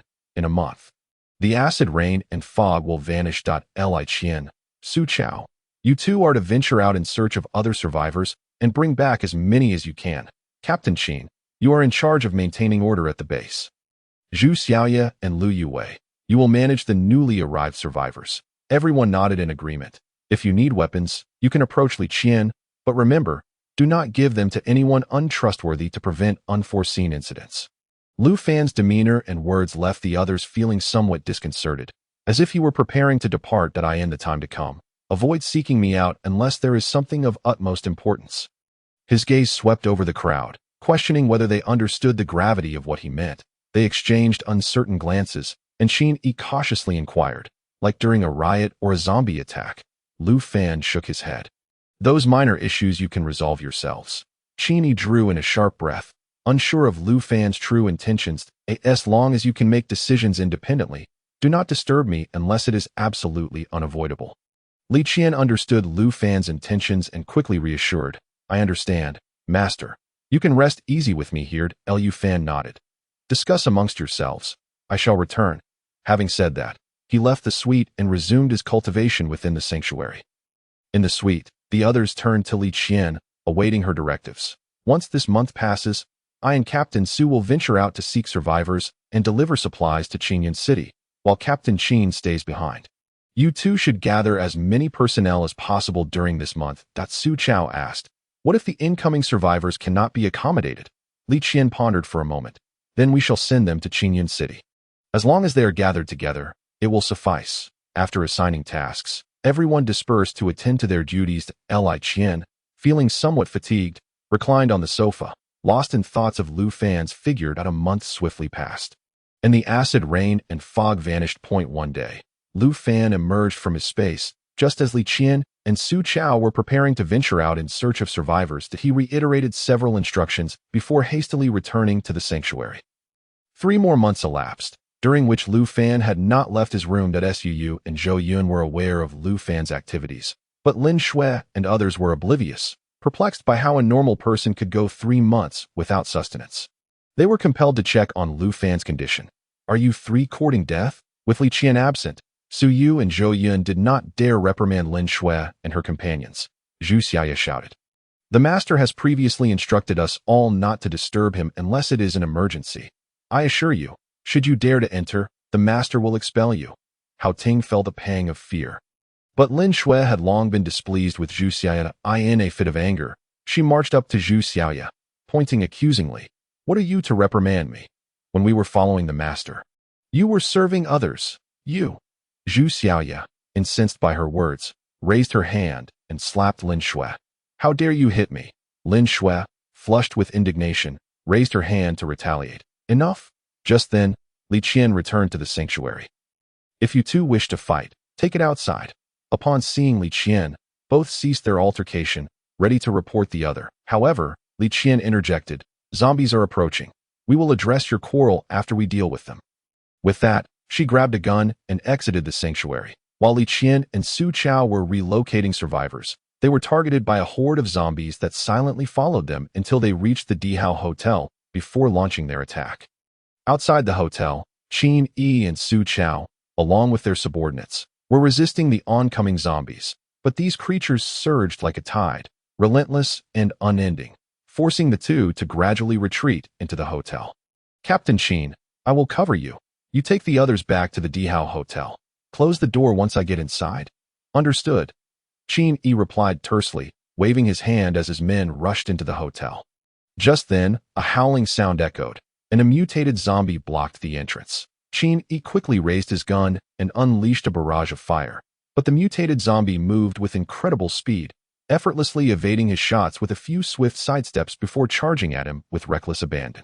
Seeing this, his subordinates rushed forward to confront it, but the mutated zombie swung its massive arm, sending 3 or 4 of them crashing aside like discarded puppets. The familiar figure collapsed before Qin Yi, blood spilling from his mouth as he smiled weakly at him before closing his eyes forever. No. Qin Yi's eyes blazed with fury. He could hardly believe that his closest brother had perished before him. Reloading his magazine, he frantically continued to fire at the mutated zombie. Yet, despite exhausting his ammunition, the creature remained unscathed, only emboldened as it leaped toward him, just as the mutated zombie was about to strike. Li Qian delivered a powerful kick to its body, catching it off guard and forcing it to stagger back. Captain Qin, take your men to assist Su Chao, that I'll handle this one. Qin Yi quickly got to his feet and led his team to help Su Chao. While the mutated zombie regarded Li Qian with a mocking expression, clearly dismissing the frail woman before it. Taking a deep breath, Li Qian launched her attack. She moved with agility, dashing toward the zombie and thrusting her dagger toward its neck. However, the mutated zombie reacted with lightning speed, whipping its head aside, causing her dagger to merely graze its surface, splattering black, corrosive liquid onto her arm, which burned with excruciating pain. Enraged by its injury, the mutated zombie let out a furious roar, swinging its enormous arm at Li Qian. She narrowly dodged, but the force of the wind knocked her to the ground, her back slamming against a nearby blast wall, nearly causing her to lose consciousness. Before she could rise, the mutated zombie charged again, its massive form looming like a mountain, its foul maw gaping wide, preparing to bite down on her. Chapter 74. Farewell to Li Mu. Li Qian strained with all her might, pressing her legs firmly against the zombie's chest while pushing its head away with both hands, desperate to prevent its rancid jaws from reaching her. Yet, the mutated zombie's strength far exceeded her expectations, its weight gradually bearing down on her, the stench overwhelming her senses as its sharp fangs hovered dangerously close to her neck. Her legs trembled uncontrollably, and her arms began to lose strength. Just as despair threatened to engulf her, she caught a glimpse of her dagger lying on the ground. With a swift motion, she freed one hand, grasped the dagger, and with every ounce of strength she possessed, plunged it into the zombie's left eye. A piercing scream erupted from the mutated zombie as its head jerked back in agony. Seizing the opportunity, Li Qian kicked it away and swiftly regained her footing. The mutated zombie showed no signs of surrender. It wildly shook its head, blood gushing from its punctured eye, its movements becoming increasingly frenzied as it charged once more towards Li Qian. Regaining her composure, Li Qian swiftly maneuvered to the rear of the mutated zombie, clasping its neck tightly with one arm, while plunging a dagger straight towards its throat with the other. The creature emitted another terrifying roar, violently shaking Li Qian off before lunging at her with manic ferocity, pinning her beneath its weight. Initially intent on employing the same tactic again, Li Qian was caught off guard as the mutated zombie, seemingly anticipating her move, flung the dagger from her grasp far away and began to bite down with wild abandon. Qin Yi, Su Chao. Li Qian exerted all her strength to resist the onslaught of the mutated zombie. Upon hearing her call, Qin Yi and Su Chao turned to her, raising their firearms and firing at the monstrous creature. They unleashed a barrage of bullets, and the mutated zombie, racked with pain, attempted to flee. Seizing the opportunity, Li Qian retrieved her dagger and dashed forward, once more driving it into the zombie's neck. Coupled with the bullets from Qin Yi and Su Chao, the mutated zombie staggered for a few steps before collapsing to the ground. Lifeless at that moment, the surrounding zombies, witnessing the demise of their leader, let out anguished roars and swiftly retreated from the scene. All present sat on the ground, breathless and shaken, while Li Qian felt a wave of terror wash over her. She had narrowly escaped death at the hands of the mutated zombie. After a brief respite and account of the casualties, they returned to the hotel.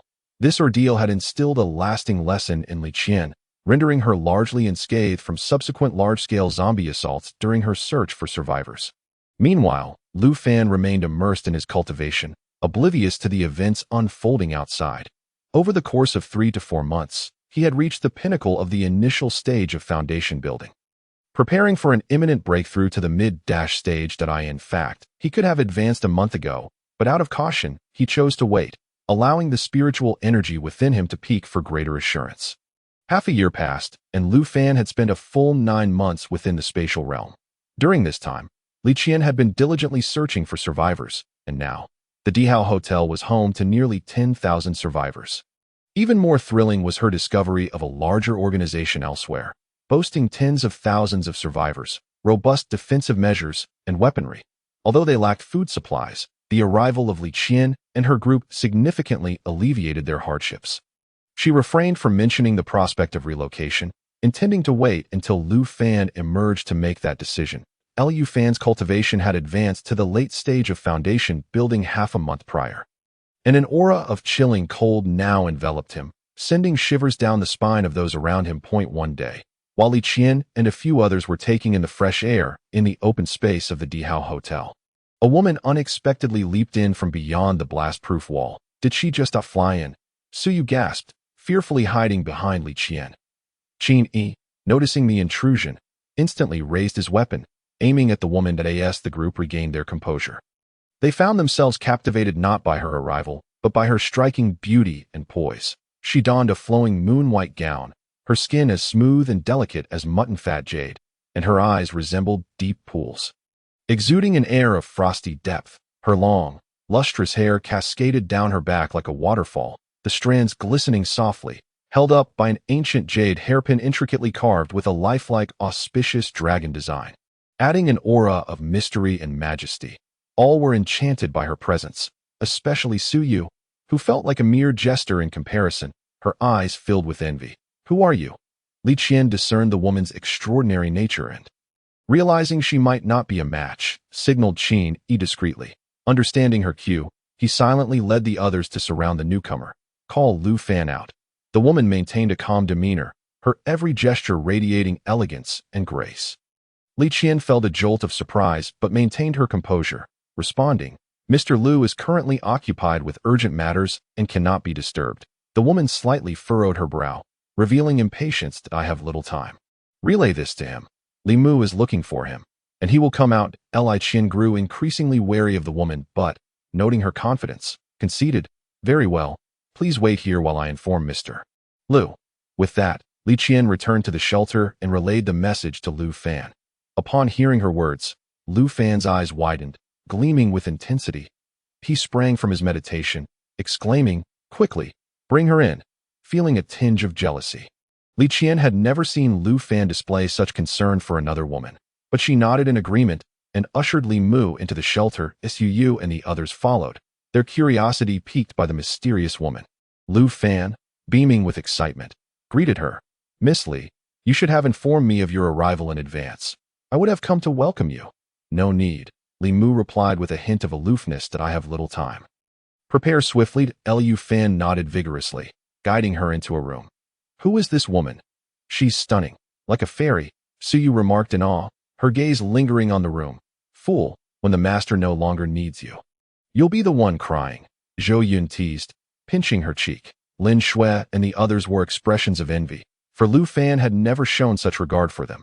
Inside the room, Lu Fan and Li Mu sat cross-legged on the bed, facing each other. Late stage of foundation building. Not bad, Li Mu observed, glancing at Lu Fan. You are not my disciple, so I can only impart one set of techniques to you. Lu Fan thought to himself that even a single set was better than none. Suddenly recalling the impending invasion from another realm, he quickly inquired, "The system alerted me that there will be an invasion in 2 years. Is this related to what you mentioned? And if the invasion occurs, how can we defend against it?" Li Mu sighed, slowly responding, "It is indeed related to what I told you. If the invasion truly happens, all ordinary people will likely perish. As for how to defend." Lu Fan, anxious at her tone, urged, "Please, tell me." Chapter 75. The White Rainbow Nine Suns Formation. Li Mu's brow furrowed slightly, as if burdened by immense pressure to thwart the invasion from another realm. The best, and perhaps the only, method is to eliminate those individuals. Eliminate whom? Lu Fan realized. You mean the men in black and their senior brother? Li Mu nodded that if those two perish, their plans will essentially be thwarted. Even if they attempt to restart, they will be left without manpower, and it would take them at least a century to recover. All right, then I shall kill them, Lu Fan declared earnestly. Just 2 small thieves. I could eliminate them with a wave of my hand. Why do you always act so pretentious? Li Mu shot him a glare. Even I couldn't deal with that senior brother of theirs. Why boast? At least you acknowledge it's boasting, Lu Fan retorted. If you can't even deal with them, then your suggestion is essentially useless. You? Li Mu's cheeks flushed with indignation, yet she found herself at a loss for words. My master will find a way. Let us focus on the task at hand, Lu Fan quickly replied. Focusing on the task at hand is indeed good. We must learn. Li Mu failed to catch his underlying meaning. Forming hand seals as a sword radiating white light floated in midair. Its brilliance was both dazzling and soothing. With a wave of her hand, the light gradually receded, revealing a sword exuding a gentle white glow. Its hilt embedded with a smooth white jade that emanated faint strands of spiritual energy. This sword is called White Rainbow. It was my previous weapon that my master has agreed to gift it to you. Although it lacks overwhelming power, it will be more than sufficient for you. Should you come across rare treasures in the future, you may upgrade this sword. Moreover, I will also impart to you the Nine Suns sword formation, a superior technique within my sect, which, when combined with the White Rainbow, can unleash considerable power. Lu Fan's eyes widened in shock and delight, his hands trembling slightly as if afraid to disturb the ethereal sword. With a gentle push from Li Mu, the White Rainbow sword gracefully flew into Lu Fan's hands. The moment he grasped the hilt, a chilling energy surged through his arm, causing him to shudder as he felt the immense spiritual power emanating from the sword, which hummed with a welcoming resonance, as if greeting its new master. Now, I will teach you the Nine Suns sword formation. The two sat facing each other with closed eyes, simultaneously entering the system's spatial realm. Watch closely. As her words fell, Li Mu swiftly formed hand seals, chanting incantations. With her movements, the White Rainbow sword split into 9, revolving gently around her, each blade radiating a soft white light, harmonizing with one another. Once the formation was established, the 9 swords merged into one, capable of conjuring the might of the 9 suns, rendering them nearly impervious to any malevolent entity. The essence of the formation lay in the unity of mind and spirit, controlling its operation through intent while ensuring that the hearts of all sword wielders within the formation resonated in unison to unleash its full potential. Lu Fan watched intently, absorbing every intricate change in the sword formation. Each sword's rotation and the flicker of light searing into his memory, secretly astonished by the formation's exquisite elegance. After demonstrating, Li Mu infused a stream of spiritual energy into Lu Fan's body at that moment. The method of utilizing the Nine Suns sword formation appeared in Lu Fan's mind. He looked up, gratitude shining in his eyes as he gazed at Li Mu. Thank you. Over the next 2 days, under Li Mu's guidance, Lu Fan's cultivation progressed significantly, and he gradually grasped the fundamentals of the Nine Suns sword formation. That it's getting late. I must return now. Don't be in such a hurry, Lu Fan interjected. Did we not agree that I would treat you to spicy hot pot? Li Mu's lips curved slightly, revealing a gentle smile that let's eat after we resolve this matter. With that, he crushed the talisman in his hand and vanished before Lu Fan. Sighing, Lu Fan departed from the space. In recent days, Li Qian and the others often leaned outside Lu Fan's room, trying to catch any sounds from within, yet there was an utter silence. Not even a whisper could be heard. Everyone was puzzled about what the two were doing inside. Upon seeing Lu Fan emerge without the woman from before, their confusion deepened. Master, where is that sister? She left in the middle of the night yesterday. Lu Fan casually fabricated a reason, hastily changing the subject. Li Qian, please update me on the current situation. Li Qian reported the number of survivors at the Dihao Hotel and the circumstances in Qingyun City.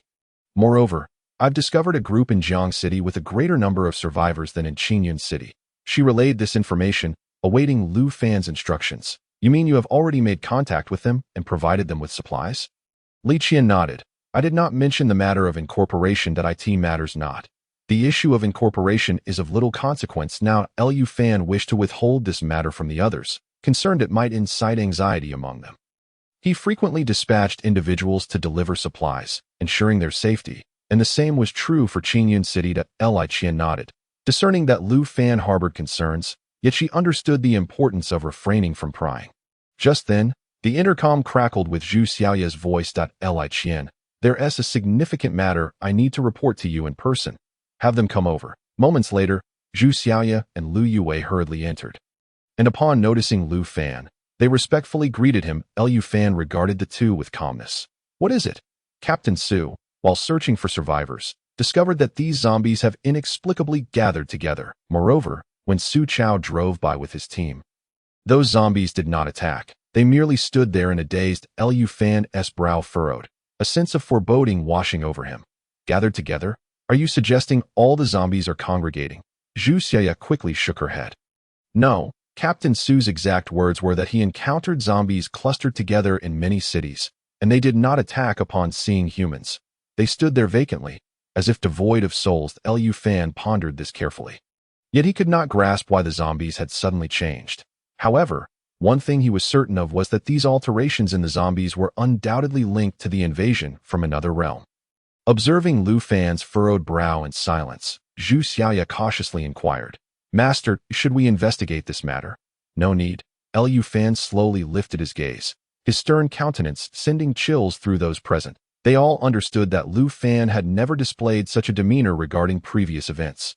This matter was certainly not trivial. Since the threat of zombies has dissipated and the weather is normal, we should seek out survivors as much as possible, direct them to the nearest base, ensuring that supplies are abundant. Chapter 76. Experiment. Li Qian nodded heavily, surmising that Lu Fan's search for survivors was to ensure everyone's safety, yet she was unaware of what could have made him so anxious. If there's nothing pressing, please do not disturb me. With that, he returned to his room to begin his training. After Lu Fan left, Su Yu rushed into Li Qian's embrace, anxiously asking, Sister Qian, what is happening? Master has never been this serious before. Is something about to occur? You mustn't keep us in the dark. Li Qian pinched her little cheek, reassuring her. What are you thinking? With Master around, nothing will happen. Haven't we been living well all these years? Li Qian could only offer such comfort to Su Yu, as well as to everyone else, for she knew that as long as Lu Fan was present, even the gravest of issues could be resolved. The following day, Li Qian prepared to set off again with Su Chao. Along the way, they encountered numerous zombies gathering together, standing vacantly in place. Even when Su Chao fired his weapon, they remained unperturbed. This is quite strange. This situation caused everyone to lower their guard. Some even ventured outside to stroll. However, Su Chao and the others believed that the more peculiar occurrences should heighten their vigilance. In the days that followed, Li Qian and her group found many more survivors. With the weather and zombies posing no danger, many long-hidden survivors began to emerge in search of supplies. Li Qian allocated them to the nearest bases and ensured sufficient provisions were available. Thank you, Miss Li. The leader of Jiang City, a woman named Gu Han, appeared to be in her early 40s but looked as though she were in her 30s due to her meticulous upkeep. For the past few months, Li Qian had been providing her with supplies, and Gu Han was immensely grateful. You're too kind, Sister Gu. It is all at the behest of Mr. Lu, who wishes to ensure your safety and living conditions. When will Mr. be free? I would like to pay him a visit in person. Ji Yuhan said with a beaming smile. She was quite intrigued by Lu Fan, a young man capable of amassing such resources and gathering so many survivors. His abilities must be extraordinary. Mr. is currently occupied, but I will certainly convey your sentiments to him. Thank you. Li Qian nodded slightly and departed Jiang City with her subordinates. Life in Qingyun City was significantly better than in Jiang City, as Lu Fan had personally restored essential facilities such as water and electricity in the Hailong community of Qingyun City. As evening approached, All the residents gathered downstairs to chat and exercise. Some even set up barbecue grills to prepare vegetables and potatoes for grilling. Sensing the familiar RVs in large groups, Sang Hao commanded everyone to put away the alcohol, leading his team to jog over. Miss Li, you've arrived. ISM Lu not with you this time. Mr. Lu has matters to attend to. Li Qian walked ahead with grace, Su Chao following closely behind, while Sang Hao and his subordinates trailed alongside. Brother Sang, have there been any developments regarding the arrangements I set for you, concerned about the sudden change in the zombies? Li Qian instructed the heads of various bases to send their subordinates to investigate. Sang Hao let out a bitter laugh. There has been no progress. Those zombies are gathered together as if in a stupor. My people could dance before them, and they would remain unresponsive. Continue the investigation. If necessary, initiate a large-scale extermination of the zombies. The eerie aura surrounding these zombies compelled Li Qian to take charge to alleviate Lu Fan's burden. But Brother Sang expressed some concern. Could this lead to unnecessary complications? These creatures wouldn't congregate without reason. It would be too late to regret it once trouble arises. Hearing Li Qian's words, Sang Hao reluctantly agreed. Then I'll send someone to try it out tomorrow. Please arrange for the 10 or so survivors brought this time, and have someone collect the supplies as well. Sang Hao nodded, instructing his subordinate to handle those matters. Miss Li and Captain Su should stay a bit longer. Li Qian contemplated for a moment before replying. Let us stay for 2 or 3 days. We can also observe whether the large-scale extermination of zombies will cause any issues. If problems do arise, we can address them swiftly. The following morning, the weather was splendid. Sang Hao dispatched a total of 30 individuals, each equipped with clubs and similar weapons, their faces glowing with excitement as they seemed very interested in this operation. Be careful. If anything goes wrong, return to the vehicles immediately, Sang Hao cautioned. Understood, boss. Don't worry, boss. These zombies are practically immobile now. Killing them will be a piece of cake. Sang Hao shook his head helplessly as he watched them board several vehicles and depart from the Hailan community. The remaining few settled in the house, waiting for news. They waited from morning until around 5 or 6 in the evening, yet still no one returned. Sang Hao's brow furrowed, worry etched on his face. Could something have gone wrong? One of the subordinates asked. Shut your mouth. Sang Hao shot him a glare, but he too felt a rising anxiety. Just then, a procession of vehicles drove into the Hailan community. Sang Hao, exhilarated, rushed down with his team, followed closely by Li Qian and Su Chao. Boss, we're back. You little rascals, why did you take so long to return? Seeing the worried expression on his leader's face moved everyone's hearts. We first went to a nearby town to eliminate a bunch of zombies. After confirming everything was fine, we moved on to several other districts and towns. Rest assured, boss, nothing happened. We'll continue tomorrow.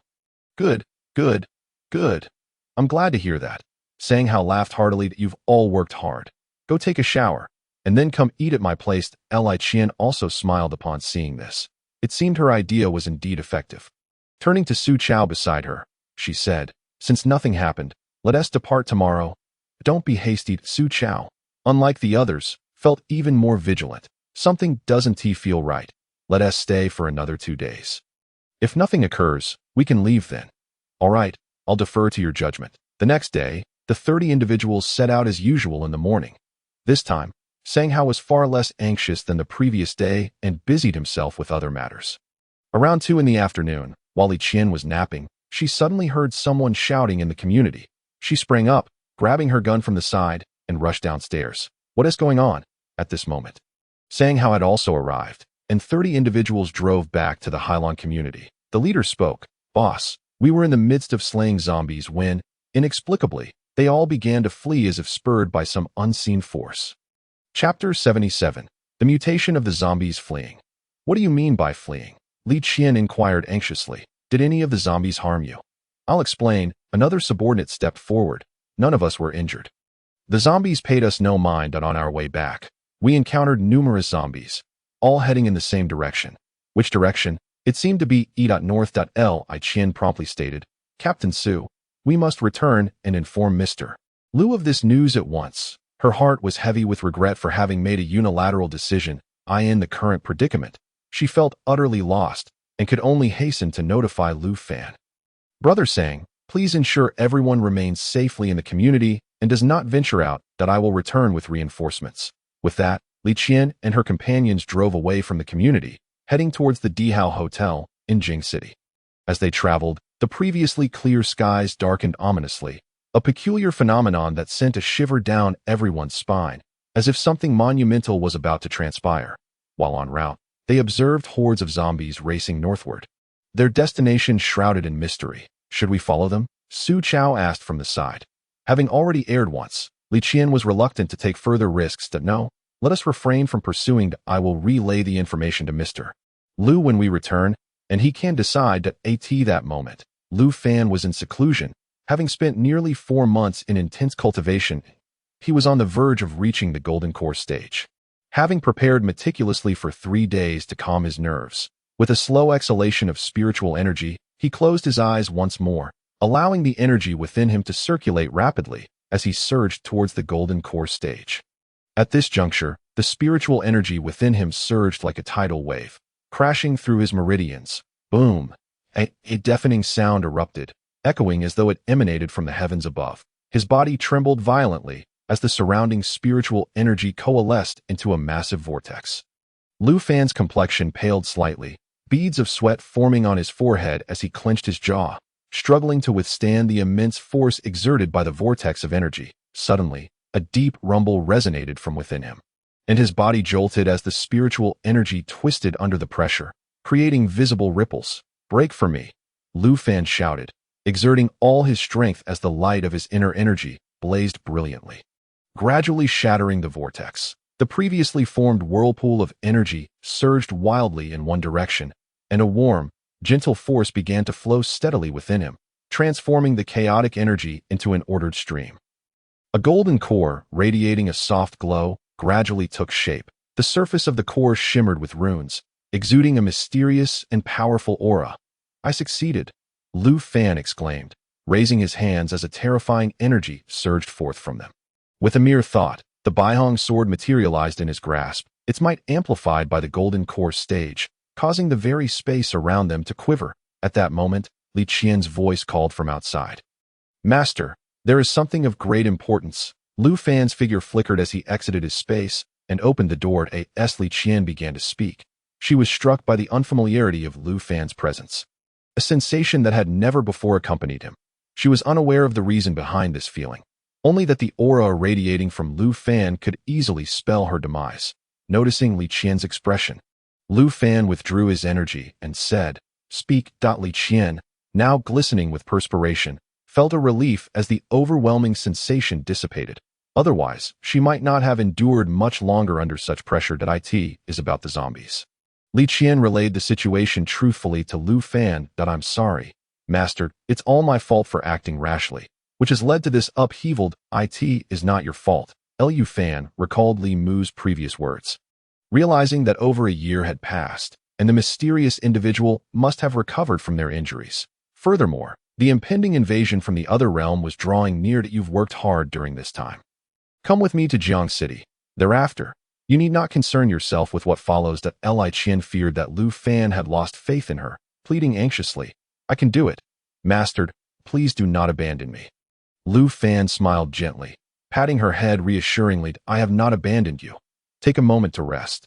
The matters ahead are beyond your control." A warm surge of spiritual energy flowed into Li Qian, causing her body to tremble involuntarily. She nodded quickly and followed Lu Fan out of the shelter. They boarded an RV and set off towards Jiang City, where countless zombies were seen racing madly toward the north. Witnessing this spectacle only solidified Lu Fan's belief that it was connected to the impending invasion from the other realm. Thus, he resolved to investigate further after meeting with the leader of Jiang City. Jiang City was once Lu Fan's home, not far from Jing City, and they arrived within a few hours. Upon returning, he was struck by nostalgia as he surveyed the familiar yet alien skyline. Gu Huan had spotted the RV from a distance and stood at the community entrance to greet them. "Miss L. As Lu Fan stepped out of the RV, Gu Huan was instantly captivated by his formidable presence and the allure he exuded, igniting a flicker of admiration within her. "You must be the renowned Mr. Lu," she said, approaching him. Despite managing a multitude of survivors, she felt utterly diminutive in the face of Lu Fan's overwhelming aura. She extended her hand. "Hello, I am Gu Huan. The person in charge of Jiang City, Lu Fan, politely shook her hand and replied, "In the days to come, please advise your people to remain indoors and refrain from venturing out. As for supplies, I will have Li Qian arrange for delivery to UM." Ji Yuhuan was puzzled as to why he insisted on this course of action, but dared not press the issue. Instead, she shifted the conversation. "Mr. Liu, recently, the zombies have been frantically racing northward. Oh, you have any idea what might be causing this?" "I do not know, but I will investigate thoroughly." Ji Yuhuan nodded in understanding, feeling an inexplicable sense of closeness to this man. "Mr. Liu, was your purpose in coming here solely to convey this information?" In truth, she was subtly probing to determine whether Lu Fan had ambitions of leadership, as managing so many survivors was quite taxing for a woman like herself. "I have no interest in leadership, and you are managing quite well. That if you find it burdensome, you may select someone from your ranks to assist. My only desire is for the survivors to live well amidst this apocalypse." Hearing Lu Fan's words, Gu Huan felt a tremendous weight lifted from her shoulders. Just then, a distant bolt of lightning struck the northern sky, causing the ominous clouds to shift as if summoned by some unseen force. Slowly drifting away. Chapter 78. The sea of demonic clouds. Everyone was drawn to the thunderous roar, including survivors from Jing City and Qingyun City, who rushed outside to gaze at the heavens. What on earth is happening? Gu Huan was gripped by fear, her apprehension magnified by the sudden change and the zombies' disturbing behavior, which exuded an aura of the uncanny. Lu Fan too felt a twinge of unease. Turning to Gu Huan, "It seems we will not have the opportunity for a proper discussion today. Given this situation, I must hasten to investigate. Mr. Liu, will it be safe for you to go alone?" "Let me send some people with you. No need," Lu Fan replied softly. Li Qian, "you should return to Jing City and stay safe. I will come back once my investigation is complete." Li Qian nodded. Watching Lu Fan's figure fade into the distance, her heart heavy with worry. After departing the community, Lu Fan focused his thoughts and soared into the sky, speeding northward. Along the way, he encountered a throng of zombies racing towards a singular destination. A chilling sight that sent shivers down his spine. Could the invasion from the other realm have commenced prematurely? With this thought, Lu Fan urged his spiritual energy to accelerate further in the northern region of the Xia Kingdom. The city of Beijiang was engulfed in a storm, the entire area racked by howling winds and peals of thunder, creating an atmosphere of sheer terror. Upon his arrival, he paused mid-air, the scene before him sending chills down his spine. Even though he had reached the Golden Core stage, the sky was thick with zombies, the sheer number overwhelming. He could see countless zombies crowding the mountains surrounding Beijiang, with the entire city and its surrounding woods and roads devoid of any gaps.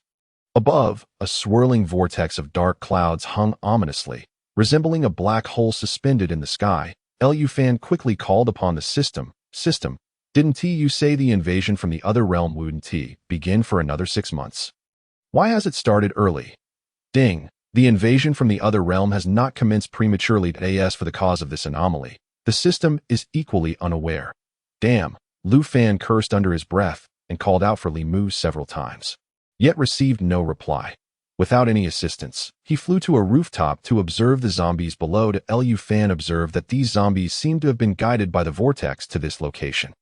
But upon arrival, they came to a halt. He raised his head to scrutinize the vortex more closely, yet even with his spiritual energy activated, he found it to be of no avail. "Let it be," he thought, resigning himself to the situation that he truly felt incapable of saving the world.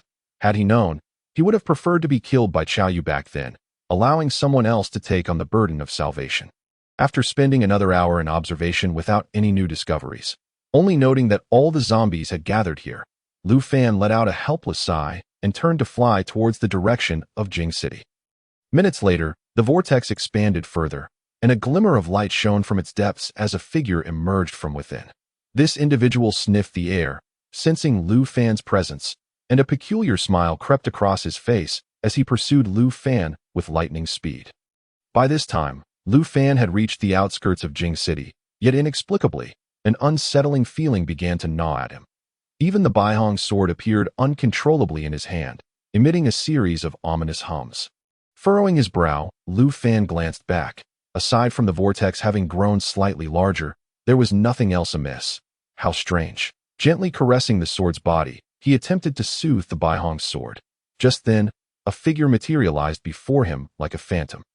"It's you," the person exclaimed, with a smirk curling at the corners of his mouth, arms crossed over his chest. "Kid, for over a year now, I've been pondering day and night, eagerly awaiting our meeting."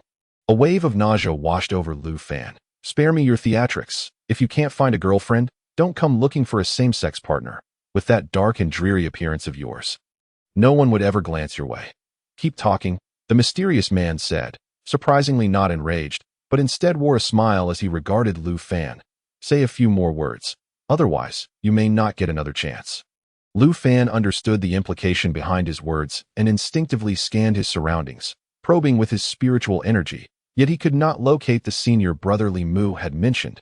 "Wait a moment," he thought, internally calling out for Li Mu while stalling for time. "That we're somewhat acquainted, aren't we? You know my name, yet I don't know yours." "Mo Yunhai," the man replied. Feigning astonishment, Lu Fan responded, "Your name is quite intriguing. It has the ring of a grand master." Mo Yunhai paused, evidently taken aback by Lu Fan's unexpected compliment. "And with your attire, you must be the most favored disciple of your master." "Correct? You're not wrong," Mo Yunhai admitted with a proud smile. "Among my two senior brothers, even though my cultivation is currently the weakest, my master has said that with my talent, surpassing my senior brother will be as easy as flipping a hand." "What is your senior brother's cultivation level?" Lu Fan inquired. "Yuaning stage. And you?" Jindan stage." Lu Fan continued to flatter him. "That's not too far apart. With your abilities, you should reach the Yuaning stage in no time." "Right?" "Naturally."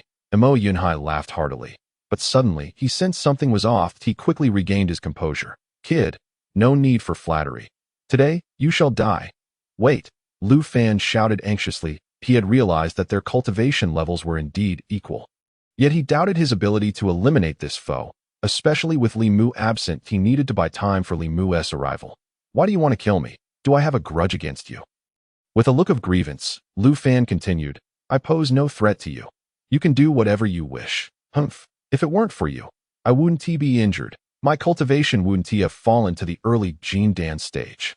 Lu Fan quickly retorted, "That's quite an unjust accusation. Tell me, was it I who inflicted your injuries?" "Of course not. Did I seek you out to cause trouble?" "Not at all. Then why blame me for everything?" "I am just an ordinary person, albeit with a shabby system, only wishing to lead a simple life. Why not attend to your own matters? When the time comes that you must kill me, you can come back then. At least I'll have lived a bit longer." Mo Yunhai's expression wavered as he regarded Lu Fan. "You make a valid point. I, Mo Yunhai, am not one to indiscriminately slaughter the innocent." Lu Fan felt a surge of joy within. It seemed this fellow was not entirely sane, easily swayed by a few words. "Indeed, why not go about your business? Let us pretend we've never met." After a moment of silence, Mo Yunhai shook his head. "No, my master has decreed that my primary task is to kill you." Chapter 79. Mo Yunhai's senior brother. The clouds loomed as dark as ink, heavy upon the horizon, as if they sought to engulf the entire world. "Lu Fan, today is your day of reckoning." With a furious roar, demonic energy surged forth like a tidal wave, instantly tainting the surrounding air with darkness. He vanished in a flash, transforming into a shadow that charged towards Lu Fan, a black long knife appearing in his hand, imbued with a chilling intent. As it descended with force, Lu Fan's heart tightened.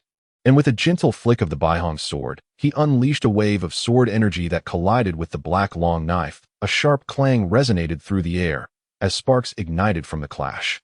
Utilizing the momentum, Lu Fan retreated a few steps and steadied himself. "That you've reached the Jindan stage." Mo Yunhai stared at Lu Fan in disbelief, astonished that he had broken through from the Foundation Establishment stage to Jindan stage in just over a year.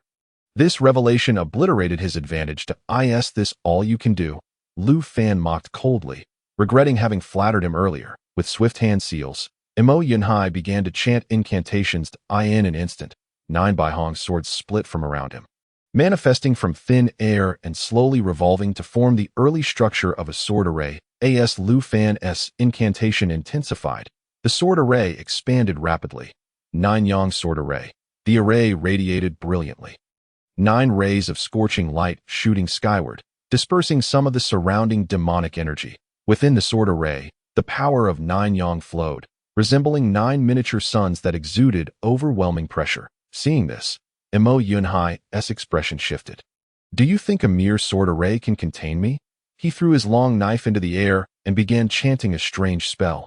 Instantly, a mass of black demonic energy coalesced above him, forming a massive black demonic figure that wielded a gigantic axe, emanating a terrifying aura.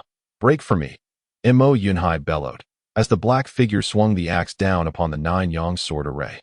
The collision produced a deafening roar that shook the very earth, yet the 9-yong sword array flickered with light, remaining unscathed. That demonic figure is of no use, Lu Fan said with a hint of derision, deliberately aiming to provoke Mo Yunhai. You insolent brat. If it weren't for my injuries not having fully healed, you wouldn't stand a chance against me. As Mo Yunhai frantically manipulated the figure to strike the array, Lu Fan's gaze grew cold. Determination flickering within, he poured his spiritual energy into the sword array without reservation, causing its brilliance to intensify, amplifying its power several-fold. The 9 swords transformed into 9 dragons, weaving through the array as they unleashed a tempest of attacks upon Mo Yunhai. Panic surged within him as he desperately cast spells to fend off the onslaught, beads of sweat forming on his brow as he struggled to maintain his ground. Lu Fan understood the principle of seizing the moment to strike decisively. Channeling all his energy, he launched a beam of spiritual power, causing the 9-yong sword array to glow fiercely, the 9 swords converging into a singular, dazzling radiance that shot towards Mo Yunhai's body. No! Mo Yunhai's face contorted in terror, his body frozen in place at that critical moment. A fierce wind swept through, and the Baihong sword was flung from Lu Fan's grasp, landing beside him as a towering figure emerged from the void, clad in a vivid red robe that seemed soaked in blood, exuding a chilling aura of slaughter. The figure held a folding fan adorned with a grotesque, lifelike visage. His gaze pierced through Lu Fan with an icy disdain, as if he were merely an inconsequential insect. You are Lu Fan? Realizing the exceptional presence before him, Lu Fan deduced that this must be Mo Yunhai's senior brother. Yet, he maintained his facade, saying, I am Lu Fan. May I inquire your name, esteemed senior? Mo Yunhua.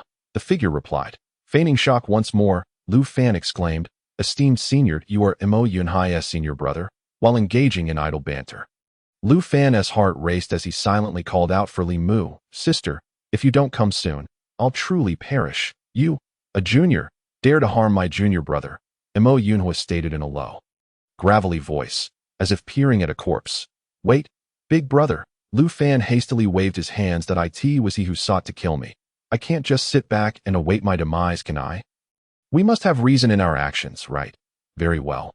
If you seek reason, I shall provide it. With that, Mo Yunhua raised his hand and struck down upon Mo Yunhai.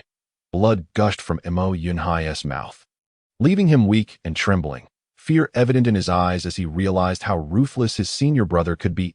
Lu Fan, taken aback by this display, stammered, Big brother, what does this mean? My junior brother spoke out of turn.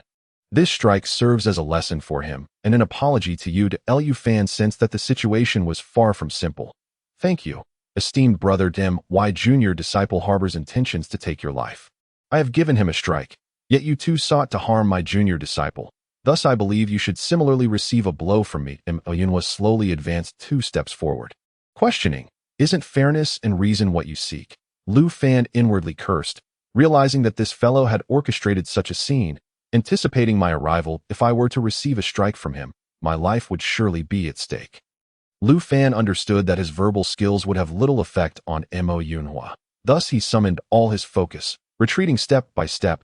Mo Yunhua smirked derisively, nonchalantly unleashing a palm strike, the immense spiritual energy slicing through the air like a sword. Charging towards Lu Fan in the blink of an eye. Lu Fan hastily retreated, channeling his spiritual energy to position the Baihong sword before him, attempting to thwart this formidable assault. Humph, a foolish endeavor, he thought. The gust from the palm struck the Baihong sword, its radiance extinguished in an instant, rendering it akin to an ordinary longsword. Lu Fan felt a constriction in his chest, unable to suppress a mouthful of blood that erupted forth. His body was hurled backward as if severed from its tether, crashing heavily to the ground. Gasping for breath, Lu Fan felt his internal spiritual energy thrown into disarray by that strike. Disbelief washed over him as he regarded his opponent. Inwardly alarmed, what power does Mo Yinhua possess? Ning Chongqing and Li Mu stood hand in hand at the side, and after dealing with the zombies, you would lead the remaining survivors to continue living. Should there be any needs, feel free to contact your junior sister at any time. As the two simultaneously produced talisman paper in preparation to leave, Lu Fan hurriedly grasped their hands, asking, "Does this mean I can continue my cultivation?" "Of course," Li Mu replied cheerfully. "If you can reach the nascent soul stage, I will persuade our master to take you as a disciple. However," she added, "the spiritual energy in this realm is far too sparse. Even with the support of the system space, it would be quite difficult to reach the nascent soul stage." Lu Fan nodded, determined to give it a try. After all, apart from the zombies, there were no other dangers, and he had ample time to cultivate at his leisure. After bidding farewell to the two, Lu Fan set off towards the direction of the capital city. In the capital, at the Dihao Hotel, the sky was no longer shrouded in dark clouds, and the temperature had returned to normal. Lu Fan planned to relocate all survivors to the capital while the zombies remained in Beijiang City, thus restoring the normal operation of the capital. Li Qian, please summon Captain Qin and Captain Xu. Li Qian nodded and used her walkie-talkie to call the two. Before long, Su Chao and Qin arrived at the suite in the Dihao Hotel. "Mr. Lu, you summoned us," Qin stated. "How many people do you currently have under your command?" "I have a total of 100 on my side," Qin replied, "and Captain Su has around 80. All carefully selected to join us." "Not enough." Lu Fan shook his head and shared his plan with them. Once the survivors from the other two bases were relocated, safety concerns would arise, and he tasked both of them with overseeing the safety of all survivors. "Understood," they replied respectfully. "Shall we head out now?" "Not in a rush," Lu Fan said. Rising to take them outside, he gestured towards the bus station in the capital, where numerous buses awaited. "Take more people and head to Jiang City and Qingyun City to relocate the survivors." Without delay, the two men took 50 people and drove 30 buses, splitting into two routes towards Jiang City and Qingyun City. Meanwhile, Lu Fan set about restoring the water and electricity for the entire residential area in the capital, including various entertainment facilities to make it comfortable for the survivors. Once all this was done, he instructed Li Qian to organize the remaining personnel to clean up. The residents of the Dihao Hotel and the neighboring communities eagerly stepped forward. Having been cooped up for so long and now ready to help with anything. On the other side, Su Chao arrived in Jiang City, where Gu Han awaited with his group. Observing around, he noticed Lu Fan was absent. "Captain Su, why isn't Lu here?" Su Chao, wearing sunglasses and maintaining a calm demeanor, replied, "Mr. Lu is very busy. He has important matters to discuss with you." "What matters?" Gu Han inquired. Lu has restored all facilities in the capital and is preparing to relocate all of you and the survivors from Qingyun City to the capital for easier management. Gu Han paused, contemplating that if he indeed brought his people to the capital, he feared losing his position as leader. However, if he refused and Lu Fan turned against him, the best outcome might be the cessation of supplies, while the worst could mean losing his life. After much deliberation, Gu Han spoke. "Captain Su, you've worked hard. Why not let the brothers rest first? I'll discuss this matter with the others." Su Chao nodded, and under Gu Han's guidance, they went to a room to rest. Gu Han quickly summoned his most trusted FEW in the room. Aside from Gu Han, there were 5 men and 1 woman, all seated across from him, pondering the situation. "Boss, I believe we shouldn't go," one suggested. "I agree. We've painstakingly built such a large base, and now he wants to absorb us with just a word. What can a mere kid stir up?" Gu Han frowned, reprimanding, "A mere kid? Without him, our people would have starved to death long ago." At that moment, the only woman spoke up. "Gu Jie, how does this fellow have so many supplies? It's been a long time since the apocalypse began. Could there be something fishy about it?" "That's what I think too," Gu Han replied. Moreover, Su Chao mentioned that the water and electricity facilities in the capital have been fully restored. Just think about the capability required to achieve that. As these words hung in the air, everyone fell silent. They hadn't enjoyed a hot bath in ages, nor had they used electricity for quite some time. "How about this? Once we arrive, if Lu Fan allows you to continue managing us, we won't hold it against him. But if he attempts to seize your power, we will revolt." Gu Han's eyes widened as he looked at the group, asking, "How did you arrive at this conclusion?" "We all follow your lead," they affirmed. All right, Gu Han stood, announcing to all survivors that they would begin transferring to the capital city in the afternoon and advised them to inform their subordinates in advance. The others nodded, rising to leave that on Qin Yi's side. There were no major issues. Upon hearing the news from Qin Yi, saying how readily agreed that a bus can only accommodate 50 people. With 15 buses, that's 750 in total. Qin Yi then asked, Brother Sang, where is the bus station in Qingyun City? Why? Captain Su and I each have 15 buses, and I plan to acquire more, but I've got plenty of gasoline, so this will expedite the transfer. Sang Hao chuckled, rest assured, I'll have someone take you to the bus station right away. Chapter 83. The Emergence of Foreign Creatures Chapter 84. The Terror of the Shadowy Apparition Chapter 85. Conflict Erupts Chapter 86. Qin Yi's death seeing the situation unfold. The remaining subordinates drew their guns, aiming at Qin Yi's men. The atmosphere in the room instantly tensed at Jiu Jia. What do you mean by this? Qin Yi glared at her coldly. Is it necessary to create such a ruckus over relocating survivors? Go back and tell Lu Fan he can't take anyone right now. Aren't you afraid those monsters will find you? Ridiculous. We live deep within the community. If anything, they'll find you first. Qin Yi realized that Gu Han had no understanding of the true terror of the shadowy apparition, thinking that merely possessing a few guns would ensure their safety. However, Qin Yi was deeply loyal to Lu Fan. He had to fulfill the mission entrusted to him or provide a suitable reason for failing. Thus, he lowered his tone. Since Gu Jia is unwilling to relocate the survivors, could you please give me a reason? I need to report back. Jiu Jia abruptly stood up, angrily exclaiming, Damn it! Who do I owe an explanation to? Qin Yi's face flushed with anger. Disregarding the guns aimed at him, he retorted, Damn it! You're really overstepping. Have you forgotten who provided you with your supplies? If it weren't for Mr. Lu, you would have starved to death in Jiang City long ago. Gu Han was evidently provoked by this statement, as the leader of thousands of survivors, having survived for years in the apocalypse, being insulted by a mere kid, and his subordinate infuriated her. She raised her hand and slapped Qin Yi hard. You, don't move. A subordinate nearby cocked the safety on his gun, pressing it against Qin Yi's forehead. Startled, Qin Yi had initially thought they were merely trying to intimidate him. But now it was clear they were serious about turning against him. Brother, don't act impulsively. Qin Yi was not afraid of death. Having survived in the apocalypse for so long, he felt he had lived enough. However, he could not abandon his men, who had followed him from the beginning. Now you're scared? Gu Han wore a triumphant expression. Weren't you just boasting about wanting me to relocate the survivors? For the sake of his brothers, Qin Yi held back. Gu Jia, you know I'm just a facilitator.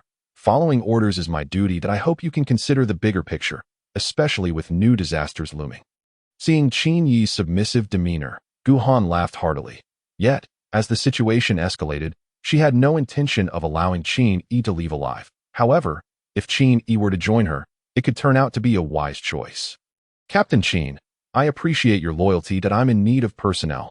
Forget about the survivors. If you are willing, I can accept you and your brothers. That I refuse to believe that without Lu Fan, we cannot survive. Qin Yi was taken aback by her blatant proposal. He dared not outright refuse. Thus, he feigned difficulty, saying, This puts me in a tough spot. Jiu Han's eyes turned icy, and a subordinate swiftly moved behind Qin Yi. Tough spot? Then don't bother. With that, a dagger plunged into Qin Yi's side. Startled, he turned and grasped the assailant tightly, his eyes filled with shock and disbelief. The subordinate exerted tremendous force, causing Qin Yi's face to pale as his strength ebbed, and he slowly collapsed to the ground. Lifeless. Boss, I'll fight you to the end. Several of Qin Yi's remaining subordinates, enraged at his murder, prepared to retaliate. Just then, a dozen more individuals surged in from outside, brutally slaughtering the few brothers Qin Yi had brought along. Clean this up. We don't need to attract zombies, Gu Han remarked disdainfully, leaving the room without looking back. That a few hours later, Su Chao grew increasingly anxious as he awaited Qin Yi's return with the survivors. Taking out his walkie-talkie, he called out, Brother Qin, how are things on your end? Brother Qin, is something wrong? After several minutes passed with no response, a sense of foreboding washed over Su Chao. Could it be that Brother Qin had encountered that elusive shadow? Lu Fan had previously established a rule that the walkie-talkies must always be fully charged, and any urgent matters should be reported promptly. Thus, they had always responded immediately, except during sleep. Now, with Qin Yi's silence, Su Chao's unease intensified as he quickly gathered a team and rushed towards the neighborhood, where Gu Han was located. Ji Yuhan had already concealed Qin Yi's vehicle to prevent detection. Upon arriving in a state of panic, Su Chao immediately questioned, "Sister Gu, did Captain Qin come to find you today?" "Yes, he mentioned that I should organize the survivors' evacuation, that I dispatch people to arrange everything, but he has yet to arrive to collect them." Gu Han replied, feigning confusion. "What has happened? Captain Qin is missing." "What?" Su Chao, alarmed, raised his gaze to her, but a sudden thought struck him. He recalled a private agreement he had made with Qin Yi that if they encountered the shadow, they would fire their weapons. Such a commotion would surely be heard throughout the surrounding area of the Dihao Hotel. If Qin Yi had indeed met the shadow, there would be no way he would not make a sound. Coupled with Gu Han's earlier cryptic remarks, Su Chao began to form a bold hypothesis. Yet, lacking any evidence, he glanced around and noticed that some individuals were hiding around the corners, further solidifying his suspicions. However, he had come armed with only a single gun, while Gu Han had previously distributed dozens of weapons that he hesitated to act, fully aware that a single misstep could lead to a fate identical to Qin Yi's. It seemed he had become ensnared by that creature. Su Chao's expression grew tense. "Since Sister Gu is unaware, I will take my leave to search for Captain Q. As he departed, Gu Han cast a shadowy smile behind him. "Boss, why not eliminate this fellow as well?" A few figures emerged from the corner, noting, "To my knowledge, Lu Fan values Qin Yi and Su Chao above all, while that Li Qian is of no consequence." "What do you know?" Gu Han shot a glare at the individual. "In a single day, 2 subordinates have died without a trace. Even a fool could deduce what has transpired. If Lu Fan is truly provoked, he will disregard the creature and come after us first." Meanwhile, Su Chao hurriedly arrived at the shelter, prompting Li Qian to inform Lu Fan of the situation.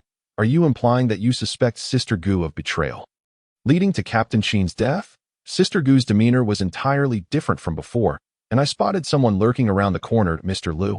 I believe my instincts are correct." Lu Fan's anger flared. Qin Yi was one of his most trusted allies, renowned for his loyalty. "Whoever dares to kill my men will face severe consequences." It seems Sister Gu has grown complacent. Just then, a solitary shadow slipped through the thick walls, entering the very neighborhood where Gu Han resided. Chapter 87. Luring the tiger away from its mountain. "Mr. Lu, allow me to handle this matter." Though Su Chao had not known Qin Yi for long, their bond was profound. Now, with his elder brother murdered, Su Chao's fury was palpable. Lu Fan waved him off. "Now is not the time for action. I fear the gunfire will attract those shadows. They are exceedingly difficult to deal with, and should their numbers swell, even I would struggle to manage." Su Chao understood that Lu Fan was considering the lives of everyone, so he refrained from further protest.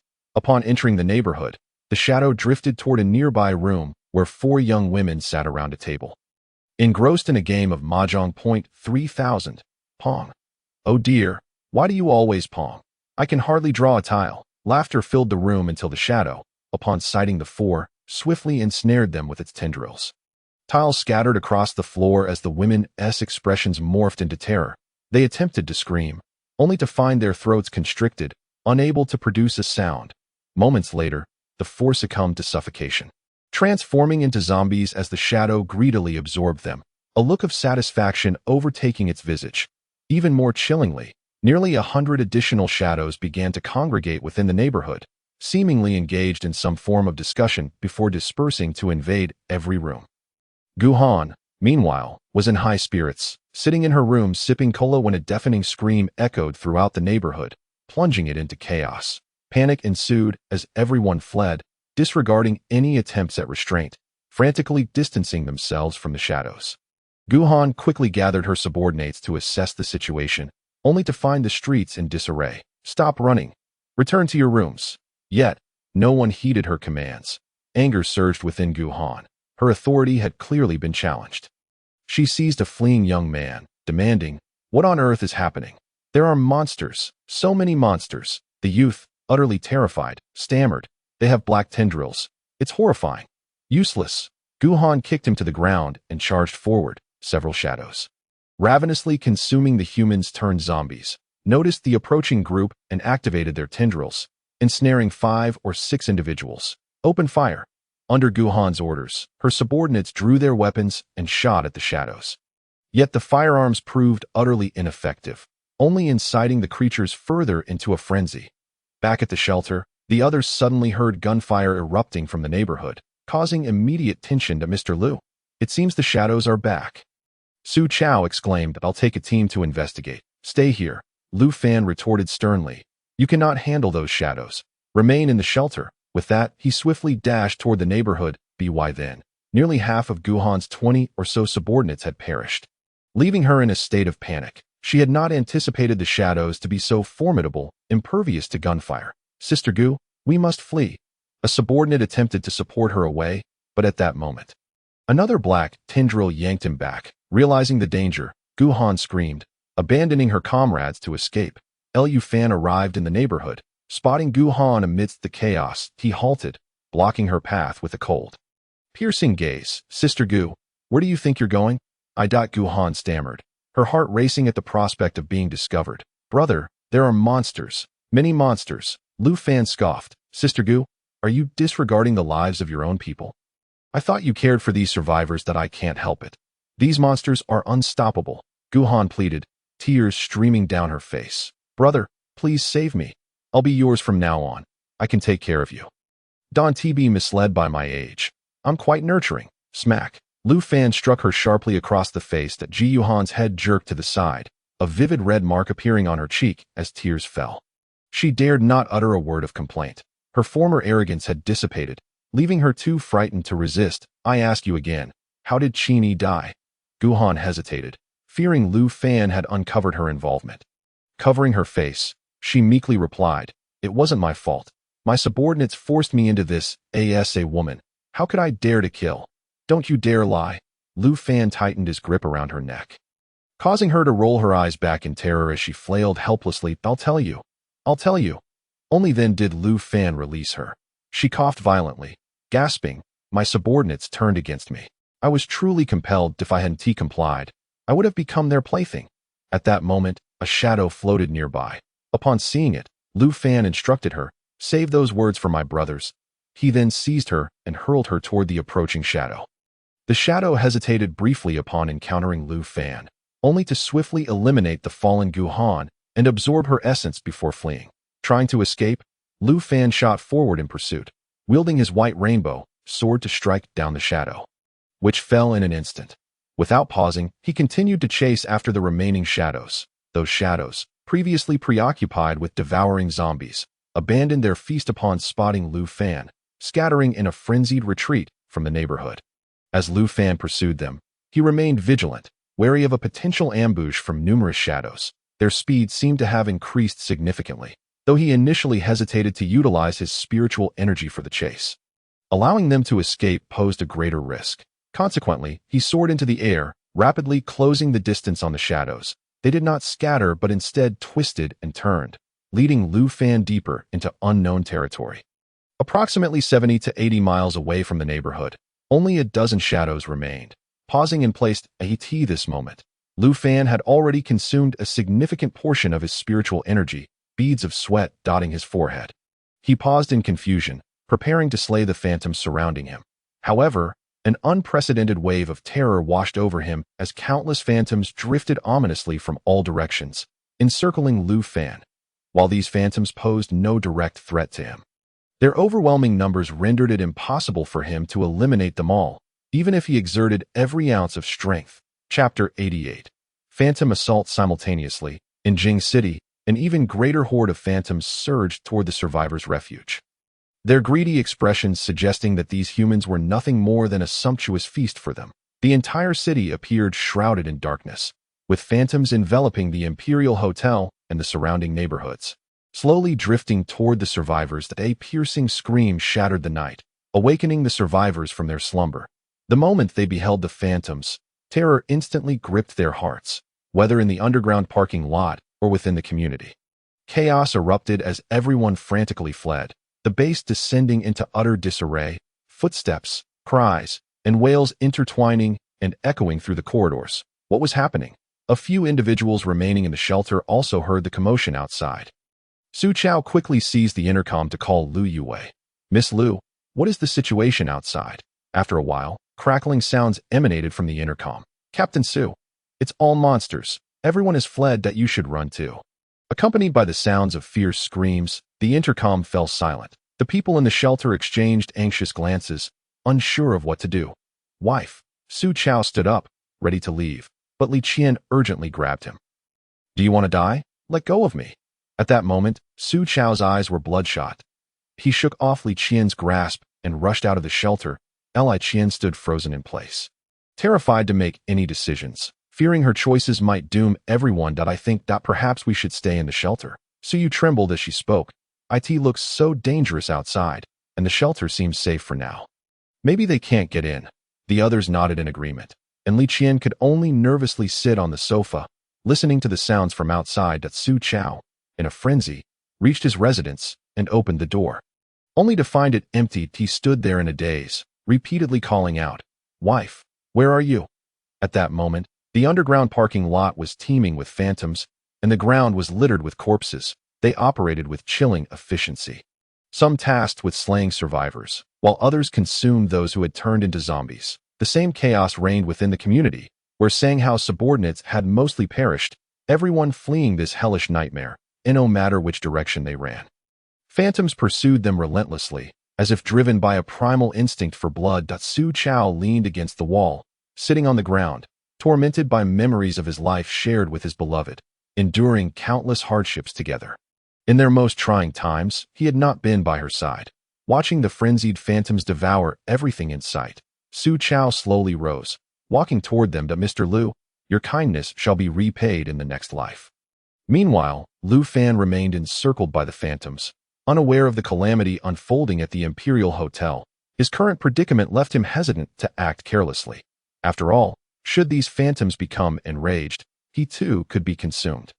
This cannot continue. Lu Fan summoned his spiritual energy and began to ascend into the air, only to find that the phantoms seemed to possess an uncanny intelligence, mimicking his movements. This unexpected turn of events left Lu Fan at a loss. He had always believed these phantoms to be mere soulless husks, but their deliberate actions, from luring him here to their current synchronized movements, indicated the presence of a hidden mastermind behind it all. A chill coursed through Lu Fan, and he glanced toward the direction of the Imperial Hotel, but it was too far to discern any details. It's over. Lu Fan realized he had fallen into a trap designed to draw him away. He raised his Baihong sword and charged toward the phantoms, seeking to carve a path through the dense encirclement. As multiple waves of spiritual energy struck the Baihong sword, a brilliant white light illuminated the surroundings. Numerous sword energies slashing at the phantoms. In an instant, a gap appeared before Lu Fan. He quickly set off, but the phantoms swiftly sealed the breach, refusing to let him escape. Panic surged within Lu Fan. If the Imperial Hotel fell under the phantoms' assault, everyone, including Li Qian and the others in the shelter, would likely perish. Gritting his teeth, he summoned his energy once more. His internal reserves were nearly exhausted. And this strike lacked the potency of its predecessors. Countless phantoms fell, but the gap was quickly filled by others. With one hand supporting the Baihong sword, Lu Fan knelt on the ground, gasping for breath.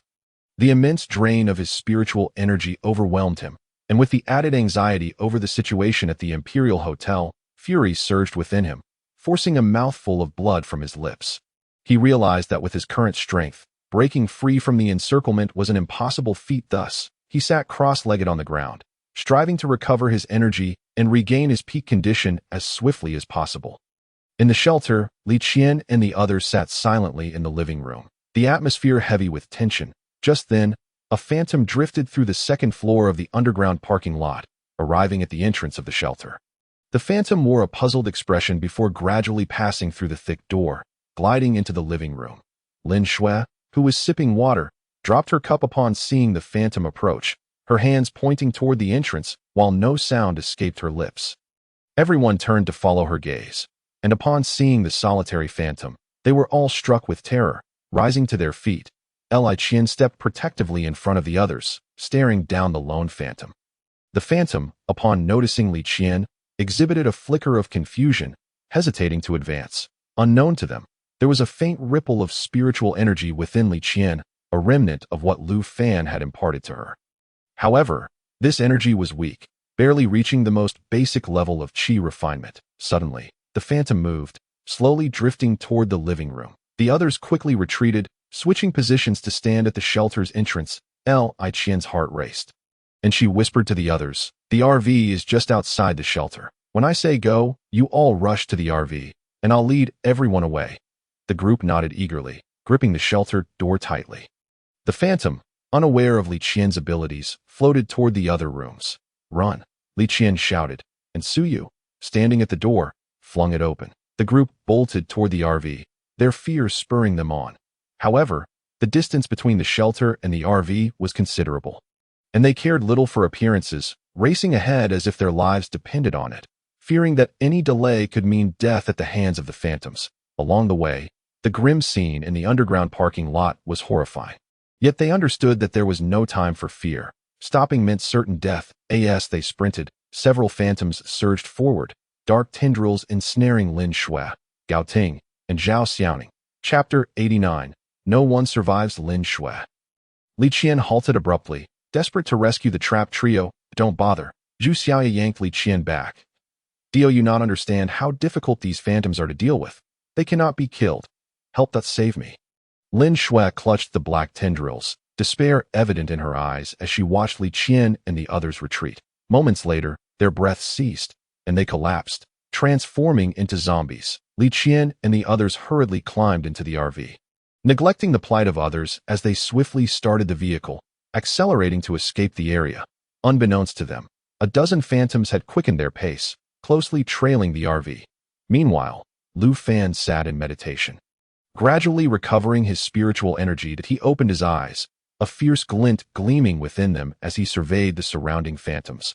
The Baihong sword soared into the air as Lu Fan unleashed a series of spiritual strikes, forming intricate hand seals and chanting, 90 Suns Sword Formation. The Baihong sword split into 9, ensnaring the nearby phantoms within its grasp.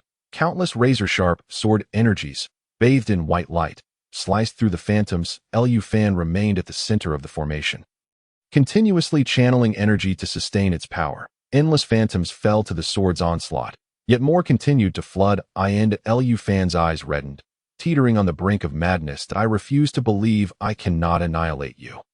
The formation blazed with brilliant light once more, but the phantoms seemed inexhaustible, and no matter how many were felled, more surged forth.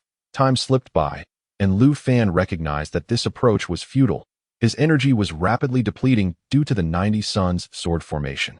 He again formed hand seals, seizing the Baihong sword, and struck fiercely at the phantoms. A thunderous sound erupted as a massive gap opened before him. Seizing the moment, Lu Fan dashed forward at breakneck speed. Just as he was about to escape, the phantoms surged forward once more, extinguishing his last hope. He stood frozen, devoid of strength, despairing as he gazed at the phantoms that surrounded him like an unrelenting tide. Meanwhile, Li Qian and her companions sped away from Jing City in the RV. Once they had distanced themselves from the city, their anxious hearts began to settle. "Where are we going, Sister Qian?" "I don't know," Li Qian replied, glancing in the rearview mirror. "Fearful that the phantoms might pursue them, do we need to get out of Jing City. Otherwise, we're all doomed." "But what about our master?" Suyu expressed her concern. "How did he find us?" "The master will be fine." Li Qian was exceedingly confident, fully aware that only Lu Fan could vanquish these specters. However, she was oblivious to the fact that Lu Fan was currently ensnared by the very shadows he sought to eliminate. "Why don't we head to the Phoenix Hotel?" suggested Zhou Yun, noting that the amenities there were quite comprehensive. Moreover, if the master were unable to locate us, he would likely check the Phoenix Hotel. "That's a splendid idea. Let us depart at once." Li Qian activated the RV's navigation system. Speeding towards the Phoenix Hotel, Lu Fan sat on the ground, nearly driven mad by the torment inflicted by the specters. He had come to a definitive conclusion that the Dihao Hotel had been assaulted by other shadows. Yet, he was uncertain whether Li Qian and the others were still alive if everyone were to perish. Leaving him alone, what use would the system be to him? Lu Fan forced a bitter smile, feeling that even if his spiritual energy reached its zenith, he could not breach this encirclement. Furthermore, he was unaware of the sheer number of these specters. Even if he were to dispatch those before him, there would likely be countless more to face. At that moment, two familiar figures emerged before Lu Fan, Li Mu and Ning Chongqing. "Lu Fan, are you all right?" Li Mu inquired, her heart swelling with anguish upon seeing him seated on the ground. I am sorry we arrived late. Observing Li Mu and her companion, Lu Fan hastily rose and asked, why did it take you so long? Have you discovered how these specters came to be? Do not fret, Lu Fan, Li Mu replied. Our master engaged in combat with the master of the demon cloud fire, ultimately suffering defeat. That old man summoned the corpse of the demon cloud fire, utilizing it to spawn these specters, and subsequently erected a formation to transport them here. But isn't that an excessive number? Lu Fan exclaimed, his voice raised in frustration. Look at these creatures. They are swarming everywhere. We cannot kill them all. Li Mu and her companion understood Lu Fan's current turmoil and quickly sought to reassure him. These specters consume the undead and then proliferate into even more phantoms. Hence their overwhelming numbers. During your visit, will you be able to eradicate all of these specters? Otherwise, the survivors will have no chance of survival. Rest assured, my dear brother Lu, Ning Chongqing stepped forward. While spiritual energy can indeed eliminate these specters, the expenditure is substantial. Before entering seclusion, our master bestowed upon me a magical artifact that will surely vanquish these monstrosities. Ning Chongqing formed intricate hand seals, releasing her spiritual energy into the air. She lifted her gaze skyward and cast a magical artifact into the heavens. Inferno, manifest. In an instant, a deep violet flame appeared above the three of them, morphing continuously under Ning Chongqing's command. It emitted a low, rumbling sound that reverberated through the surrounding air. The specters, sensing a formidable foe, scattered in fright. Ning Chongqing directed the immense fireball towards the densely clustered specters. Wherever the inferno passed, it did not harm anything else. However, as soon as the specters made contact with the flames, they dissipated into the ether. The sheer power of this flame left Lu Fan in awe. It seemed capable of melting everything in existence. Ning Chongqing soared into the sky, dividing the inferno into 4 distinct fireballs, each heading towards the cardinal directions, poised to ensnare all the specters in one fell swoop. Once the specters were eradicated, the inferno would return on its own. Ning Chongqing then approached the two. Shall we go and check on the survivors? Lu Fan nodded vigorously, and the trio rapidly progressed towards the Dihao Hotel. Before long, they reached the complex, but the scene was far removed from what it once was. The ground was littered with emaciated corpses. Lu Fan spotted Gu Han and several other survivors he had met previously. Suddenly, he recognized a familiar figure and rushed over. Brother Sang. Sang Hao had not faltered in his duty to guard the base, sacrificing himself to buy time for others to escape. Lu Fan's eyes reddened as he dashed towards the shelter. Desperate to ascertain whether Li Qian and the others were safe, as they passed through the underground parking lot. 3 corpses on the ground halted Lu Fan in his tracks. Upon closer inspection, he slumped down, his body trembling uncontrollably. Lin Shui, Gao Ting, Xiao Ning. Chapter 90. Grief at that moment. Memories of the 3 flooded Lu Fan's mind, their lively and charming selves, each having gifted him with unforgettable recollections. Now, they had become mere sustenance for the specters. This stark contrast was unbearable for Lu Fan to accept. Li Qian, Suyu, Zhou Yun. He hurried into the shelter, but the doors stood wide open, and the interior was utterly vacant. Gazing at the desolate room, Lu Fan could no longer contain his sorrow and broke into loud wails. Li Mu, witnessing Lu Fan's anguish, felt a surge of guilt but was at a loss for words to comfort him. Ning Chongqing recognized her turmoil and placed a reassuring hand on her shoulder, signaling her to remain silent. After a while, Lu Fan's eyes blazed with fury as he addressed the two. You have witnessed the entirety of the base. No one remains alive. All have perished at the hands of the specters. The two fell silent for a moment, and Ning Chongqing finally spoke. It is our fault for arriving too late. What else can be said? Lu Fan stood up, glaring intently at Ning Chongqing. If you had come sooner, how could this have happened? You were the ones who assured me there was no danger, who told me this world would be safe. And now, the consequences of all this must be borne by you. Enough. Li Mu looked at Lu Fan, tears streaming down her cheeks. We have done everything in our power. I know you are angry. But you cannot blame us entirely. For the sake of your world, my brother and our master have sacrificed so much. Enough. Ning Chongqing interjected, stepping in front of them to address Lu Fan. That I understand your pain. This outcome is indeed devastating for anyone. Lu Fan sat on the sofa, eyes tightly shut, and the room fell into a heavy silence. After a sigh, he regained his composure and inquired, with everyone dead, "What are your plans now? The master of Demon Cloud Fire will undoubtedly seize this territory, and my master is in seclusion and cannot organize any response. It seems there is no way out." "Then what is the meaning of my existence?" Lu Fan replied with a bitter smile, "that I am the last person left in this world. When that old man arrives, I will meet the same fate." "Wait." Ning Chongqing suddenly recalled something and spoke urgently. "Our master mentioned that if this realm were to be destroyed, he would bring you back. He has his own methods." "What methods?" Lu Fan asked, incredulous. "Are you suggesting I return to your realm to cultivate?" "That is not possible. You do not belong there. Even if you reached the nascent soul stage and became our master's disciple, you could not remain there indefinitely. Then what is the solution? Can he truly resurrect everyone?" "That is also impossible," Li Mu quickly interjected. "Do not concern yourself with the details. If our master claims there is a solution, there must be one. Why not return with us to hear his advice before making a decision?" Li Mu retrieved a piece of talisman paper from her pocket and handed it to Lu Fan. He accepted it and placed it in his spatial pocket. "Very well, but you should return first. I will seek out a few people." Upon arriving at the Dihao Hotel, Lu Fan discovered that the RV was missing, that he had not seen Li Qian or the others' bodies in the underground parking lot or the shelter. A flicker of hope stirred within him, yearning for their survival, that they had managed to escape this place. Li Mu was keenly aware of whom Lu Fan sought, so she said, "If you cannot find them, do not be too disheartened. By activating your spiritual energy and shattering the talisman, you will be transported to US." Lu Fan nodded, and the two ceased their conversation, shattering the talisman and vanishing from his sight.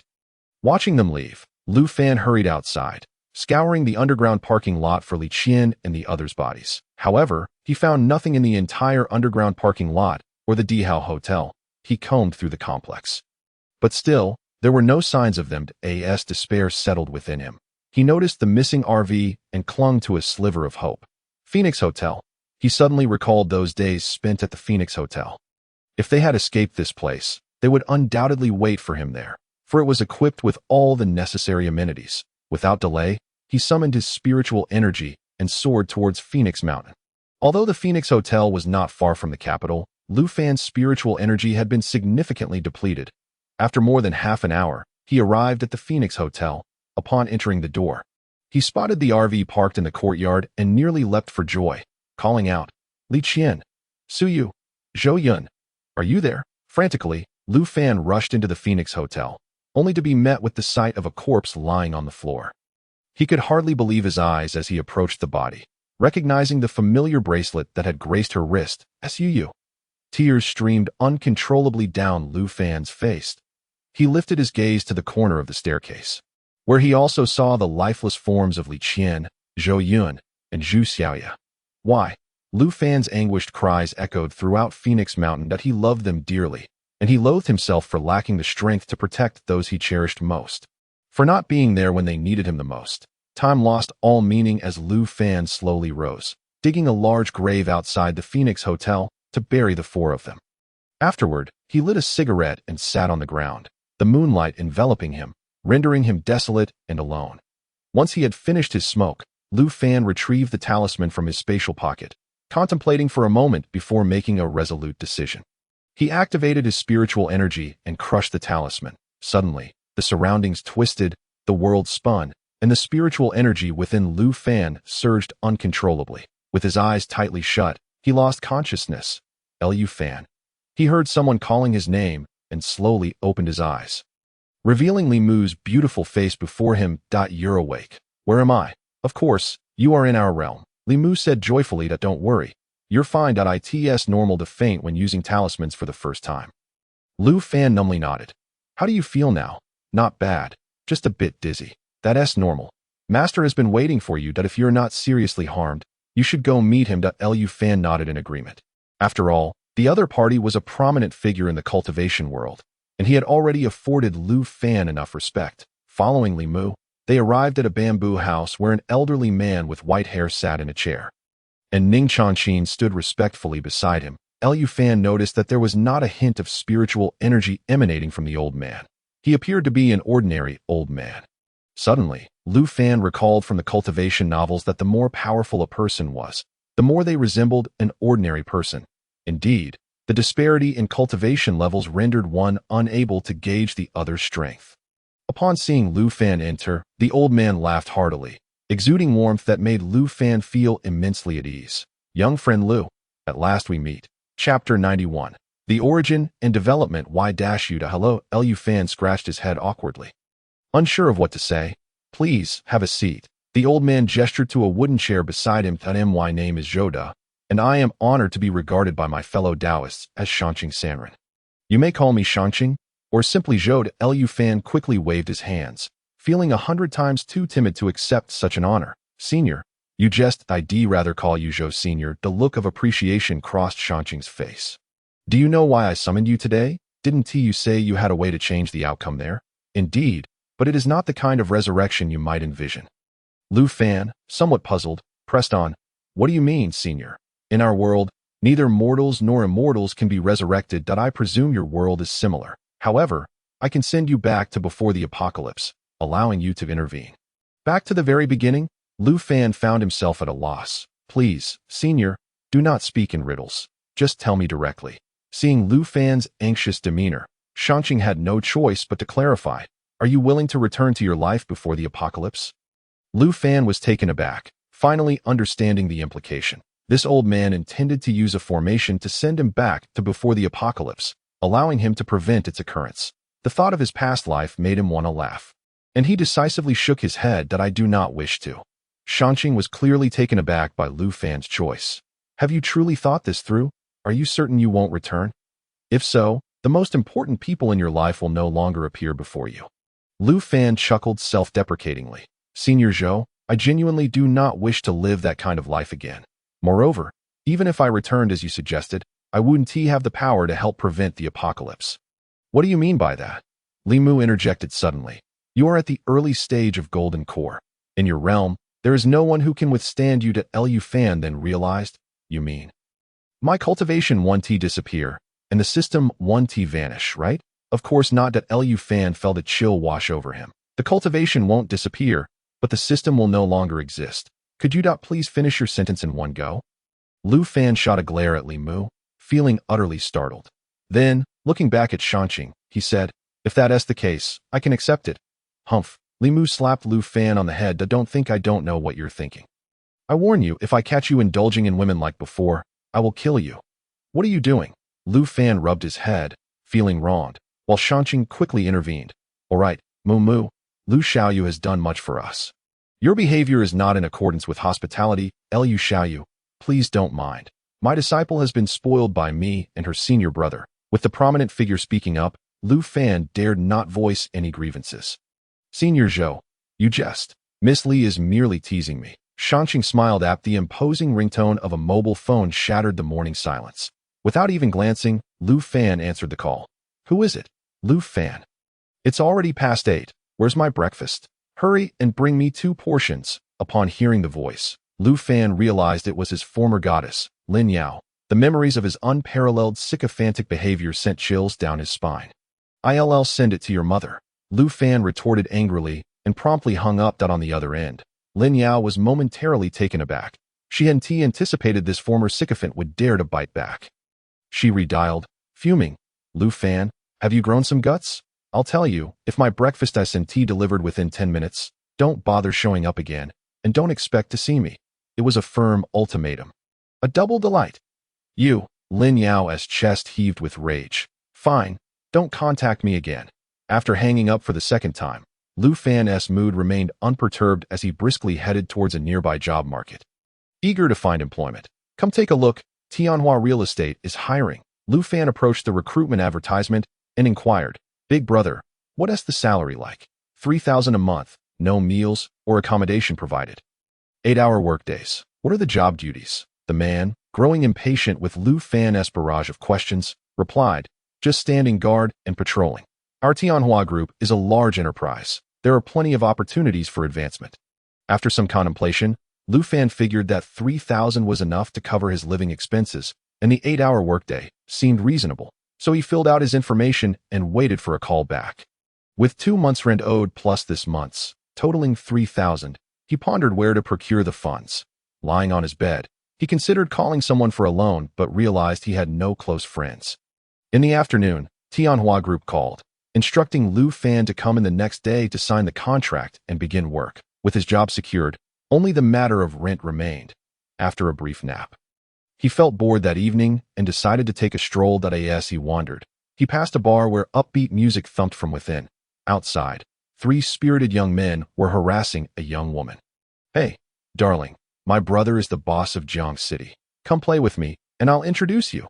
"Get lost." The woman was strikingly beautiful, dressed with an elegance that suggested wealth. Lu Fan noted her handbag was likely worth several thousand.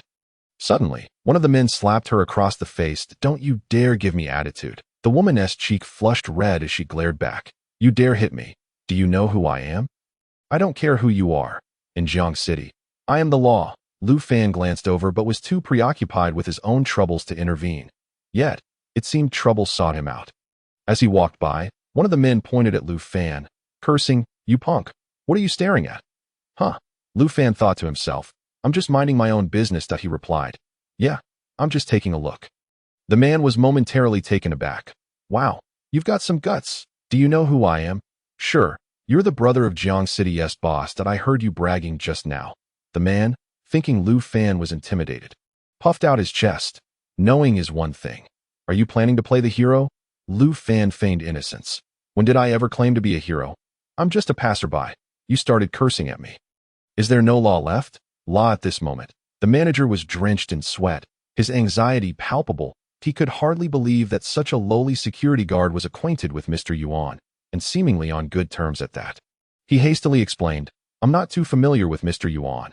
I was just speaking out of turn." Lu Fan shrugged, suggesting they could simply check the surveillance footage, and no need for that. Mr. Yuan interjected, turning to the manager. "You indiscriminately lay blame on your employees. A person like you is nothing but a liability. Go to the finance office and collect your wages. Just leave." "Mr. Yuan, I was wrong.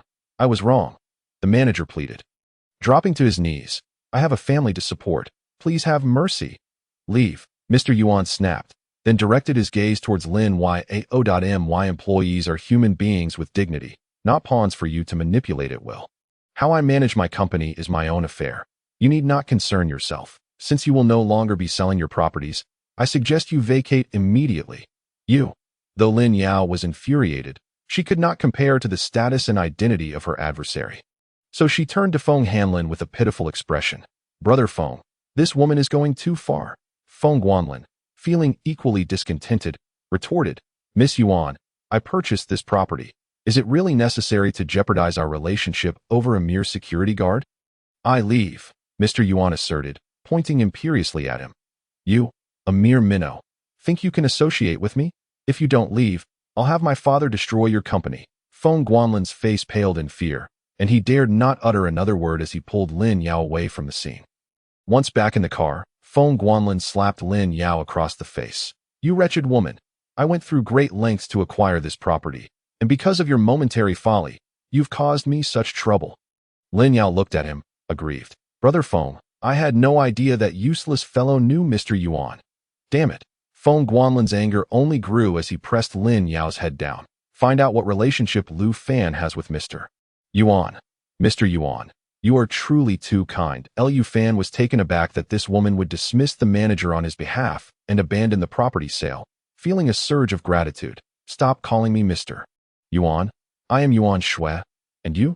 "Lu Fan." Yuan Shui gazed at him with a smile that bore an air of mischief. "I have a good job opportunity. Would you care to try?" Lu Fan inquired directly. "What is the salary?" Having noted Lu Fan's eagerness for wealth the previous night, Yuan Shui replied, 20,000 a month. Lu Fan promptly removed his security uniform. "Forget that. I haven't even told you what the job entails. Go ahead, you'll be my bodyguard and driver, on call at all times. You must not delay my affairs and ensure my safety." "Well," Lu Fan hesitated, "I might not be able to be at your beck and call." Chapter 95. Applying to be a bodyguard. Chapter 96. Spiritual energy disturbance. "Brother Ning," Lu Fan called out twice, receiving no response. Just as he was about to step into the bamboo house, he noticed Li Mu emerging from the vegetable garden, covered in dirt. Lost in thought. "Are we spending your days idly?" "What about you?" Lu Fan remarked, puzzled by Li Mu's disheveled appearance. "New cultivation method. Do you have to practice in the dirt?" Shut it. Li Mu brushed off the soil and shot Lu Fan a glare. Why are you here all of a sudden? Do you need something? Can't I visit without a reason? Lu Fan grinned. Where's old Yuan? Upon hearing this, Li Mu twisted Lu Fan's ear and scolded. Who are you calling old? Have some respect for your master. Ouch, I misspoke. Lu Fan yelped in pain, quickly pleading, I genuinely need to speak with him. Li Mu finally relented. He is in seclusion. What is it you need? If it's urgent, I can relay it to him. I wanted to ask about what Elder Zhou mentioned regarding restraining my behavior and not being too flamboyant. How should I navigate that? As long as it doesn't disrupt the lives of those in your realm, you should be fine. Lu Fan was taken aback. Is that it? What if I lose control and eliminate a few individuals or high-profile figures? Do as you wish, as long as you can manage the consequences. Li Mu had expected a pressing concern, only to find it was a trivial matter, and he resumed tending to the soil. Wait, what exactly are you doing? Lu Fan inquired curiously, wondering if Li Mu had some peculiar hobby. I'm cultivating medicinal herbs. Don't bother me. Realizing Li Mu was in no mood for conversation, Lu Fan took out his talisman paper and left. I've been too timid these past few days. Recalling Lin Yao's insufferable demeanor, Lu Fan felt a surge of resentment, vowing to slap her if he ever encountered her again. Suddenly, it struck him that he hadn't practiced in a long time. Though he had become invincible, he could not afford to stagnate. He sat cross-legged, initiating the heart-condensing technique, only to find that the surrounding spiritual energy was virtually non-existent, rendering even the most basic incantations ineffective. Sigh. Disheartened, Lu Fan lay back down, realizing that old Zhou was indeed correct. Blue Star was no longer suitable for cultivation. Yet, he wondered why that old specter had gone to such lengths to come here. As Lu Fan pondered, a knock resounded at the door. Who is it? Donning his pajamas, he answered the door, revealing a familiar figure, Suu. The other party was momentarily taken aback, her expression revealing confusion. How do you know my name? Realizing he had let slip too much, Lu Fan quickly explained. I overheard it from the lady downstairs. I also heard she said you work at a hospital. Suu, pure of thought, did not dwell on it further and handed him a flyer. Our hospital is running a health checkup event. Would you like to attend? Of course, it's essential to get regular check-ups. Suu's previously sullen expression brightened with joy. Really? Lu Fan nodded. Absolutely. Would I lie to you? Suu pouted, starting to voice her grievances. Not that someone would deceive me, but our neighbors in this building refuse to go. Even with such a favorable price, they think I'm tricking them. All right, I believe you. Though Lu Fan wished to avoid intruding further into her life, seeing her again brought back memories of the apocalypse. Suu smiled brightly. When will you go? After considering that it was already too late today, Lu Fan replied, I can only go after work tomorrow. How about after 6? I get off at 6 too. Perfect, then I'll wait for you at the hospital. Suu cheerfully prepared to leave, but suddenly turned back. By the way, let's exchange contact information. After adding each other's details, Lu Fan returned home to sleep. The next morning, at 8 sharp, he arrived at Tianhua Villa District. Today, Yuan Shui was dressed in athletic wear. Exuding a refreshing aura as she got into the car, she hurriedly instructed, Take me to the mountain villa and aren't we going to the company? Just go where I say. No need for all this chatter. Having understood old Zhou's intentions yesterday, Lu Fan decided to no longer indulge her. He shot her a cold glance. Your mouth incapable of speaking properly? You. Yuan Shui was about to erupt in fury. But the icy glare from Lu Fan sapped her resolve. Yet, maintaining her pride as a young lady, she managed to say, Just drive. I have urgent matters. Lu Fan drove to the mountain villa, following Yuan Shui into the living room, which was already crowded with people, presumably all members of the Yuan family. Dad, how is Grandpa?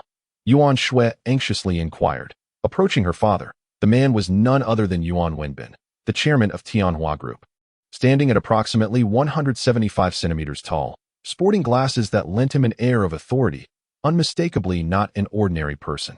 Your grandfather suddenly vomited blood this morning and is bedridden. However, you need not worry. I've already summoned the most renowned doctor in Jiang City to attend to him.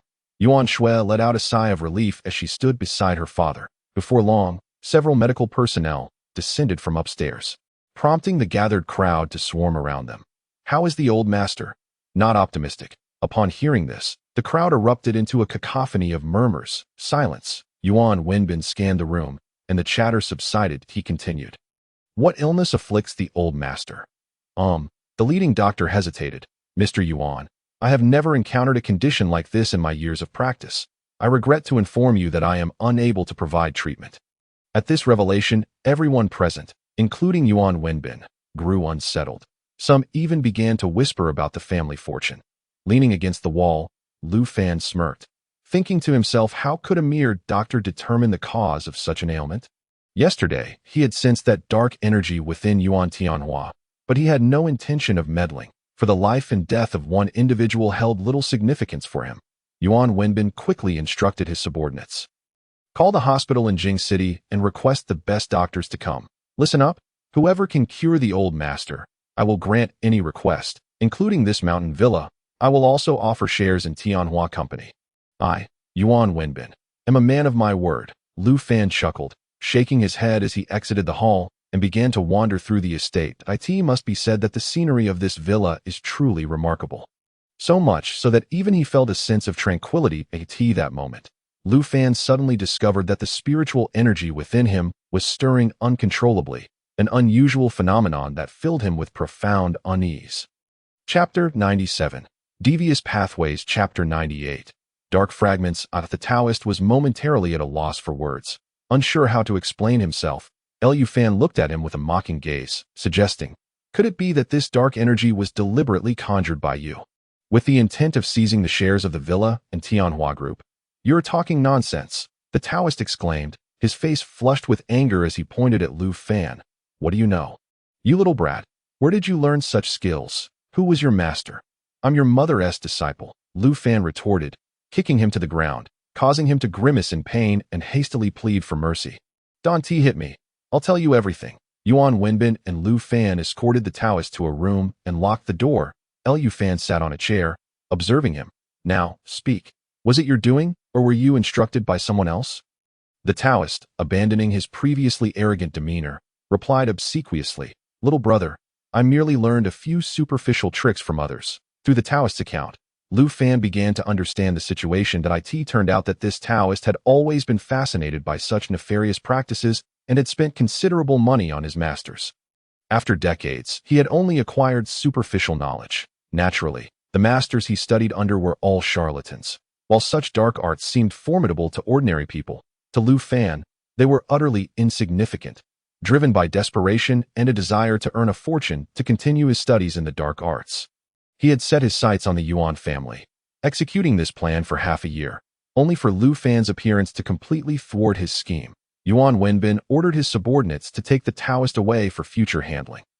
Then turned to Lu Fan, saying, Little brother Lu, you have greatly aided our family. I promise I will grant you whatever you desire.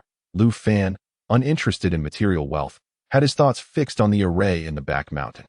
Mr. Yuan, as I mentioned earlier, I only wish to stay at this villa, but I hope you can arrange for me a residence in the back. I enjoy peace and quiet. I understand. Yuan Wenbin had already regarded Lu Fan as an extraordinary person. At such a young age, possessing such abilities, he was prepared to ingratiate himself with Lu Fan. Then, little brother, give me a month to hastily arrange a residence for you in the back mountain. For this month, you can stay here at the villa. What do you think? Lu Fan pondered for a moment. Although the villa was crowded and chaotic, the spiritual energy in this place surpassed that of his shabby rented room.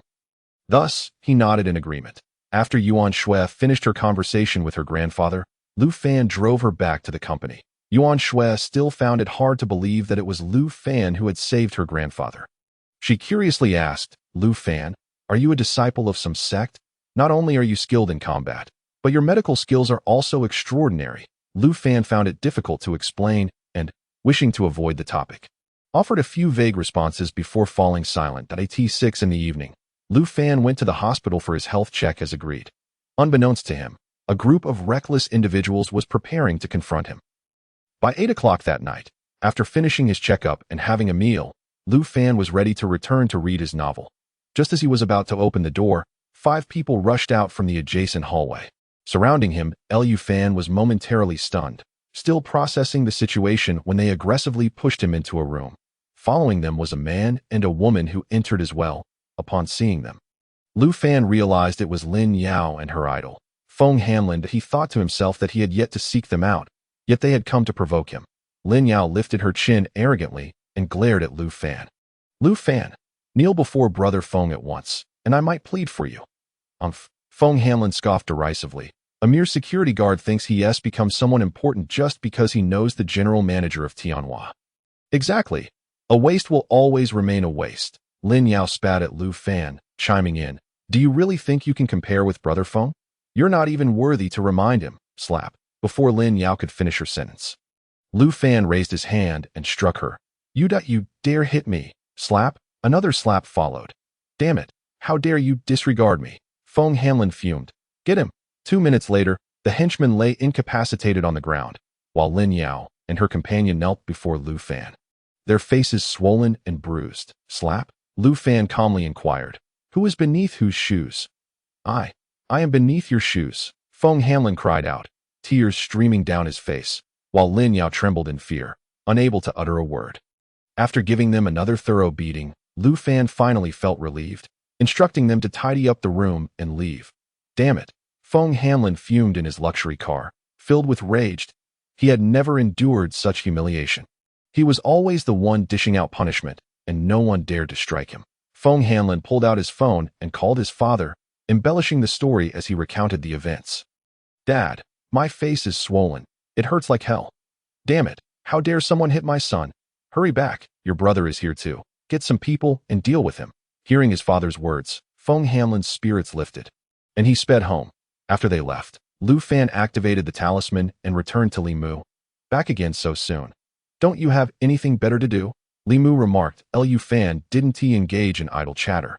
Handing her the black fragments he had discovered earlier and explaining the ancient array, Li Mu picked up the fragments and examined them closely. How did this come to be in your possession? What's the matter? Do you recognize it? I don't know. Li Mu furrowed her brow, but she was certain that neither she nor her senior brother could have produced such an object. Upon hearing this, Lu Fan quickly deduced that this must have been crafted by that old ghost Xian, including the array itself. However, how could an array exist in Jiang City? The fragments were clearly more than one. Just look at the patterns on them. They were evidently connected to other fragments. Are you suggesting there are other arrays? Li Mu nodded silently. I don't know. How am I supposed to find the other arrays? Don't be anxious. Li Mu stored the fragments away. That I will take the time to give these fragments to my master and let him find a way.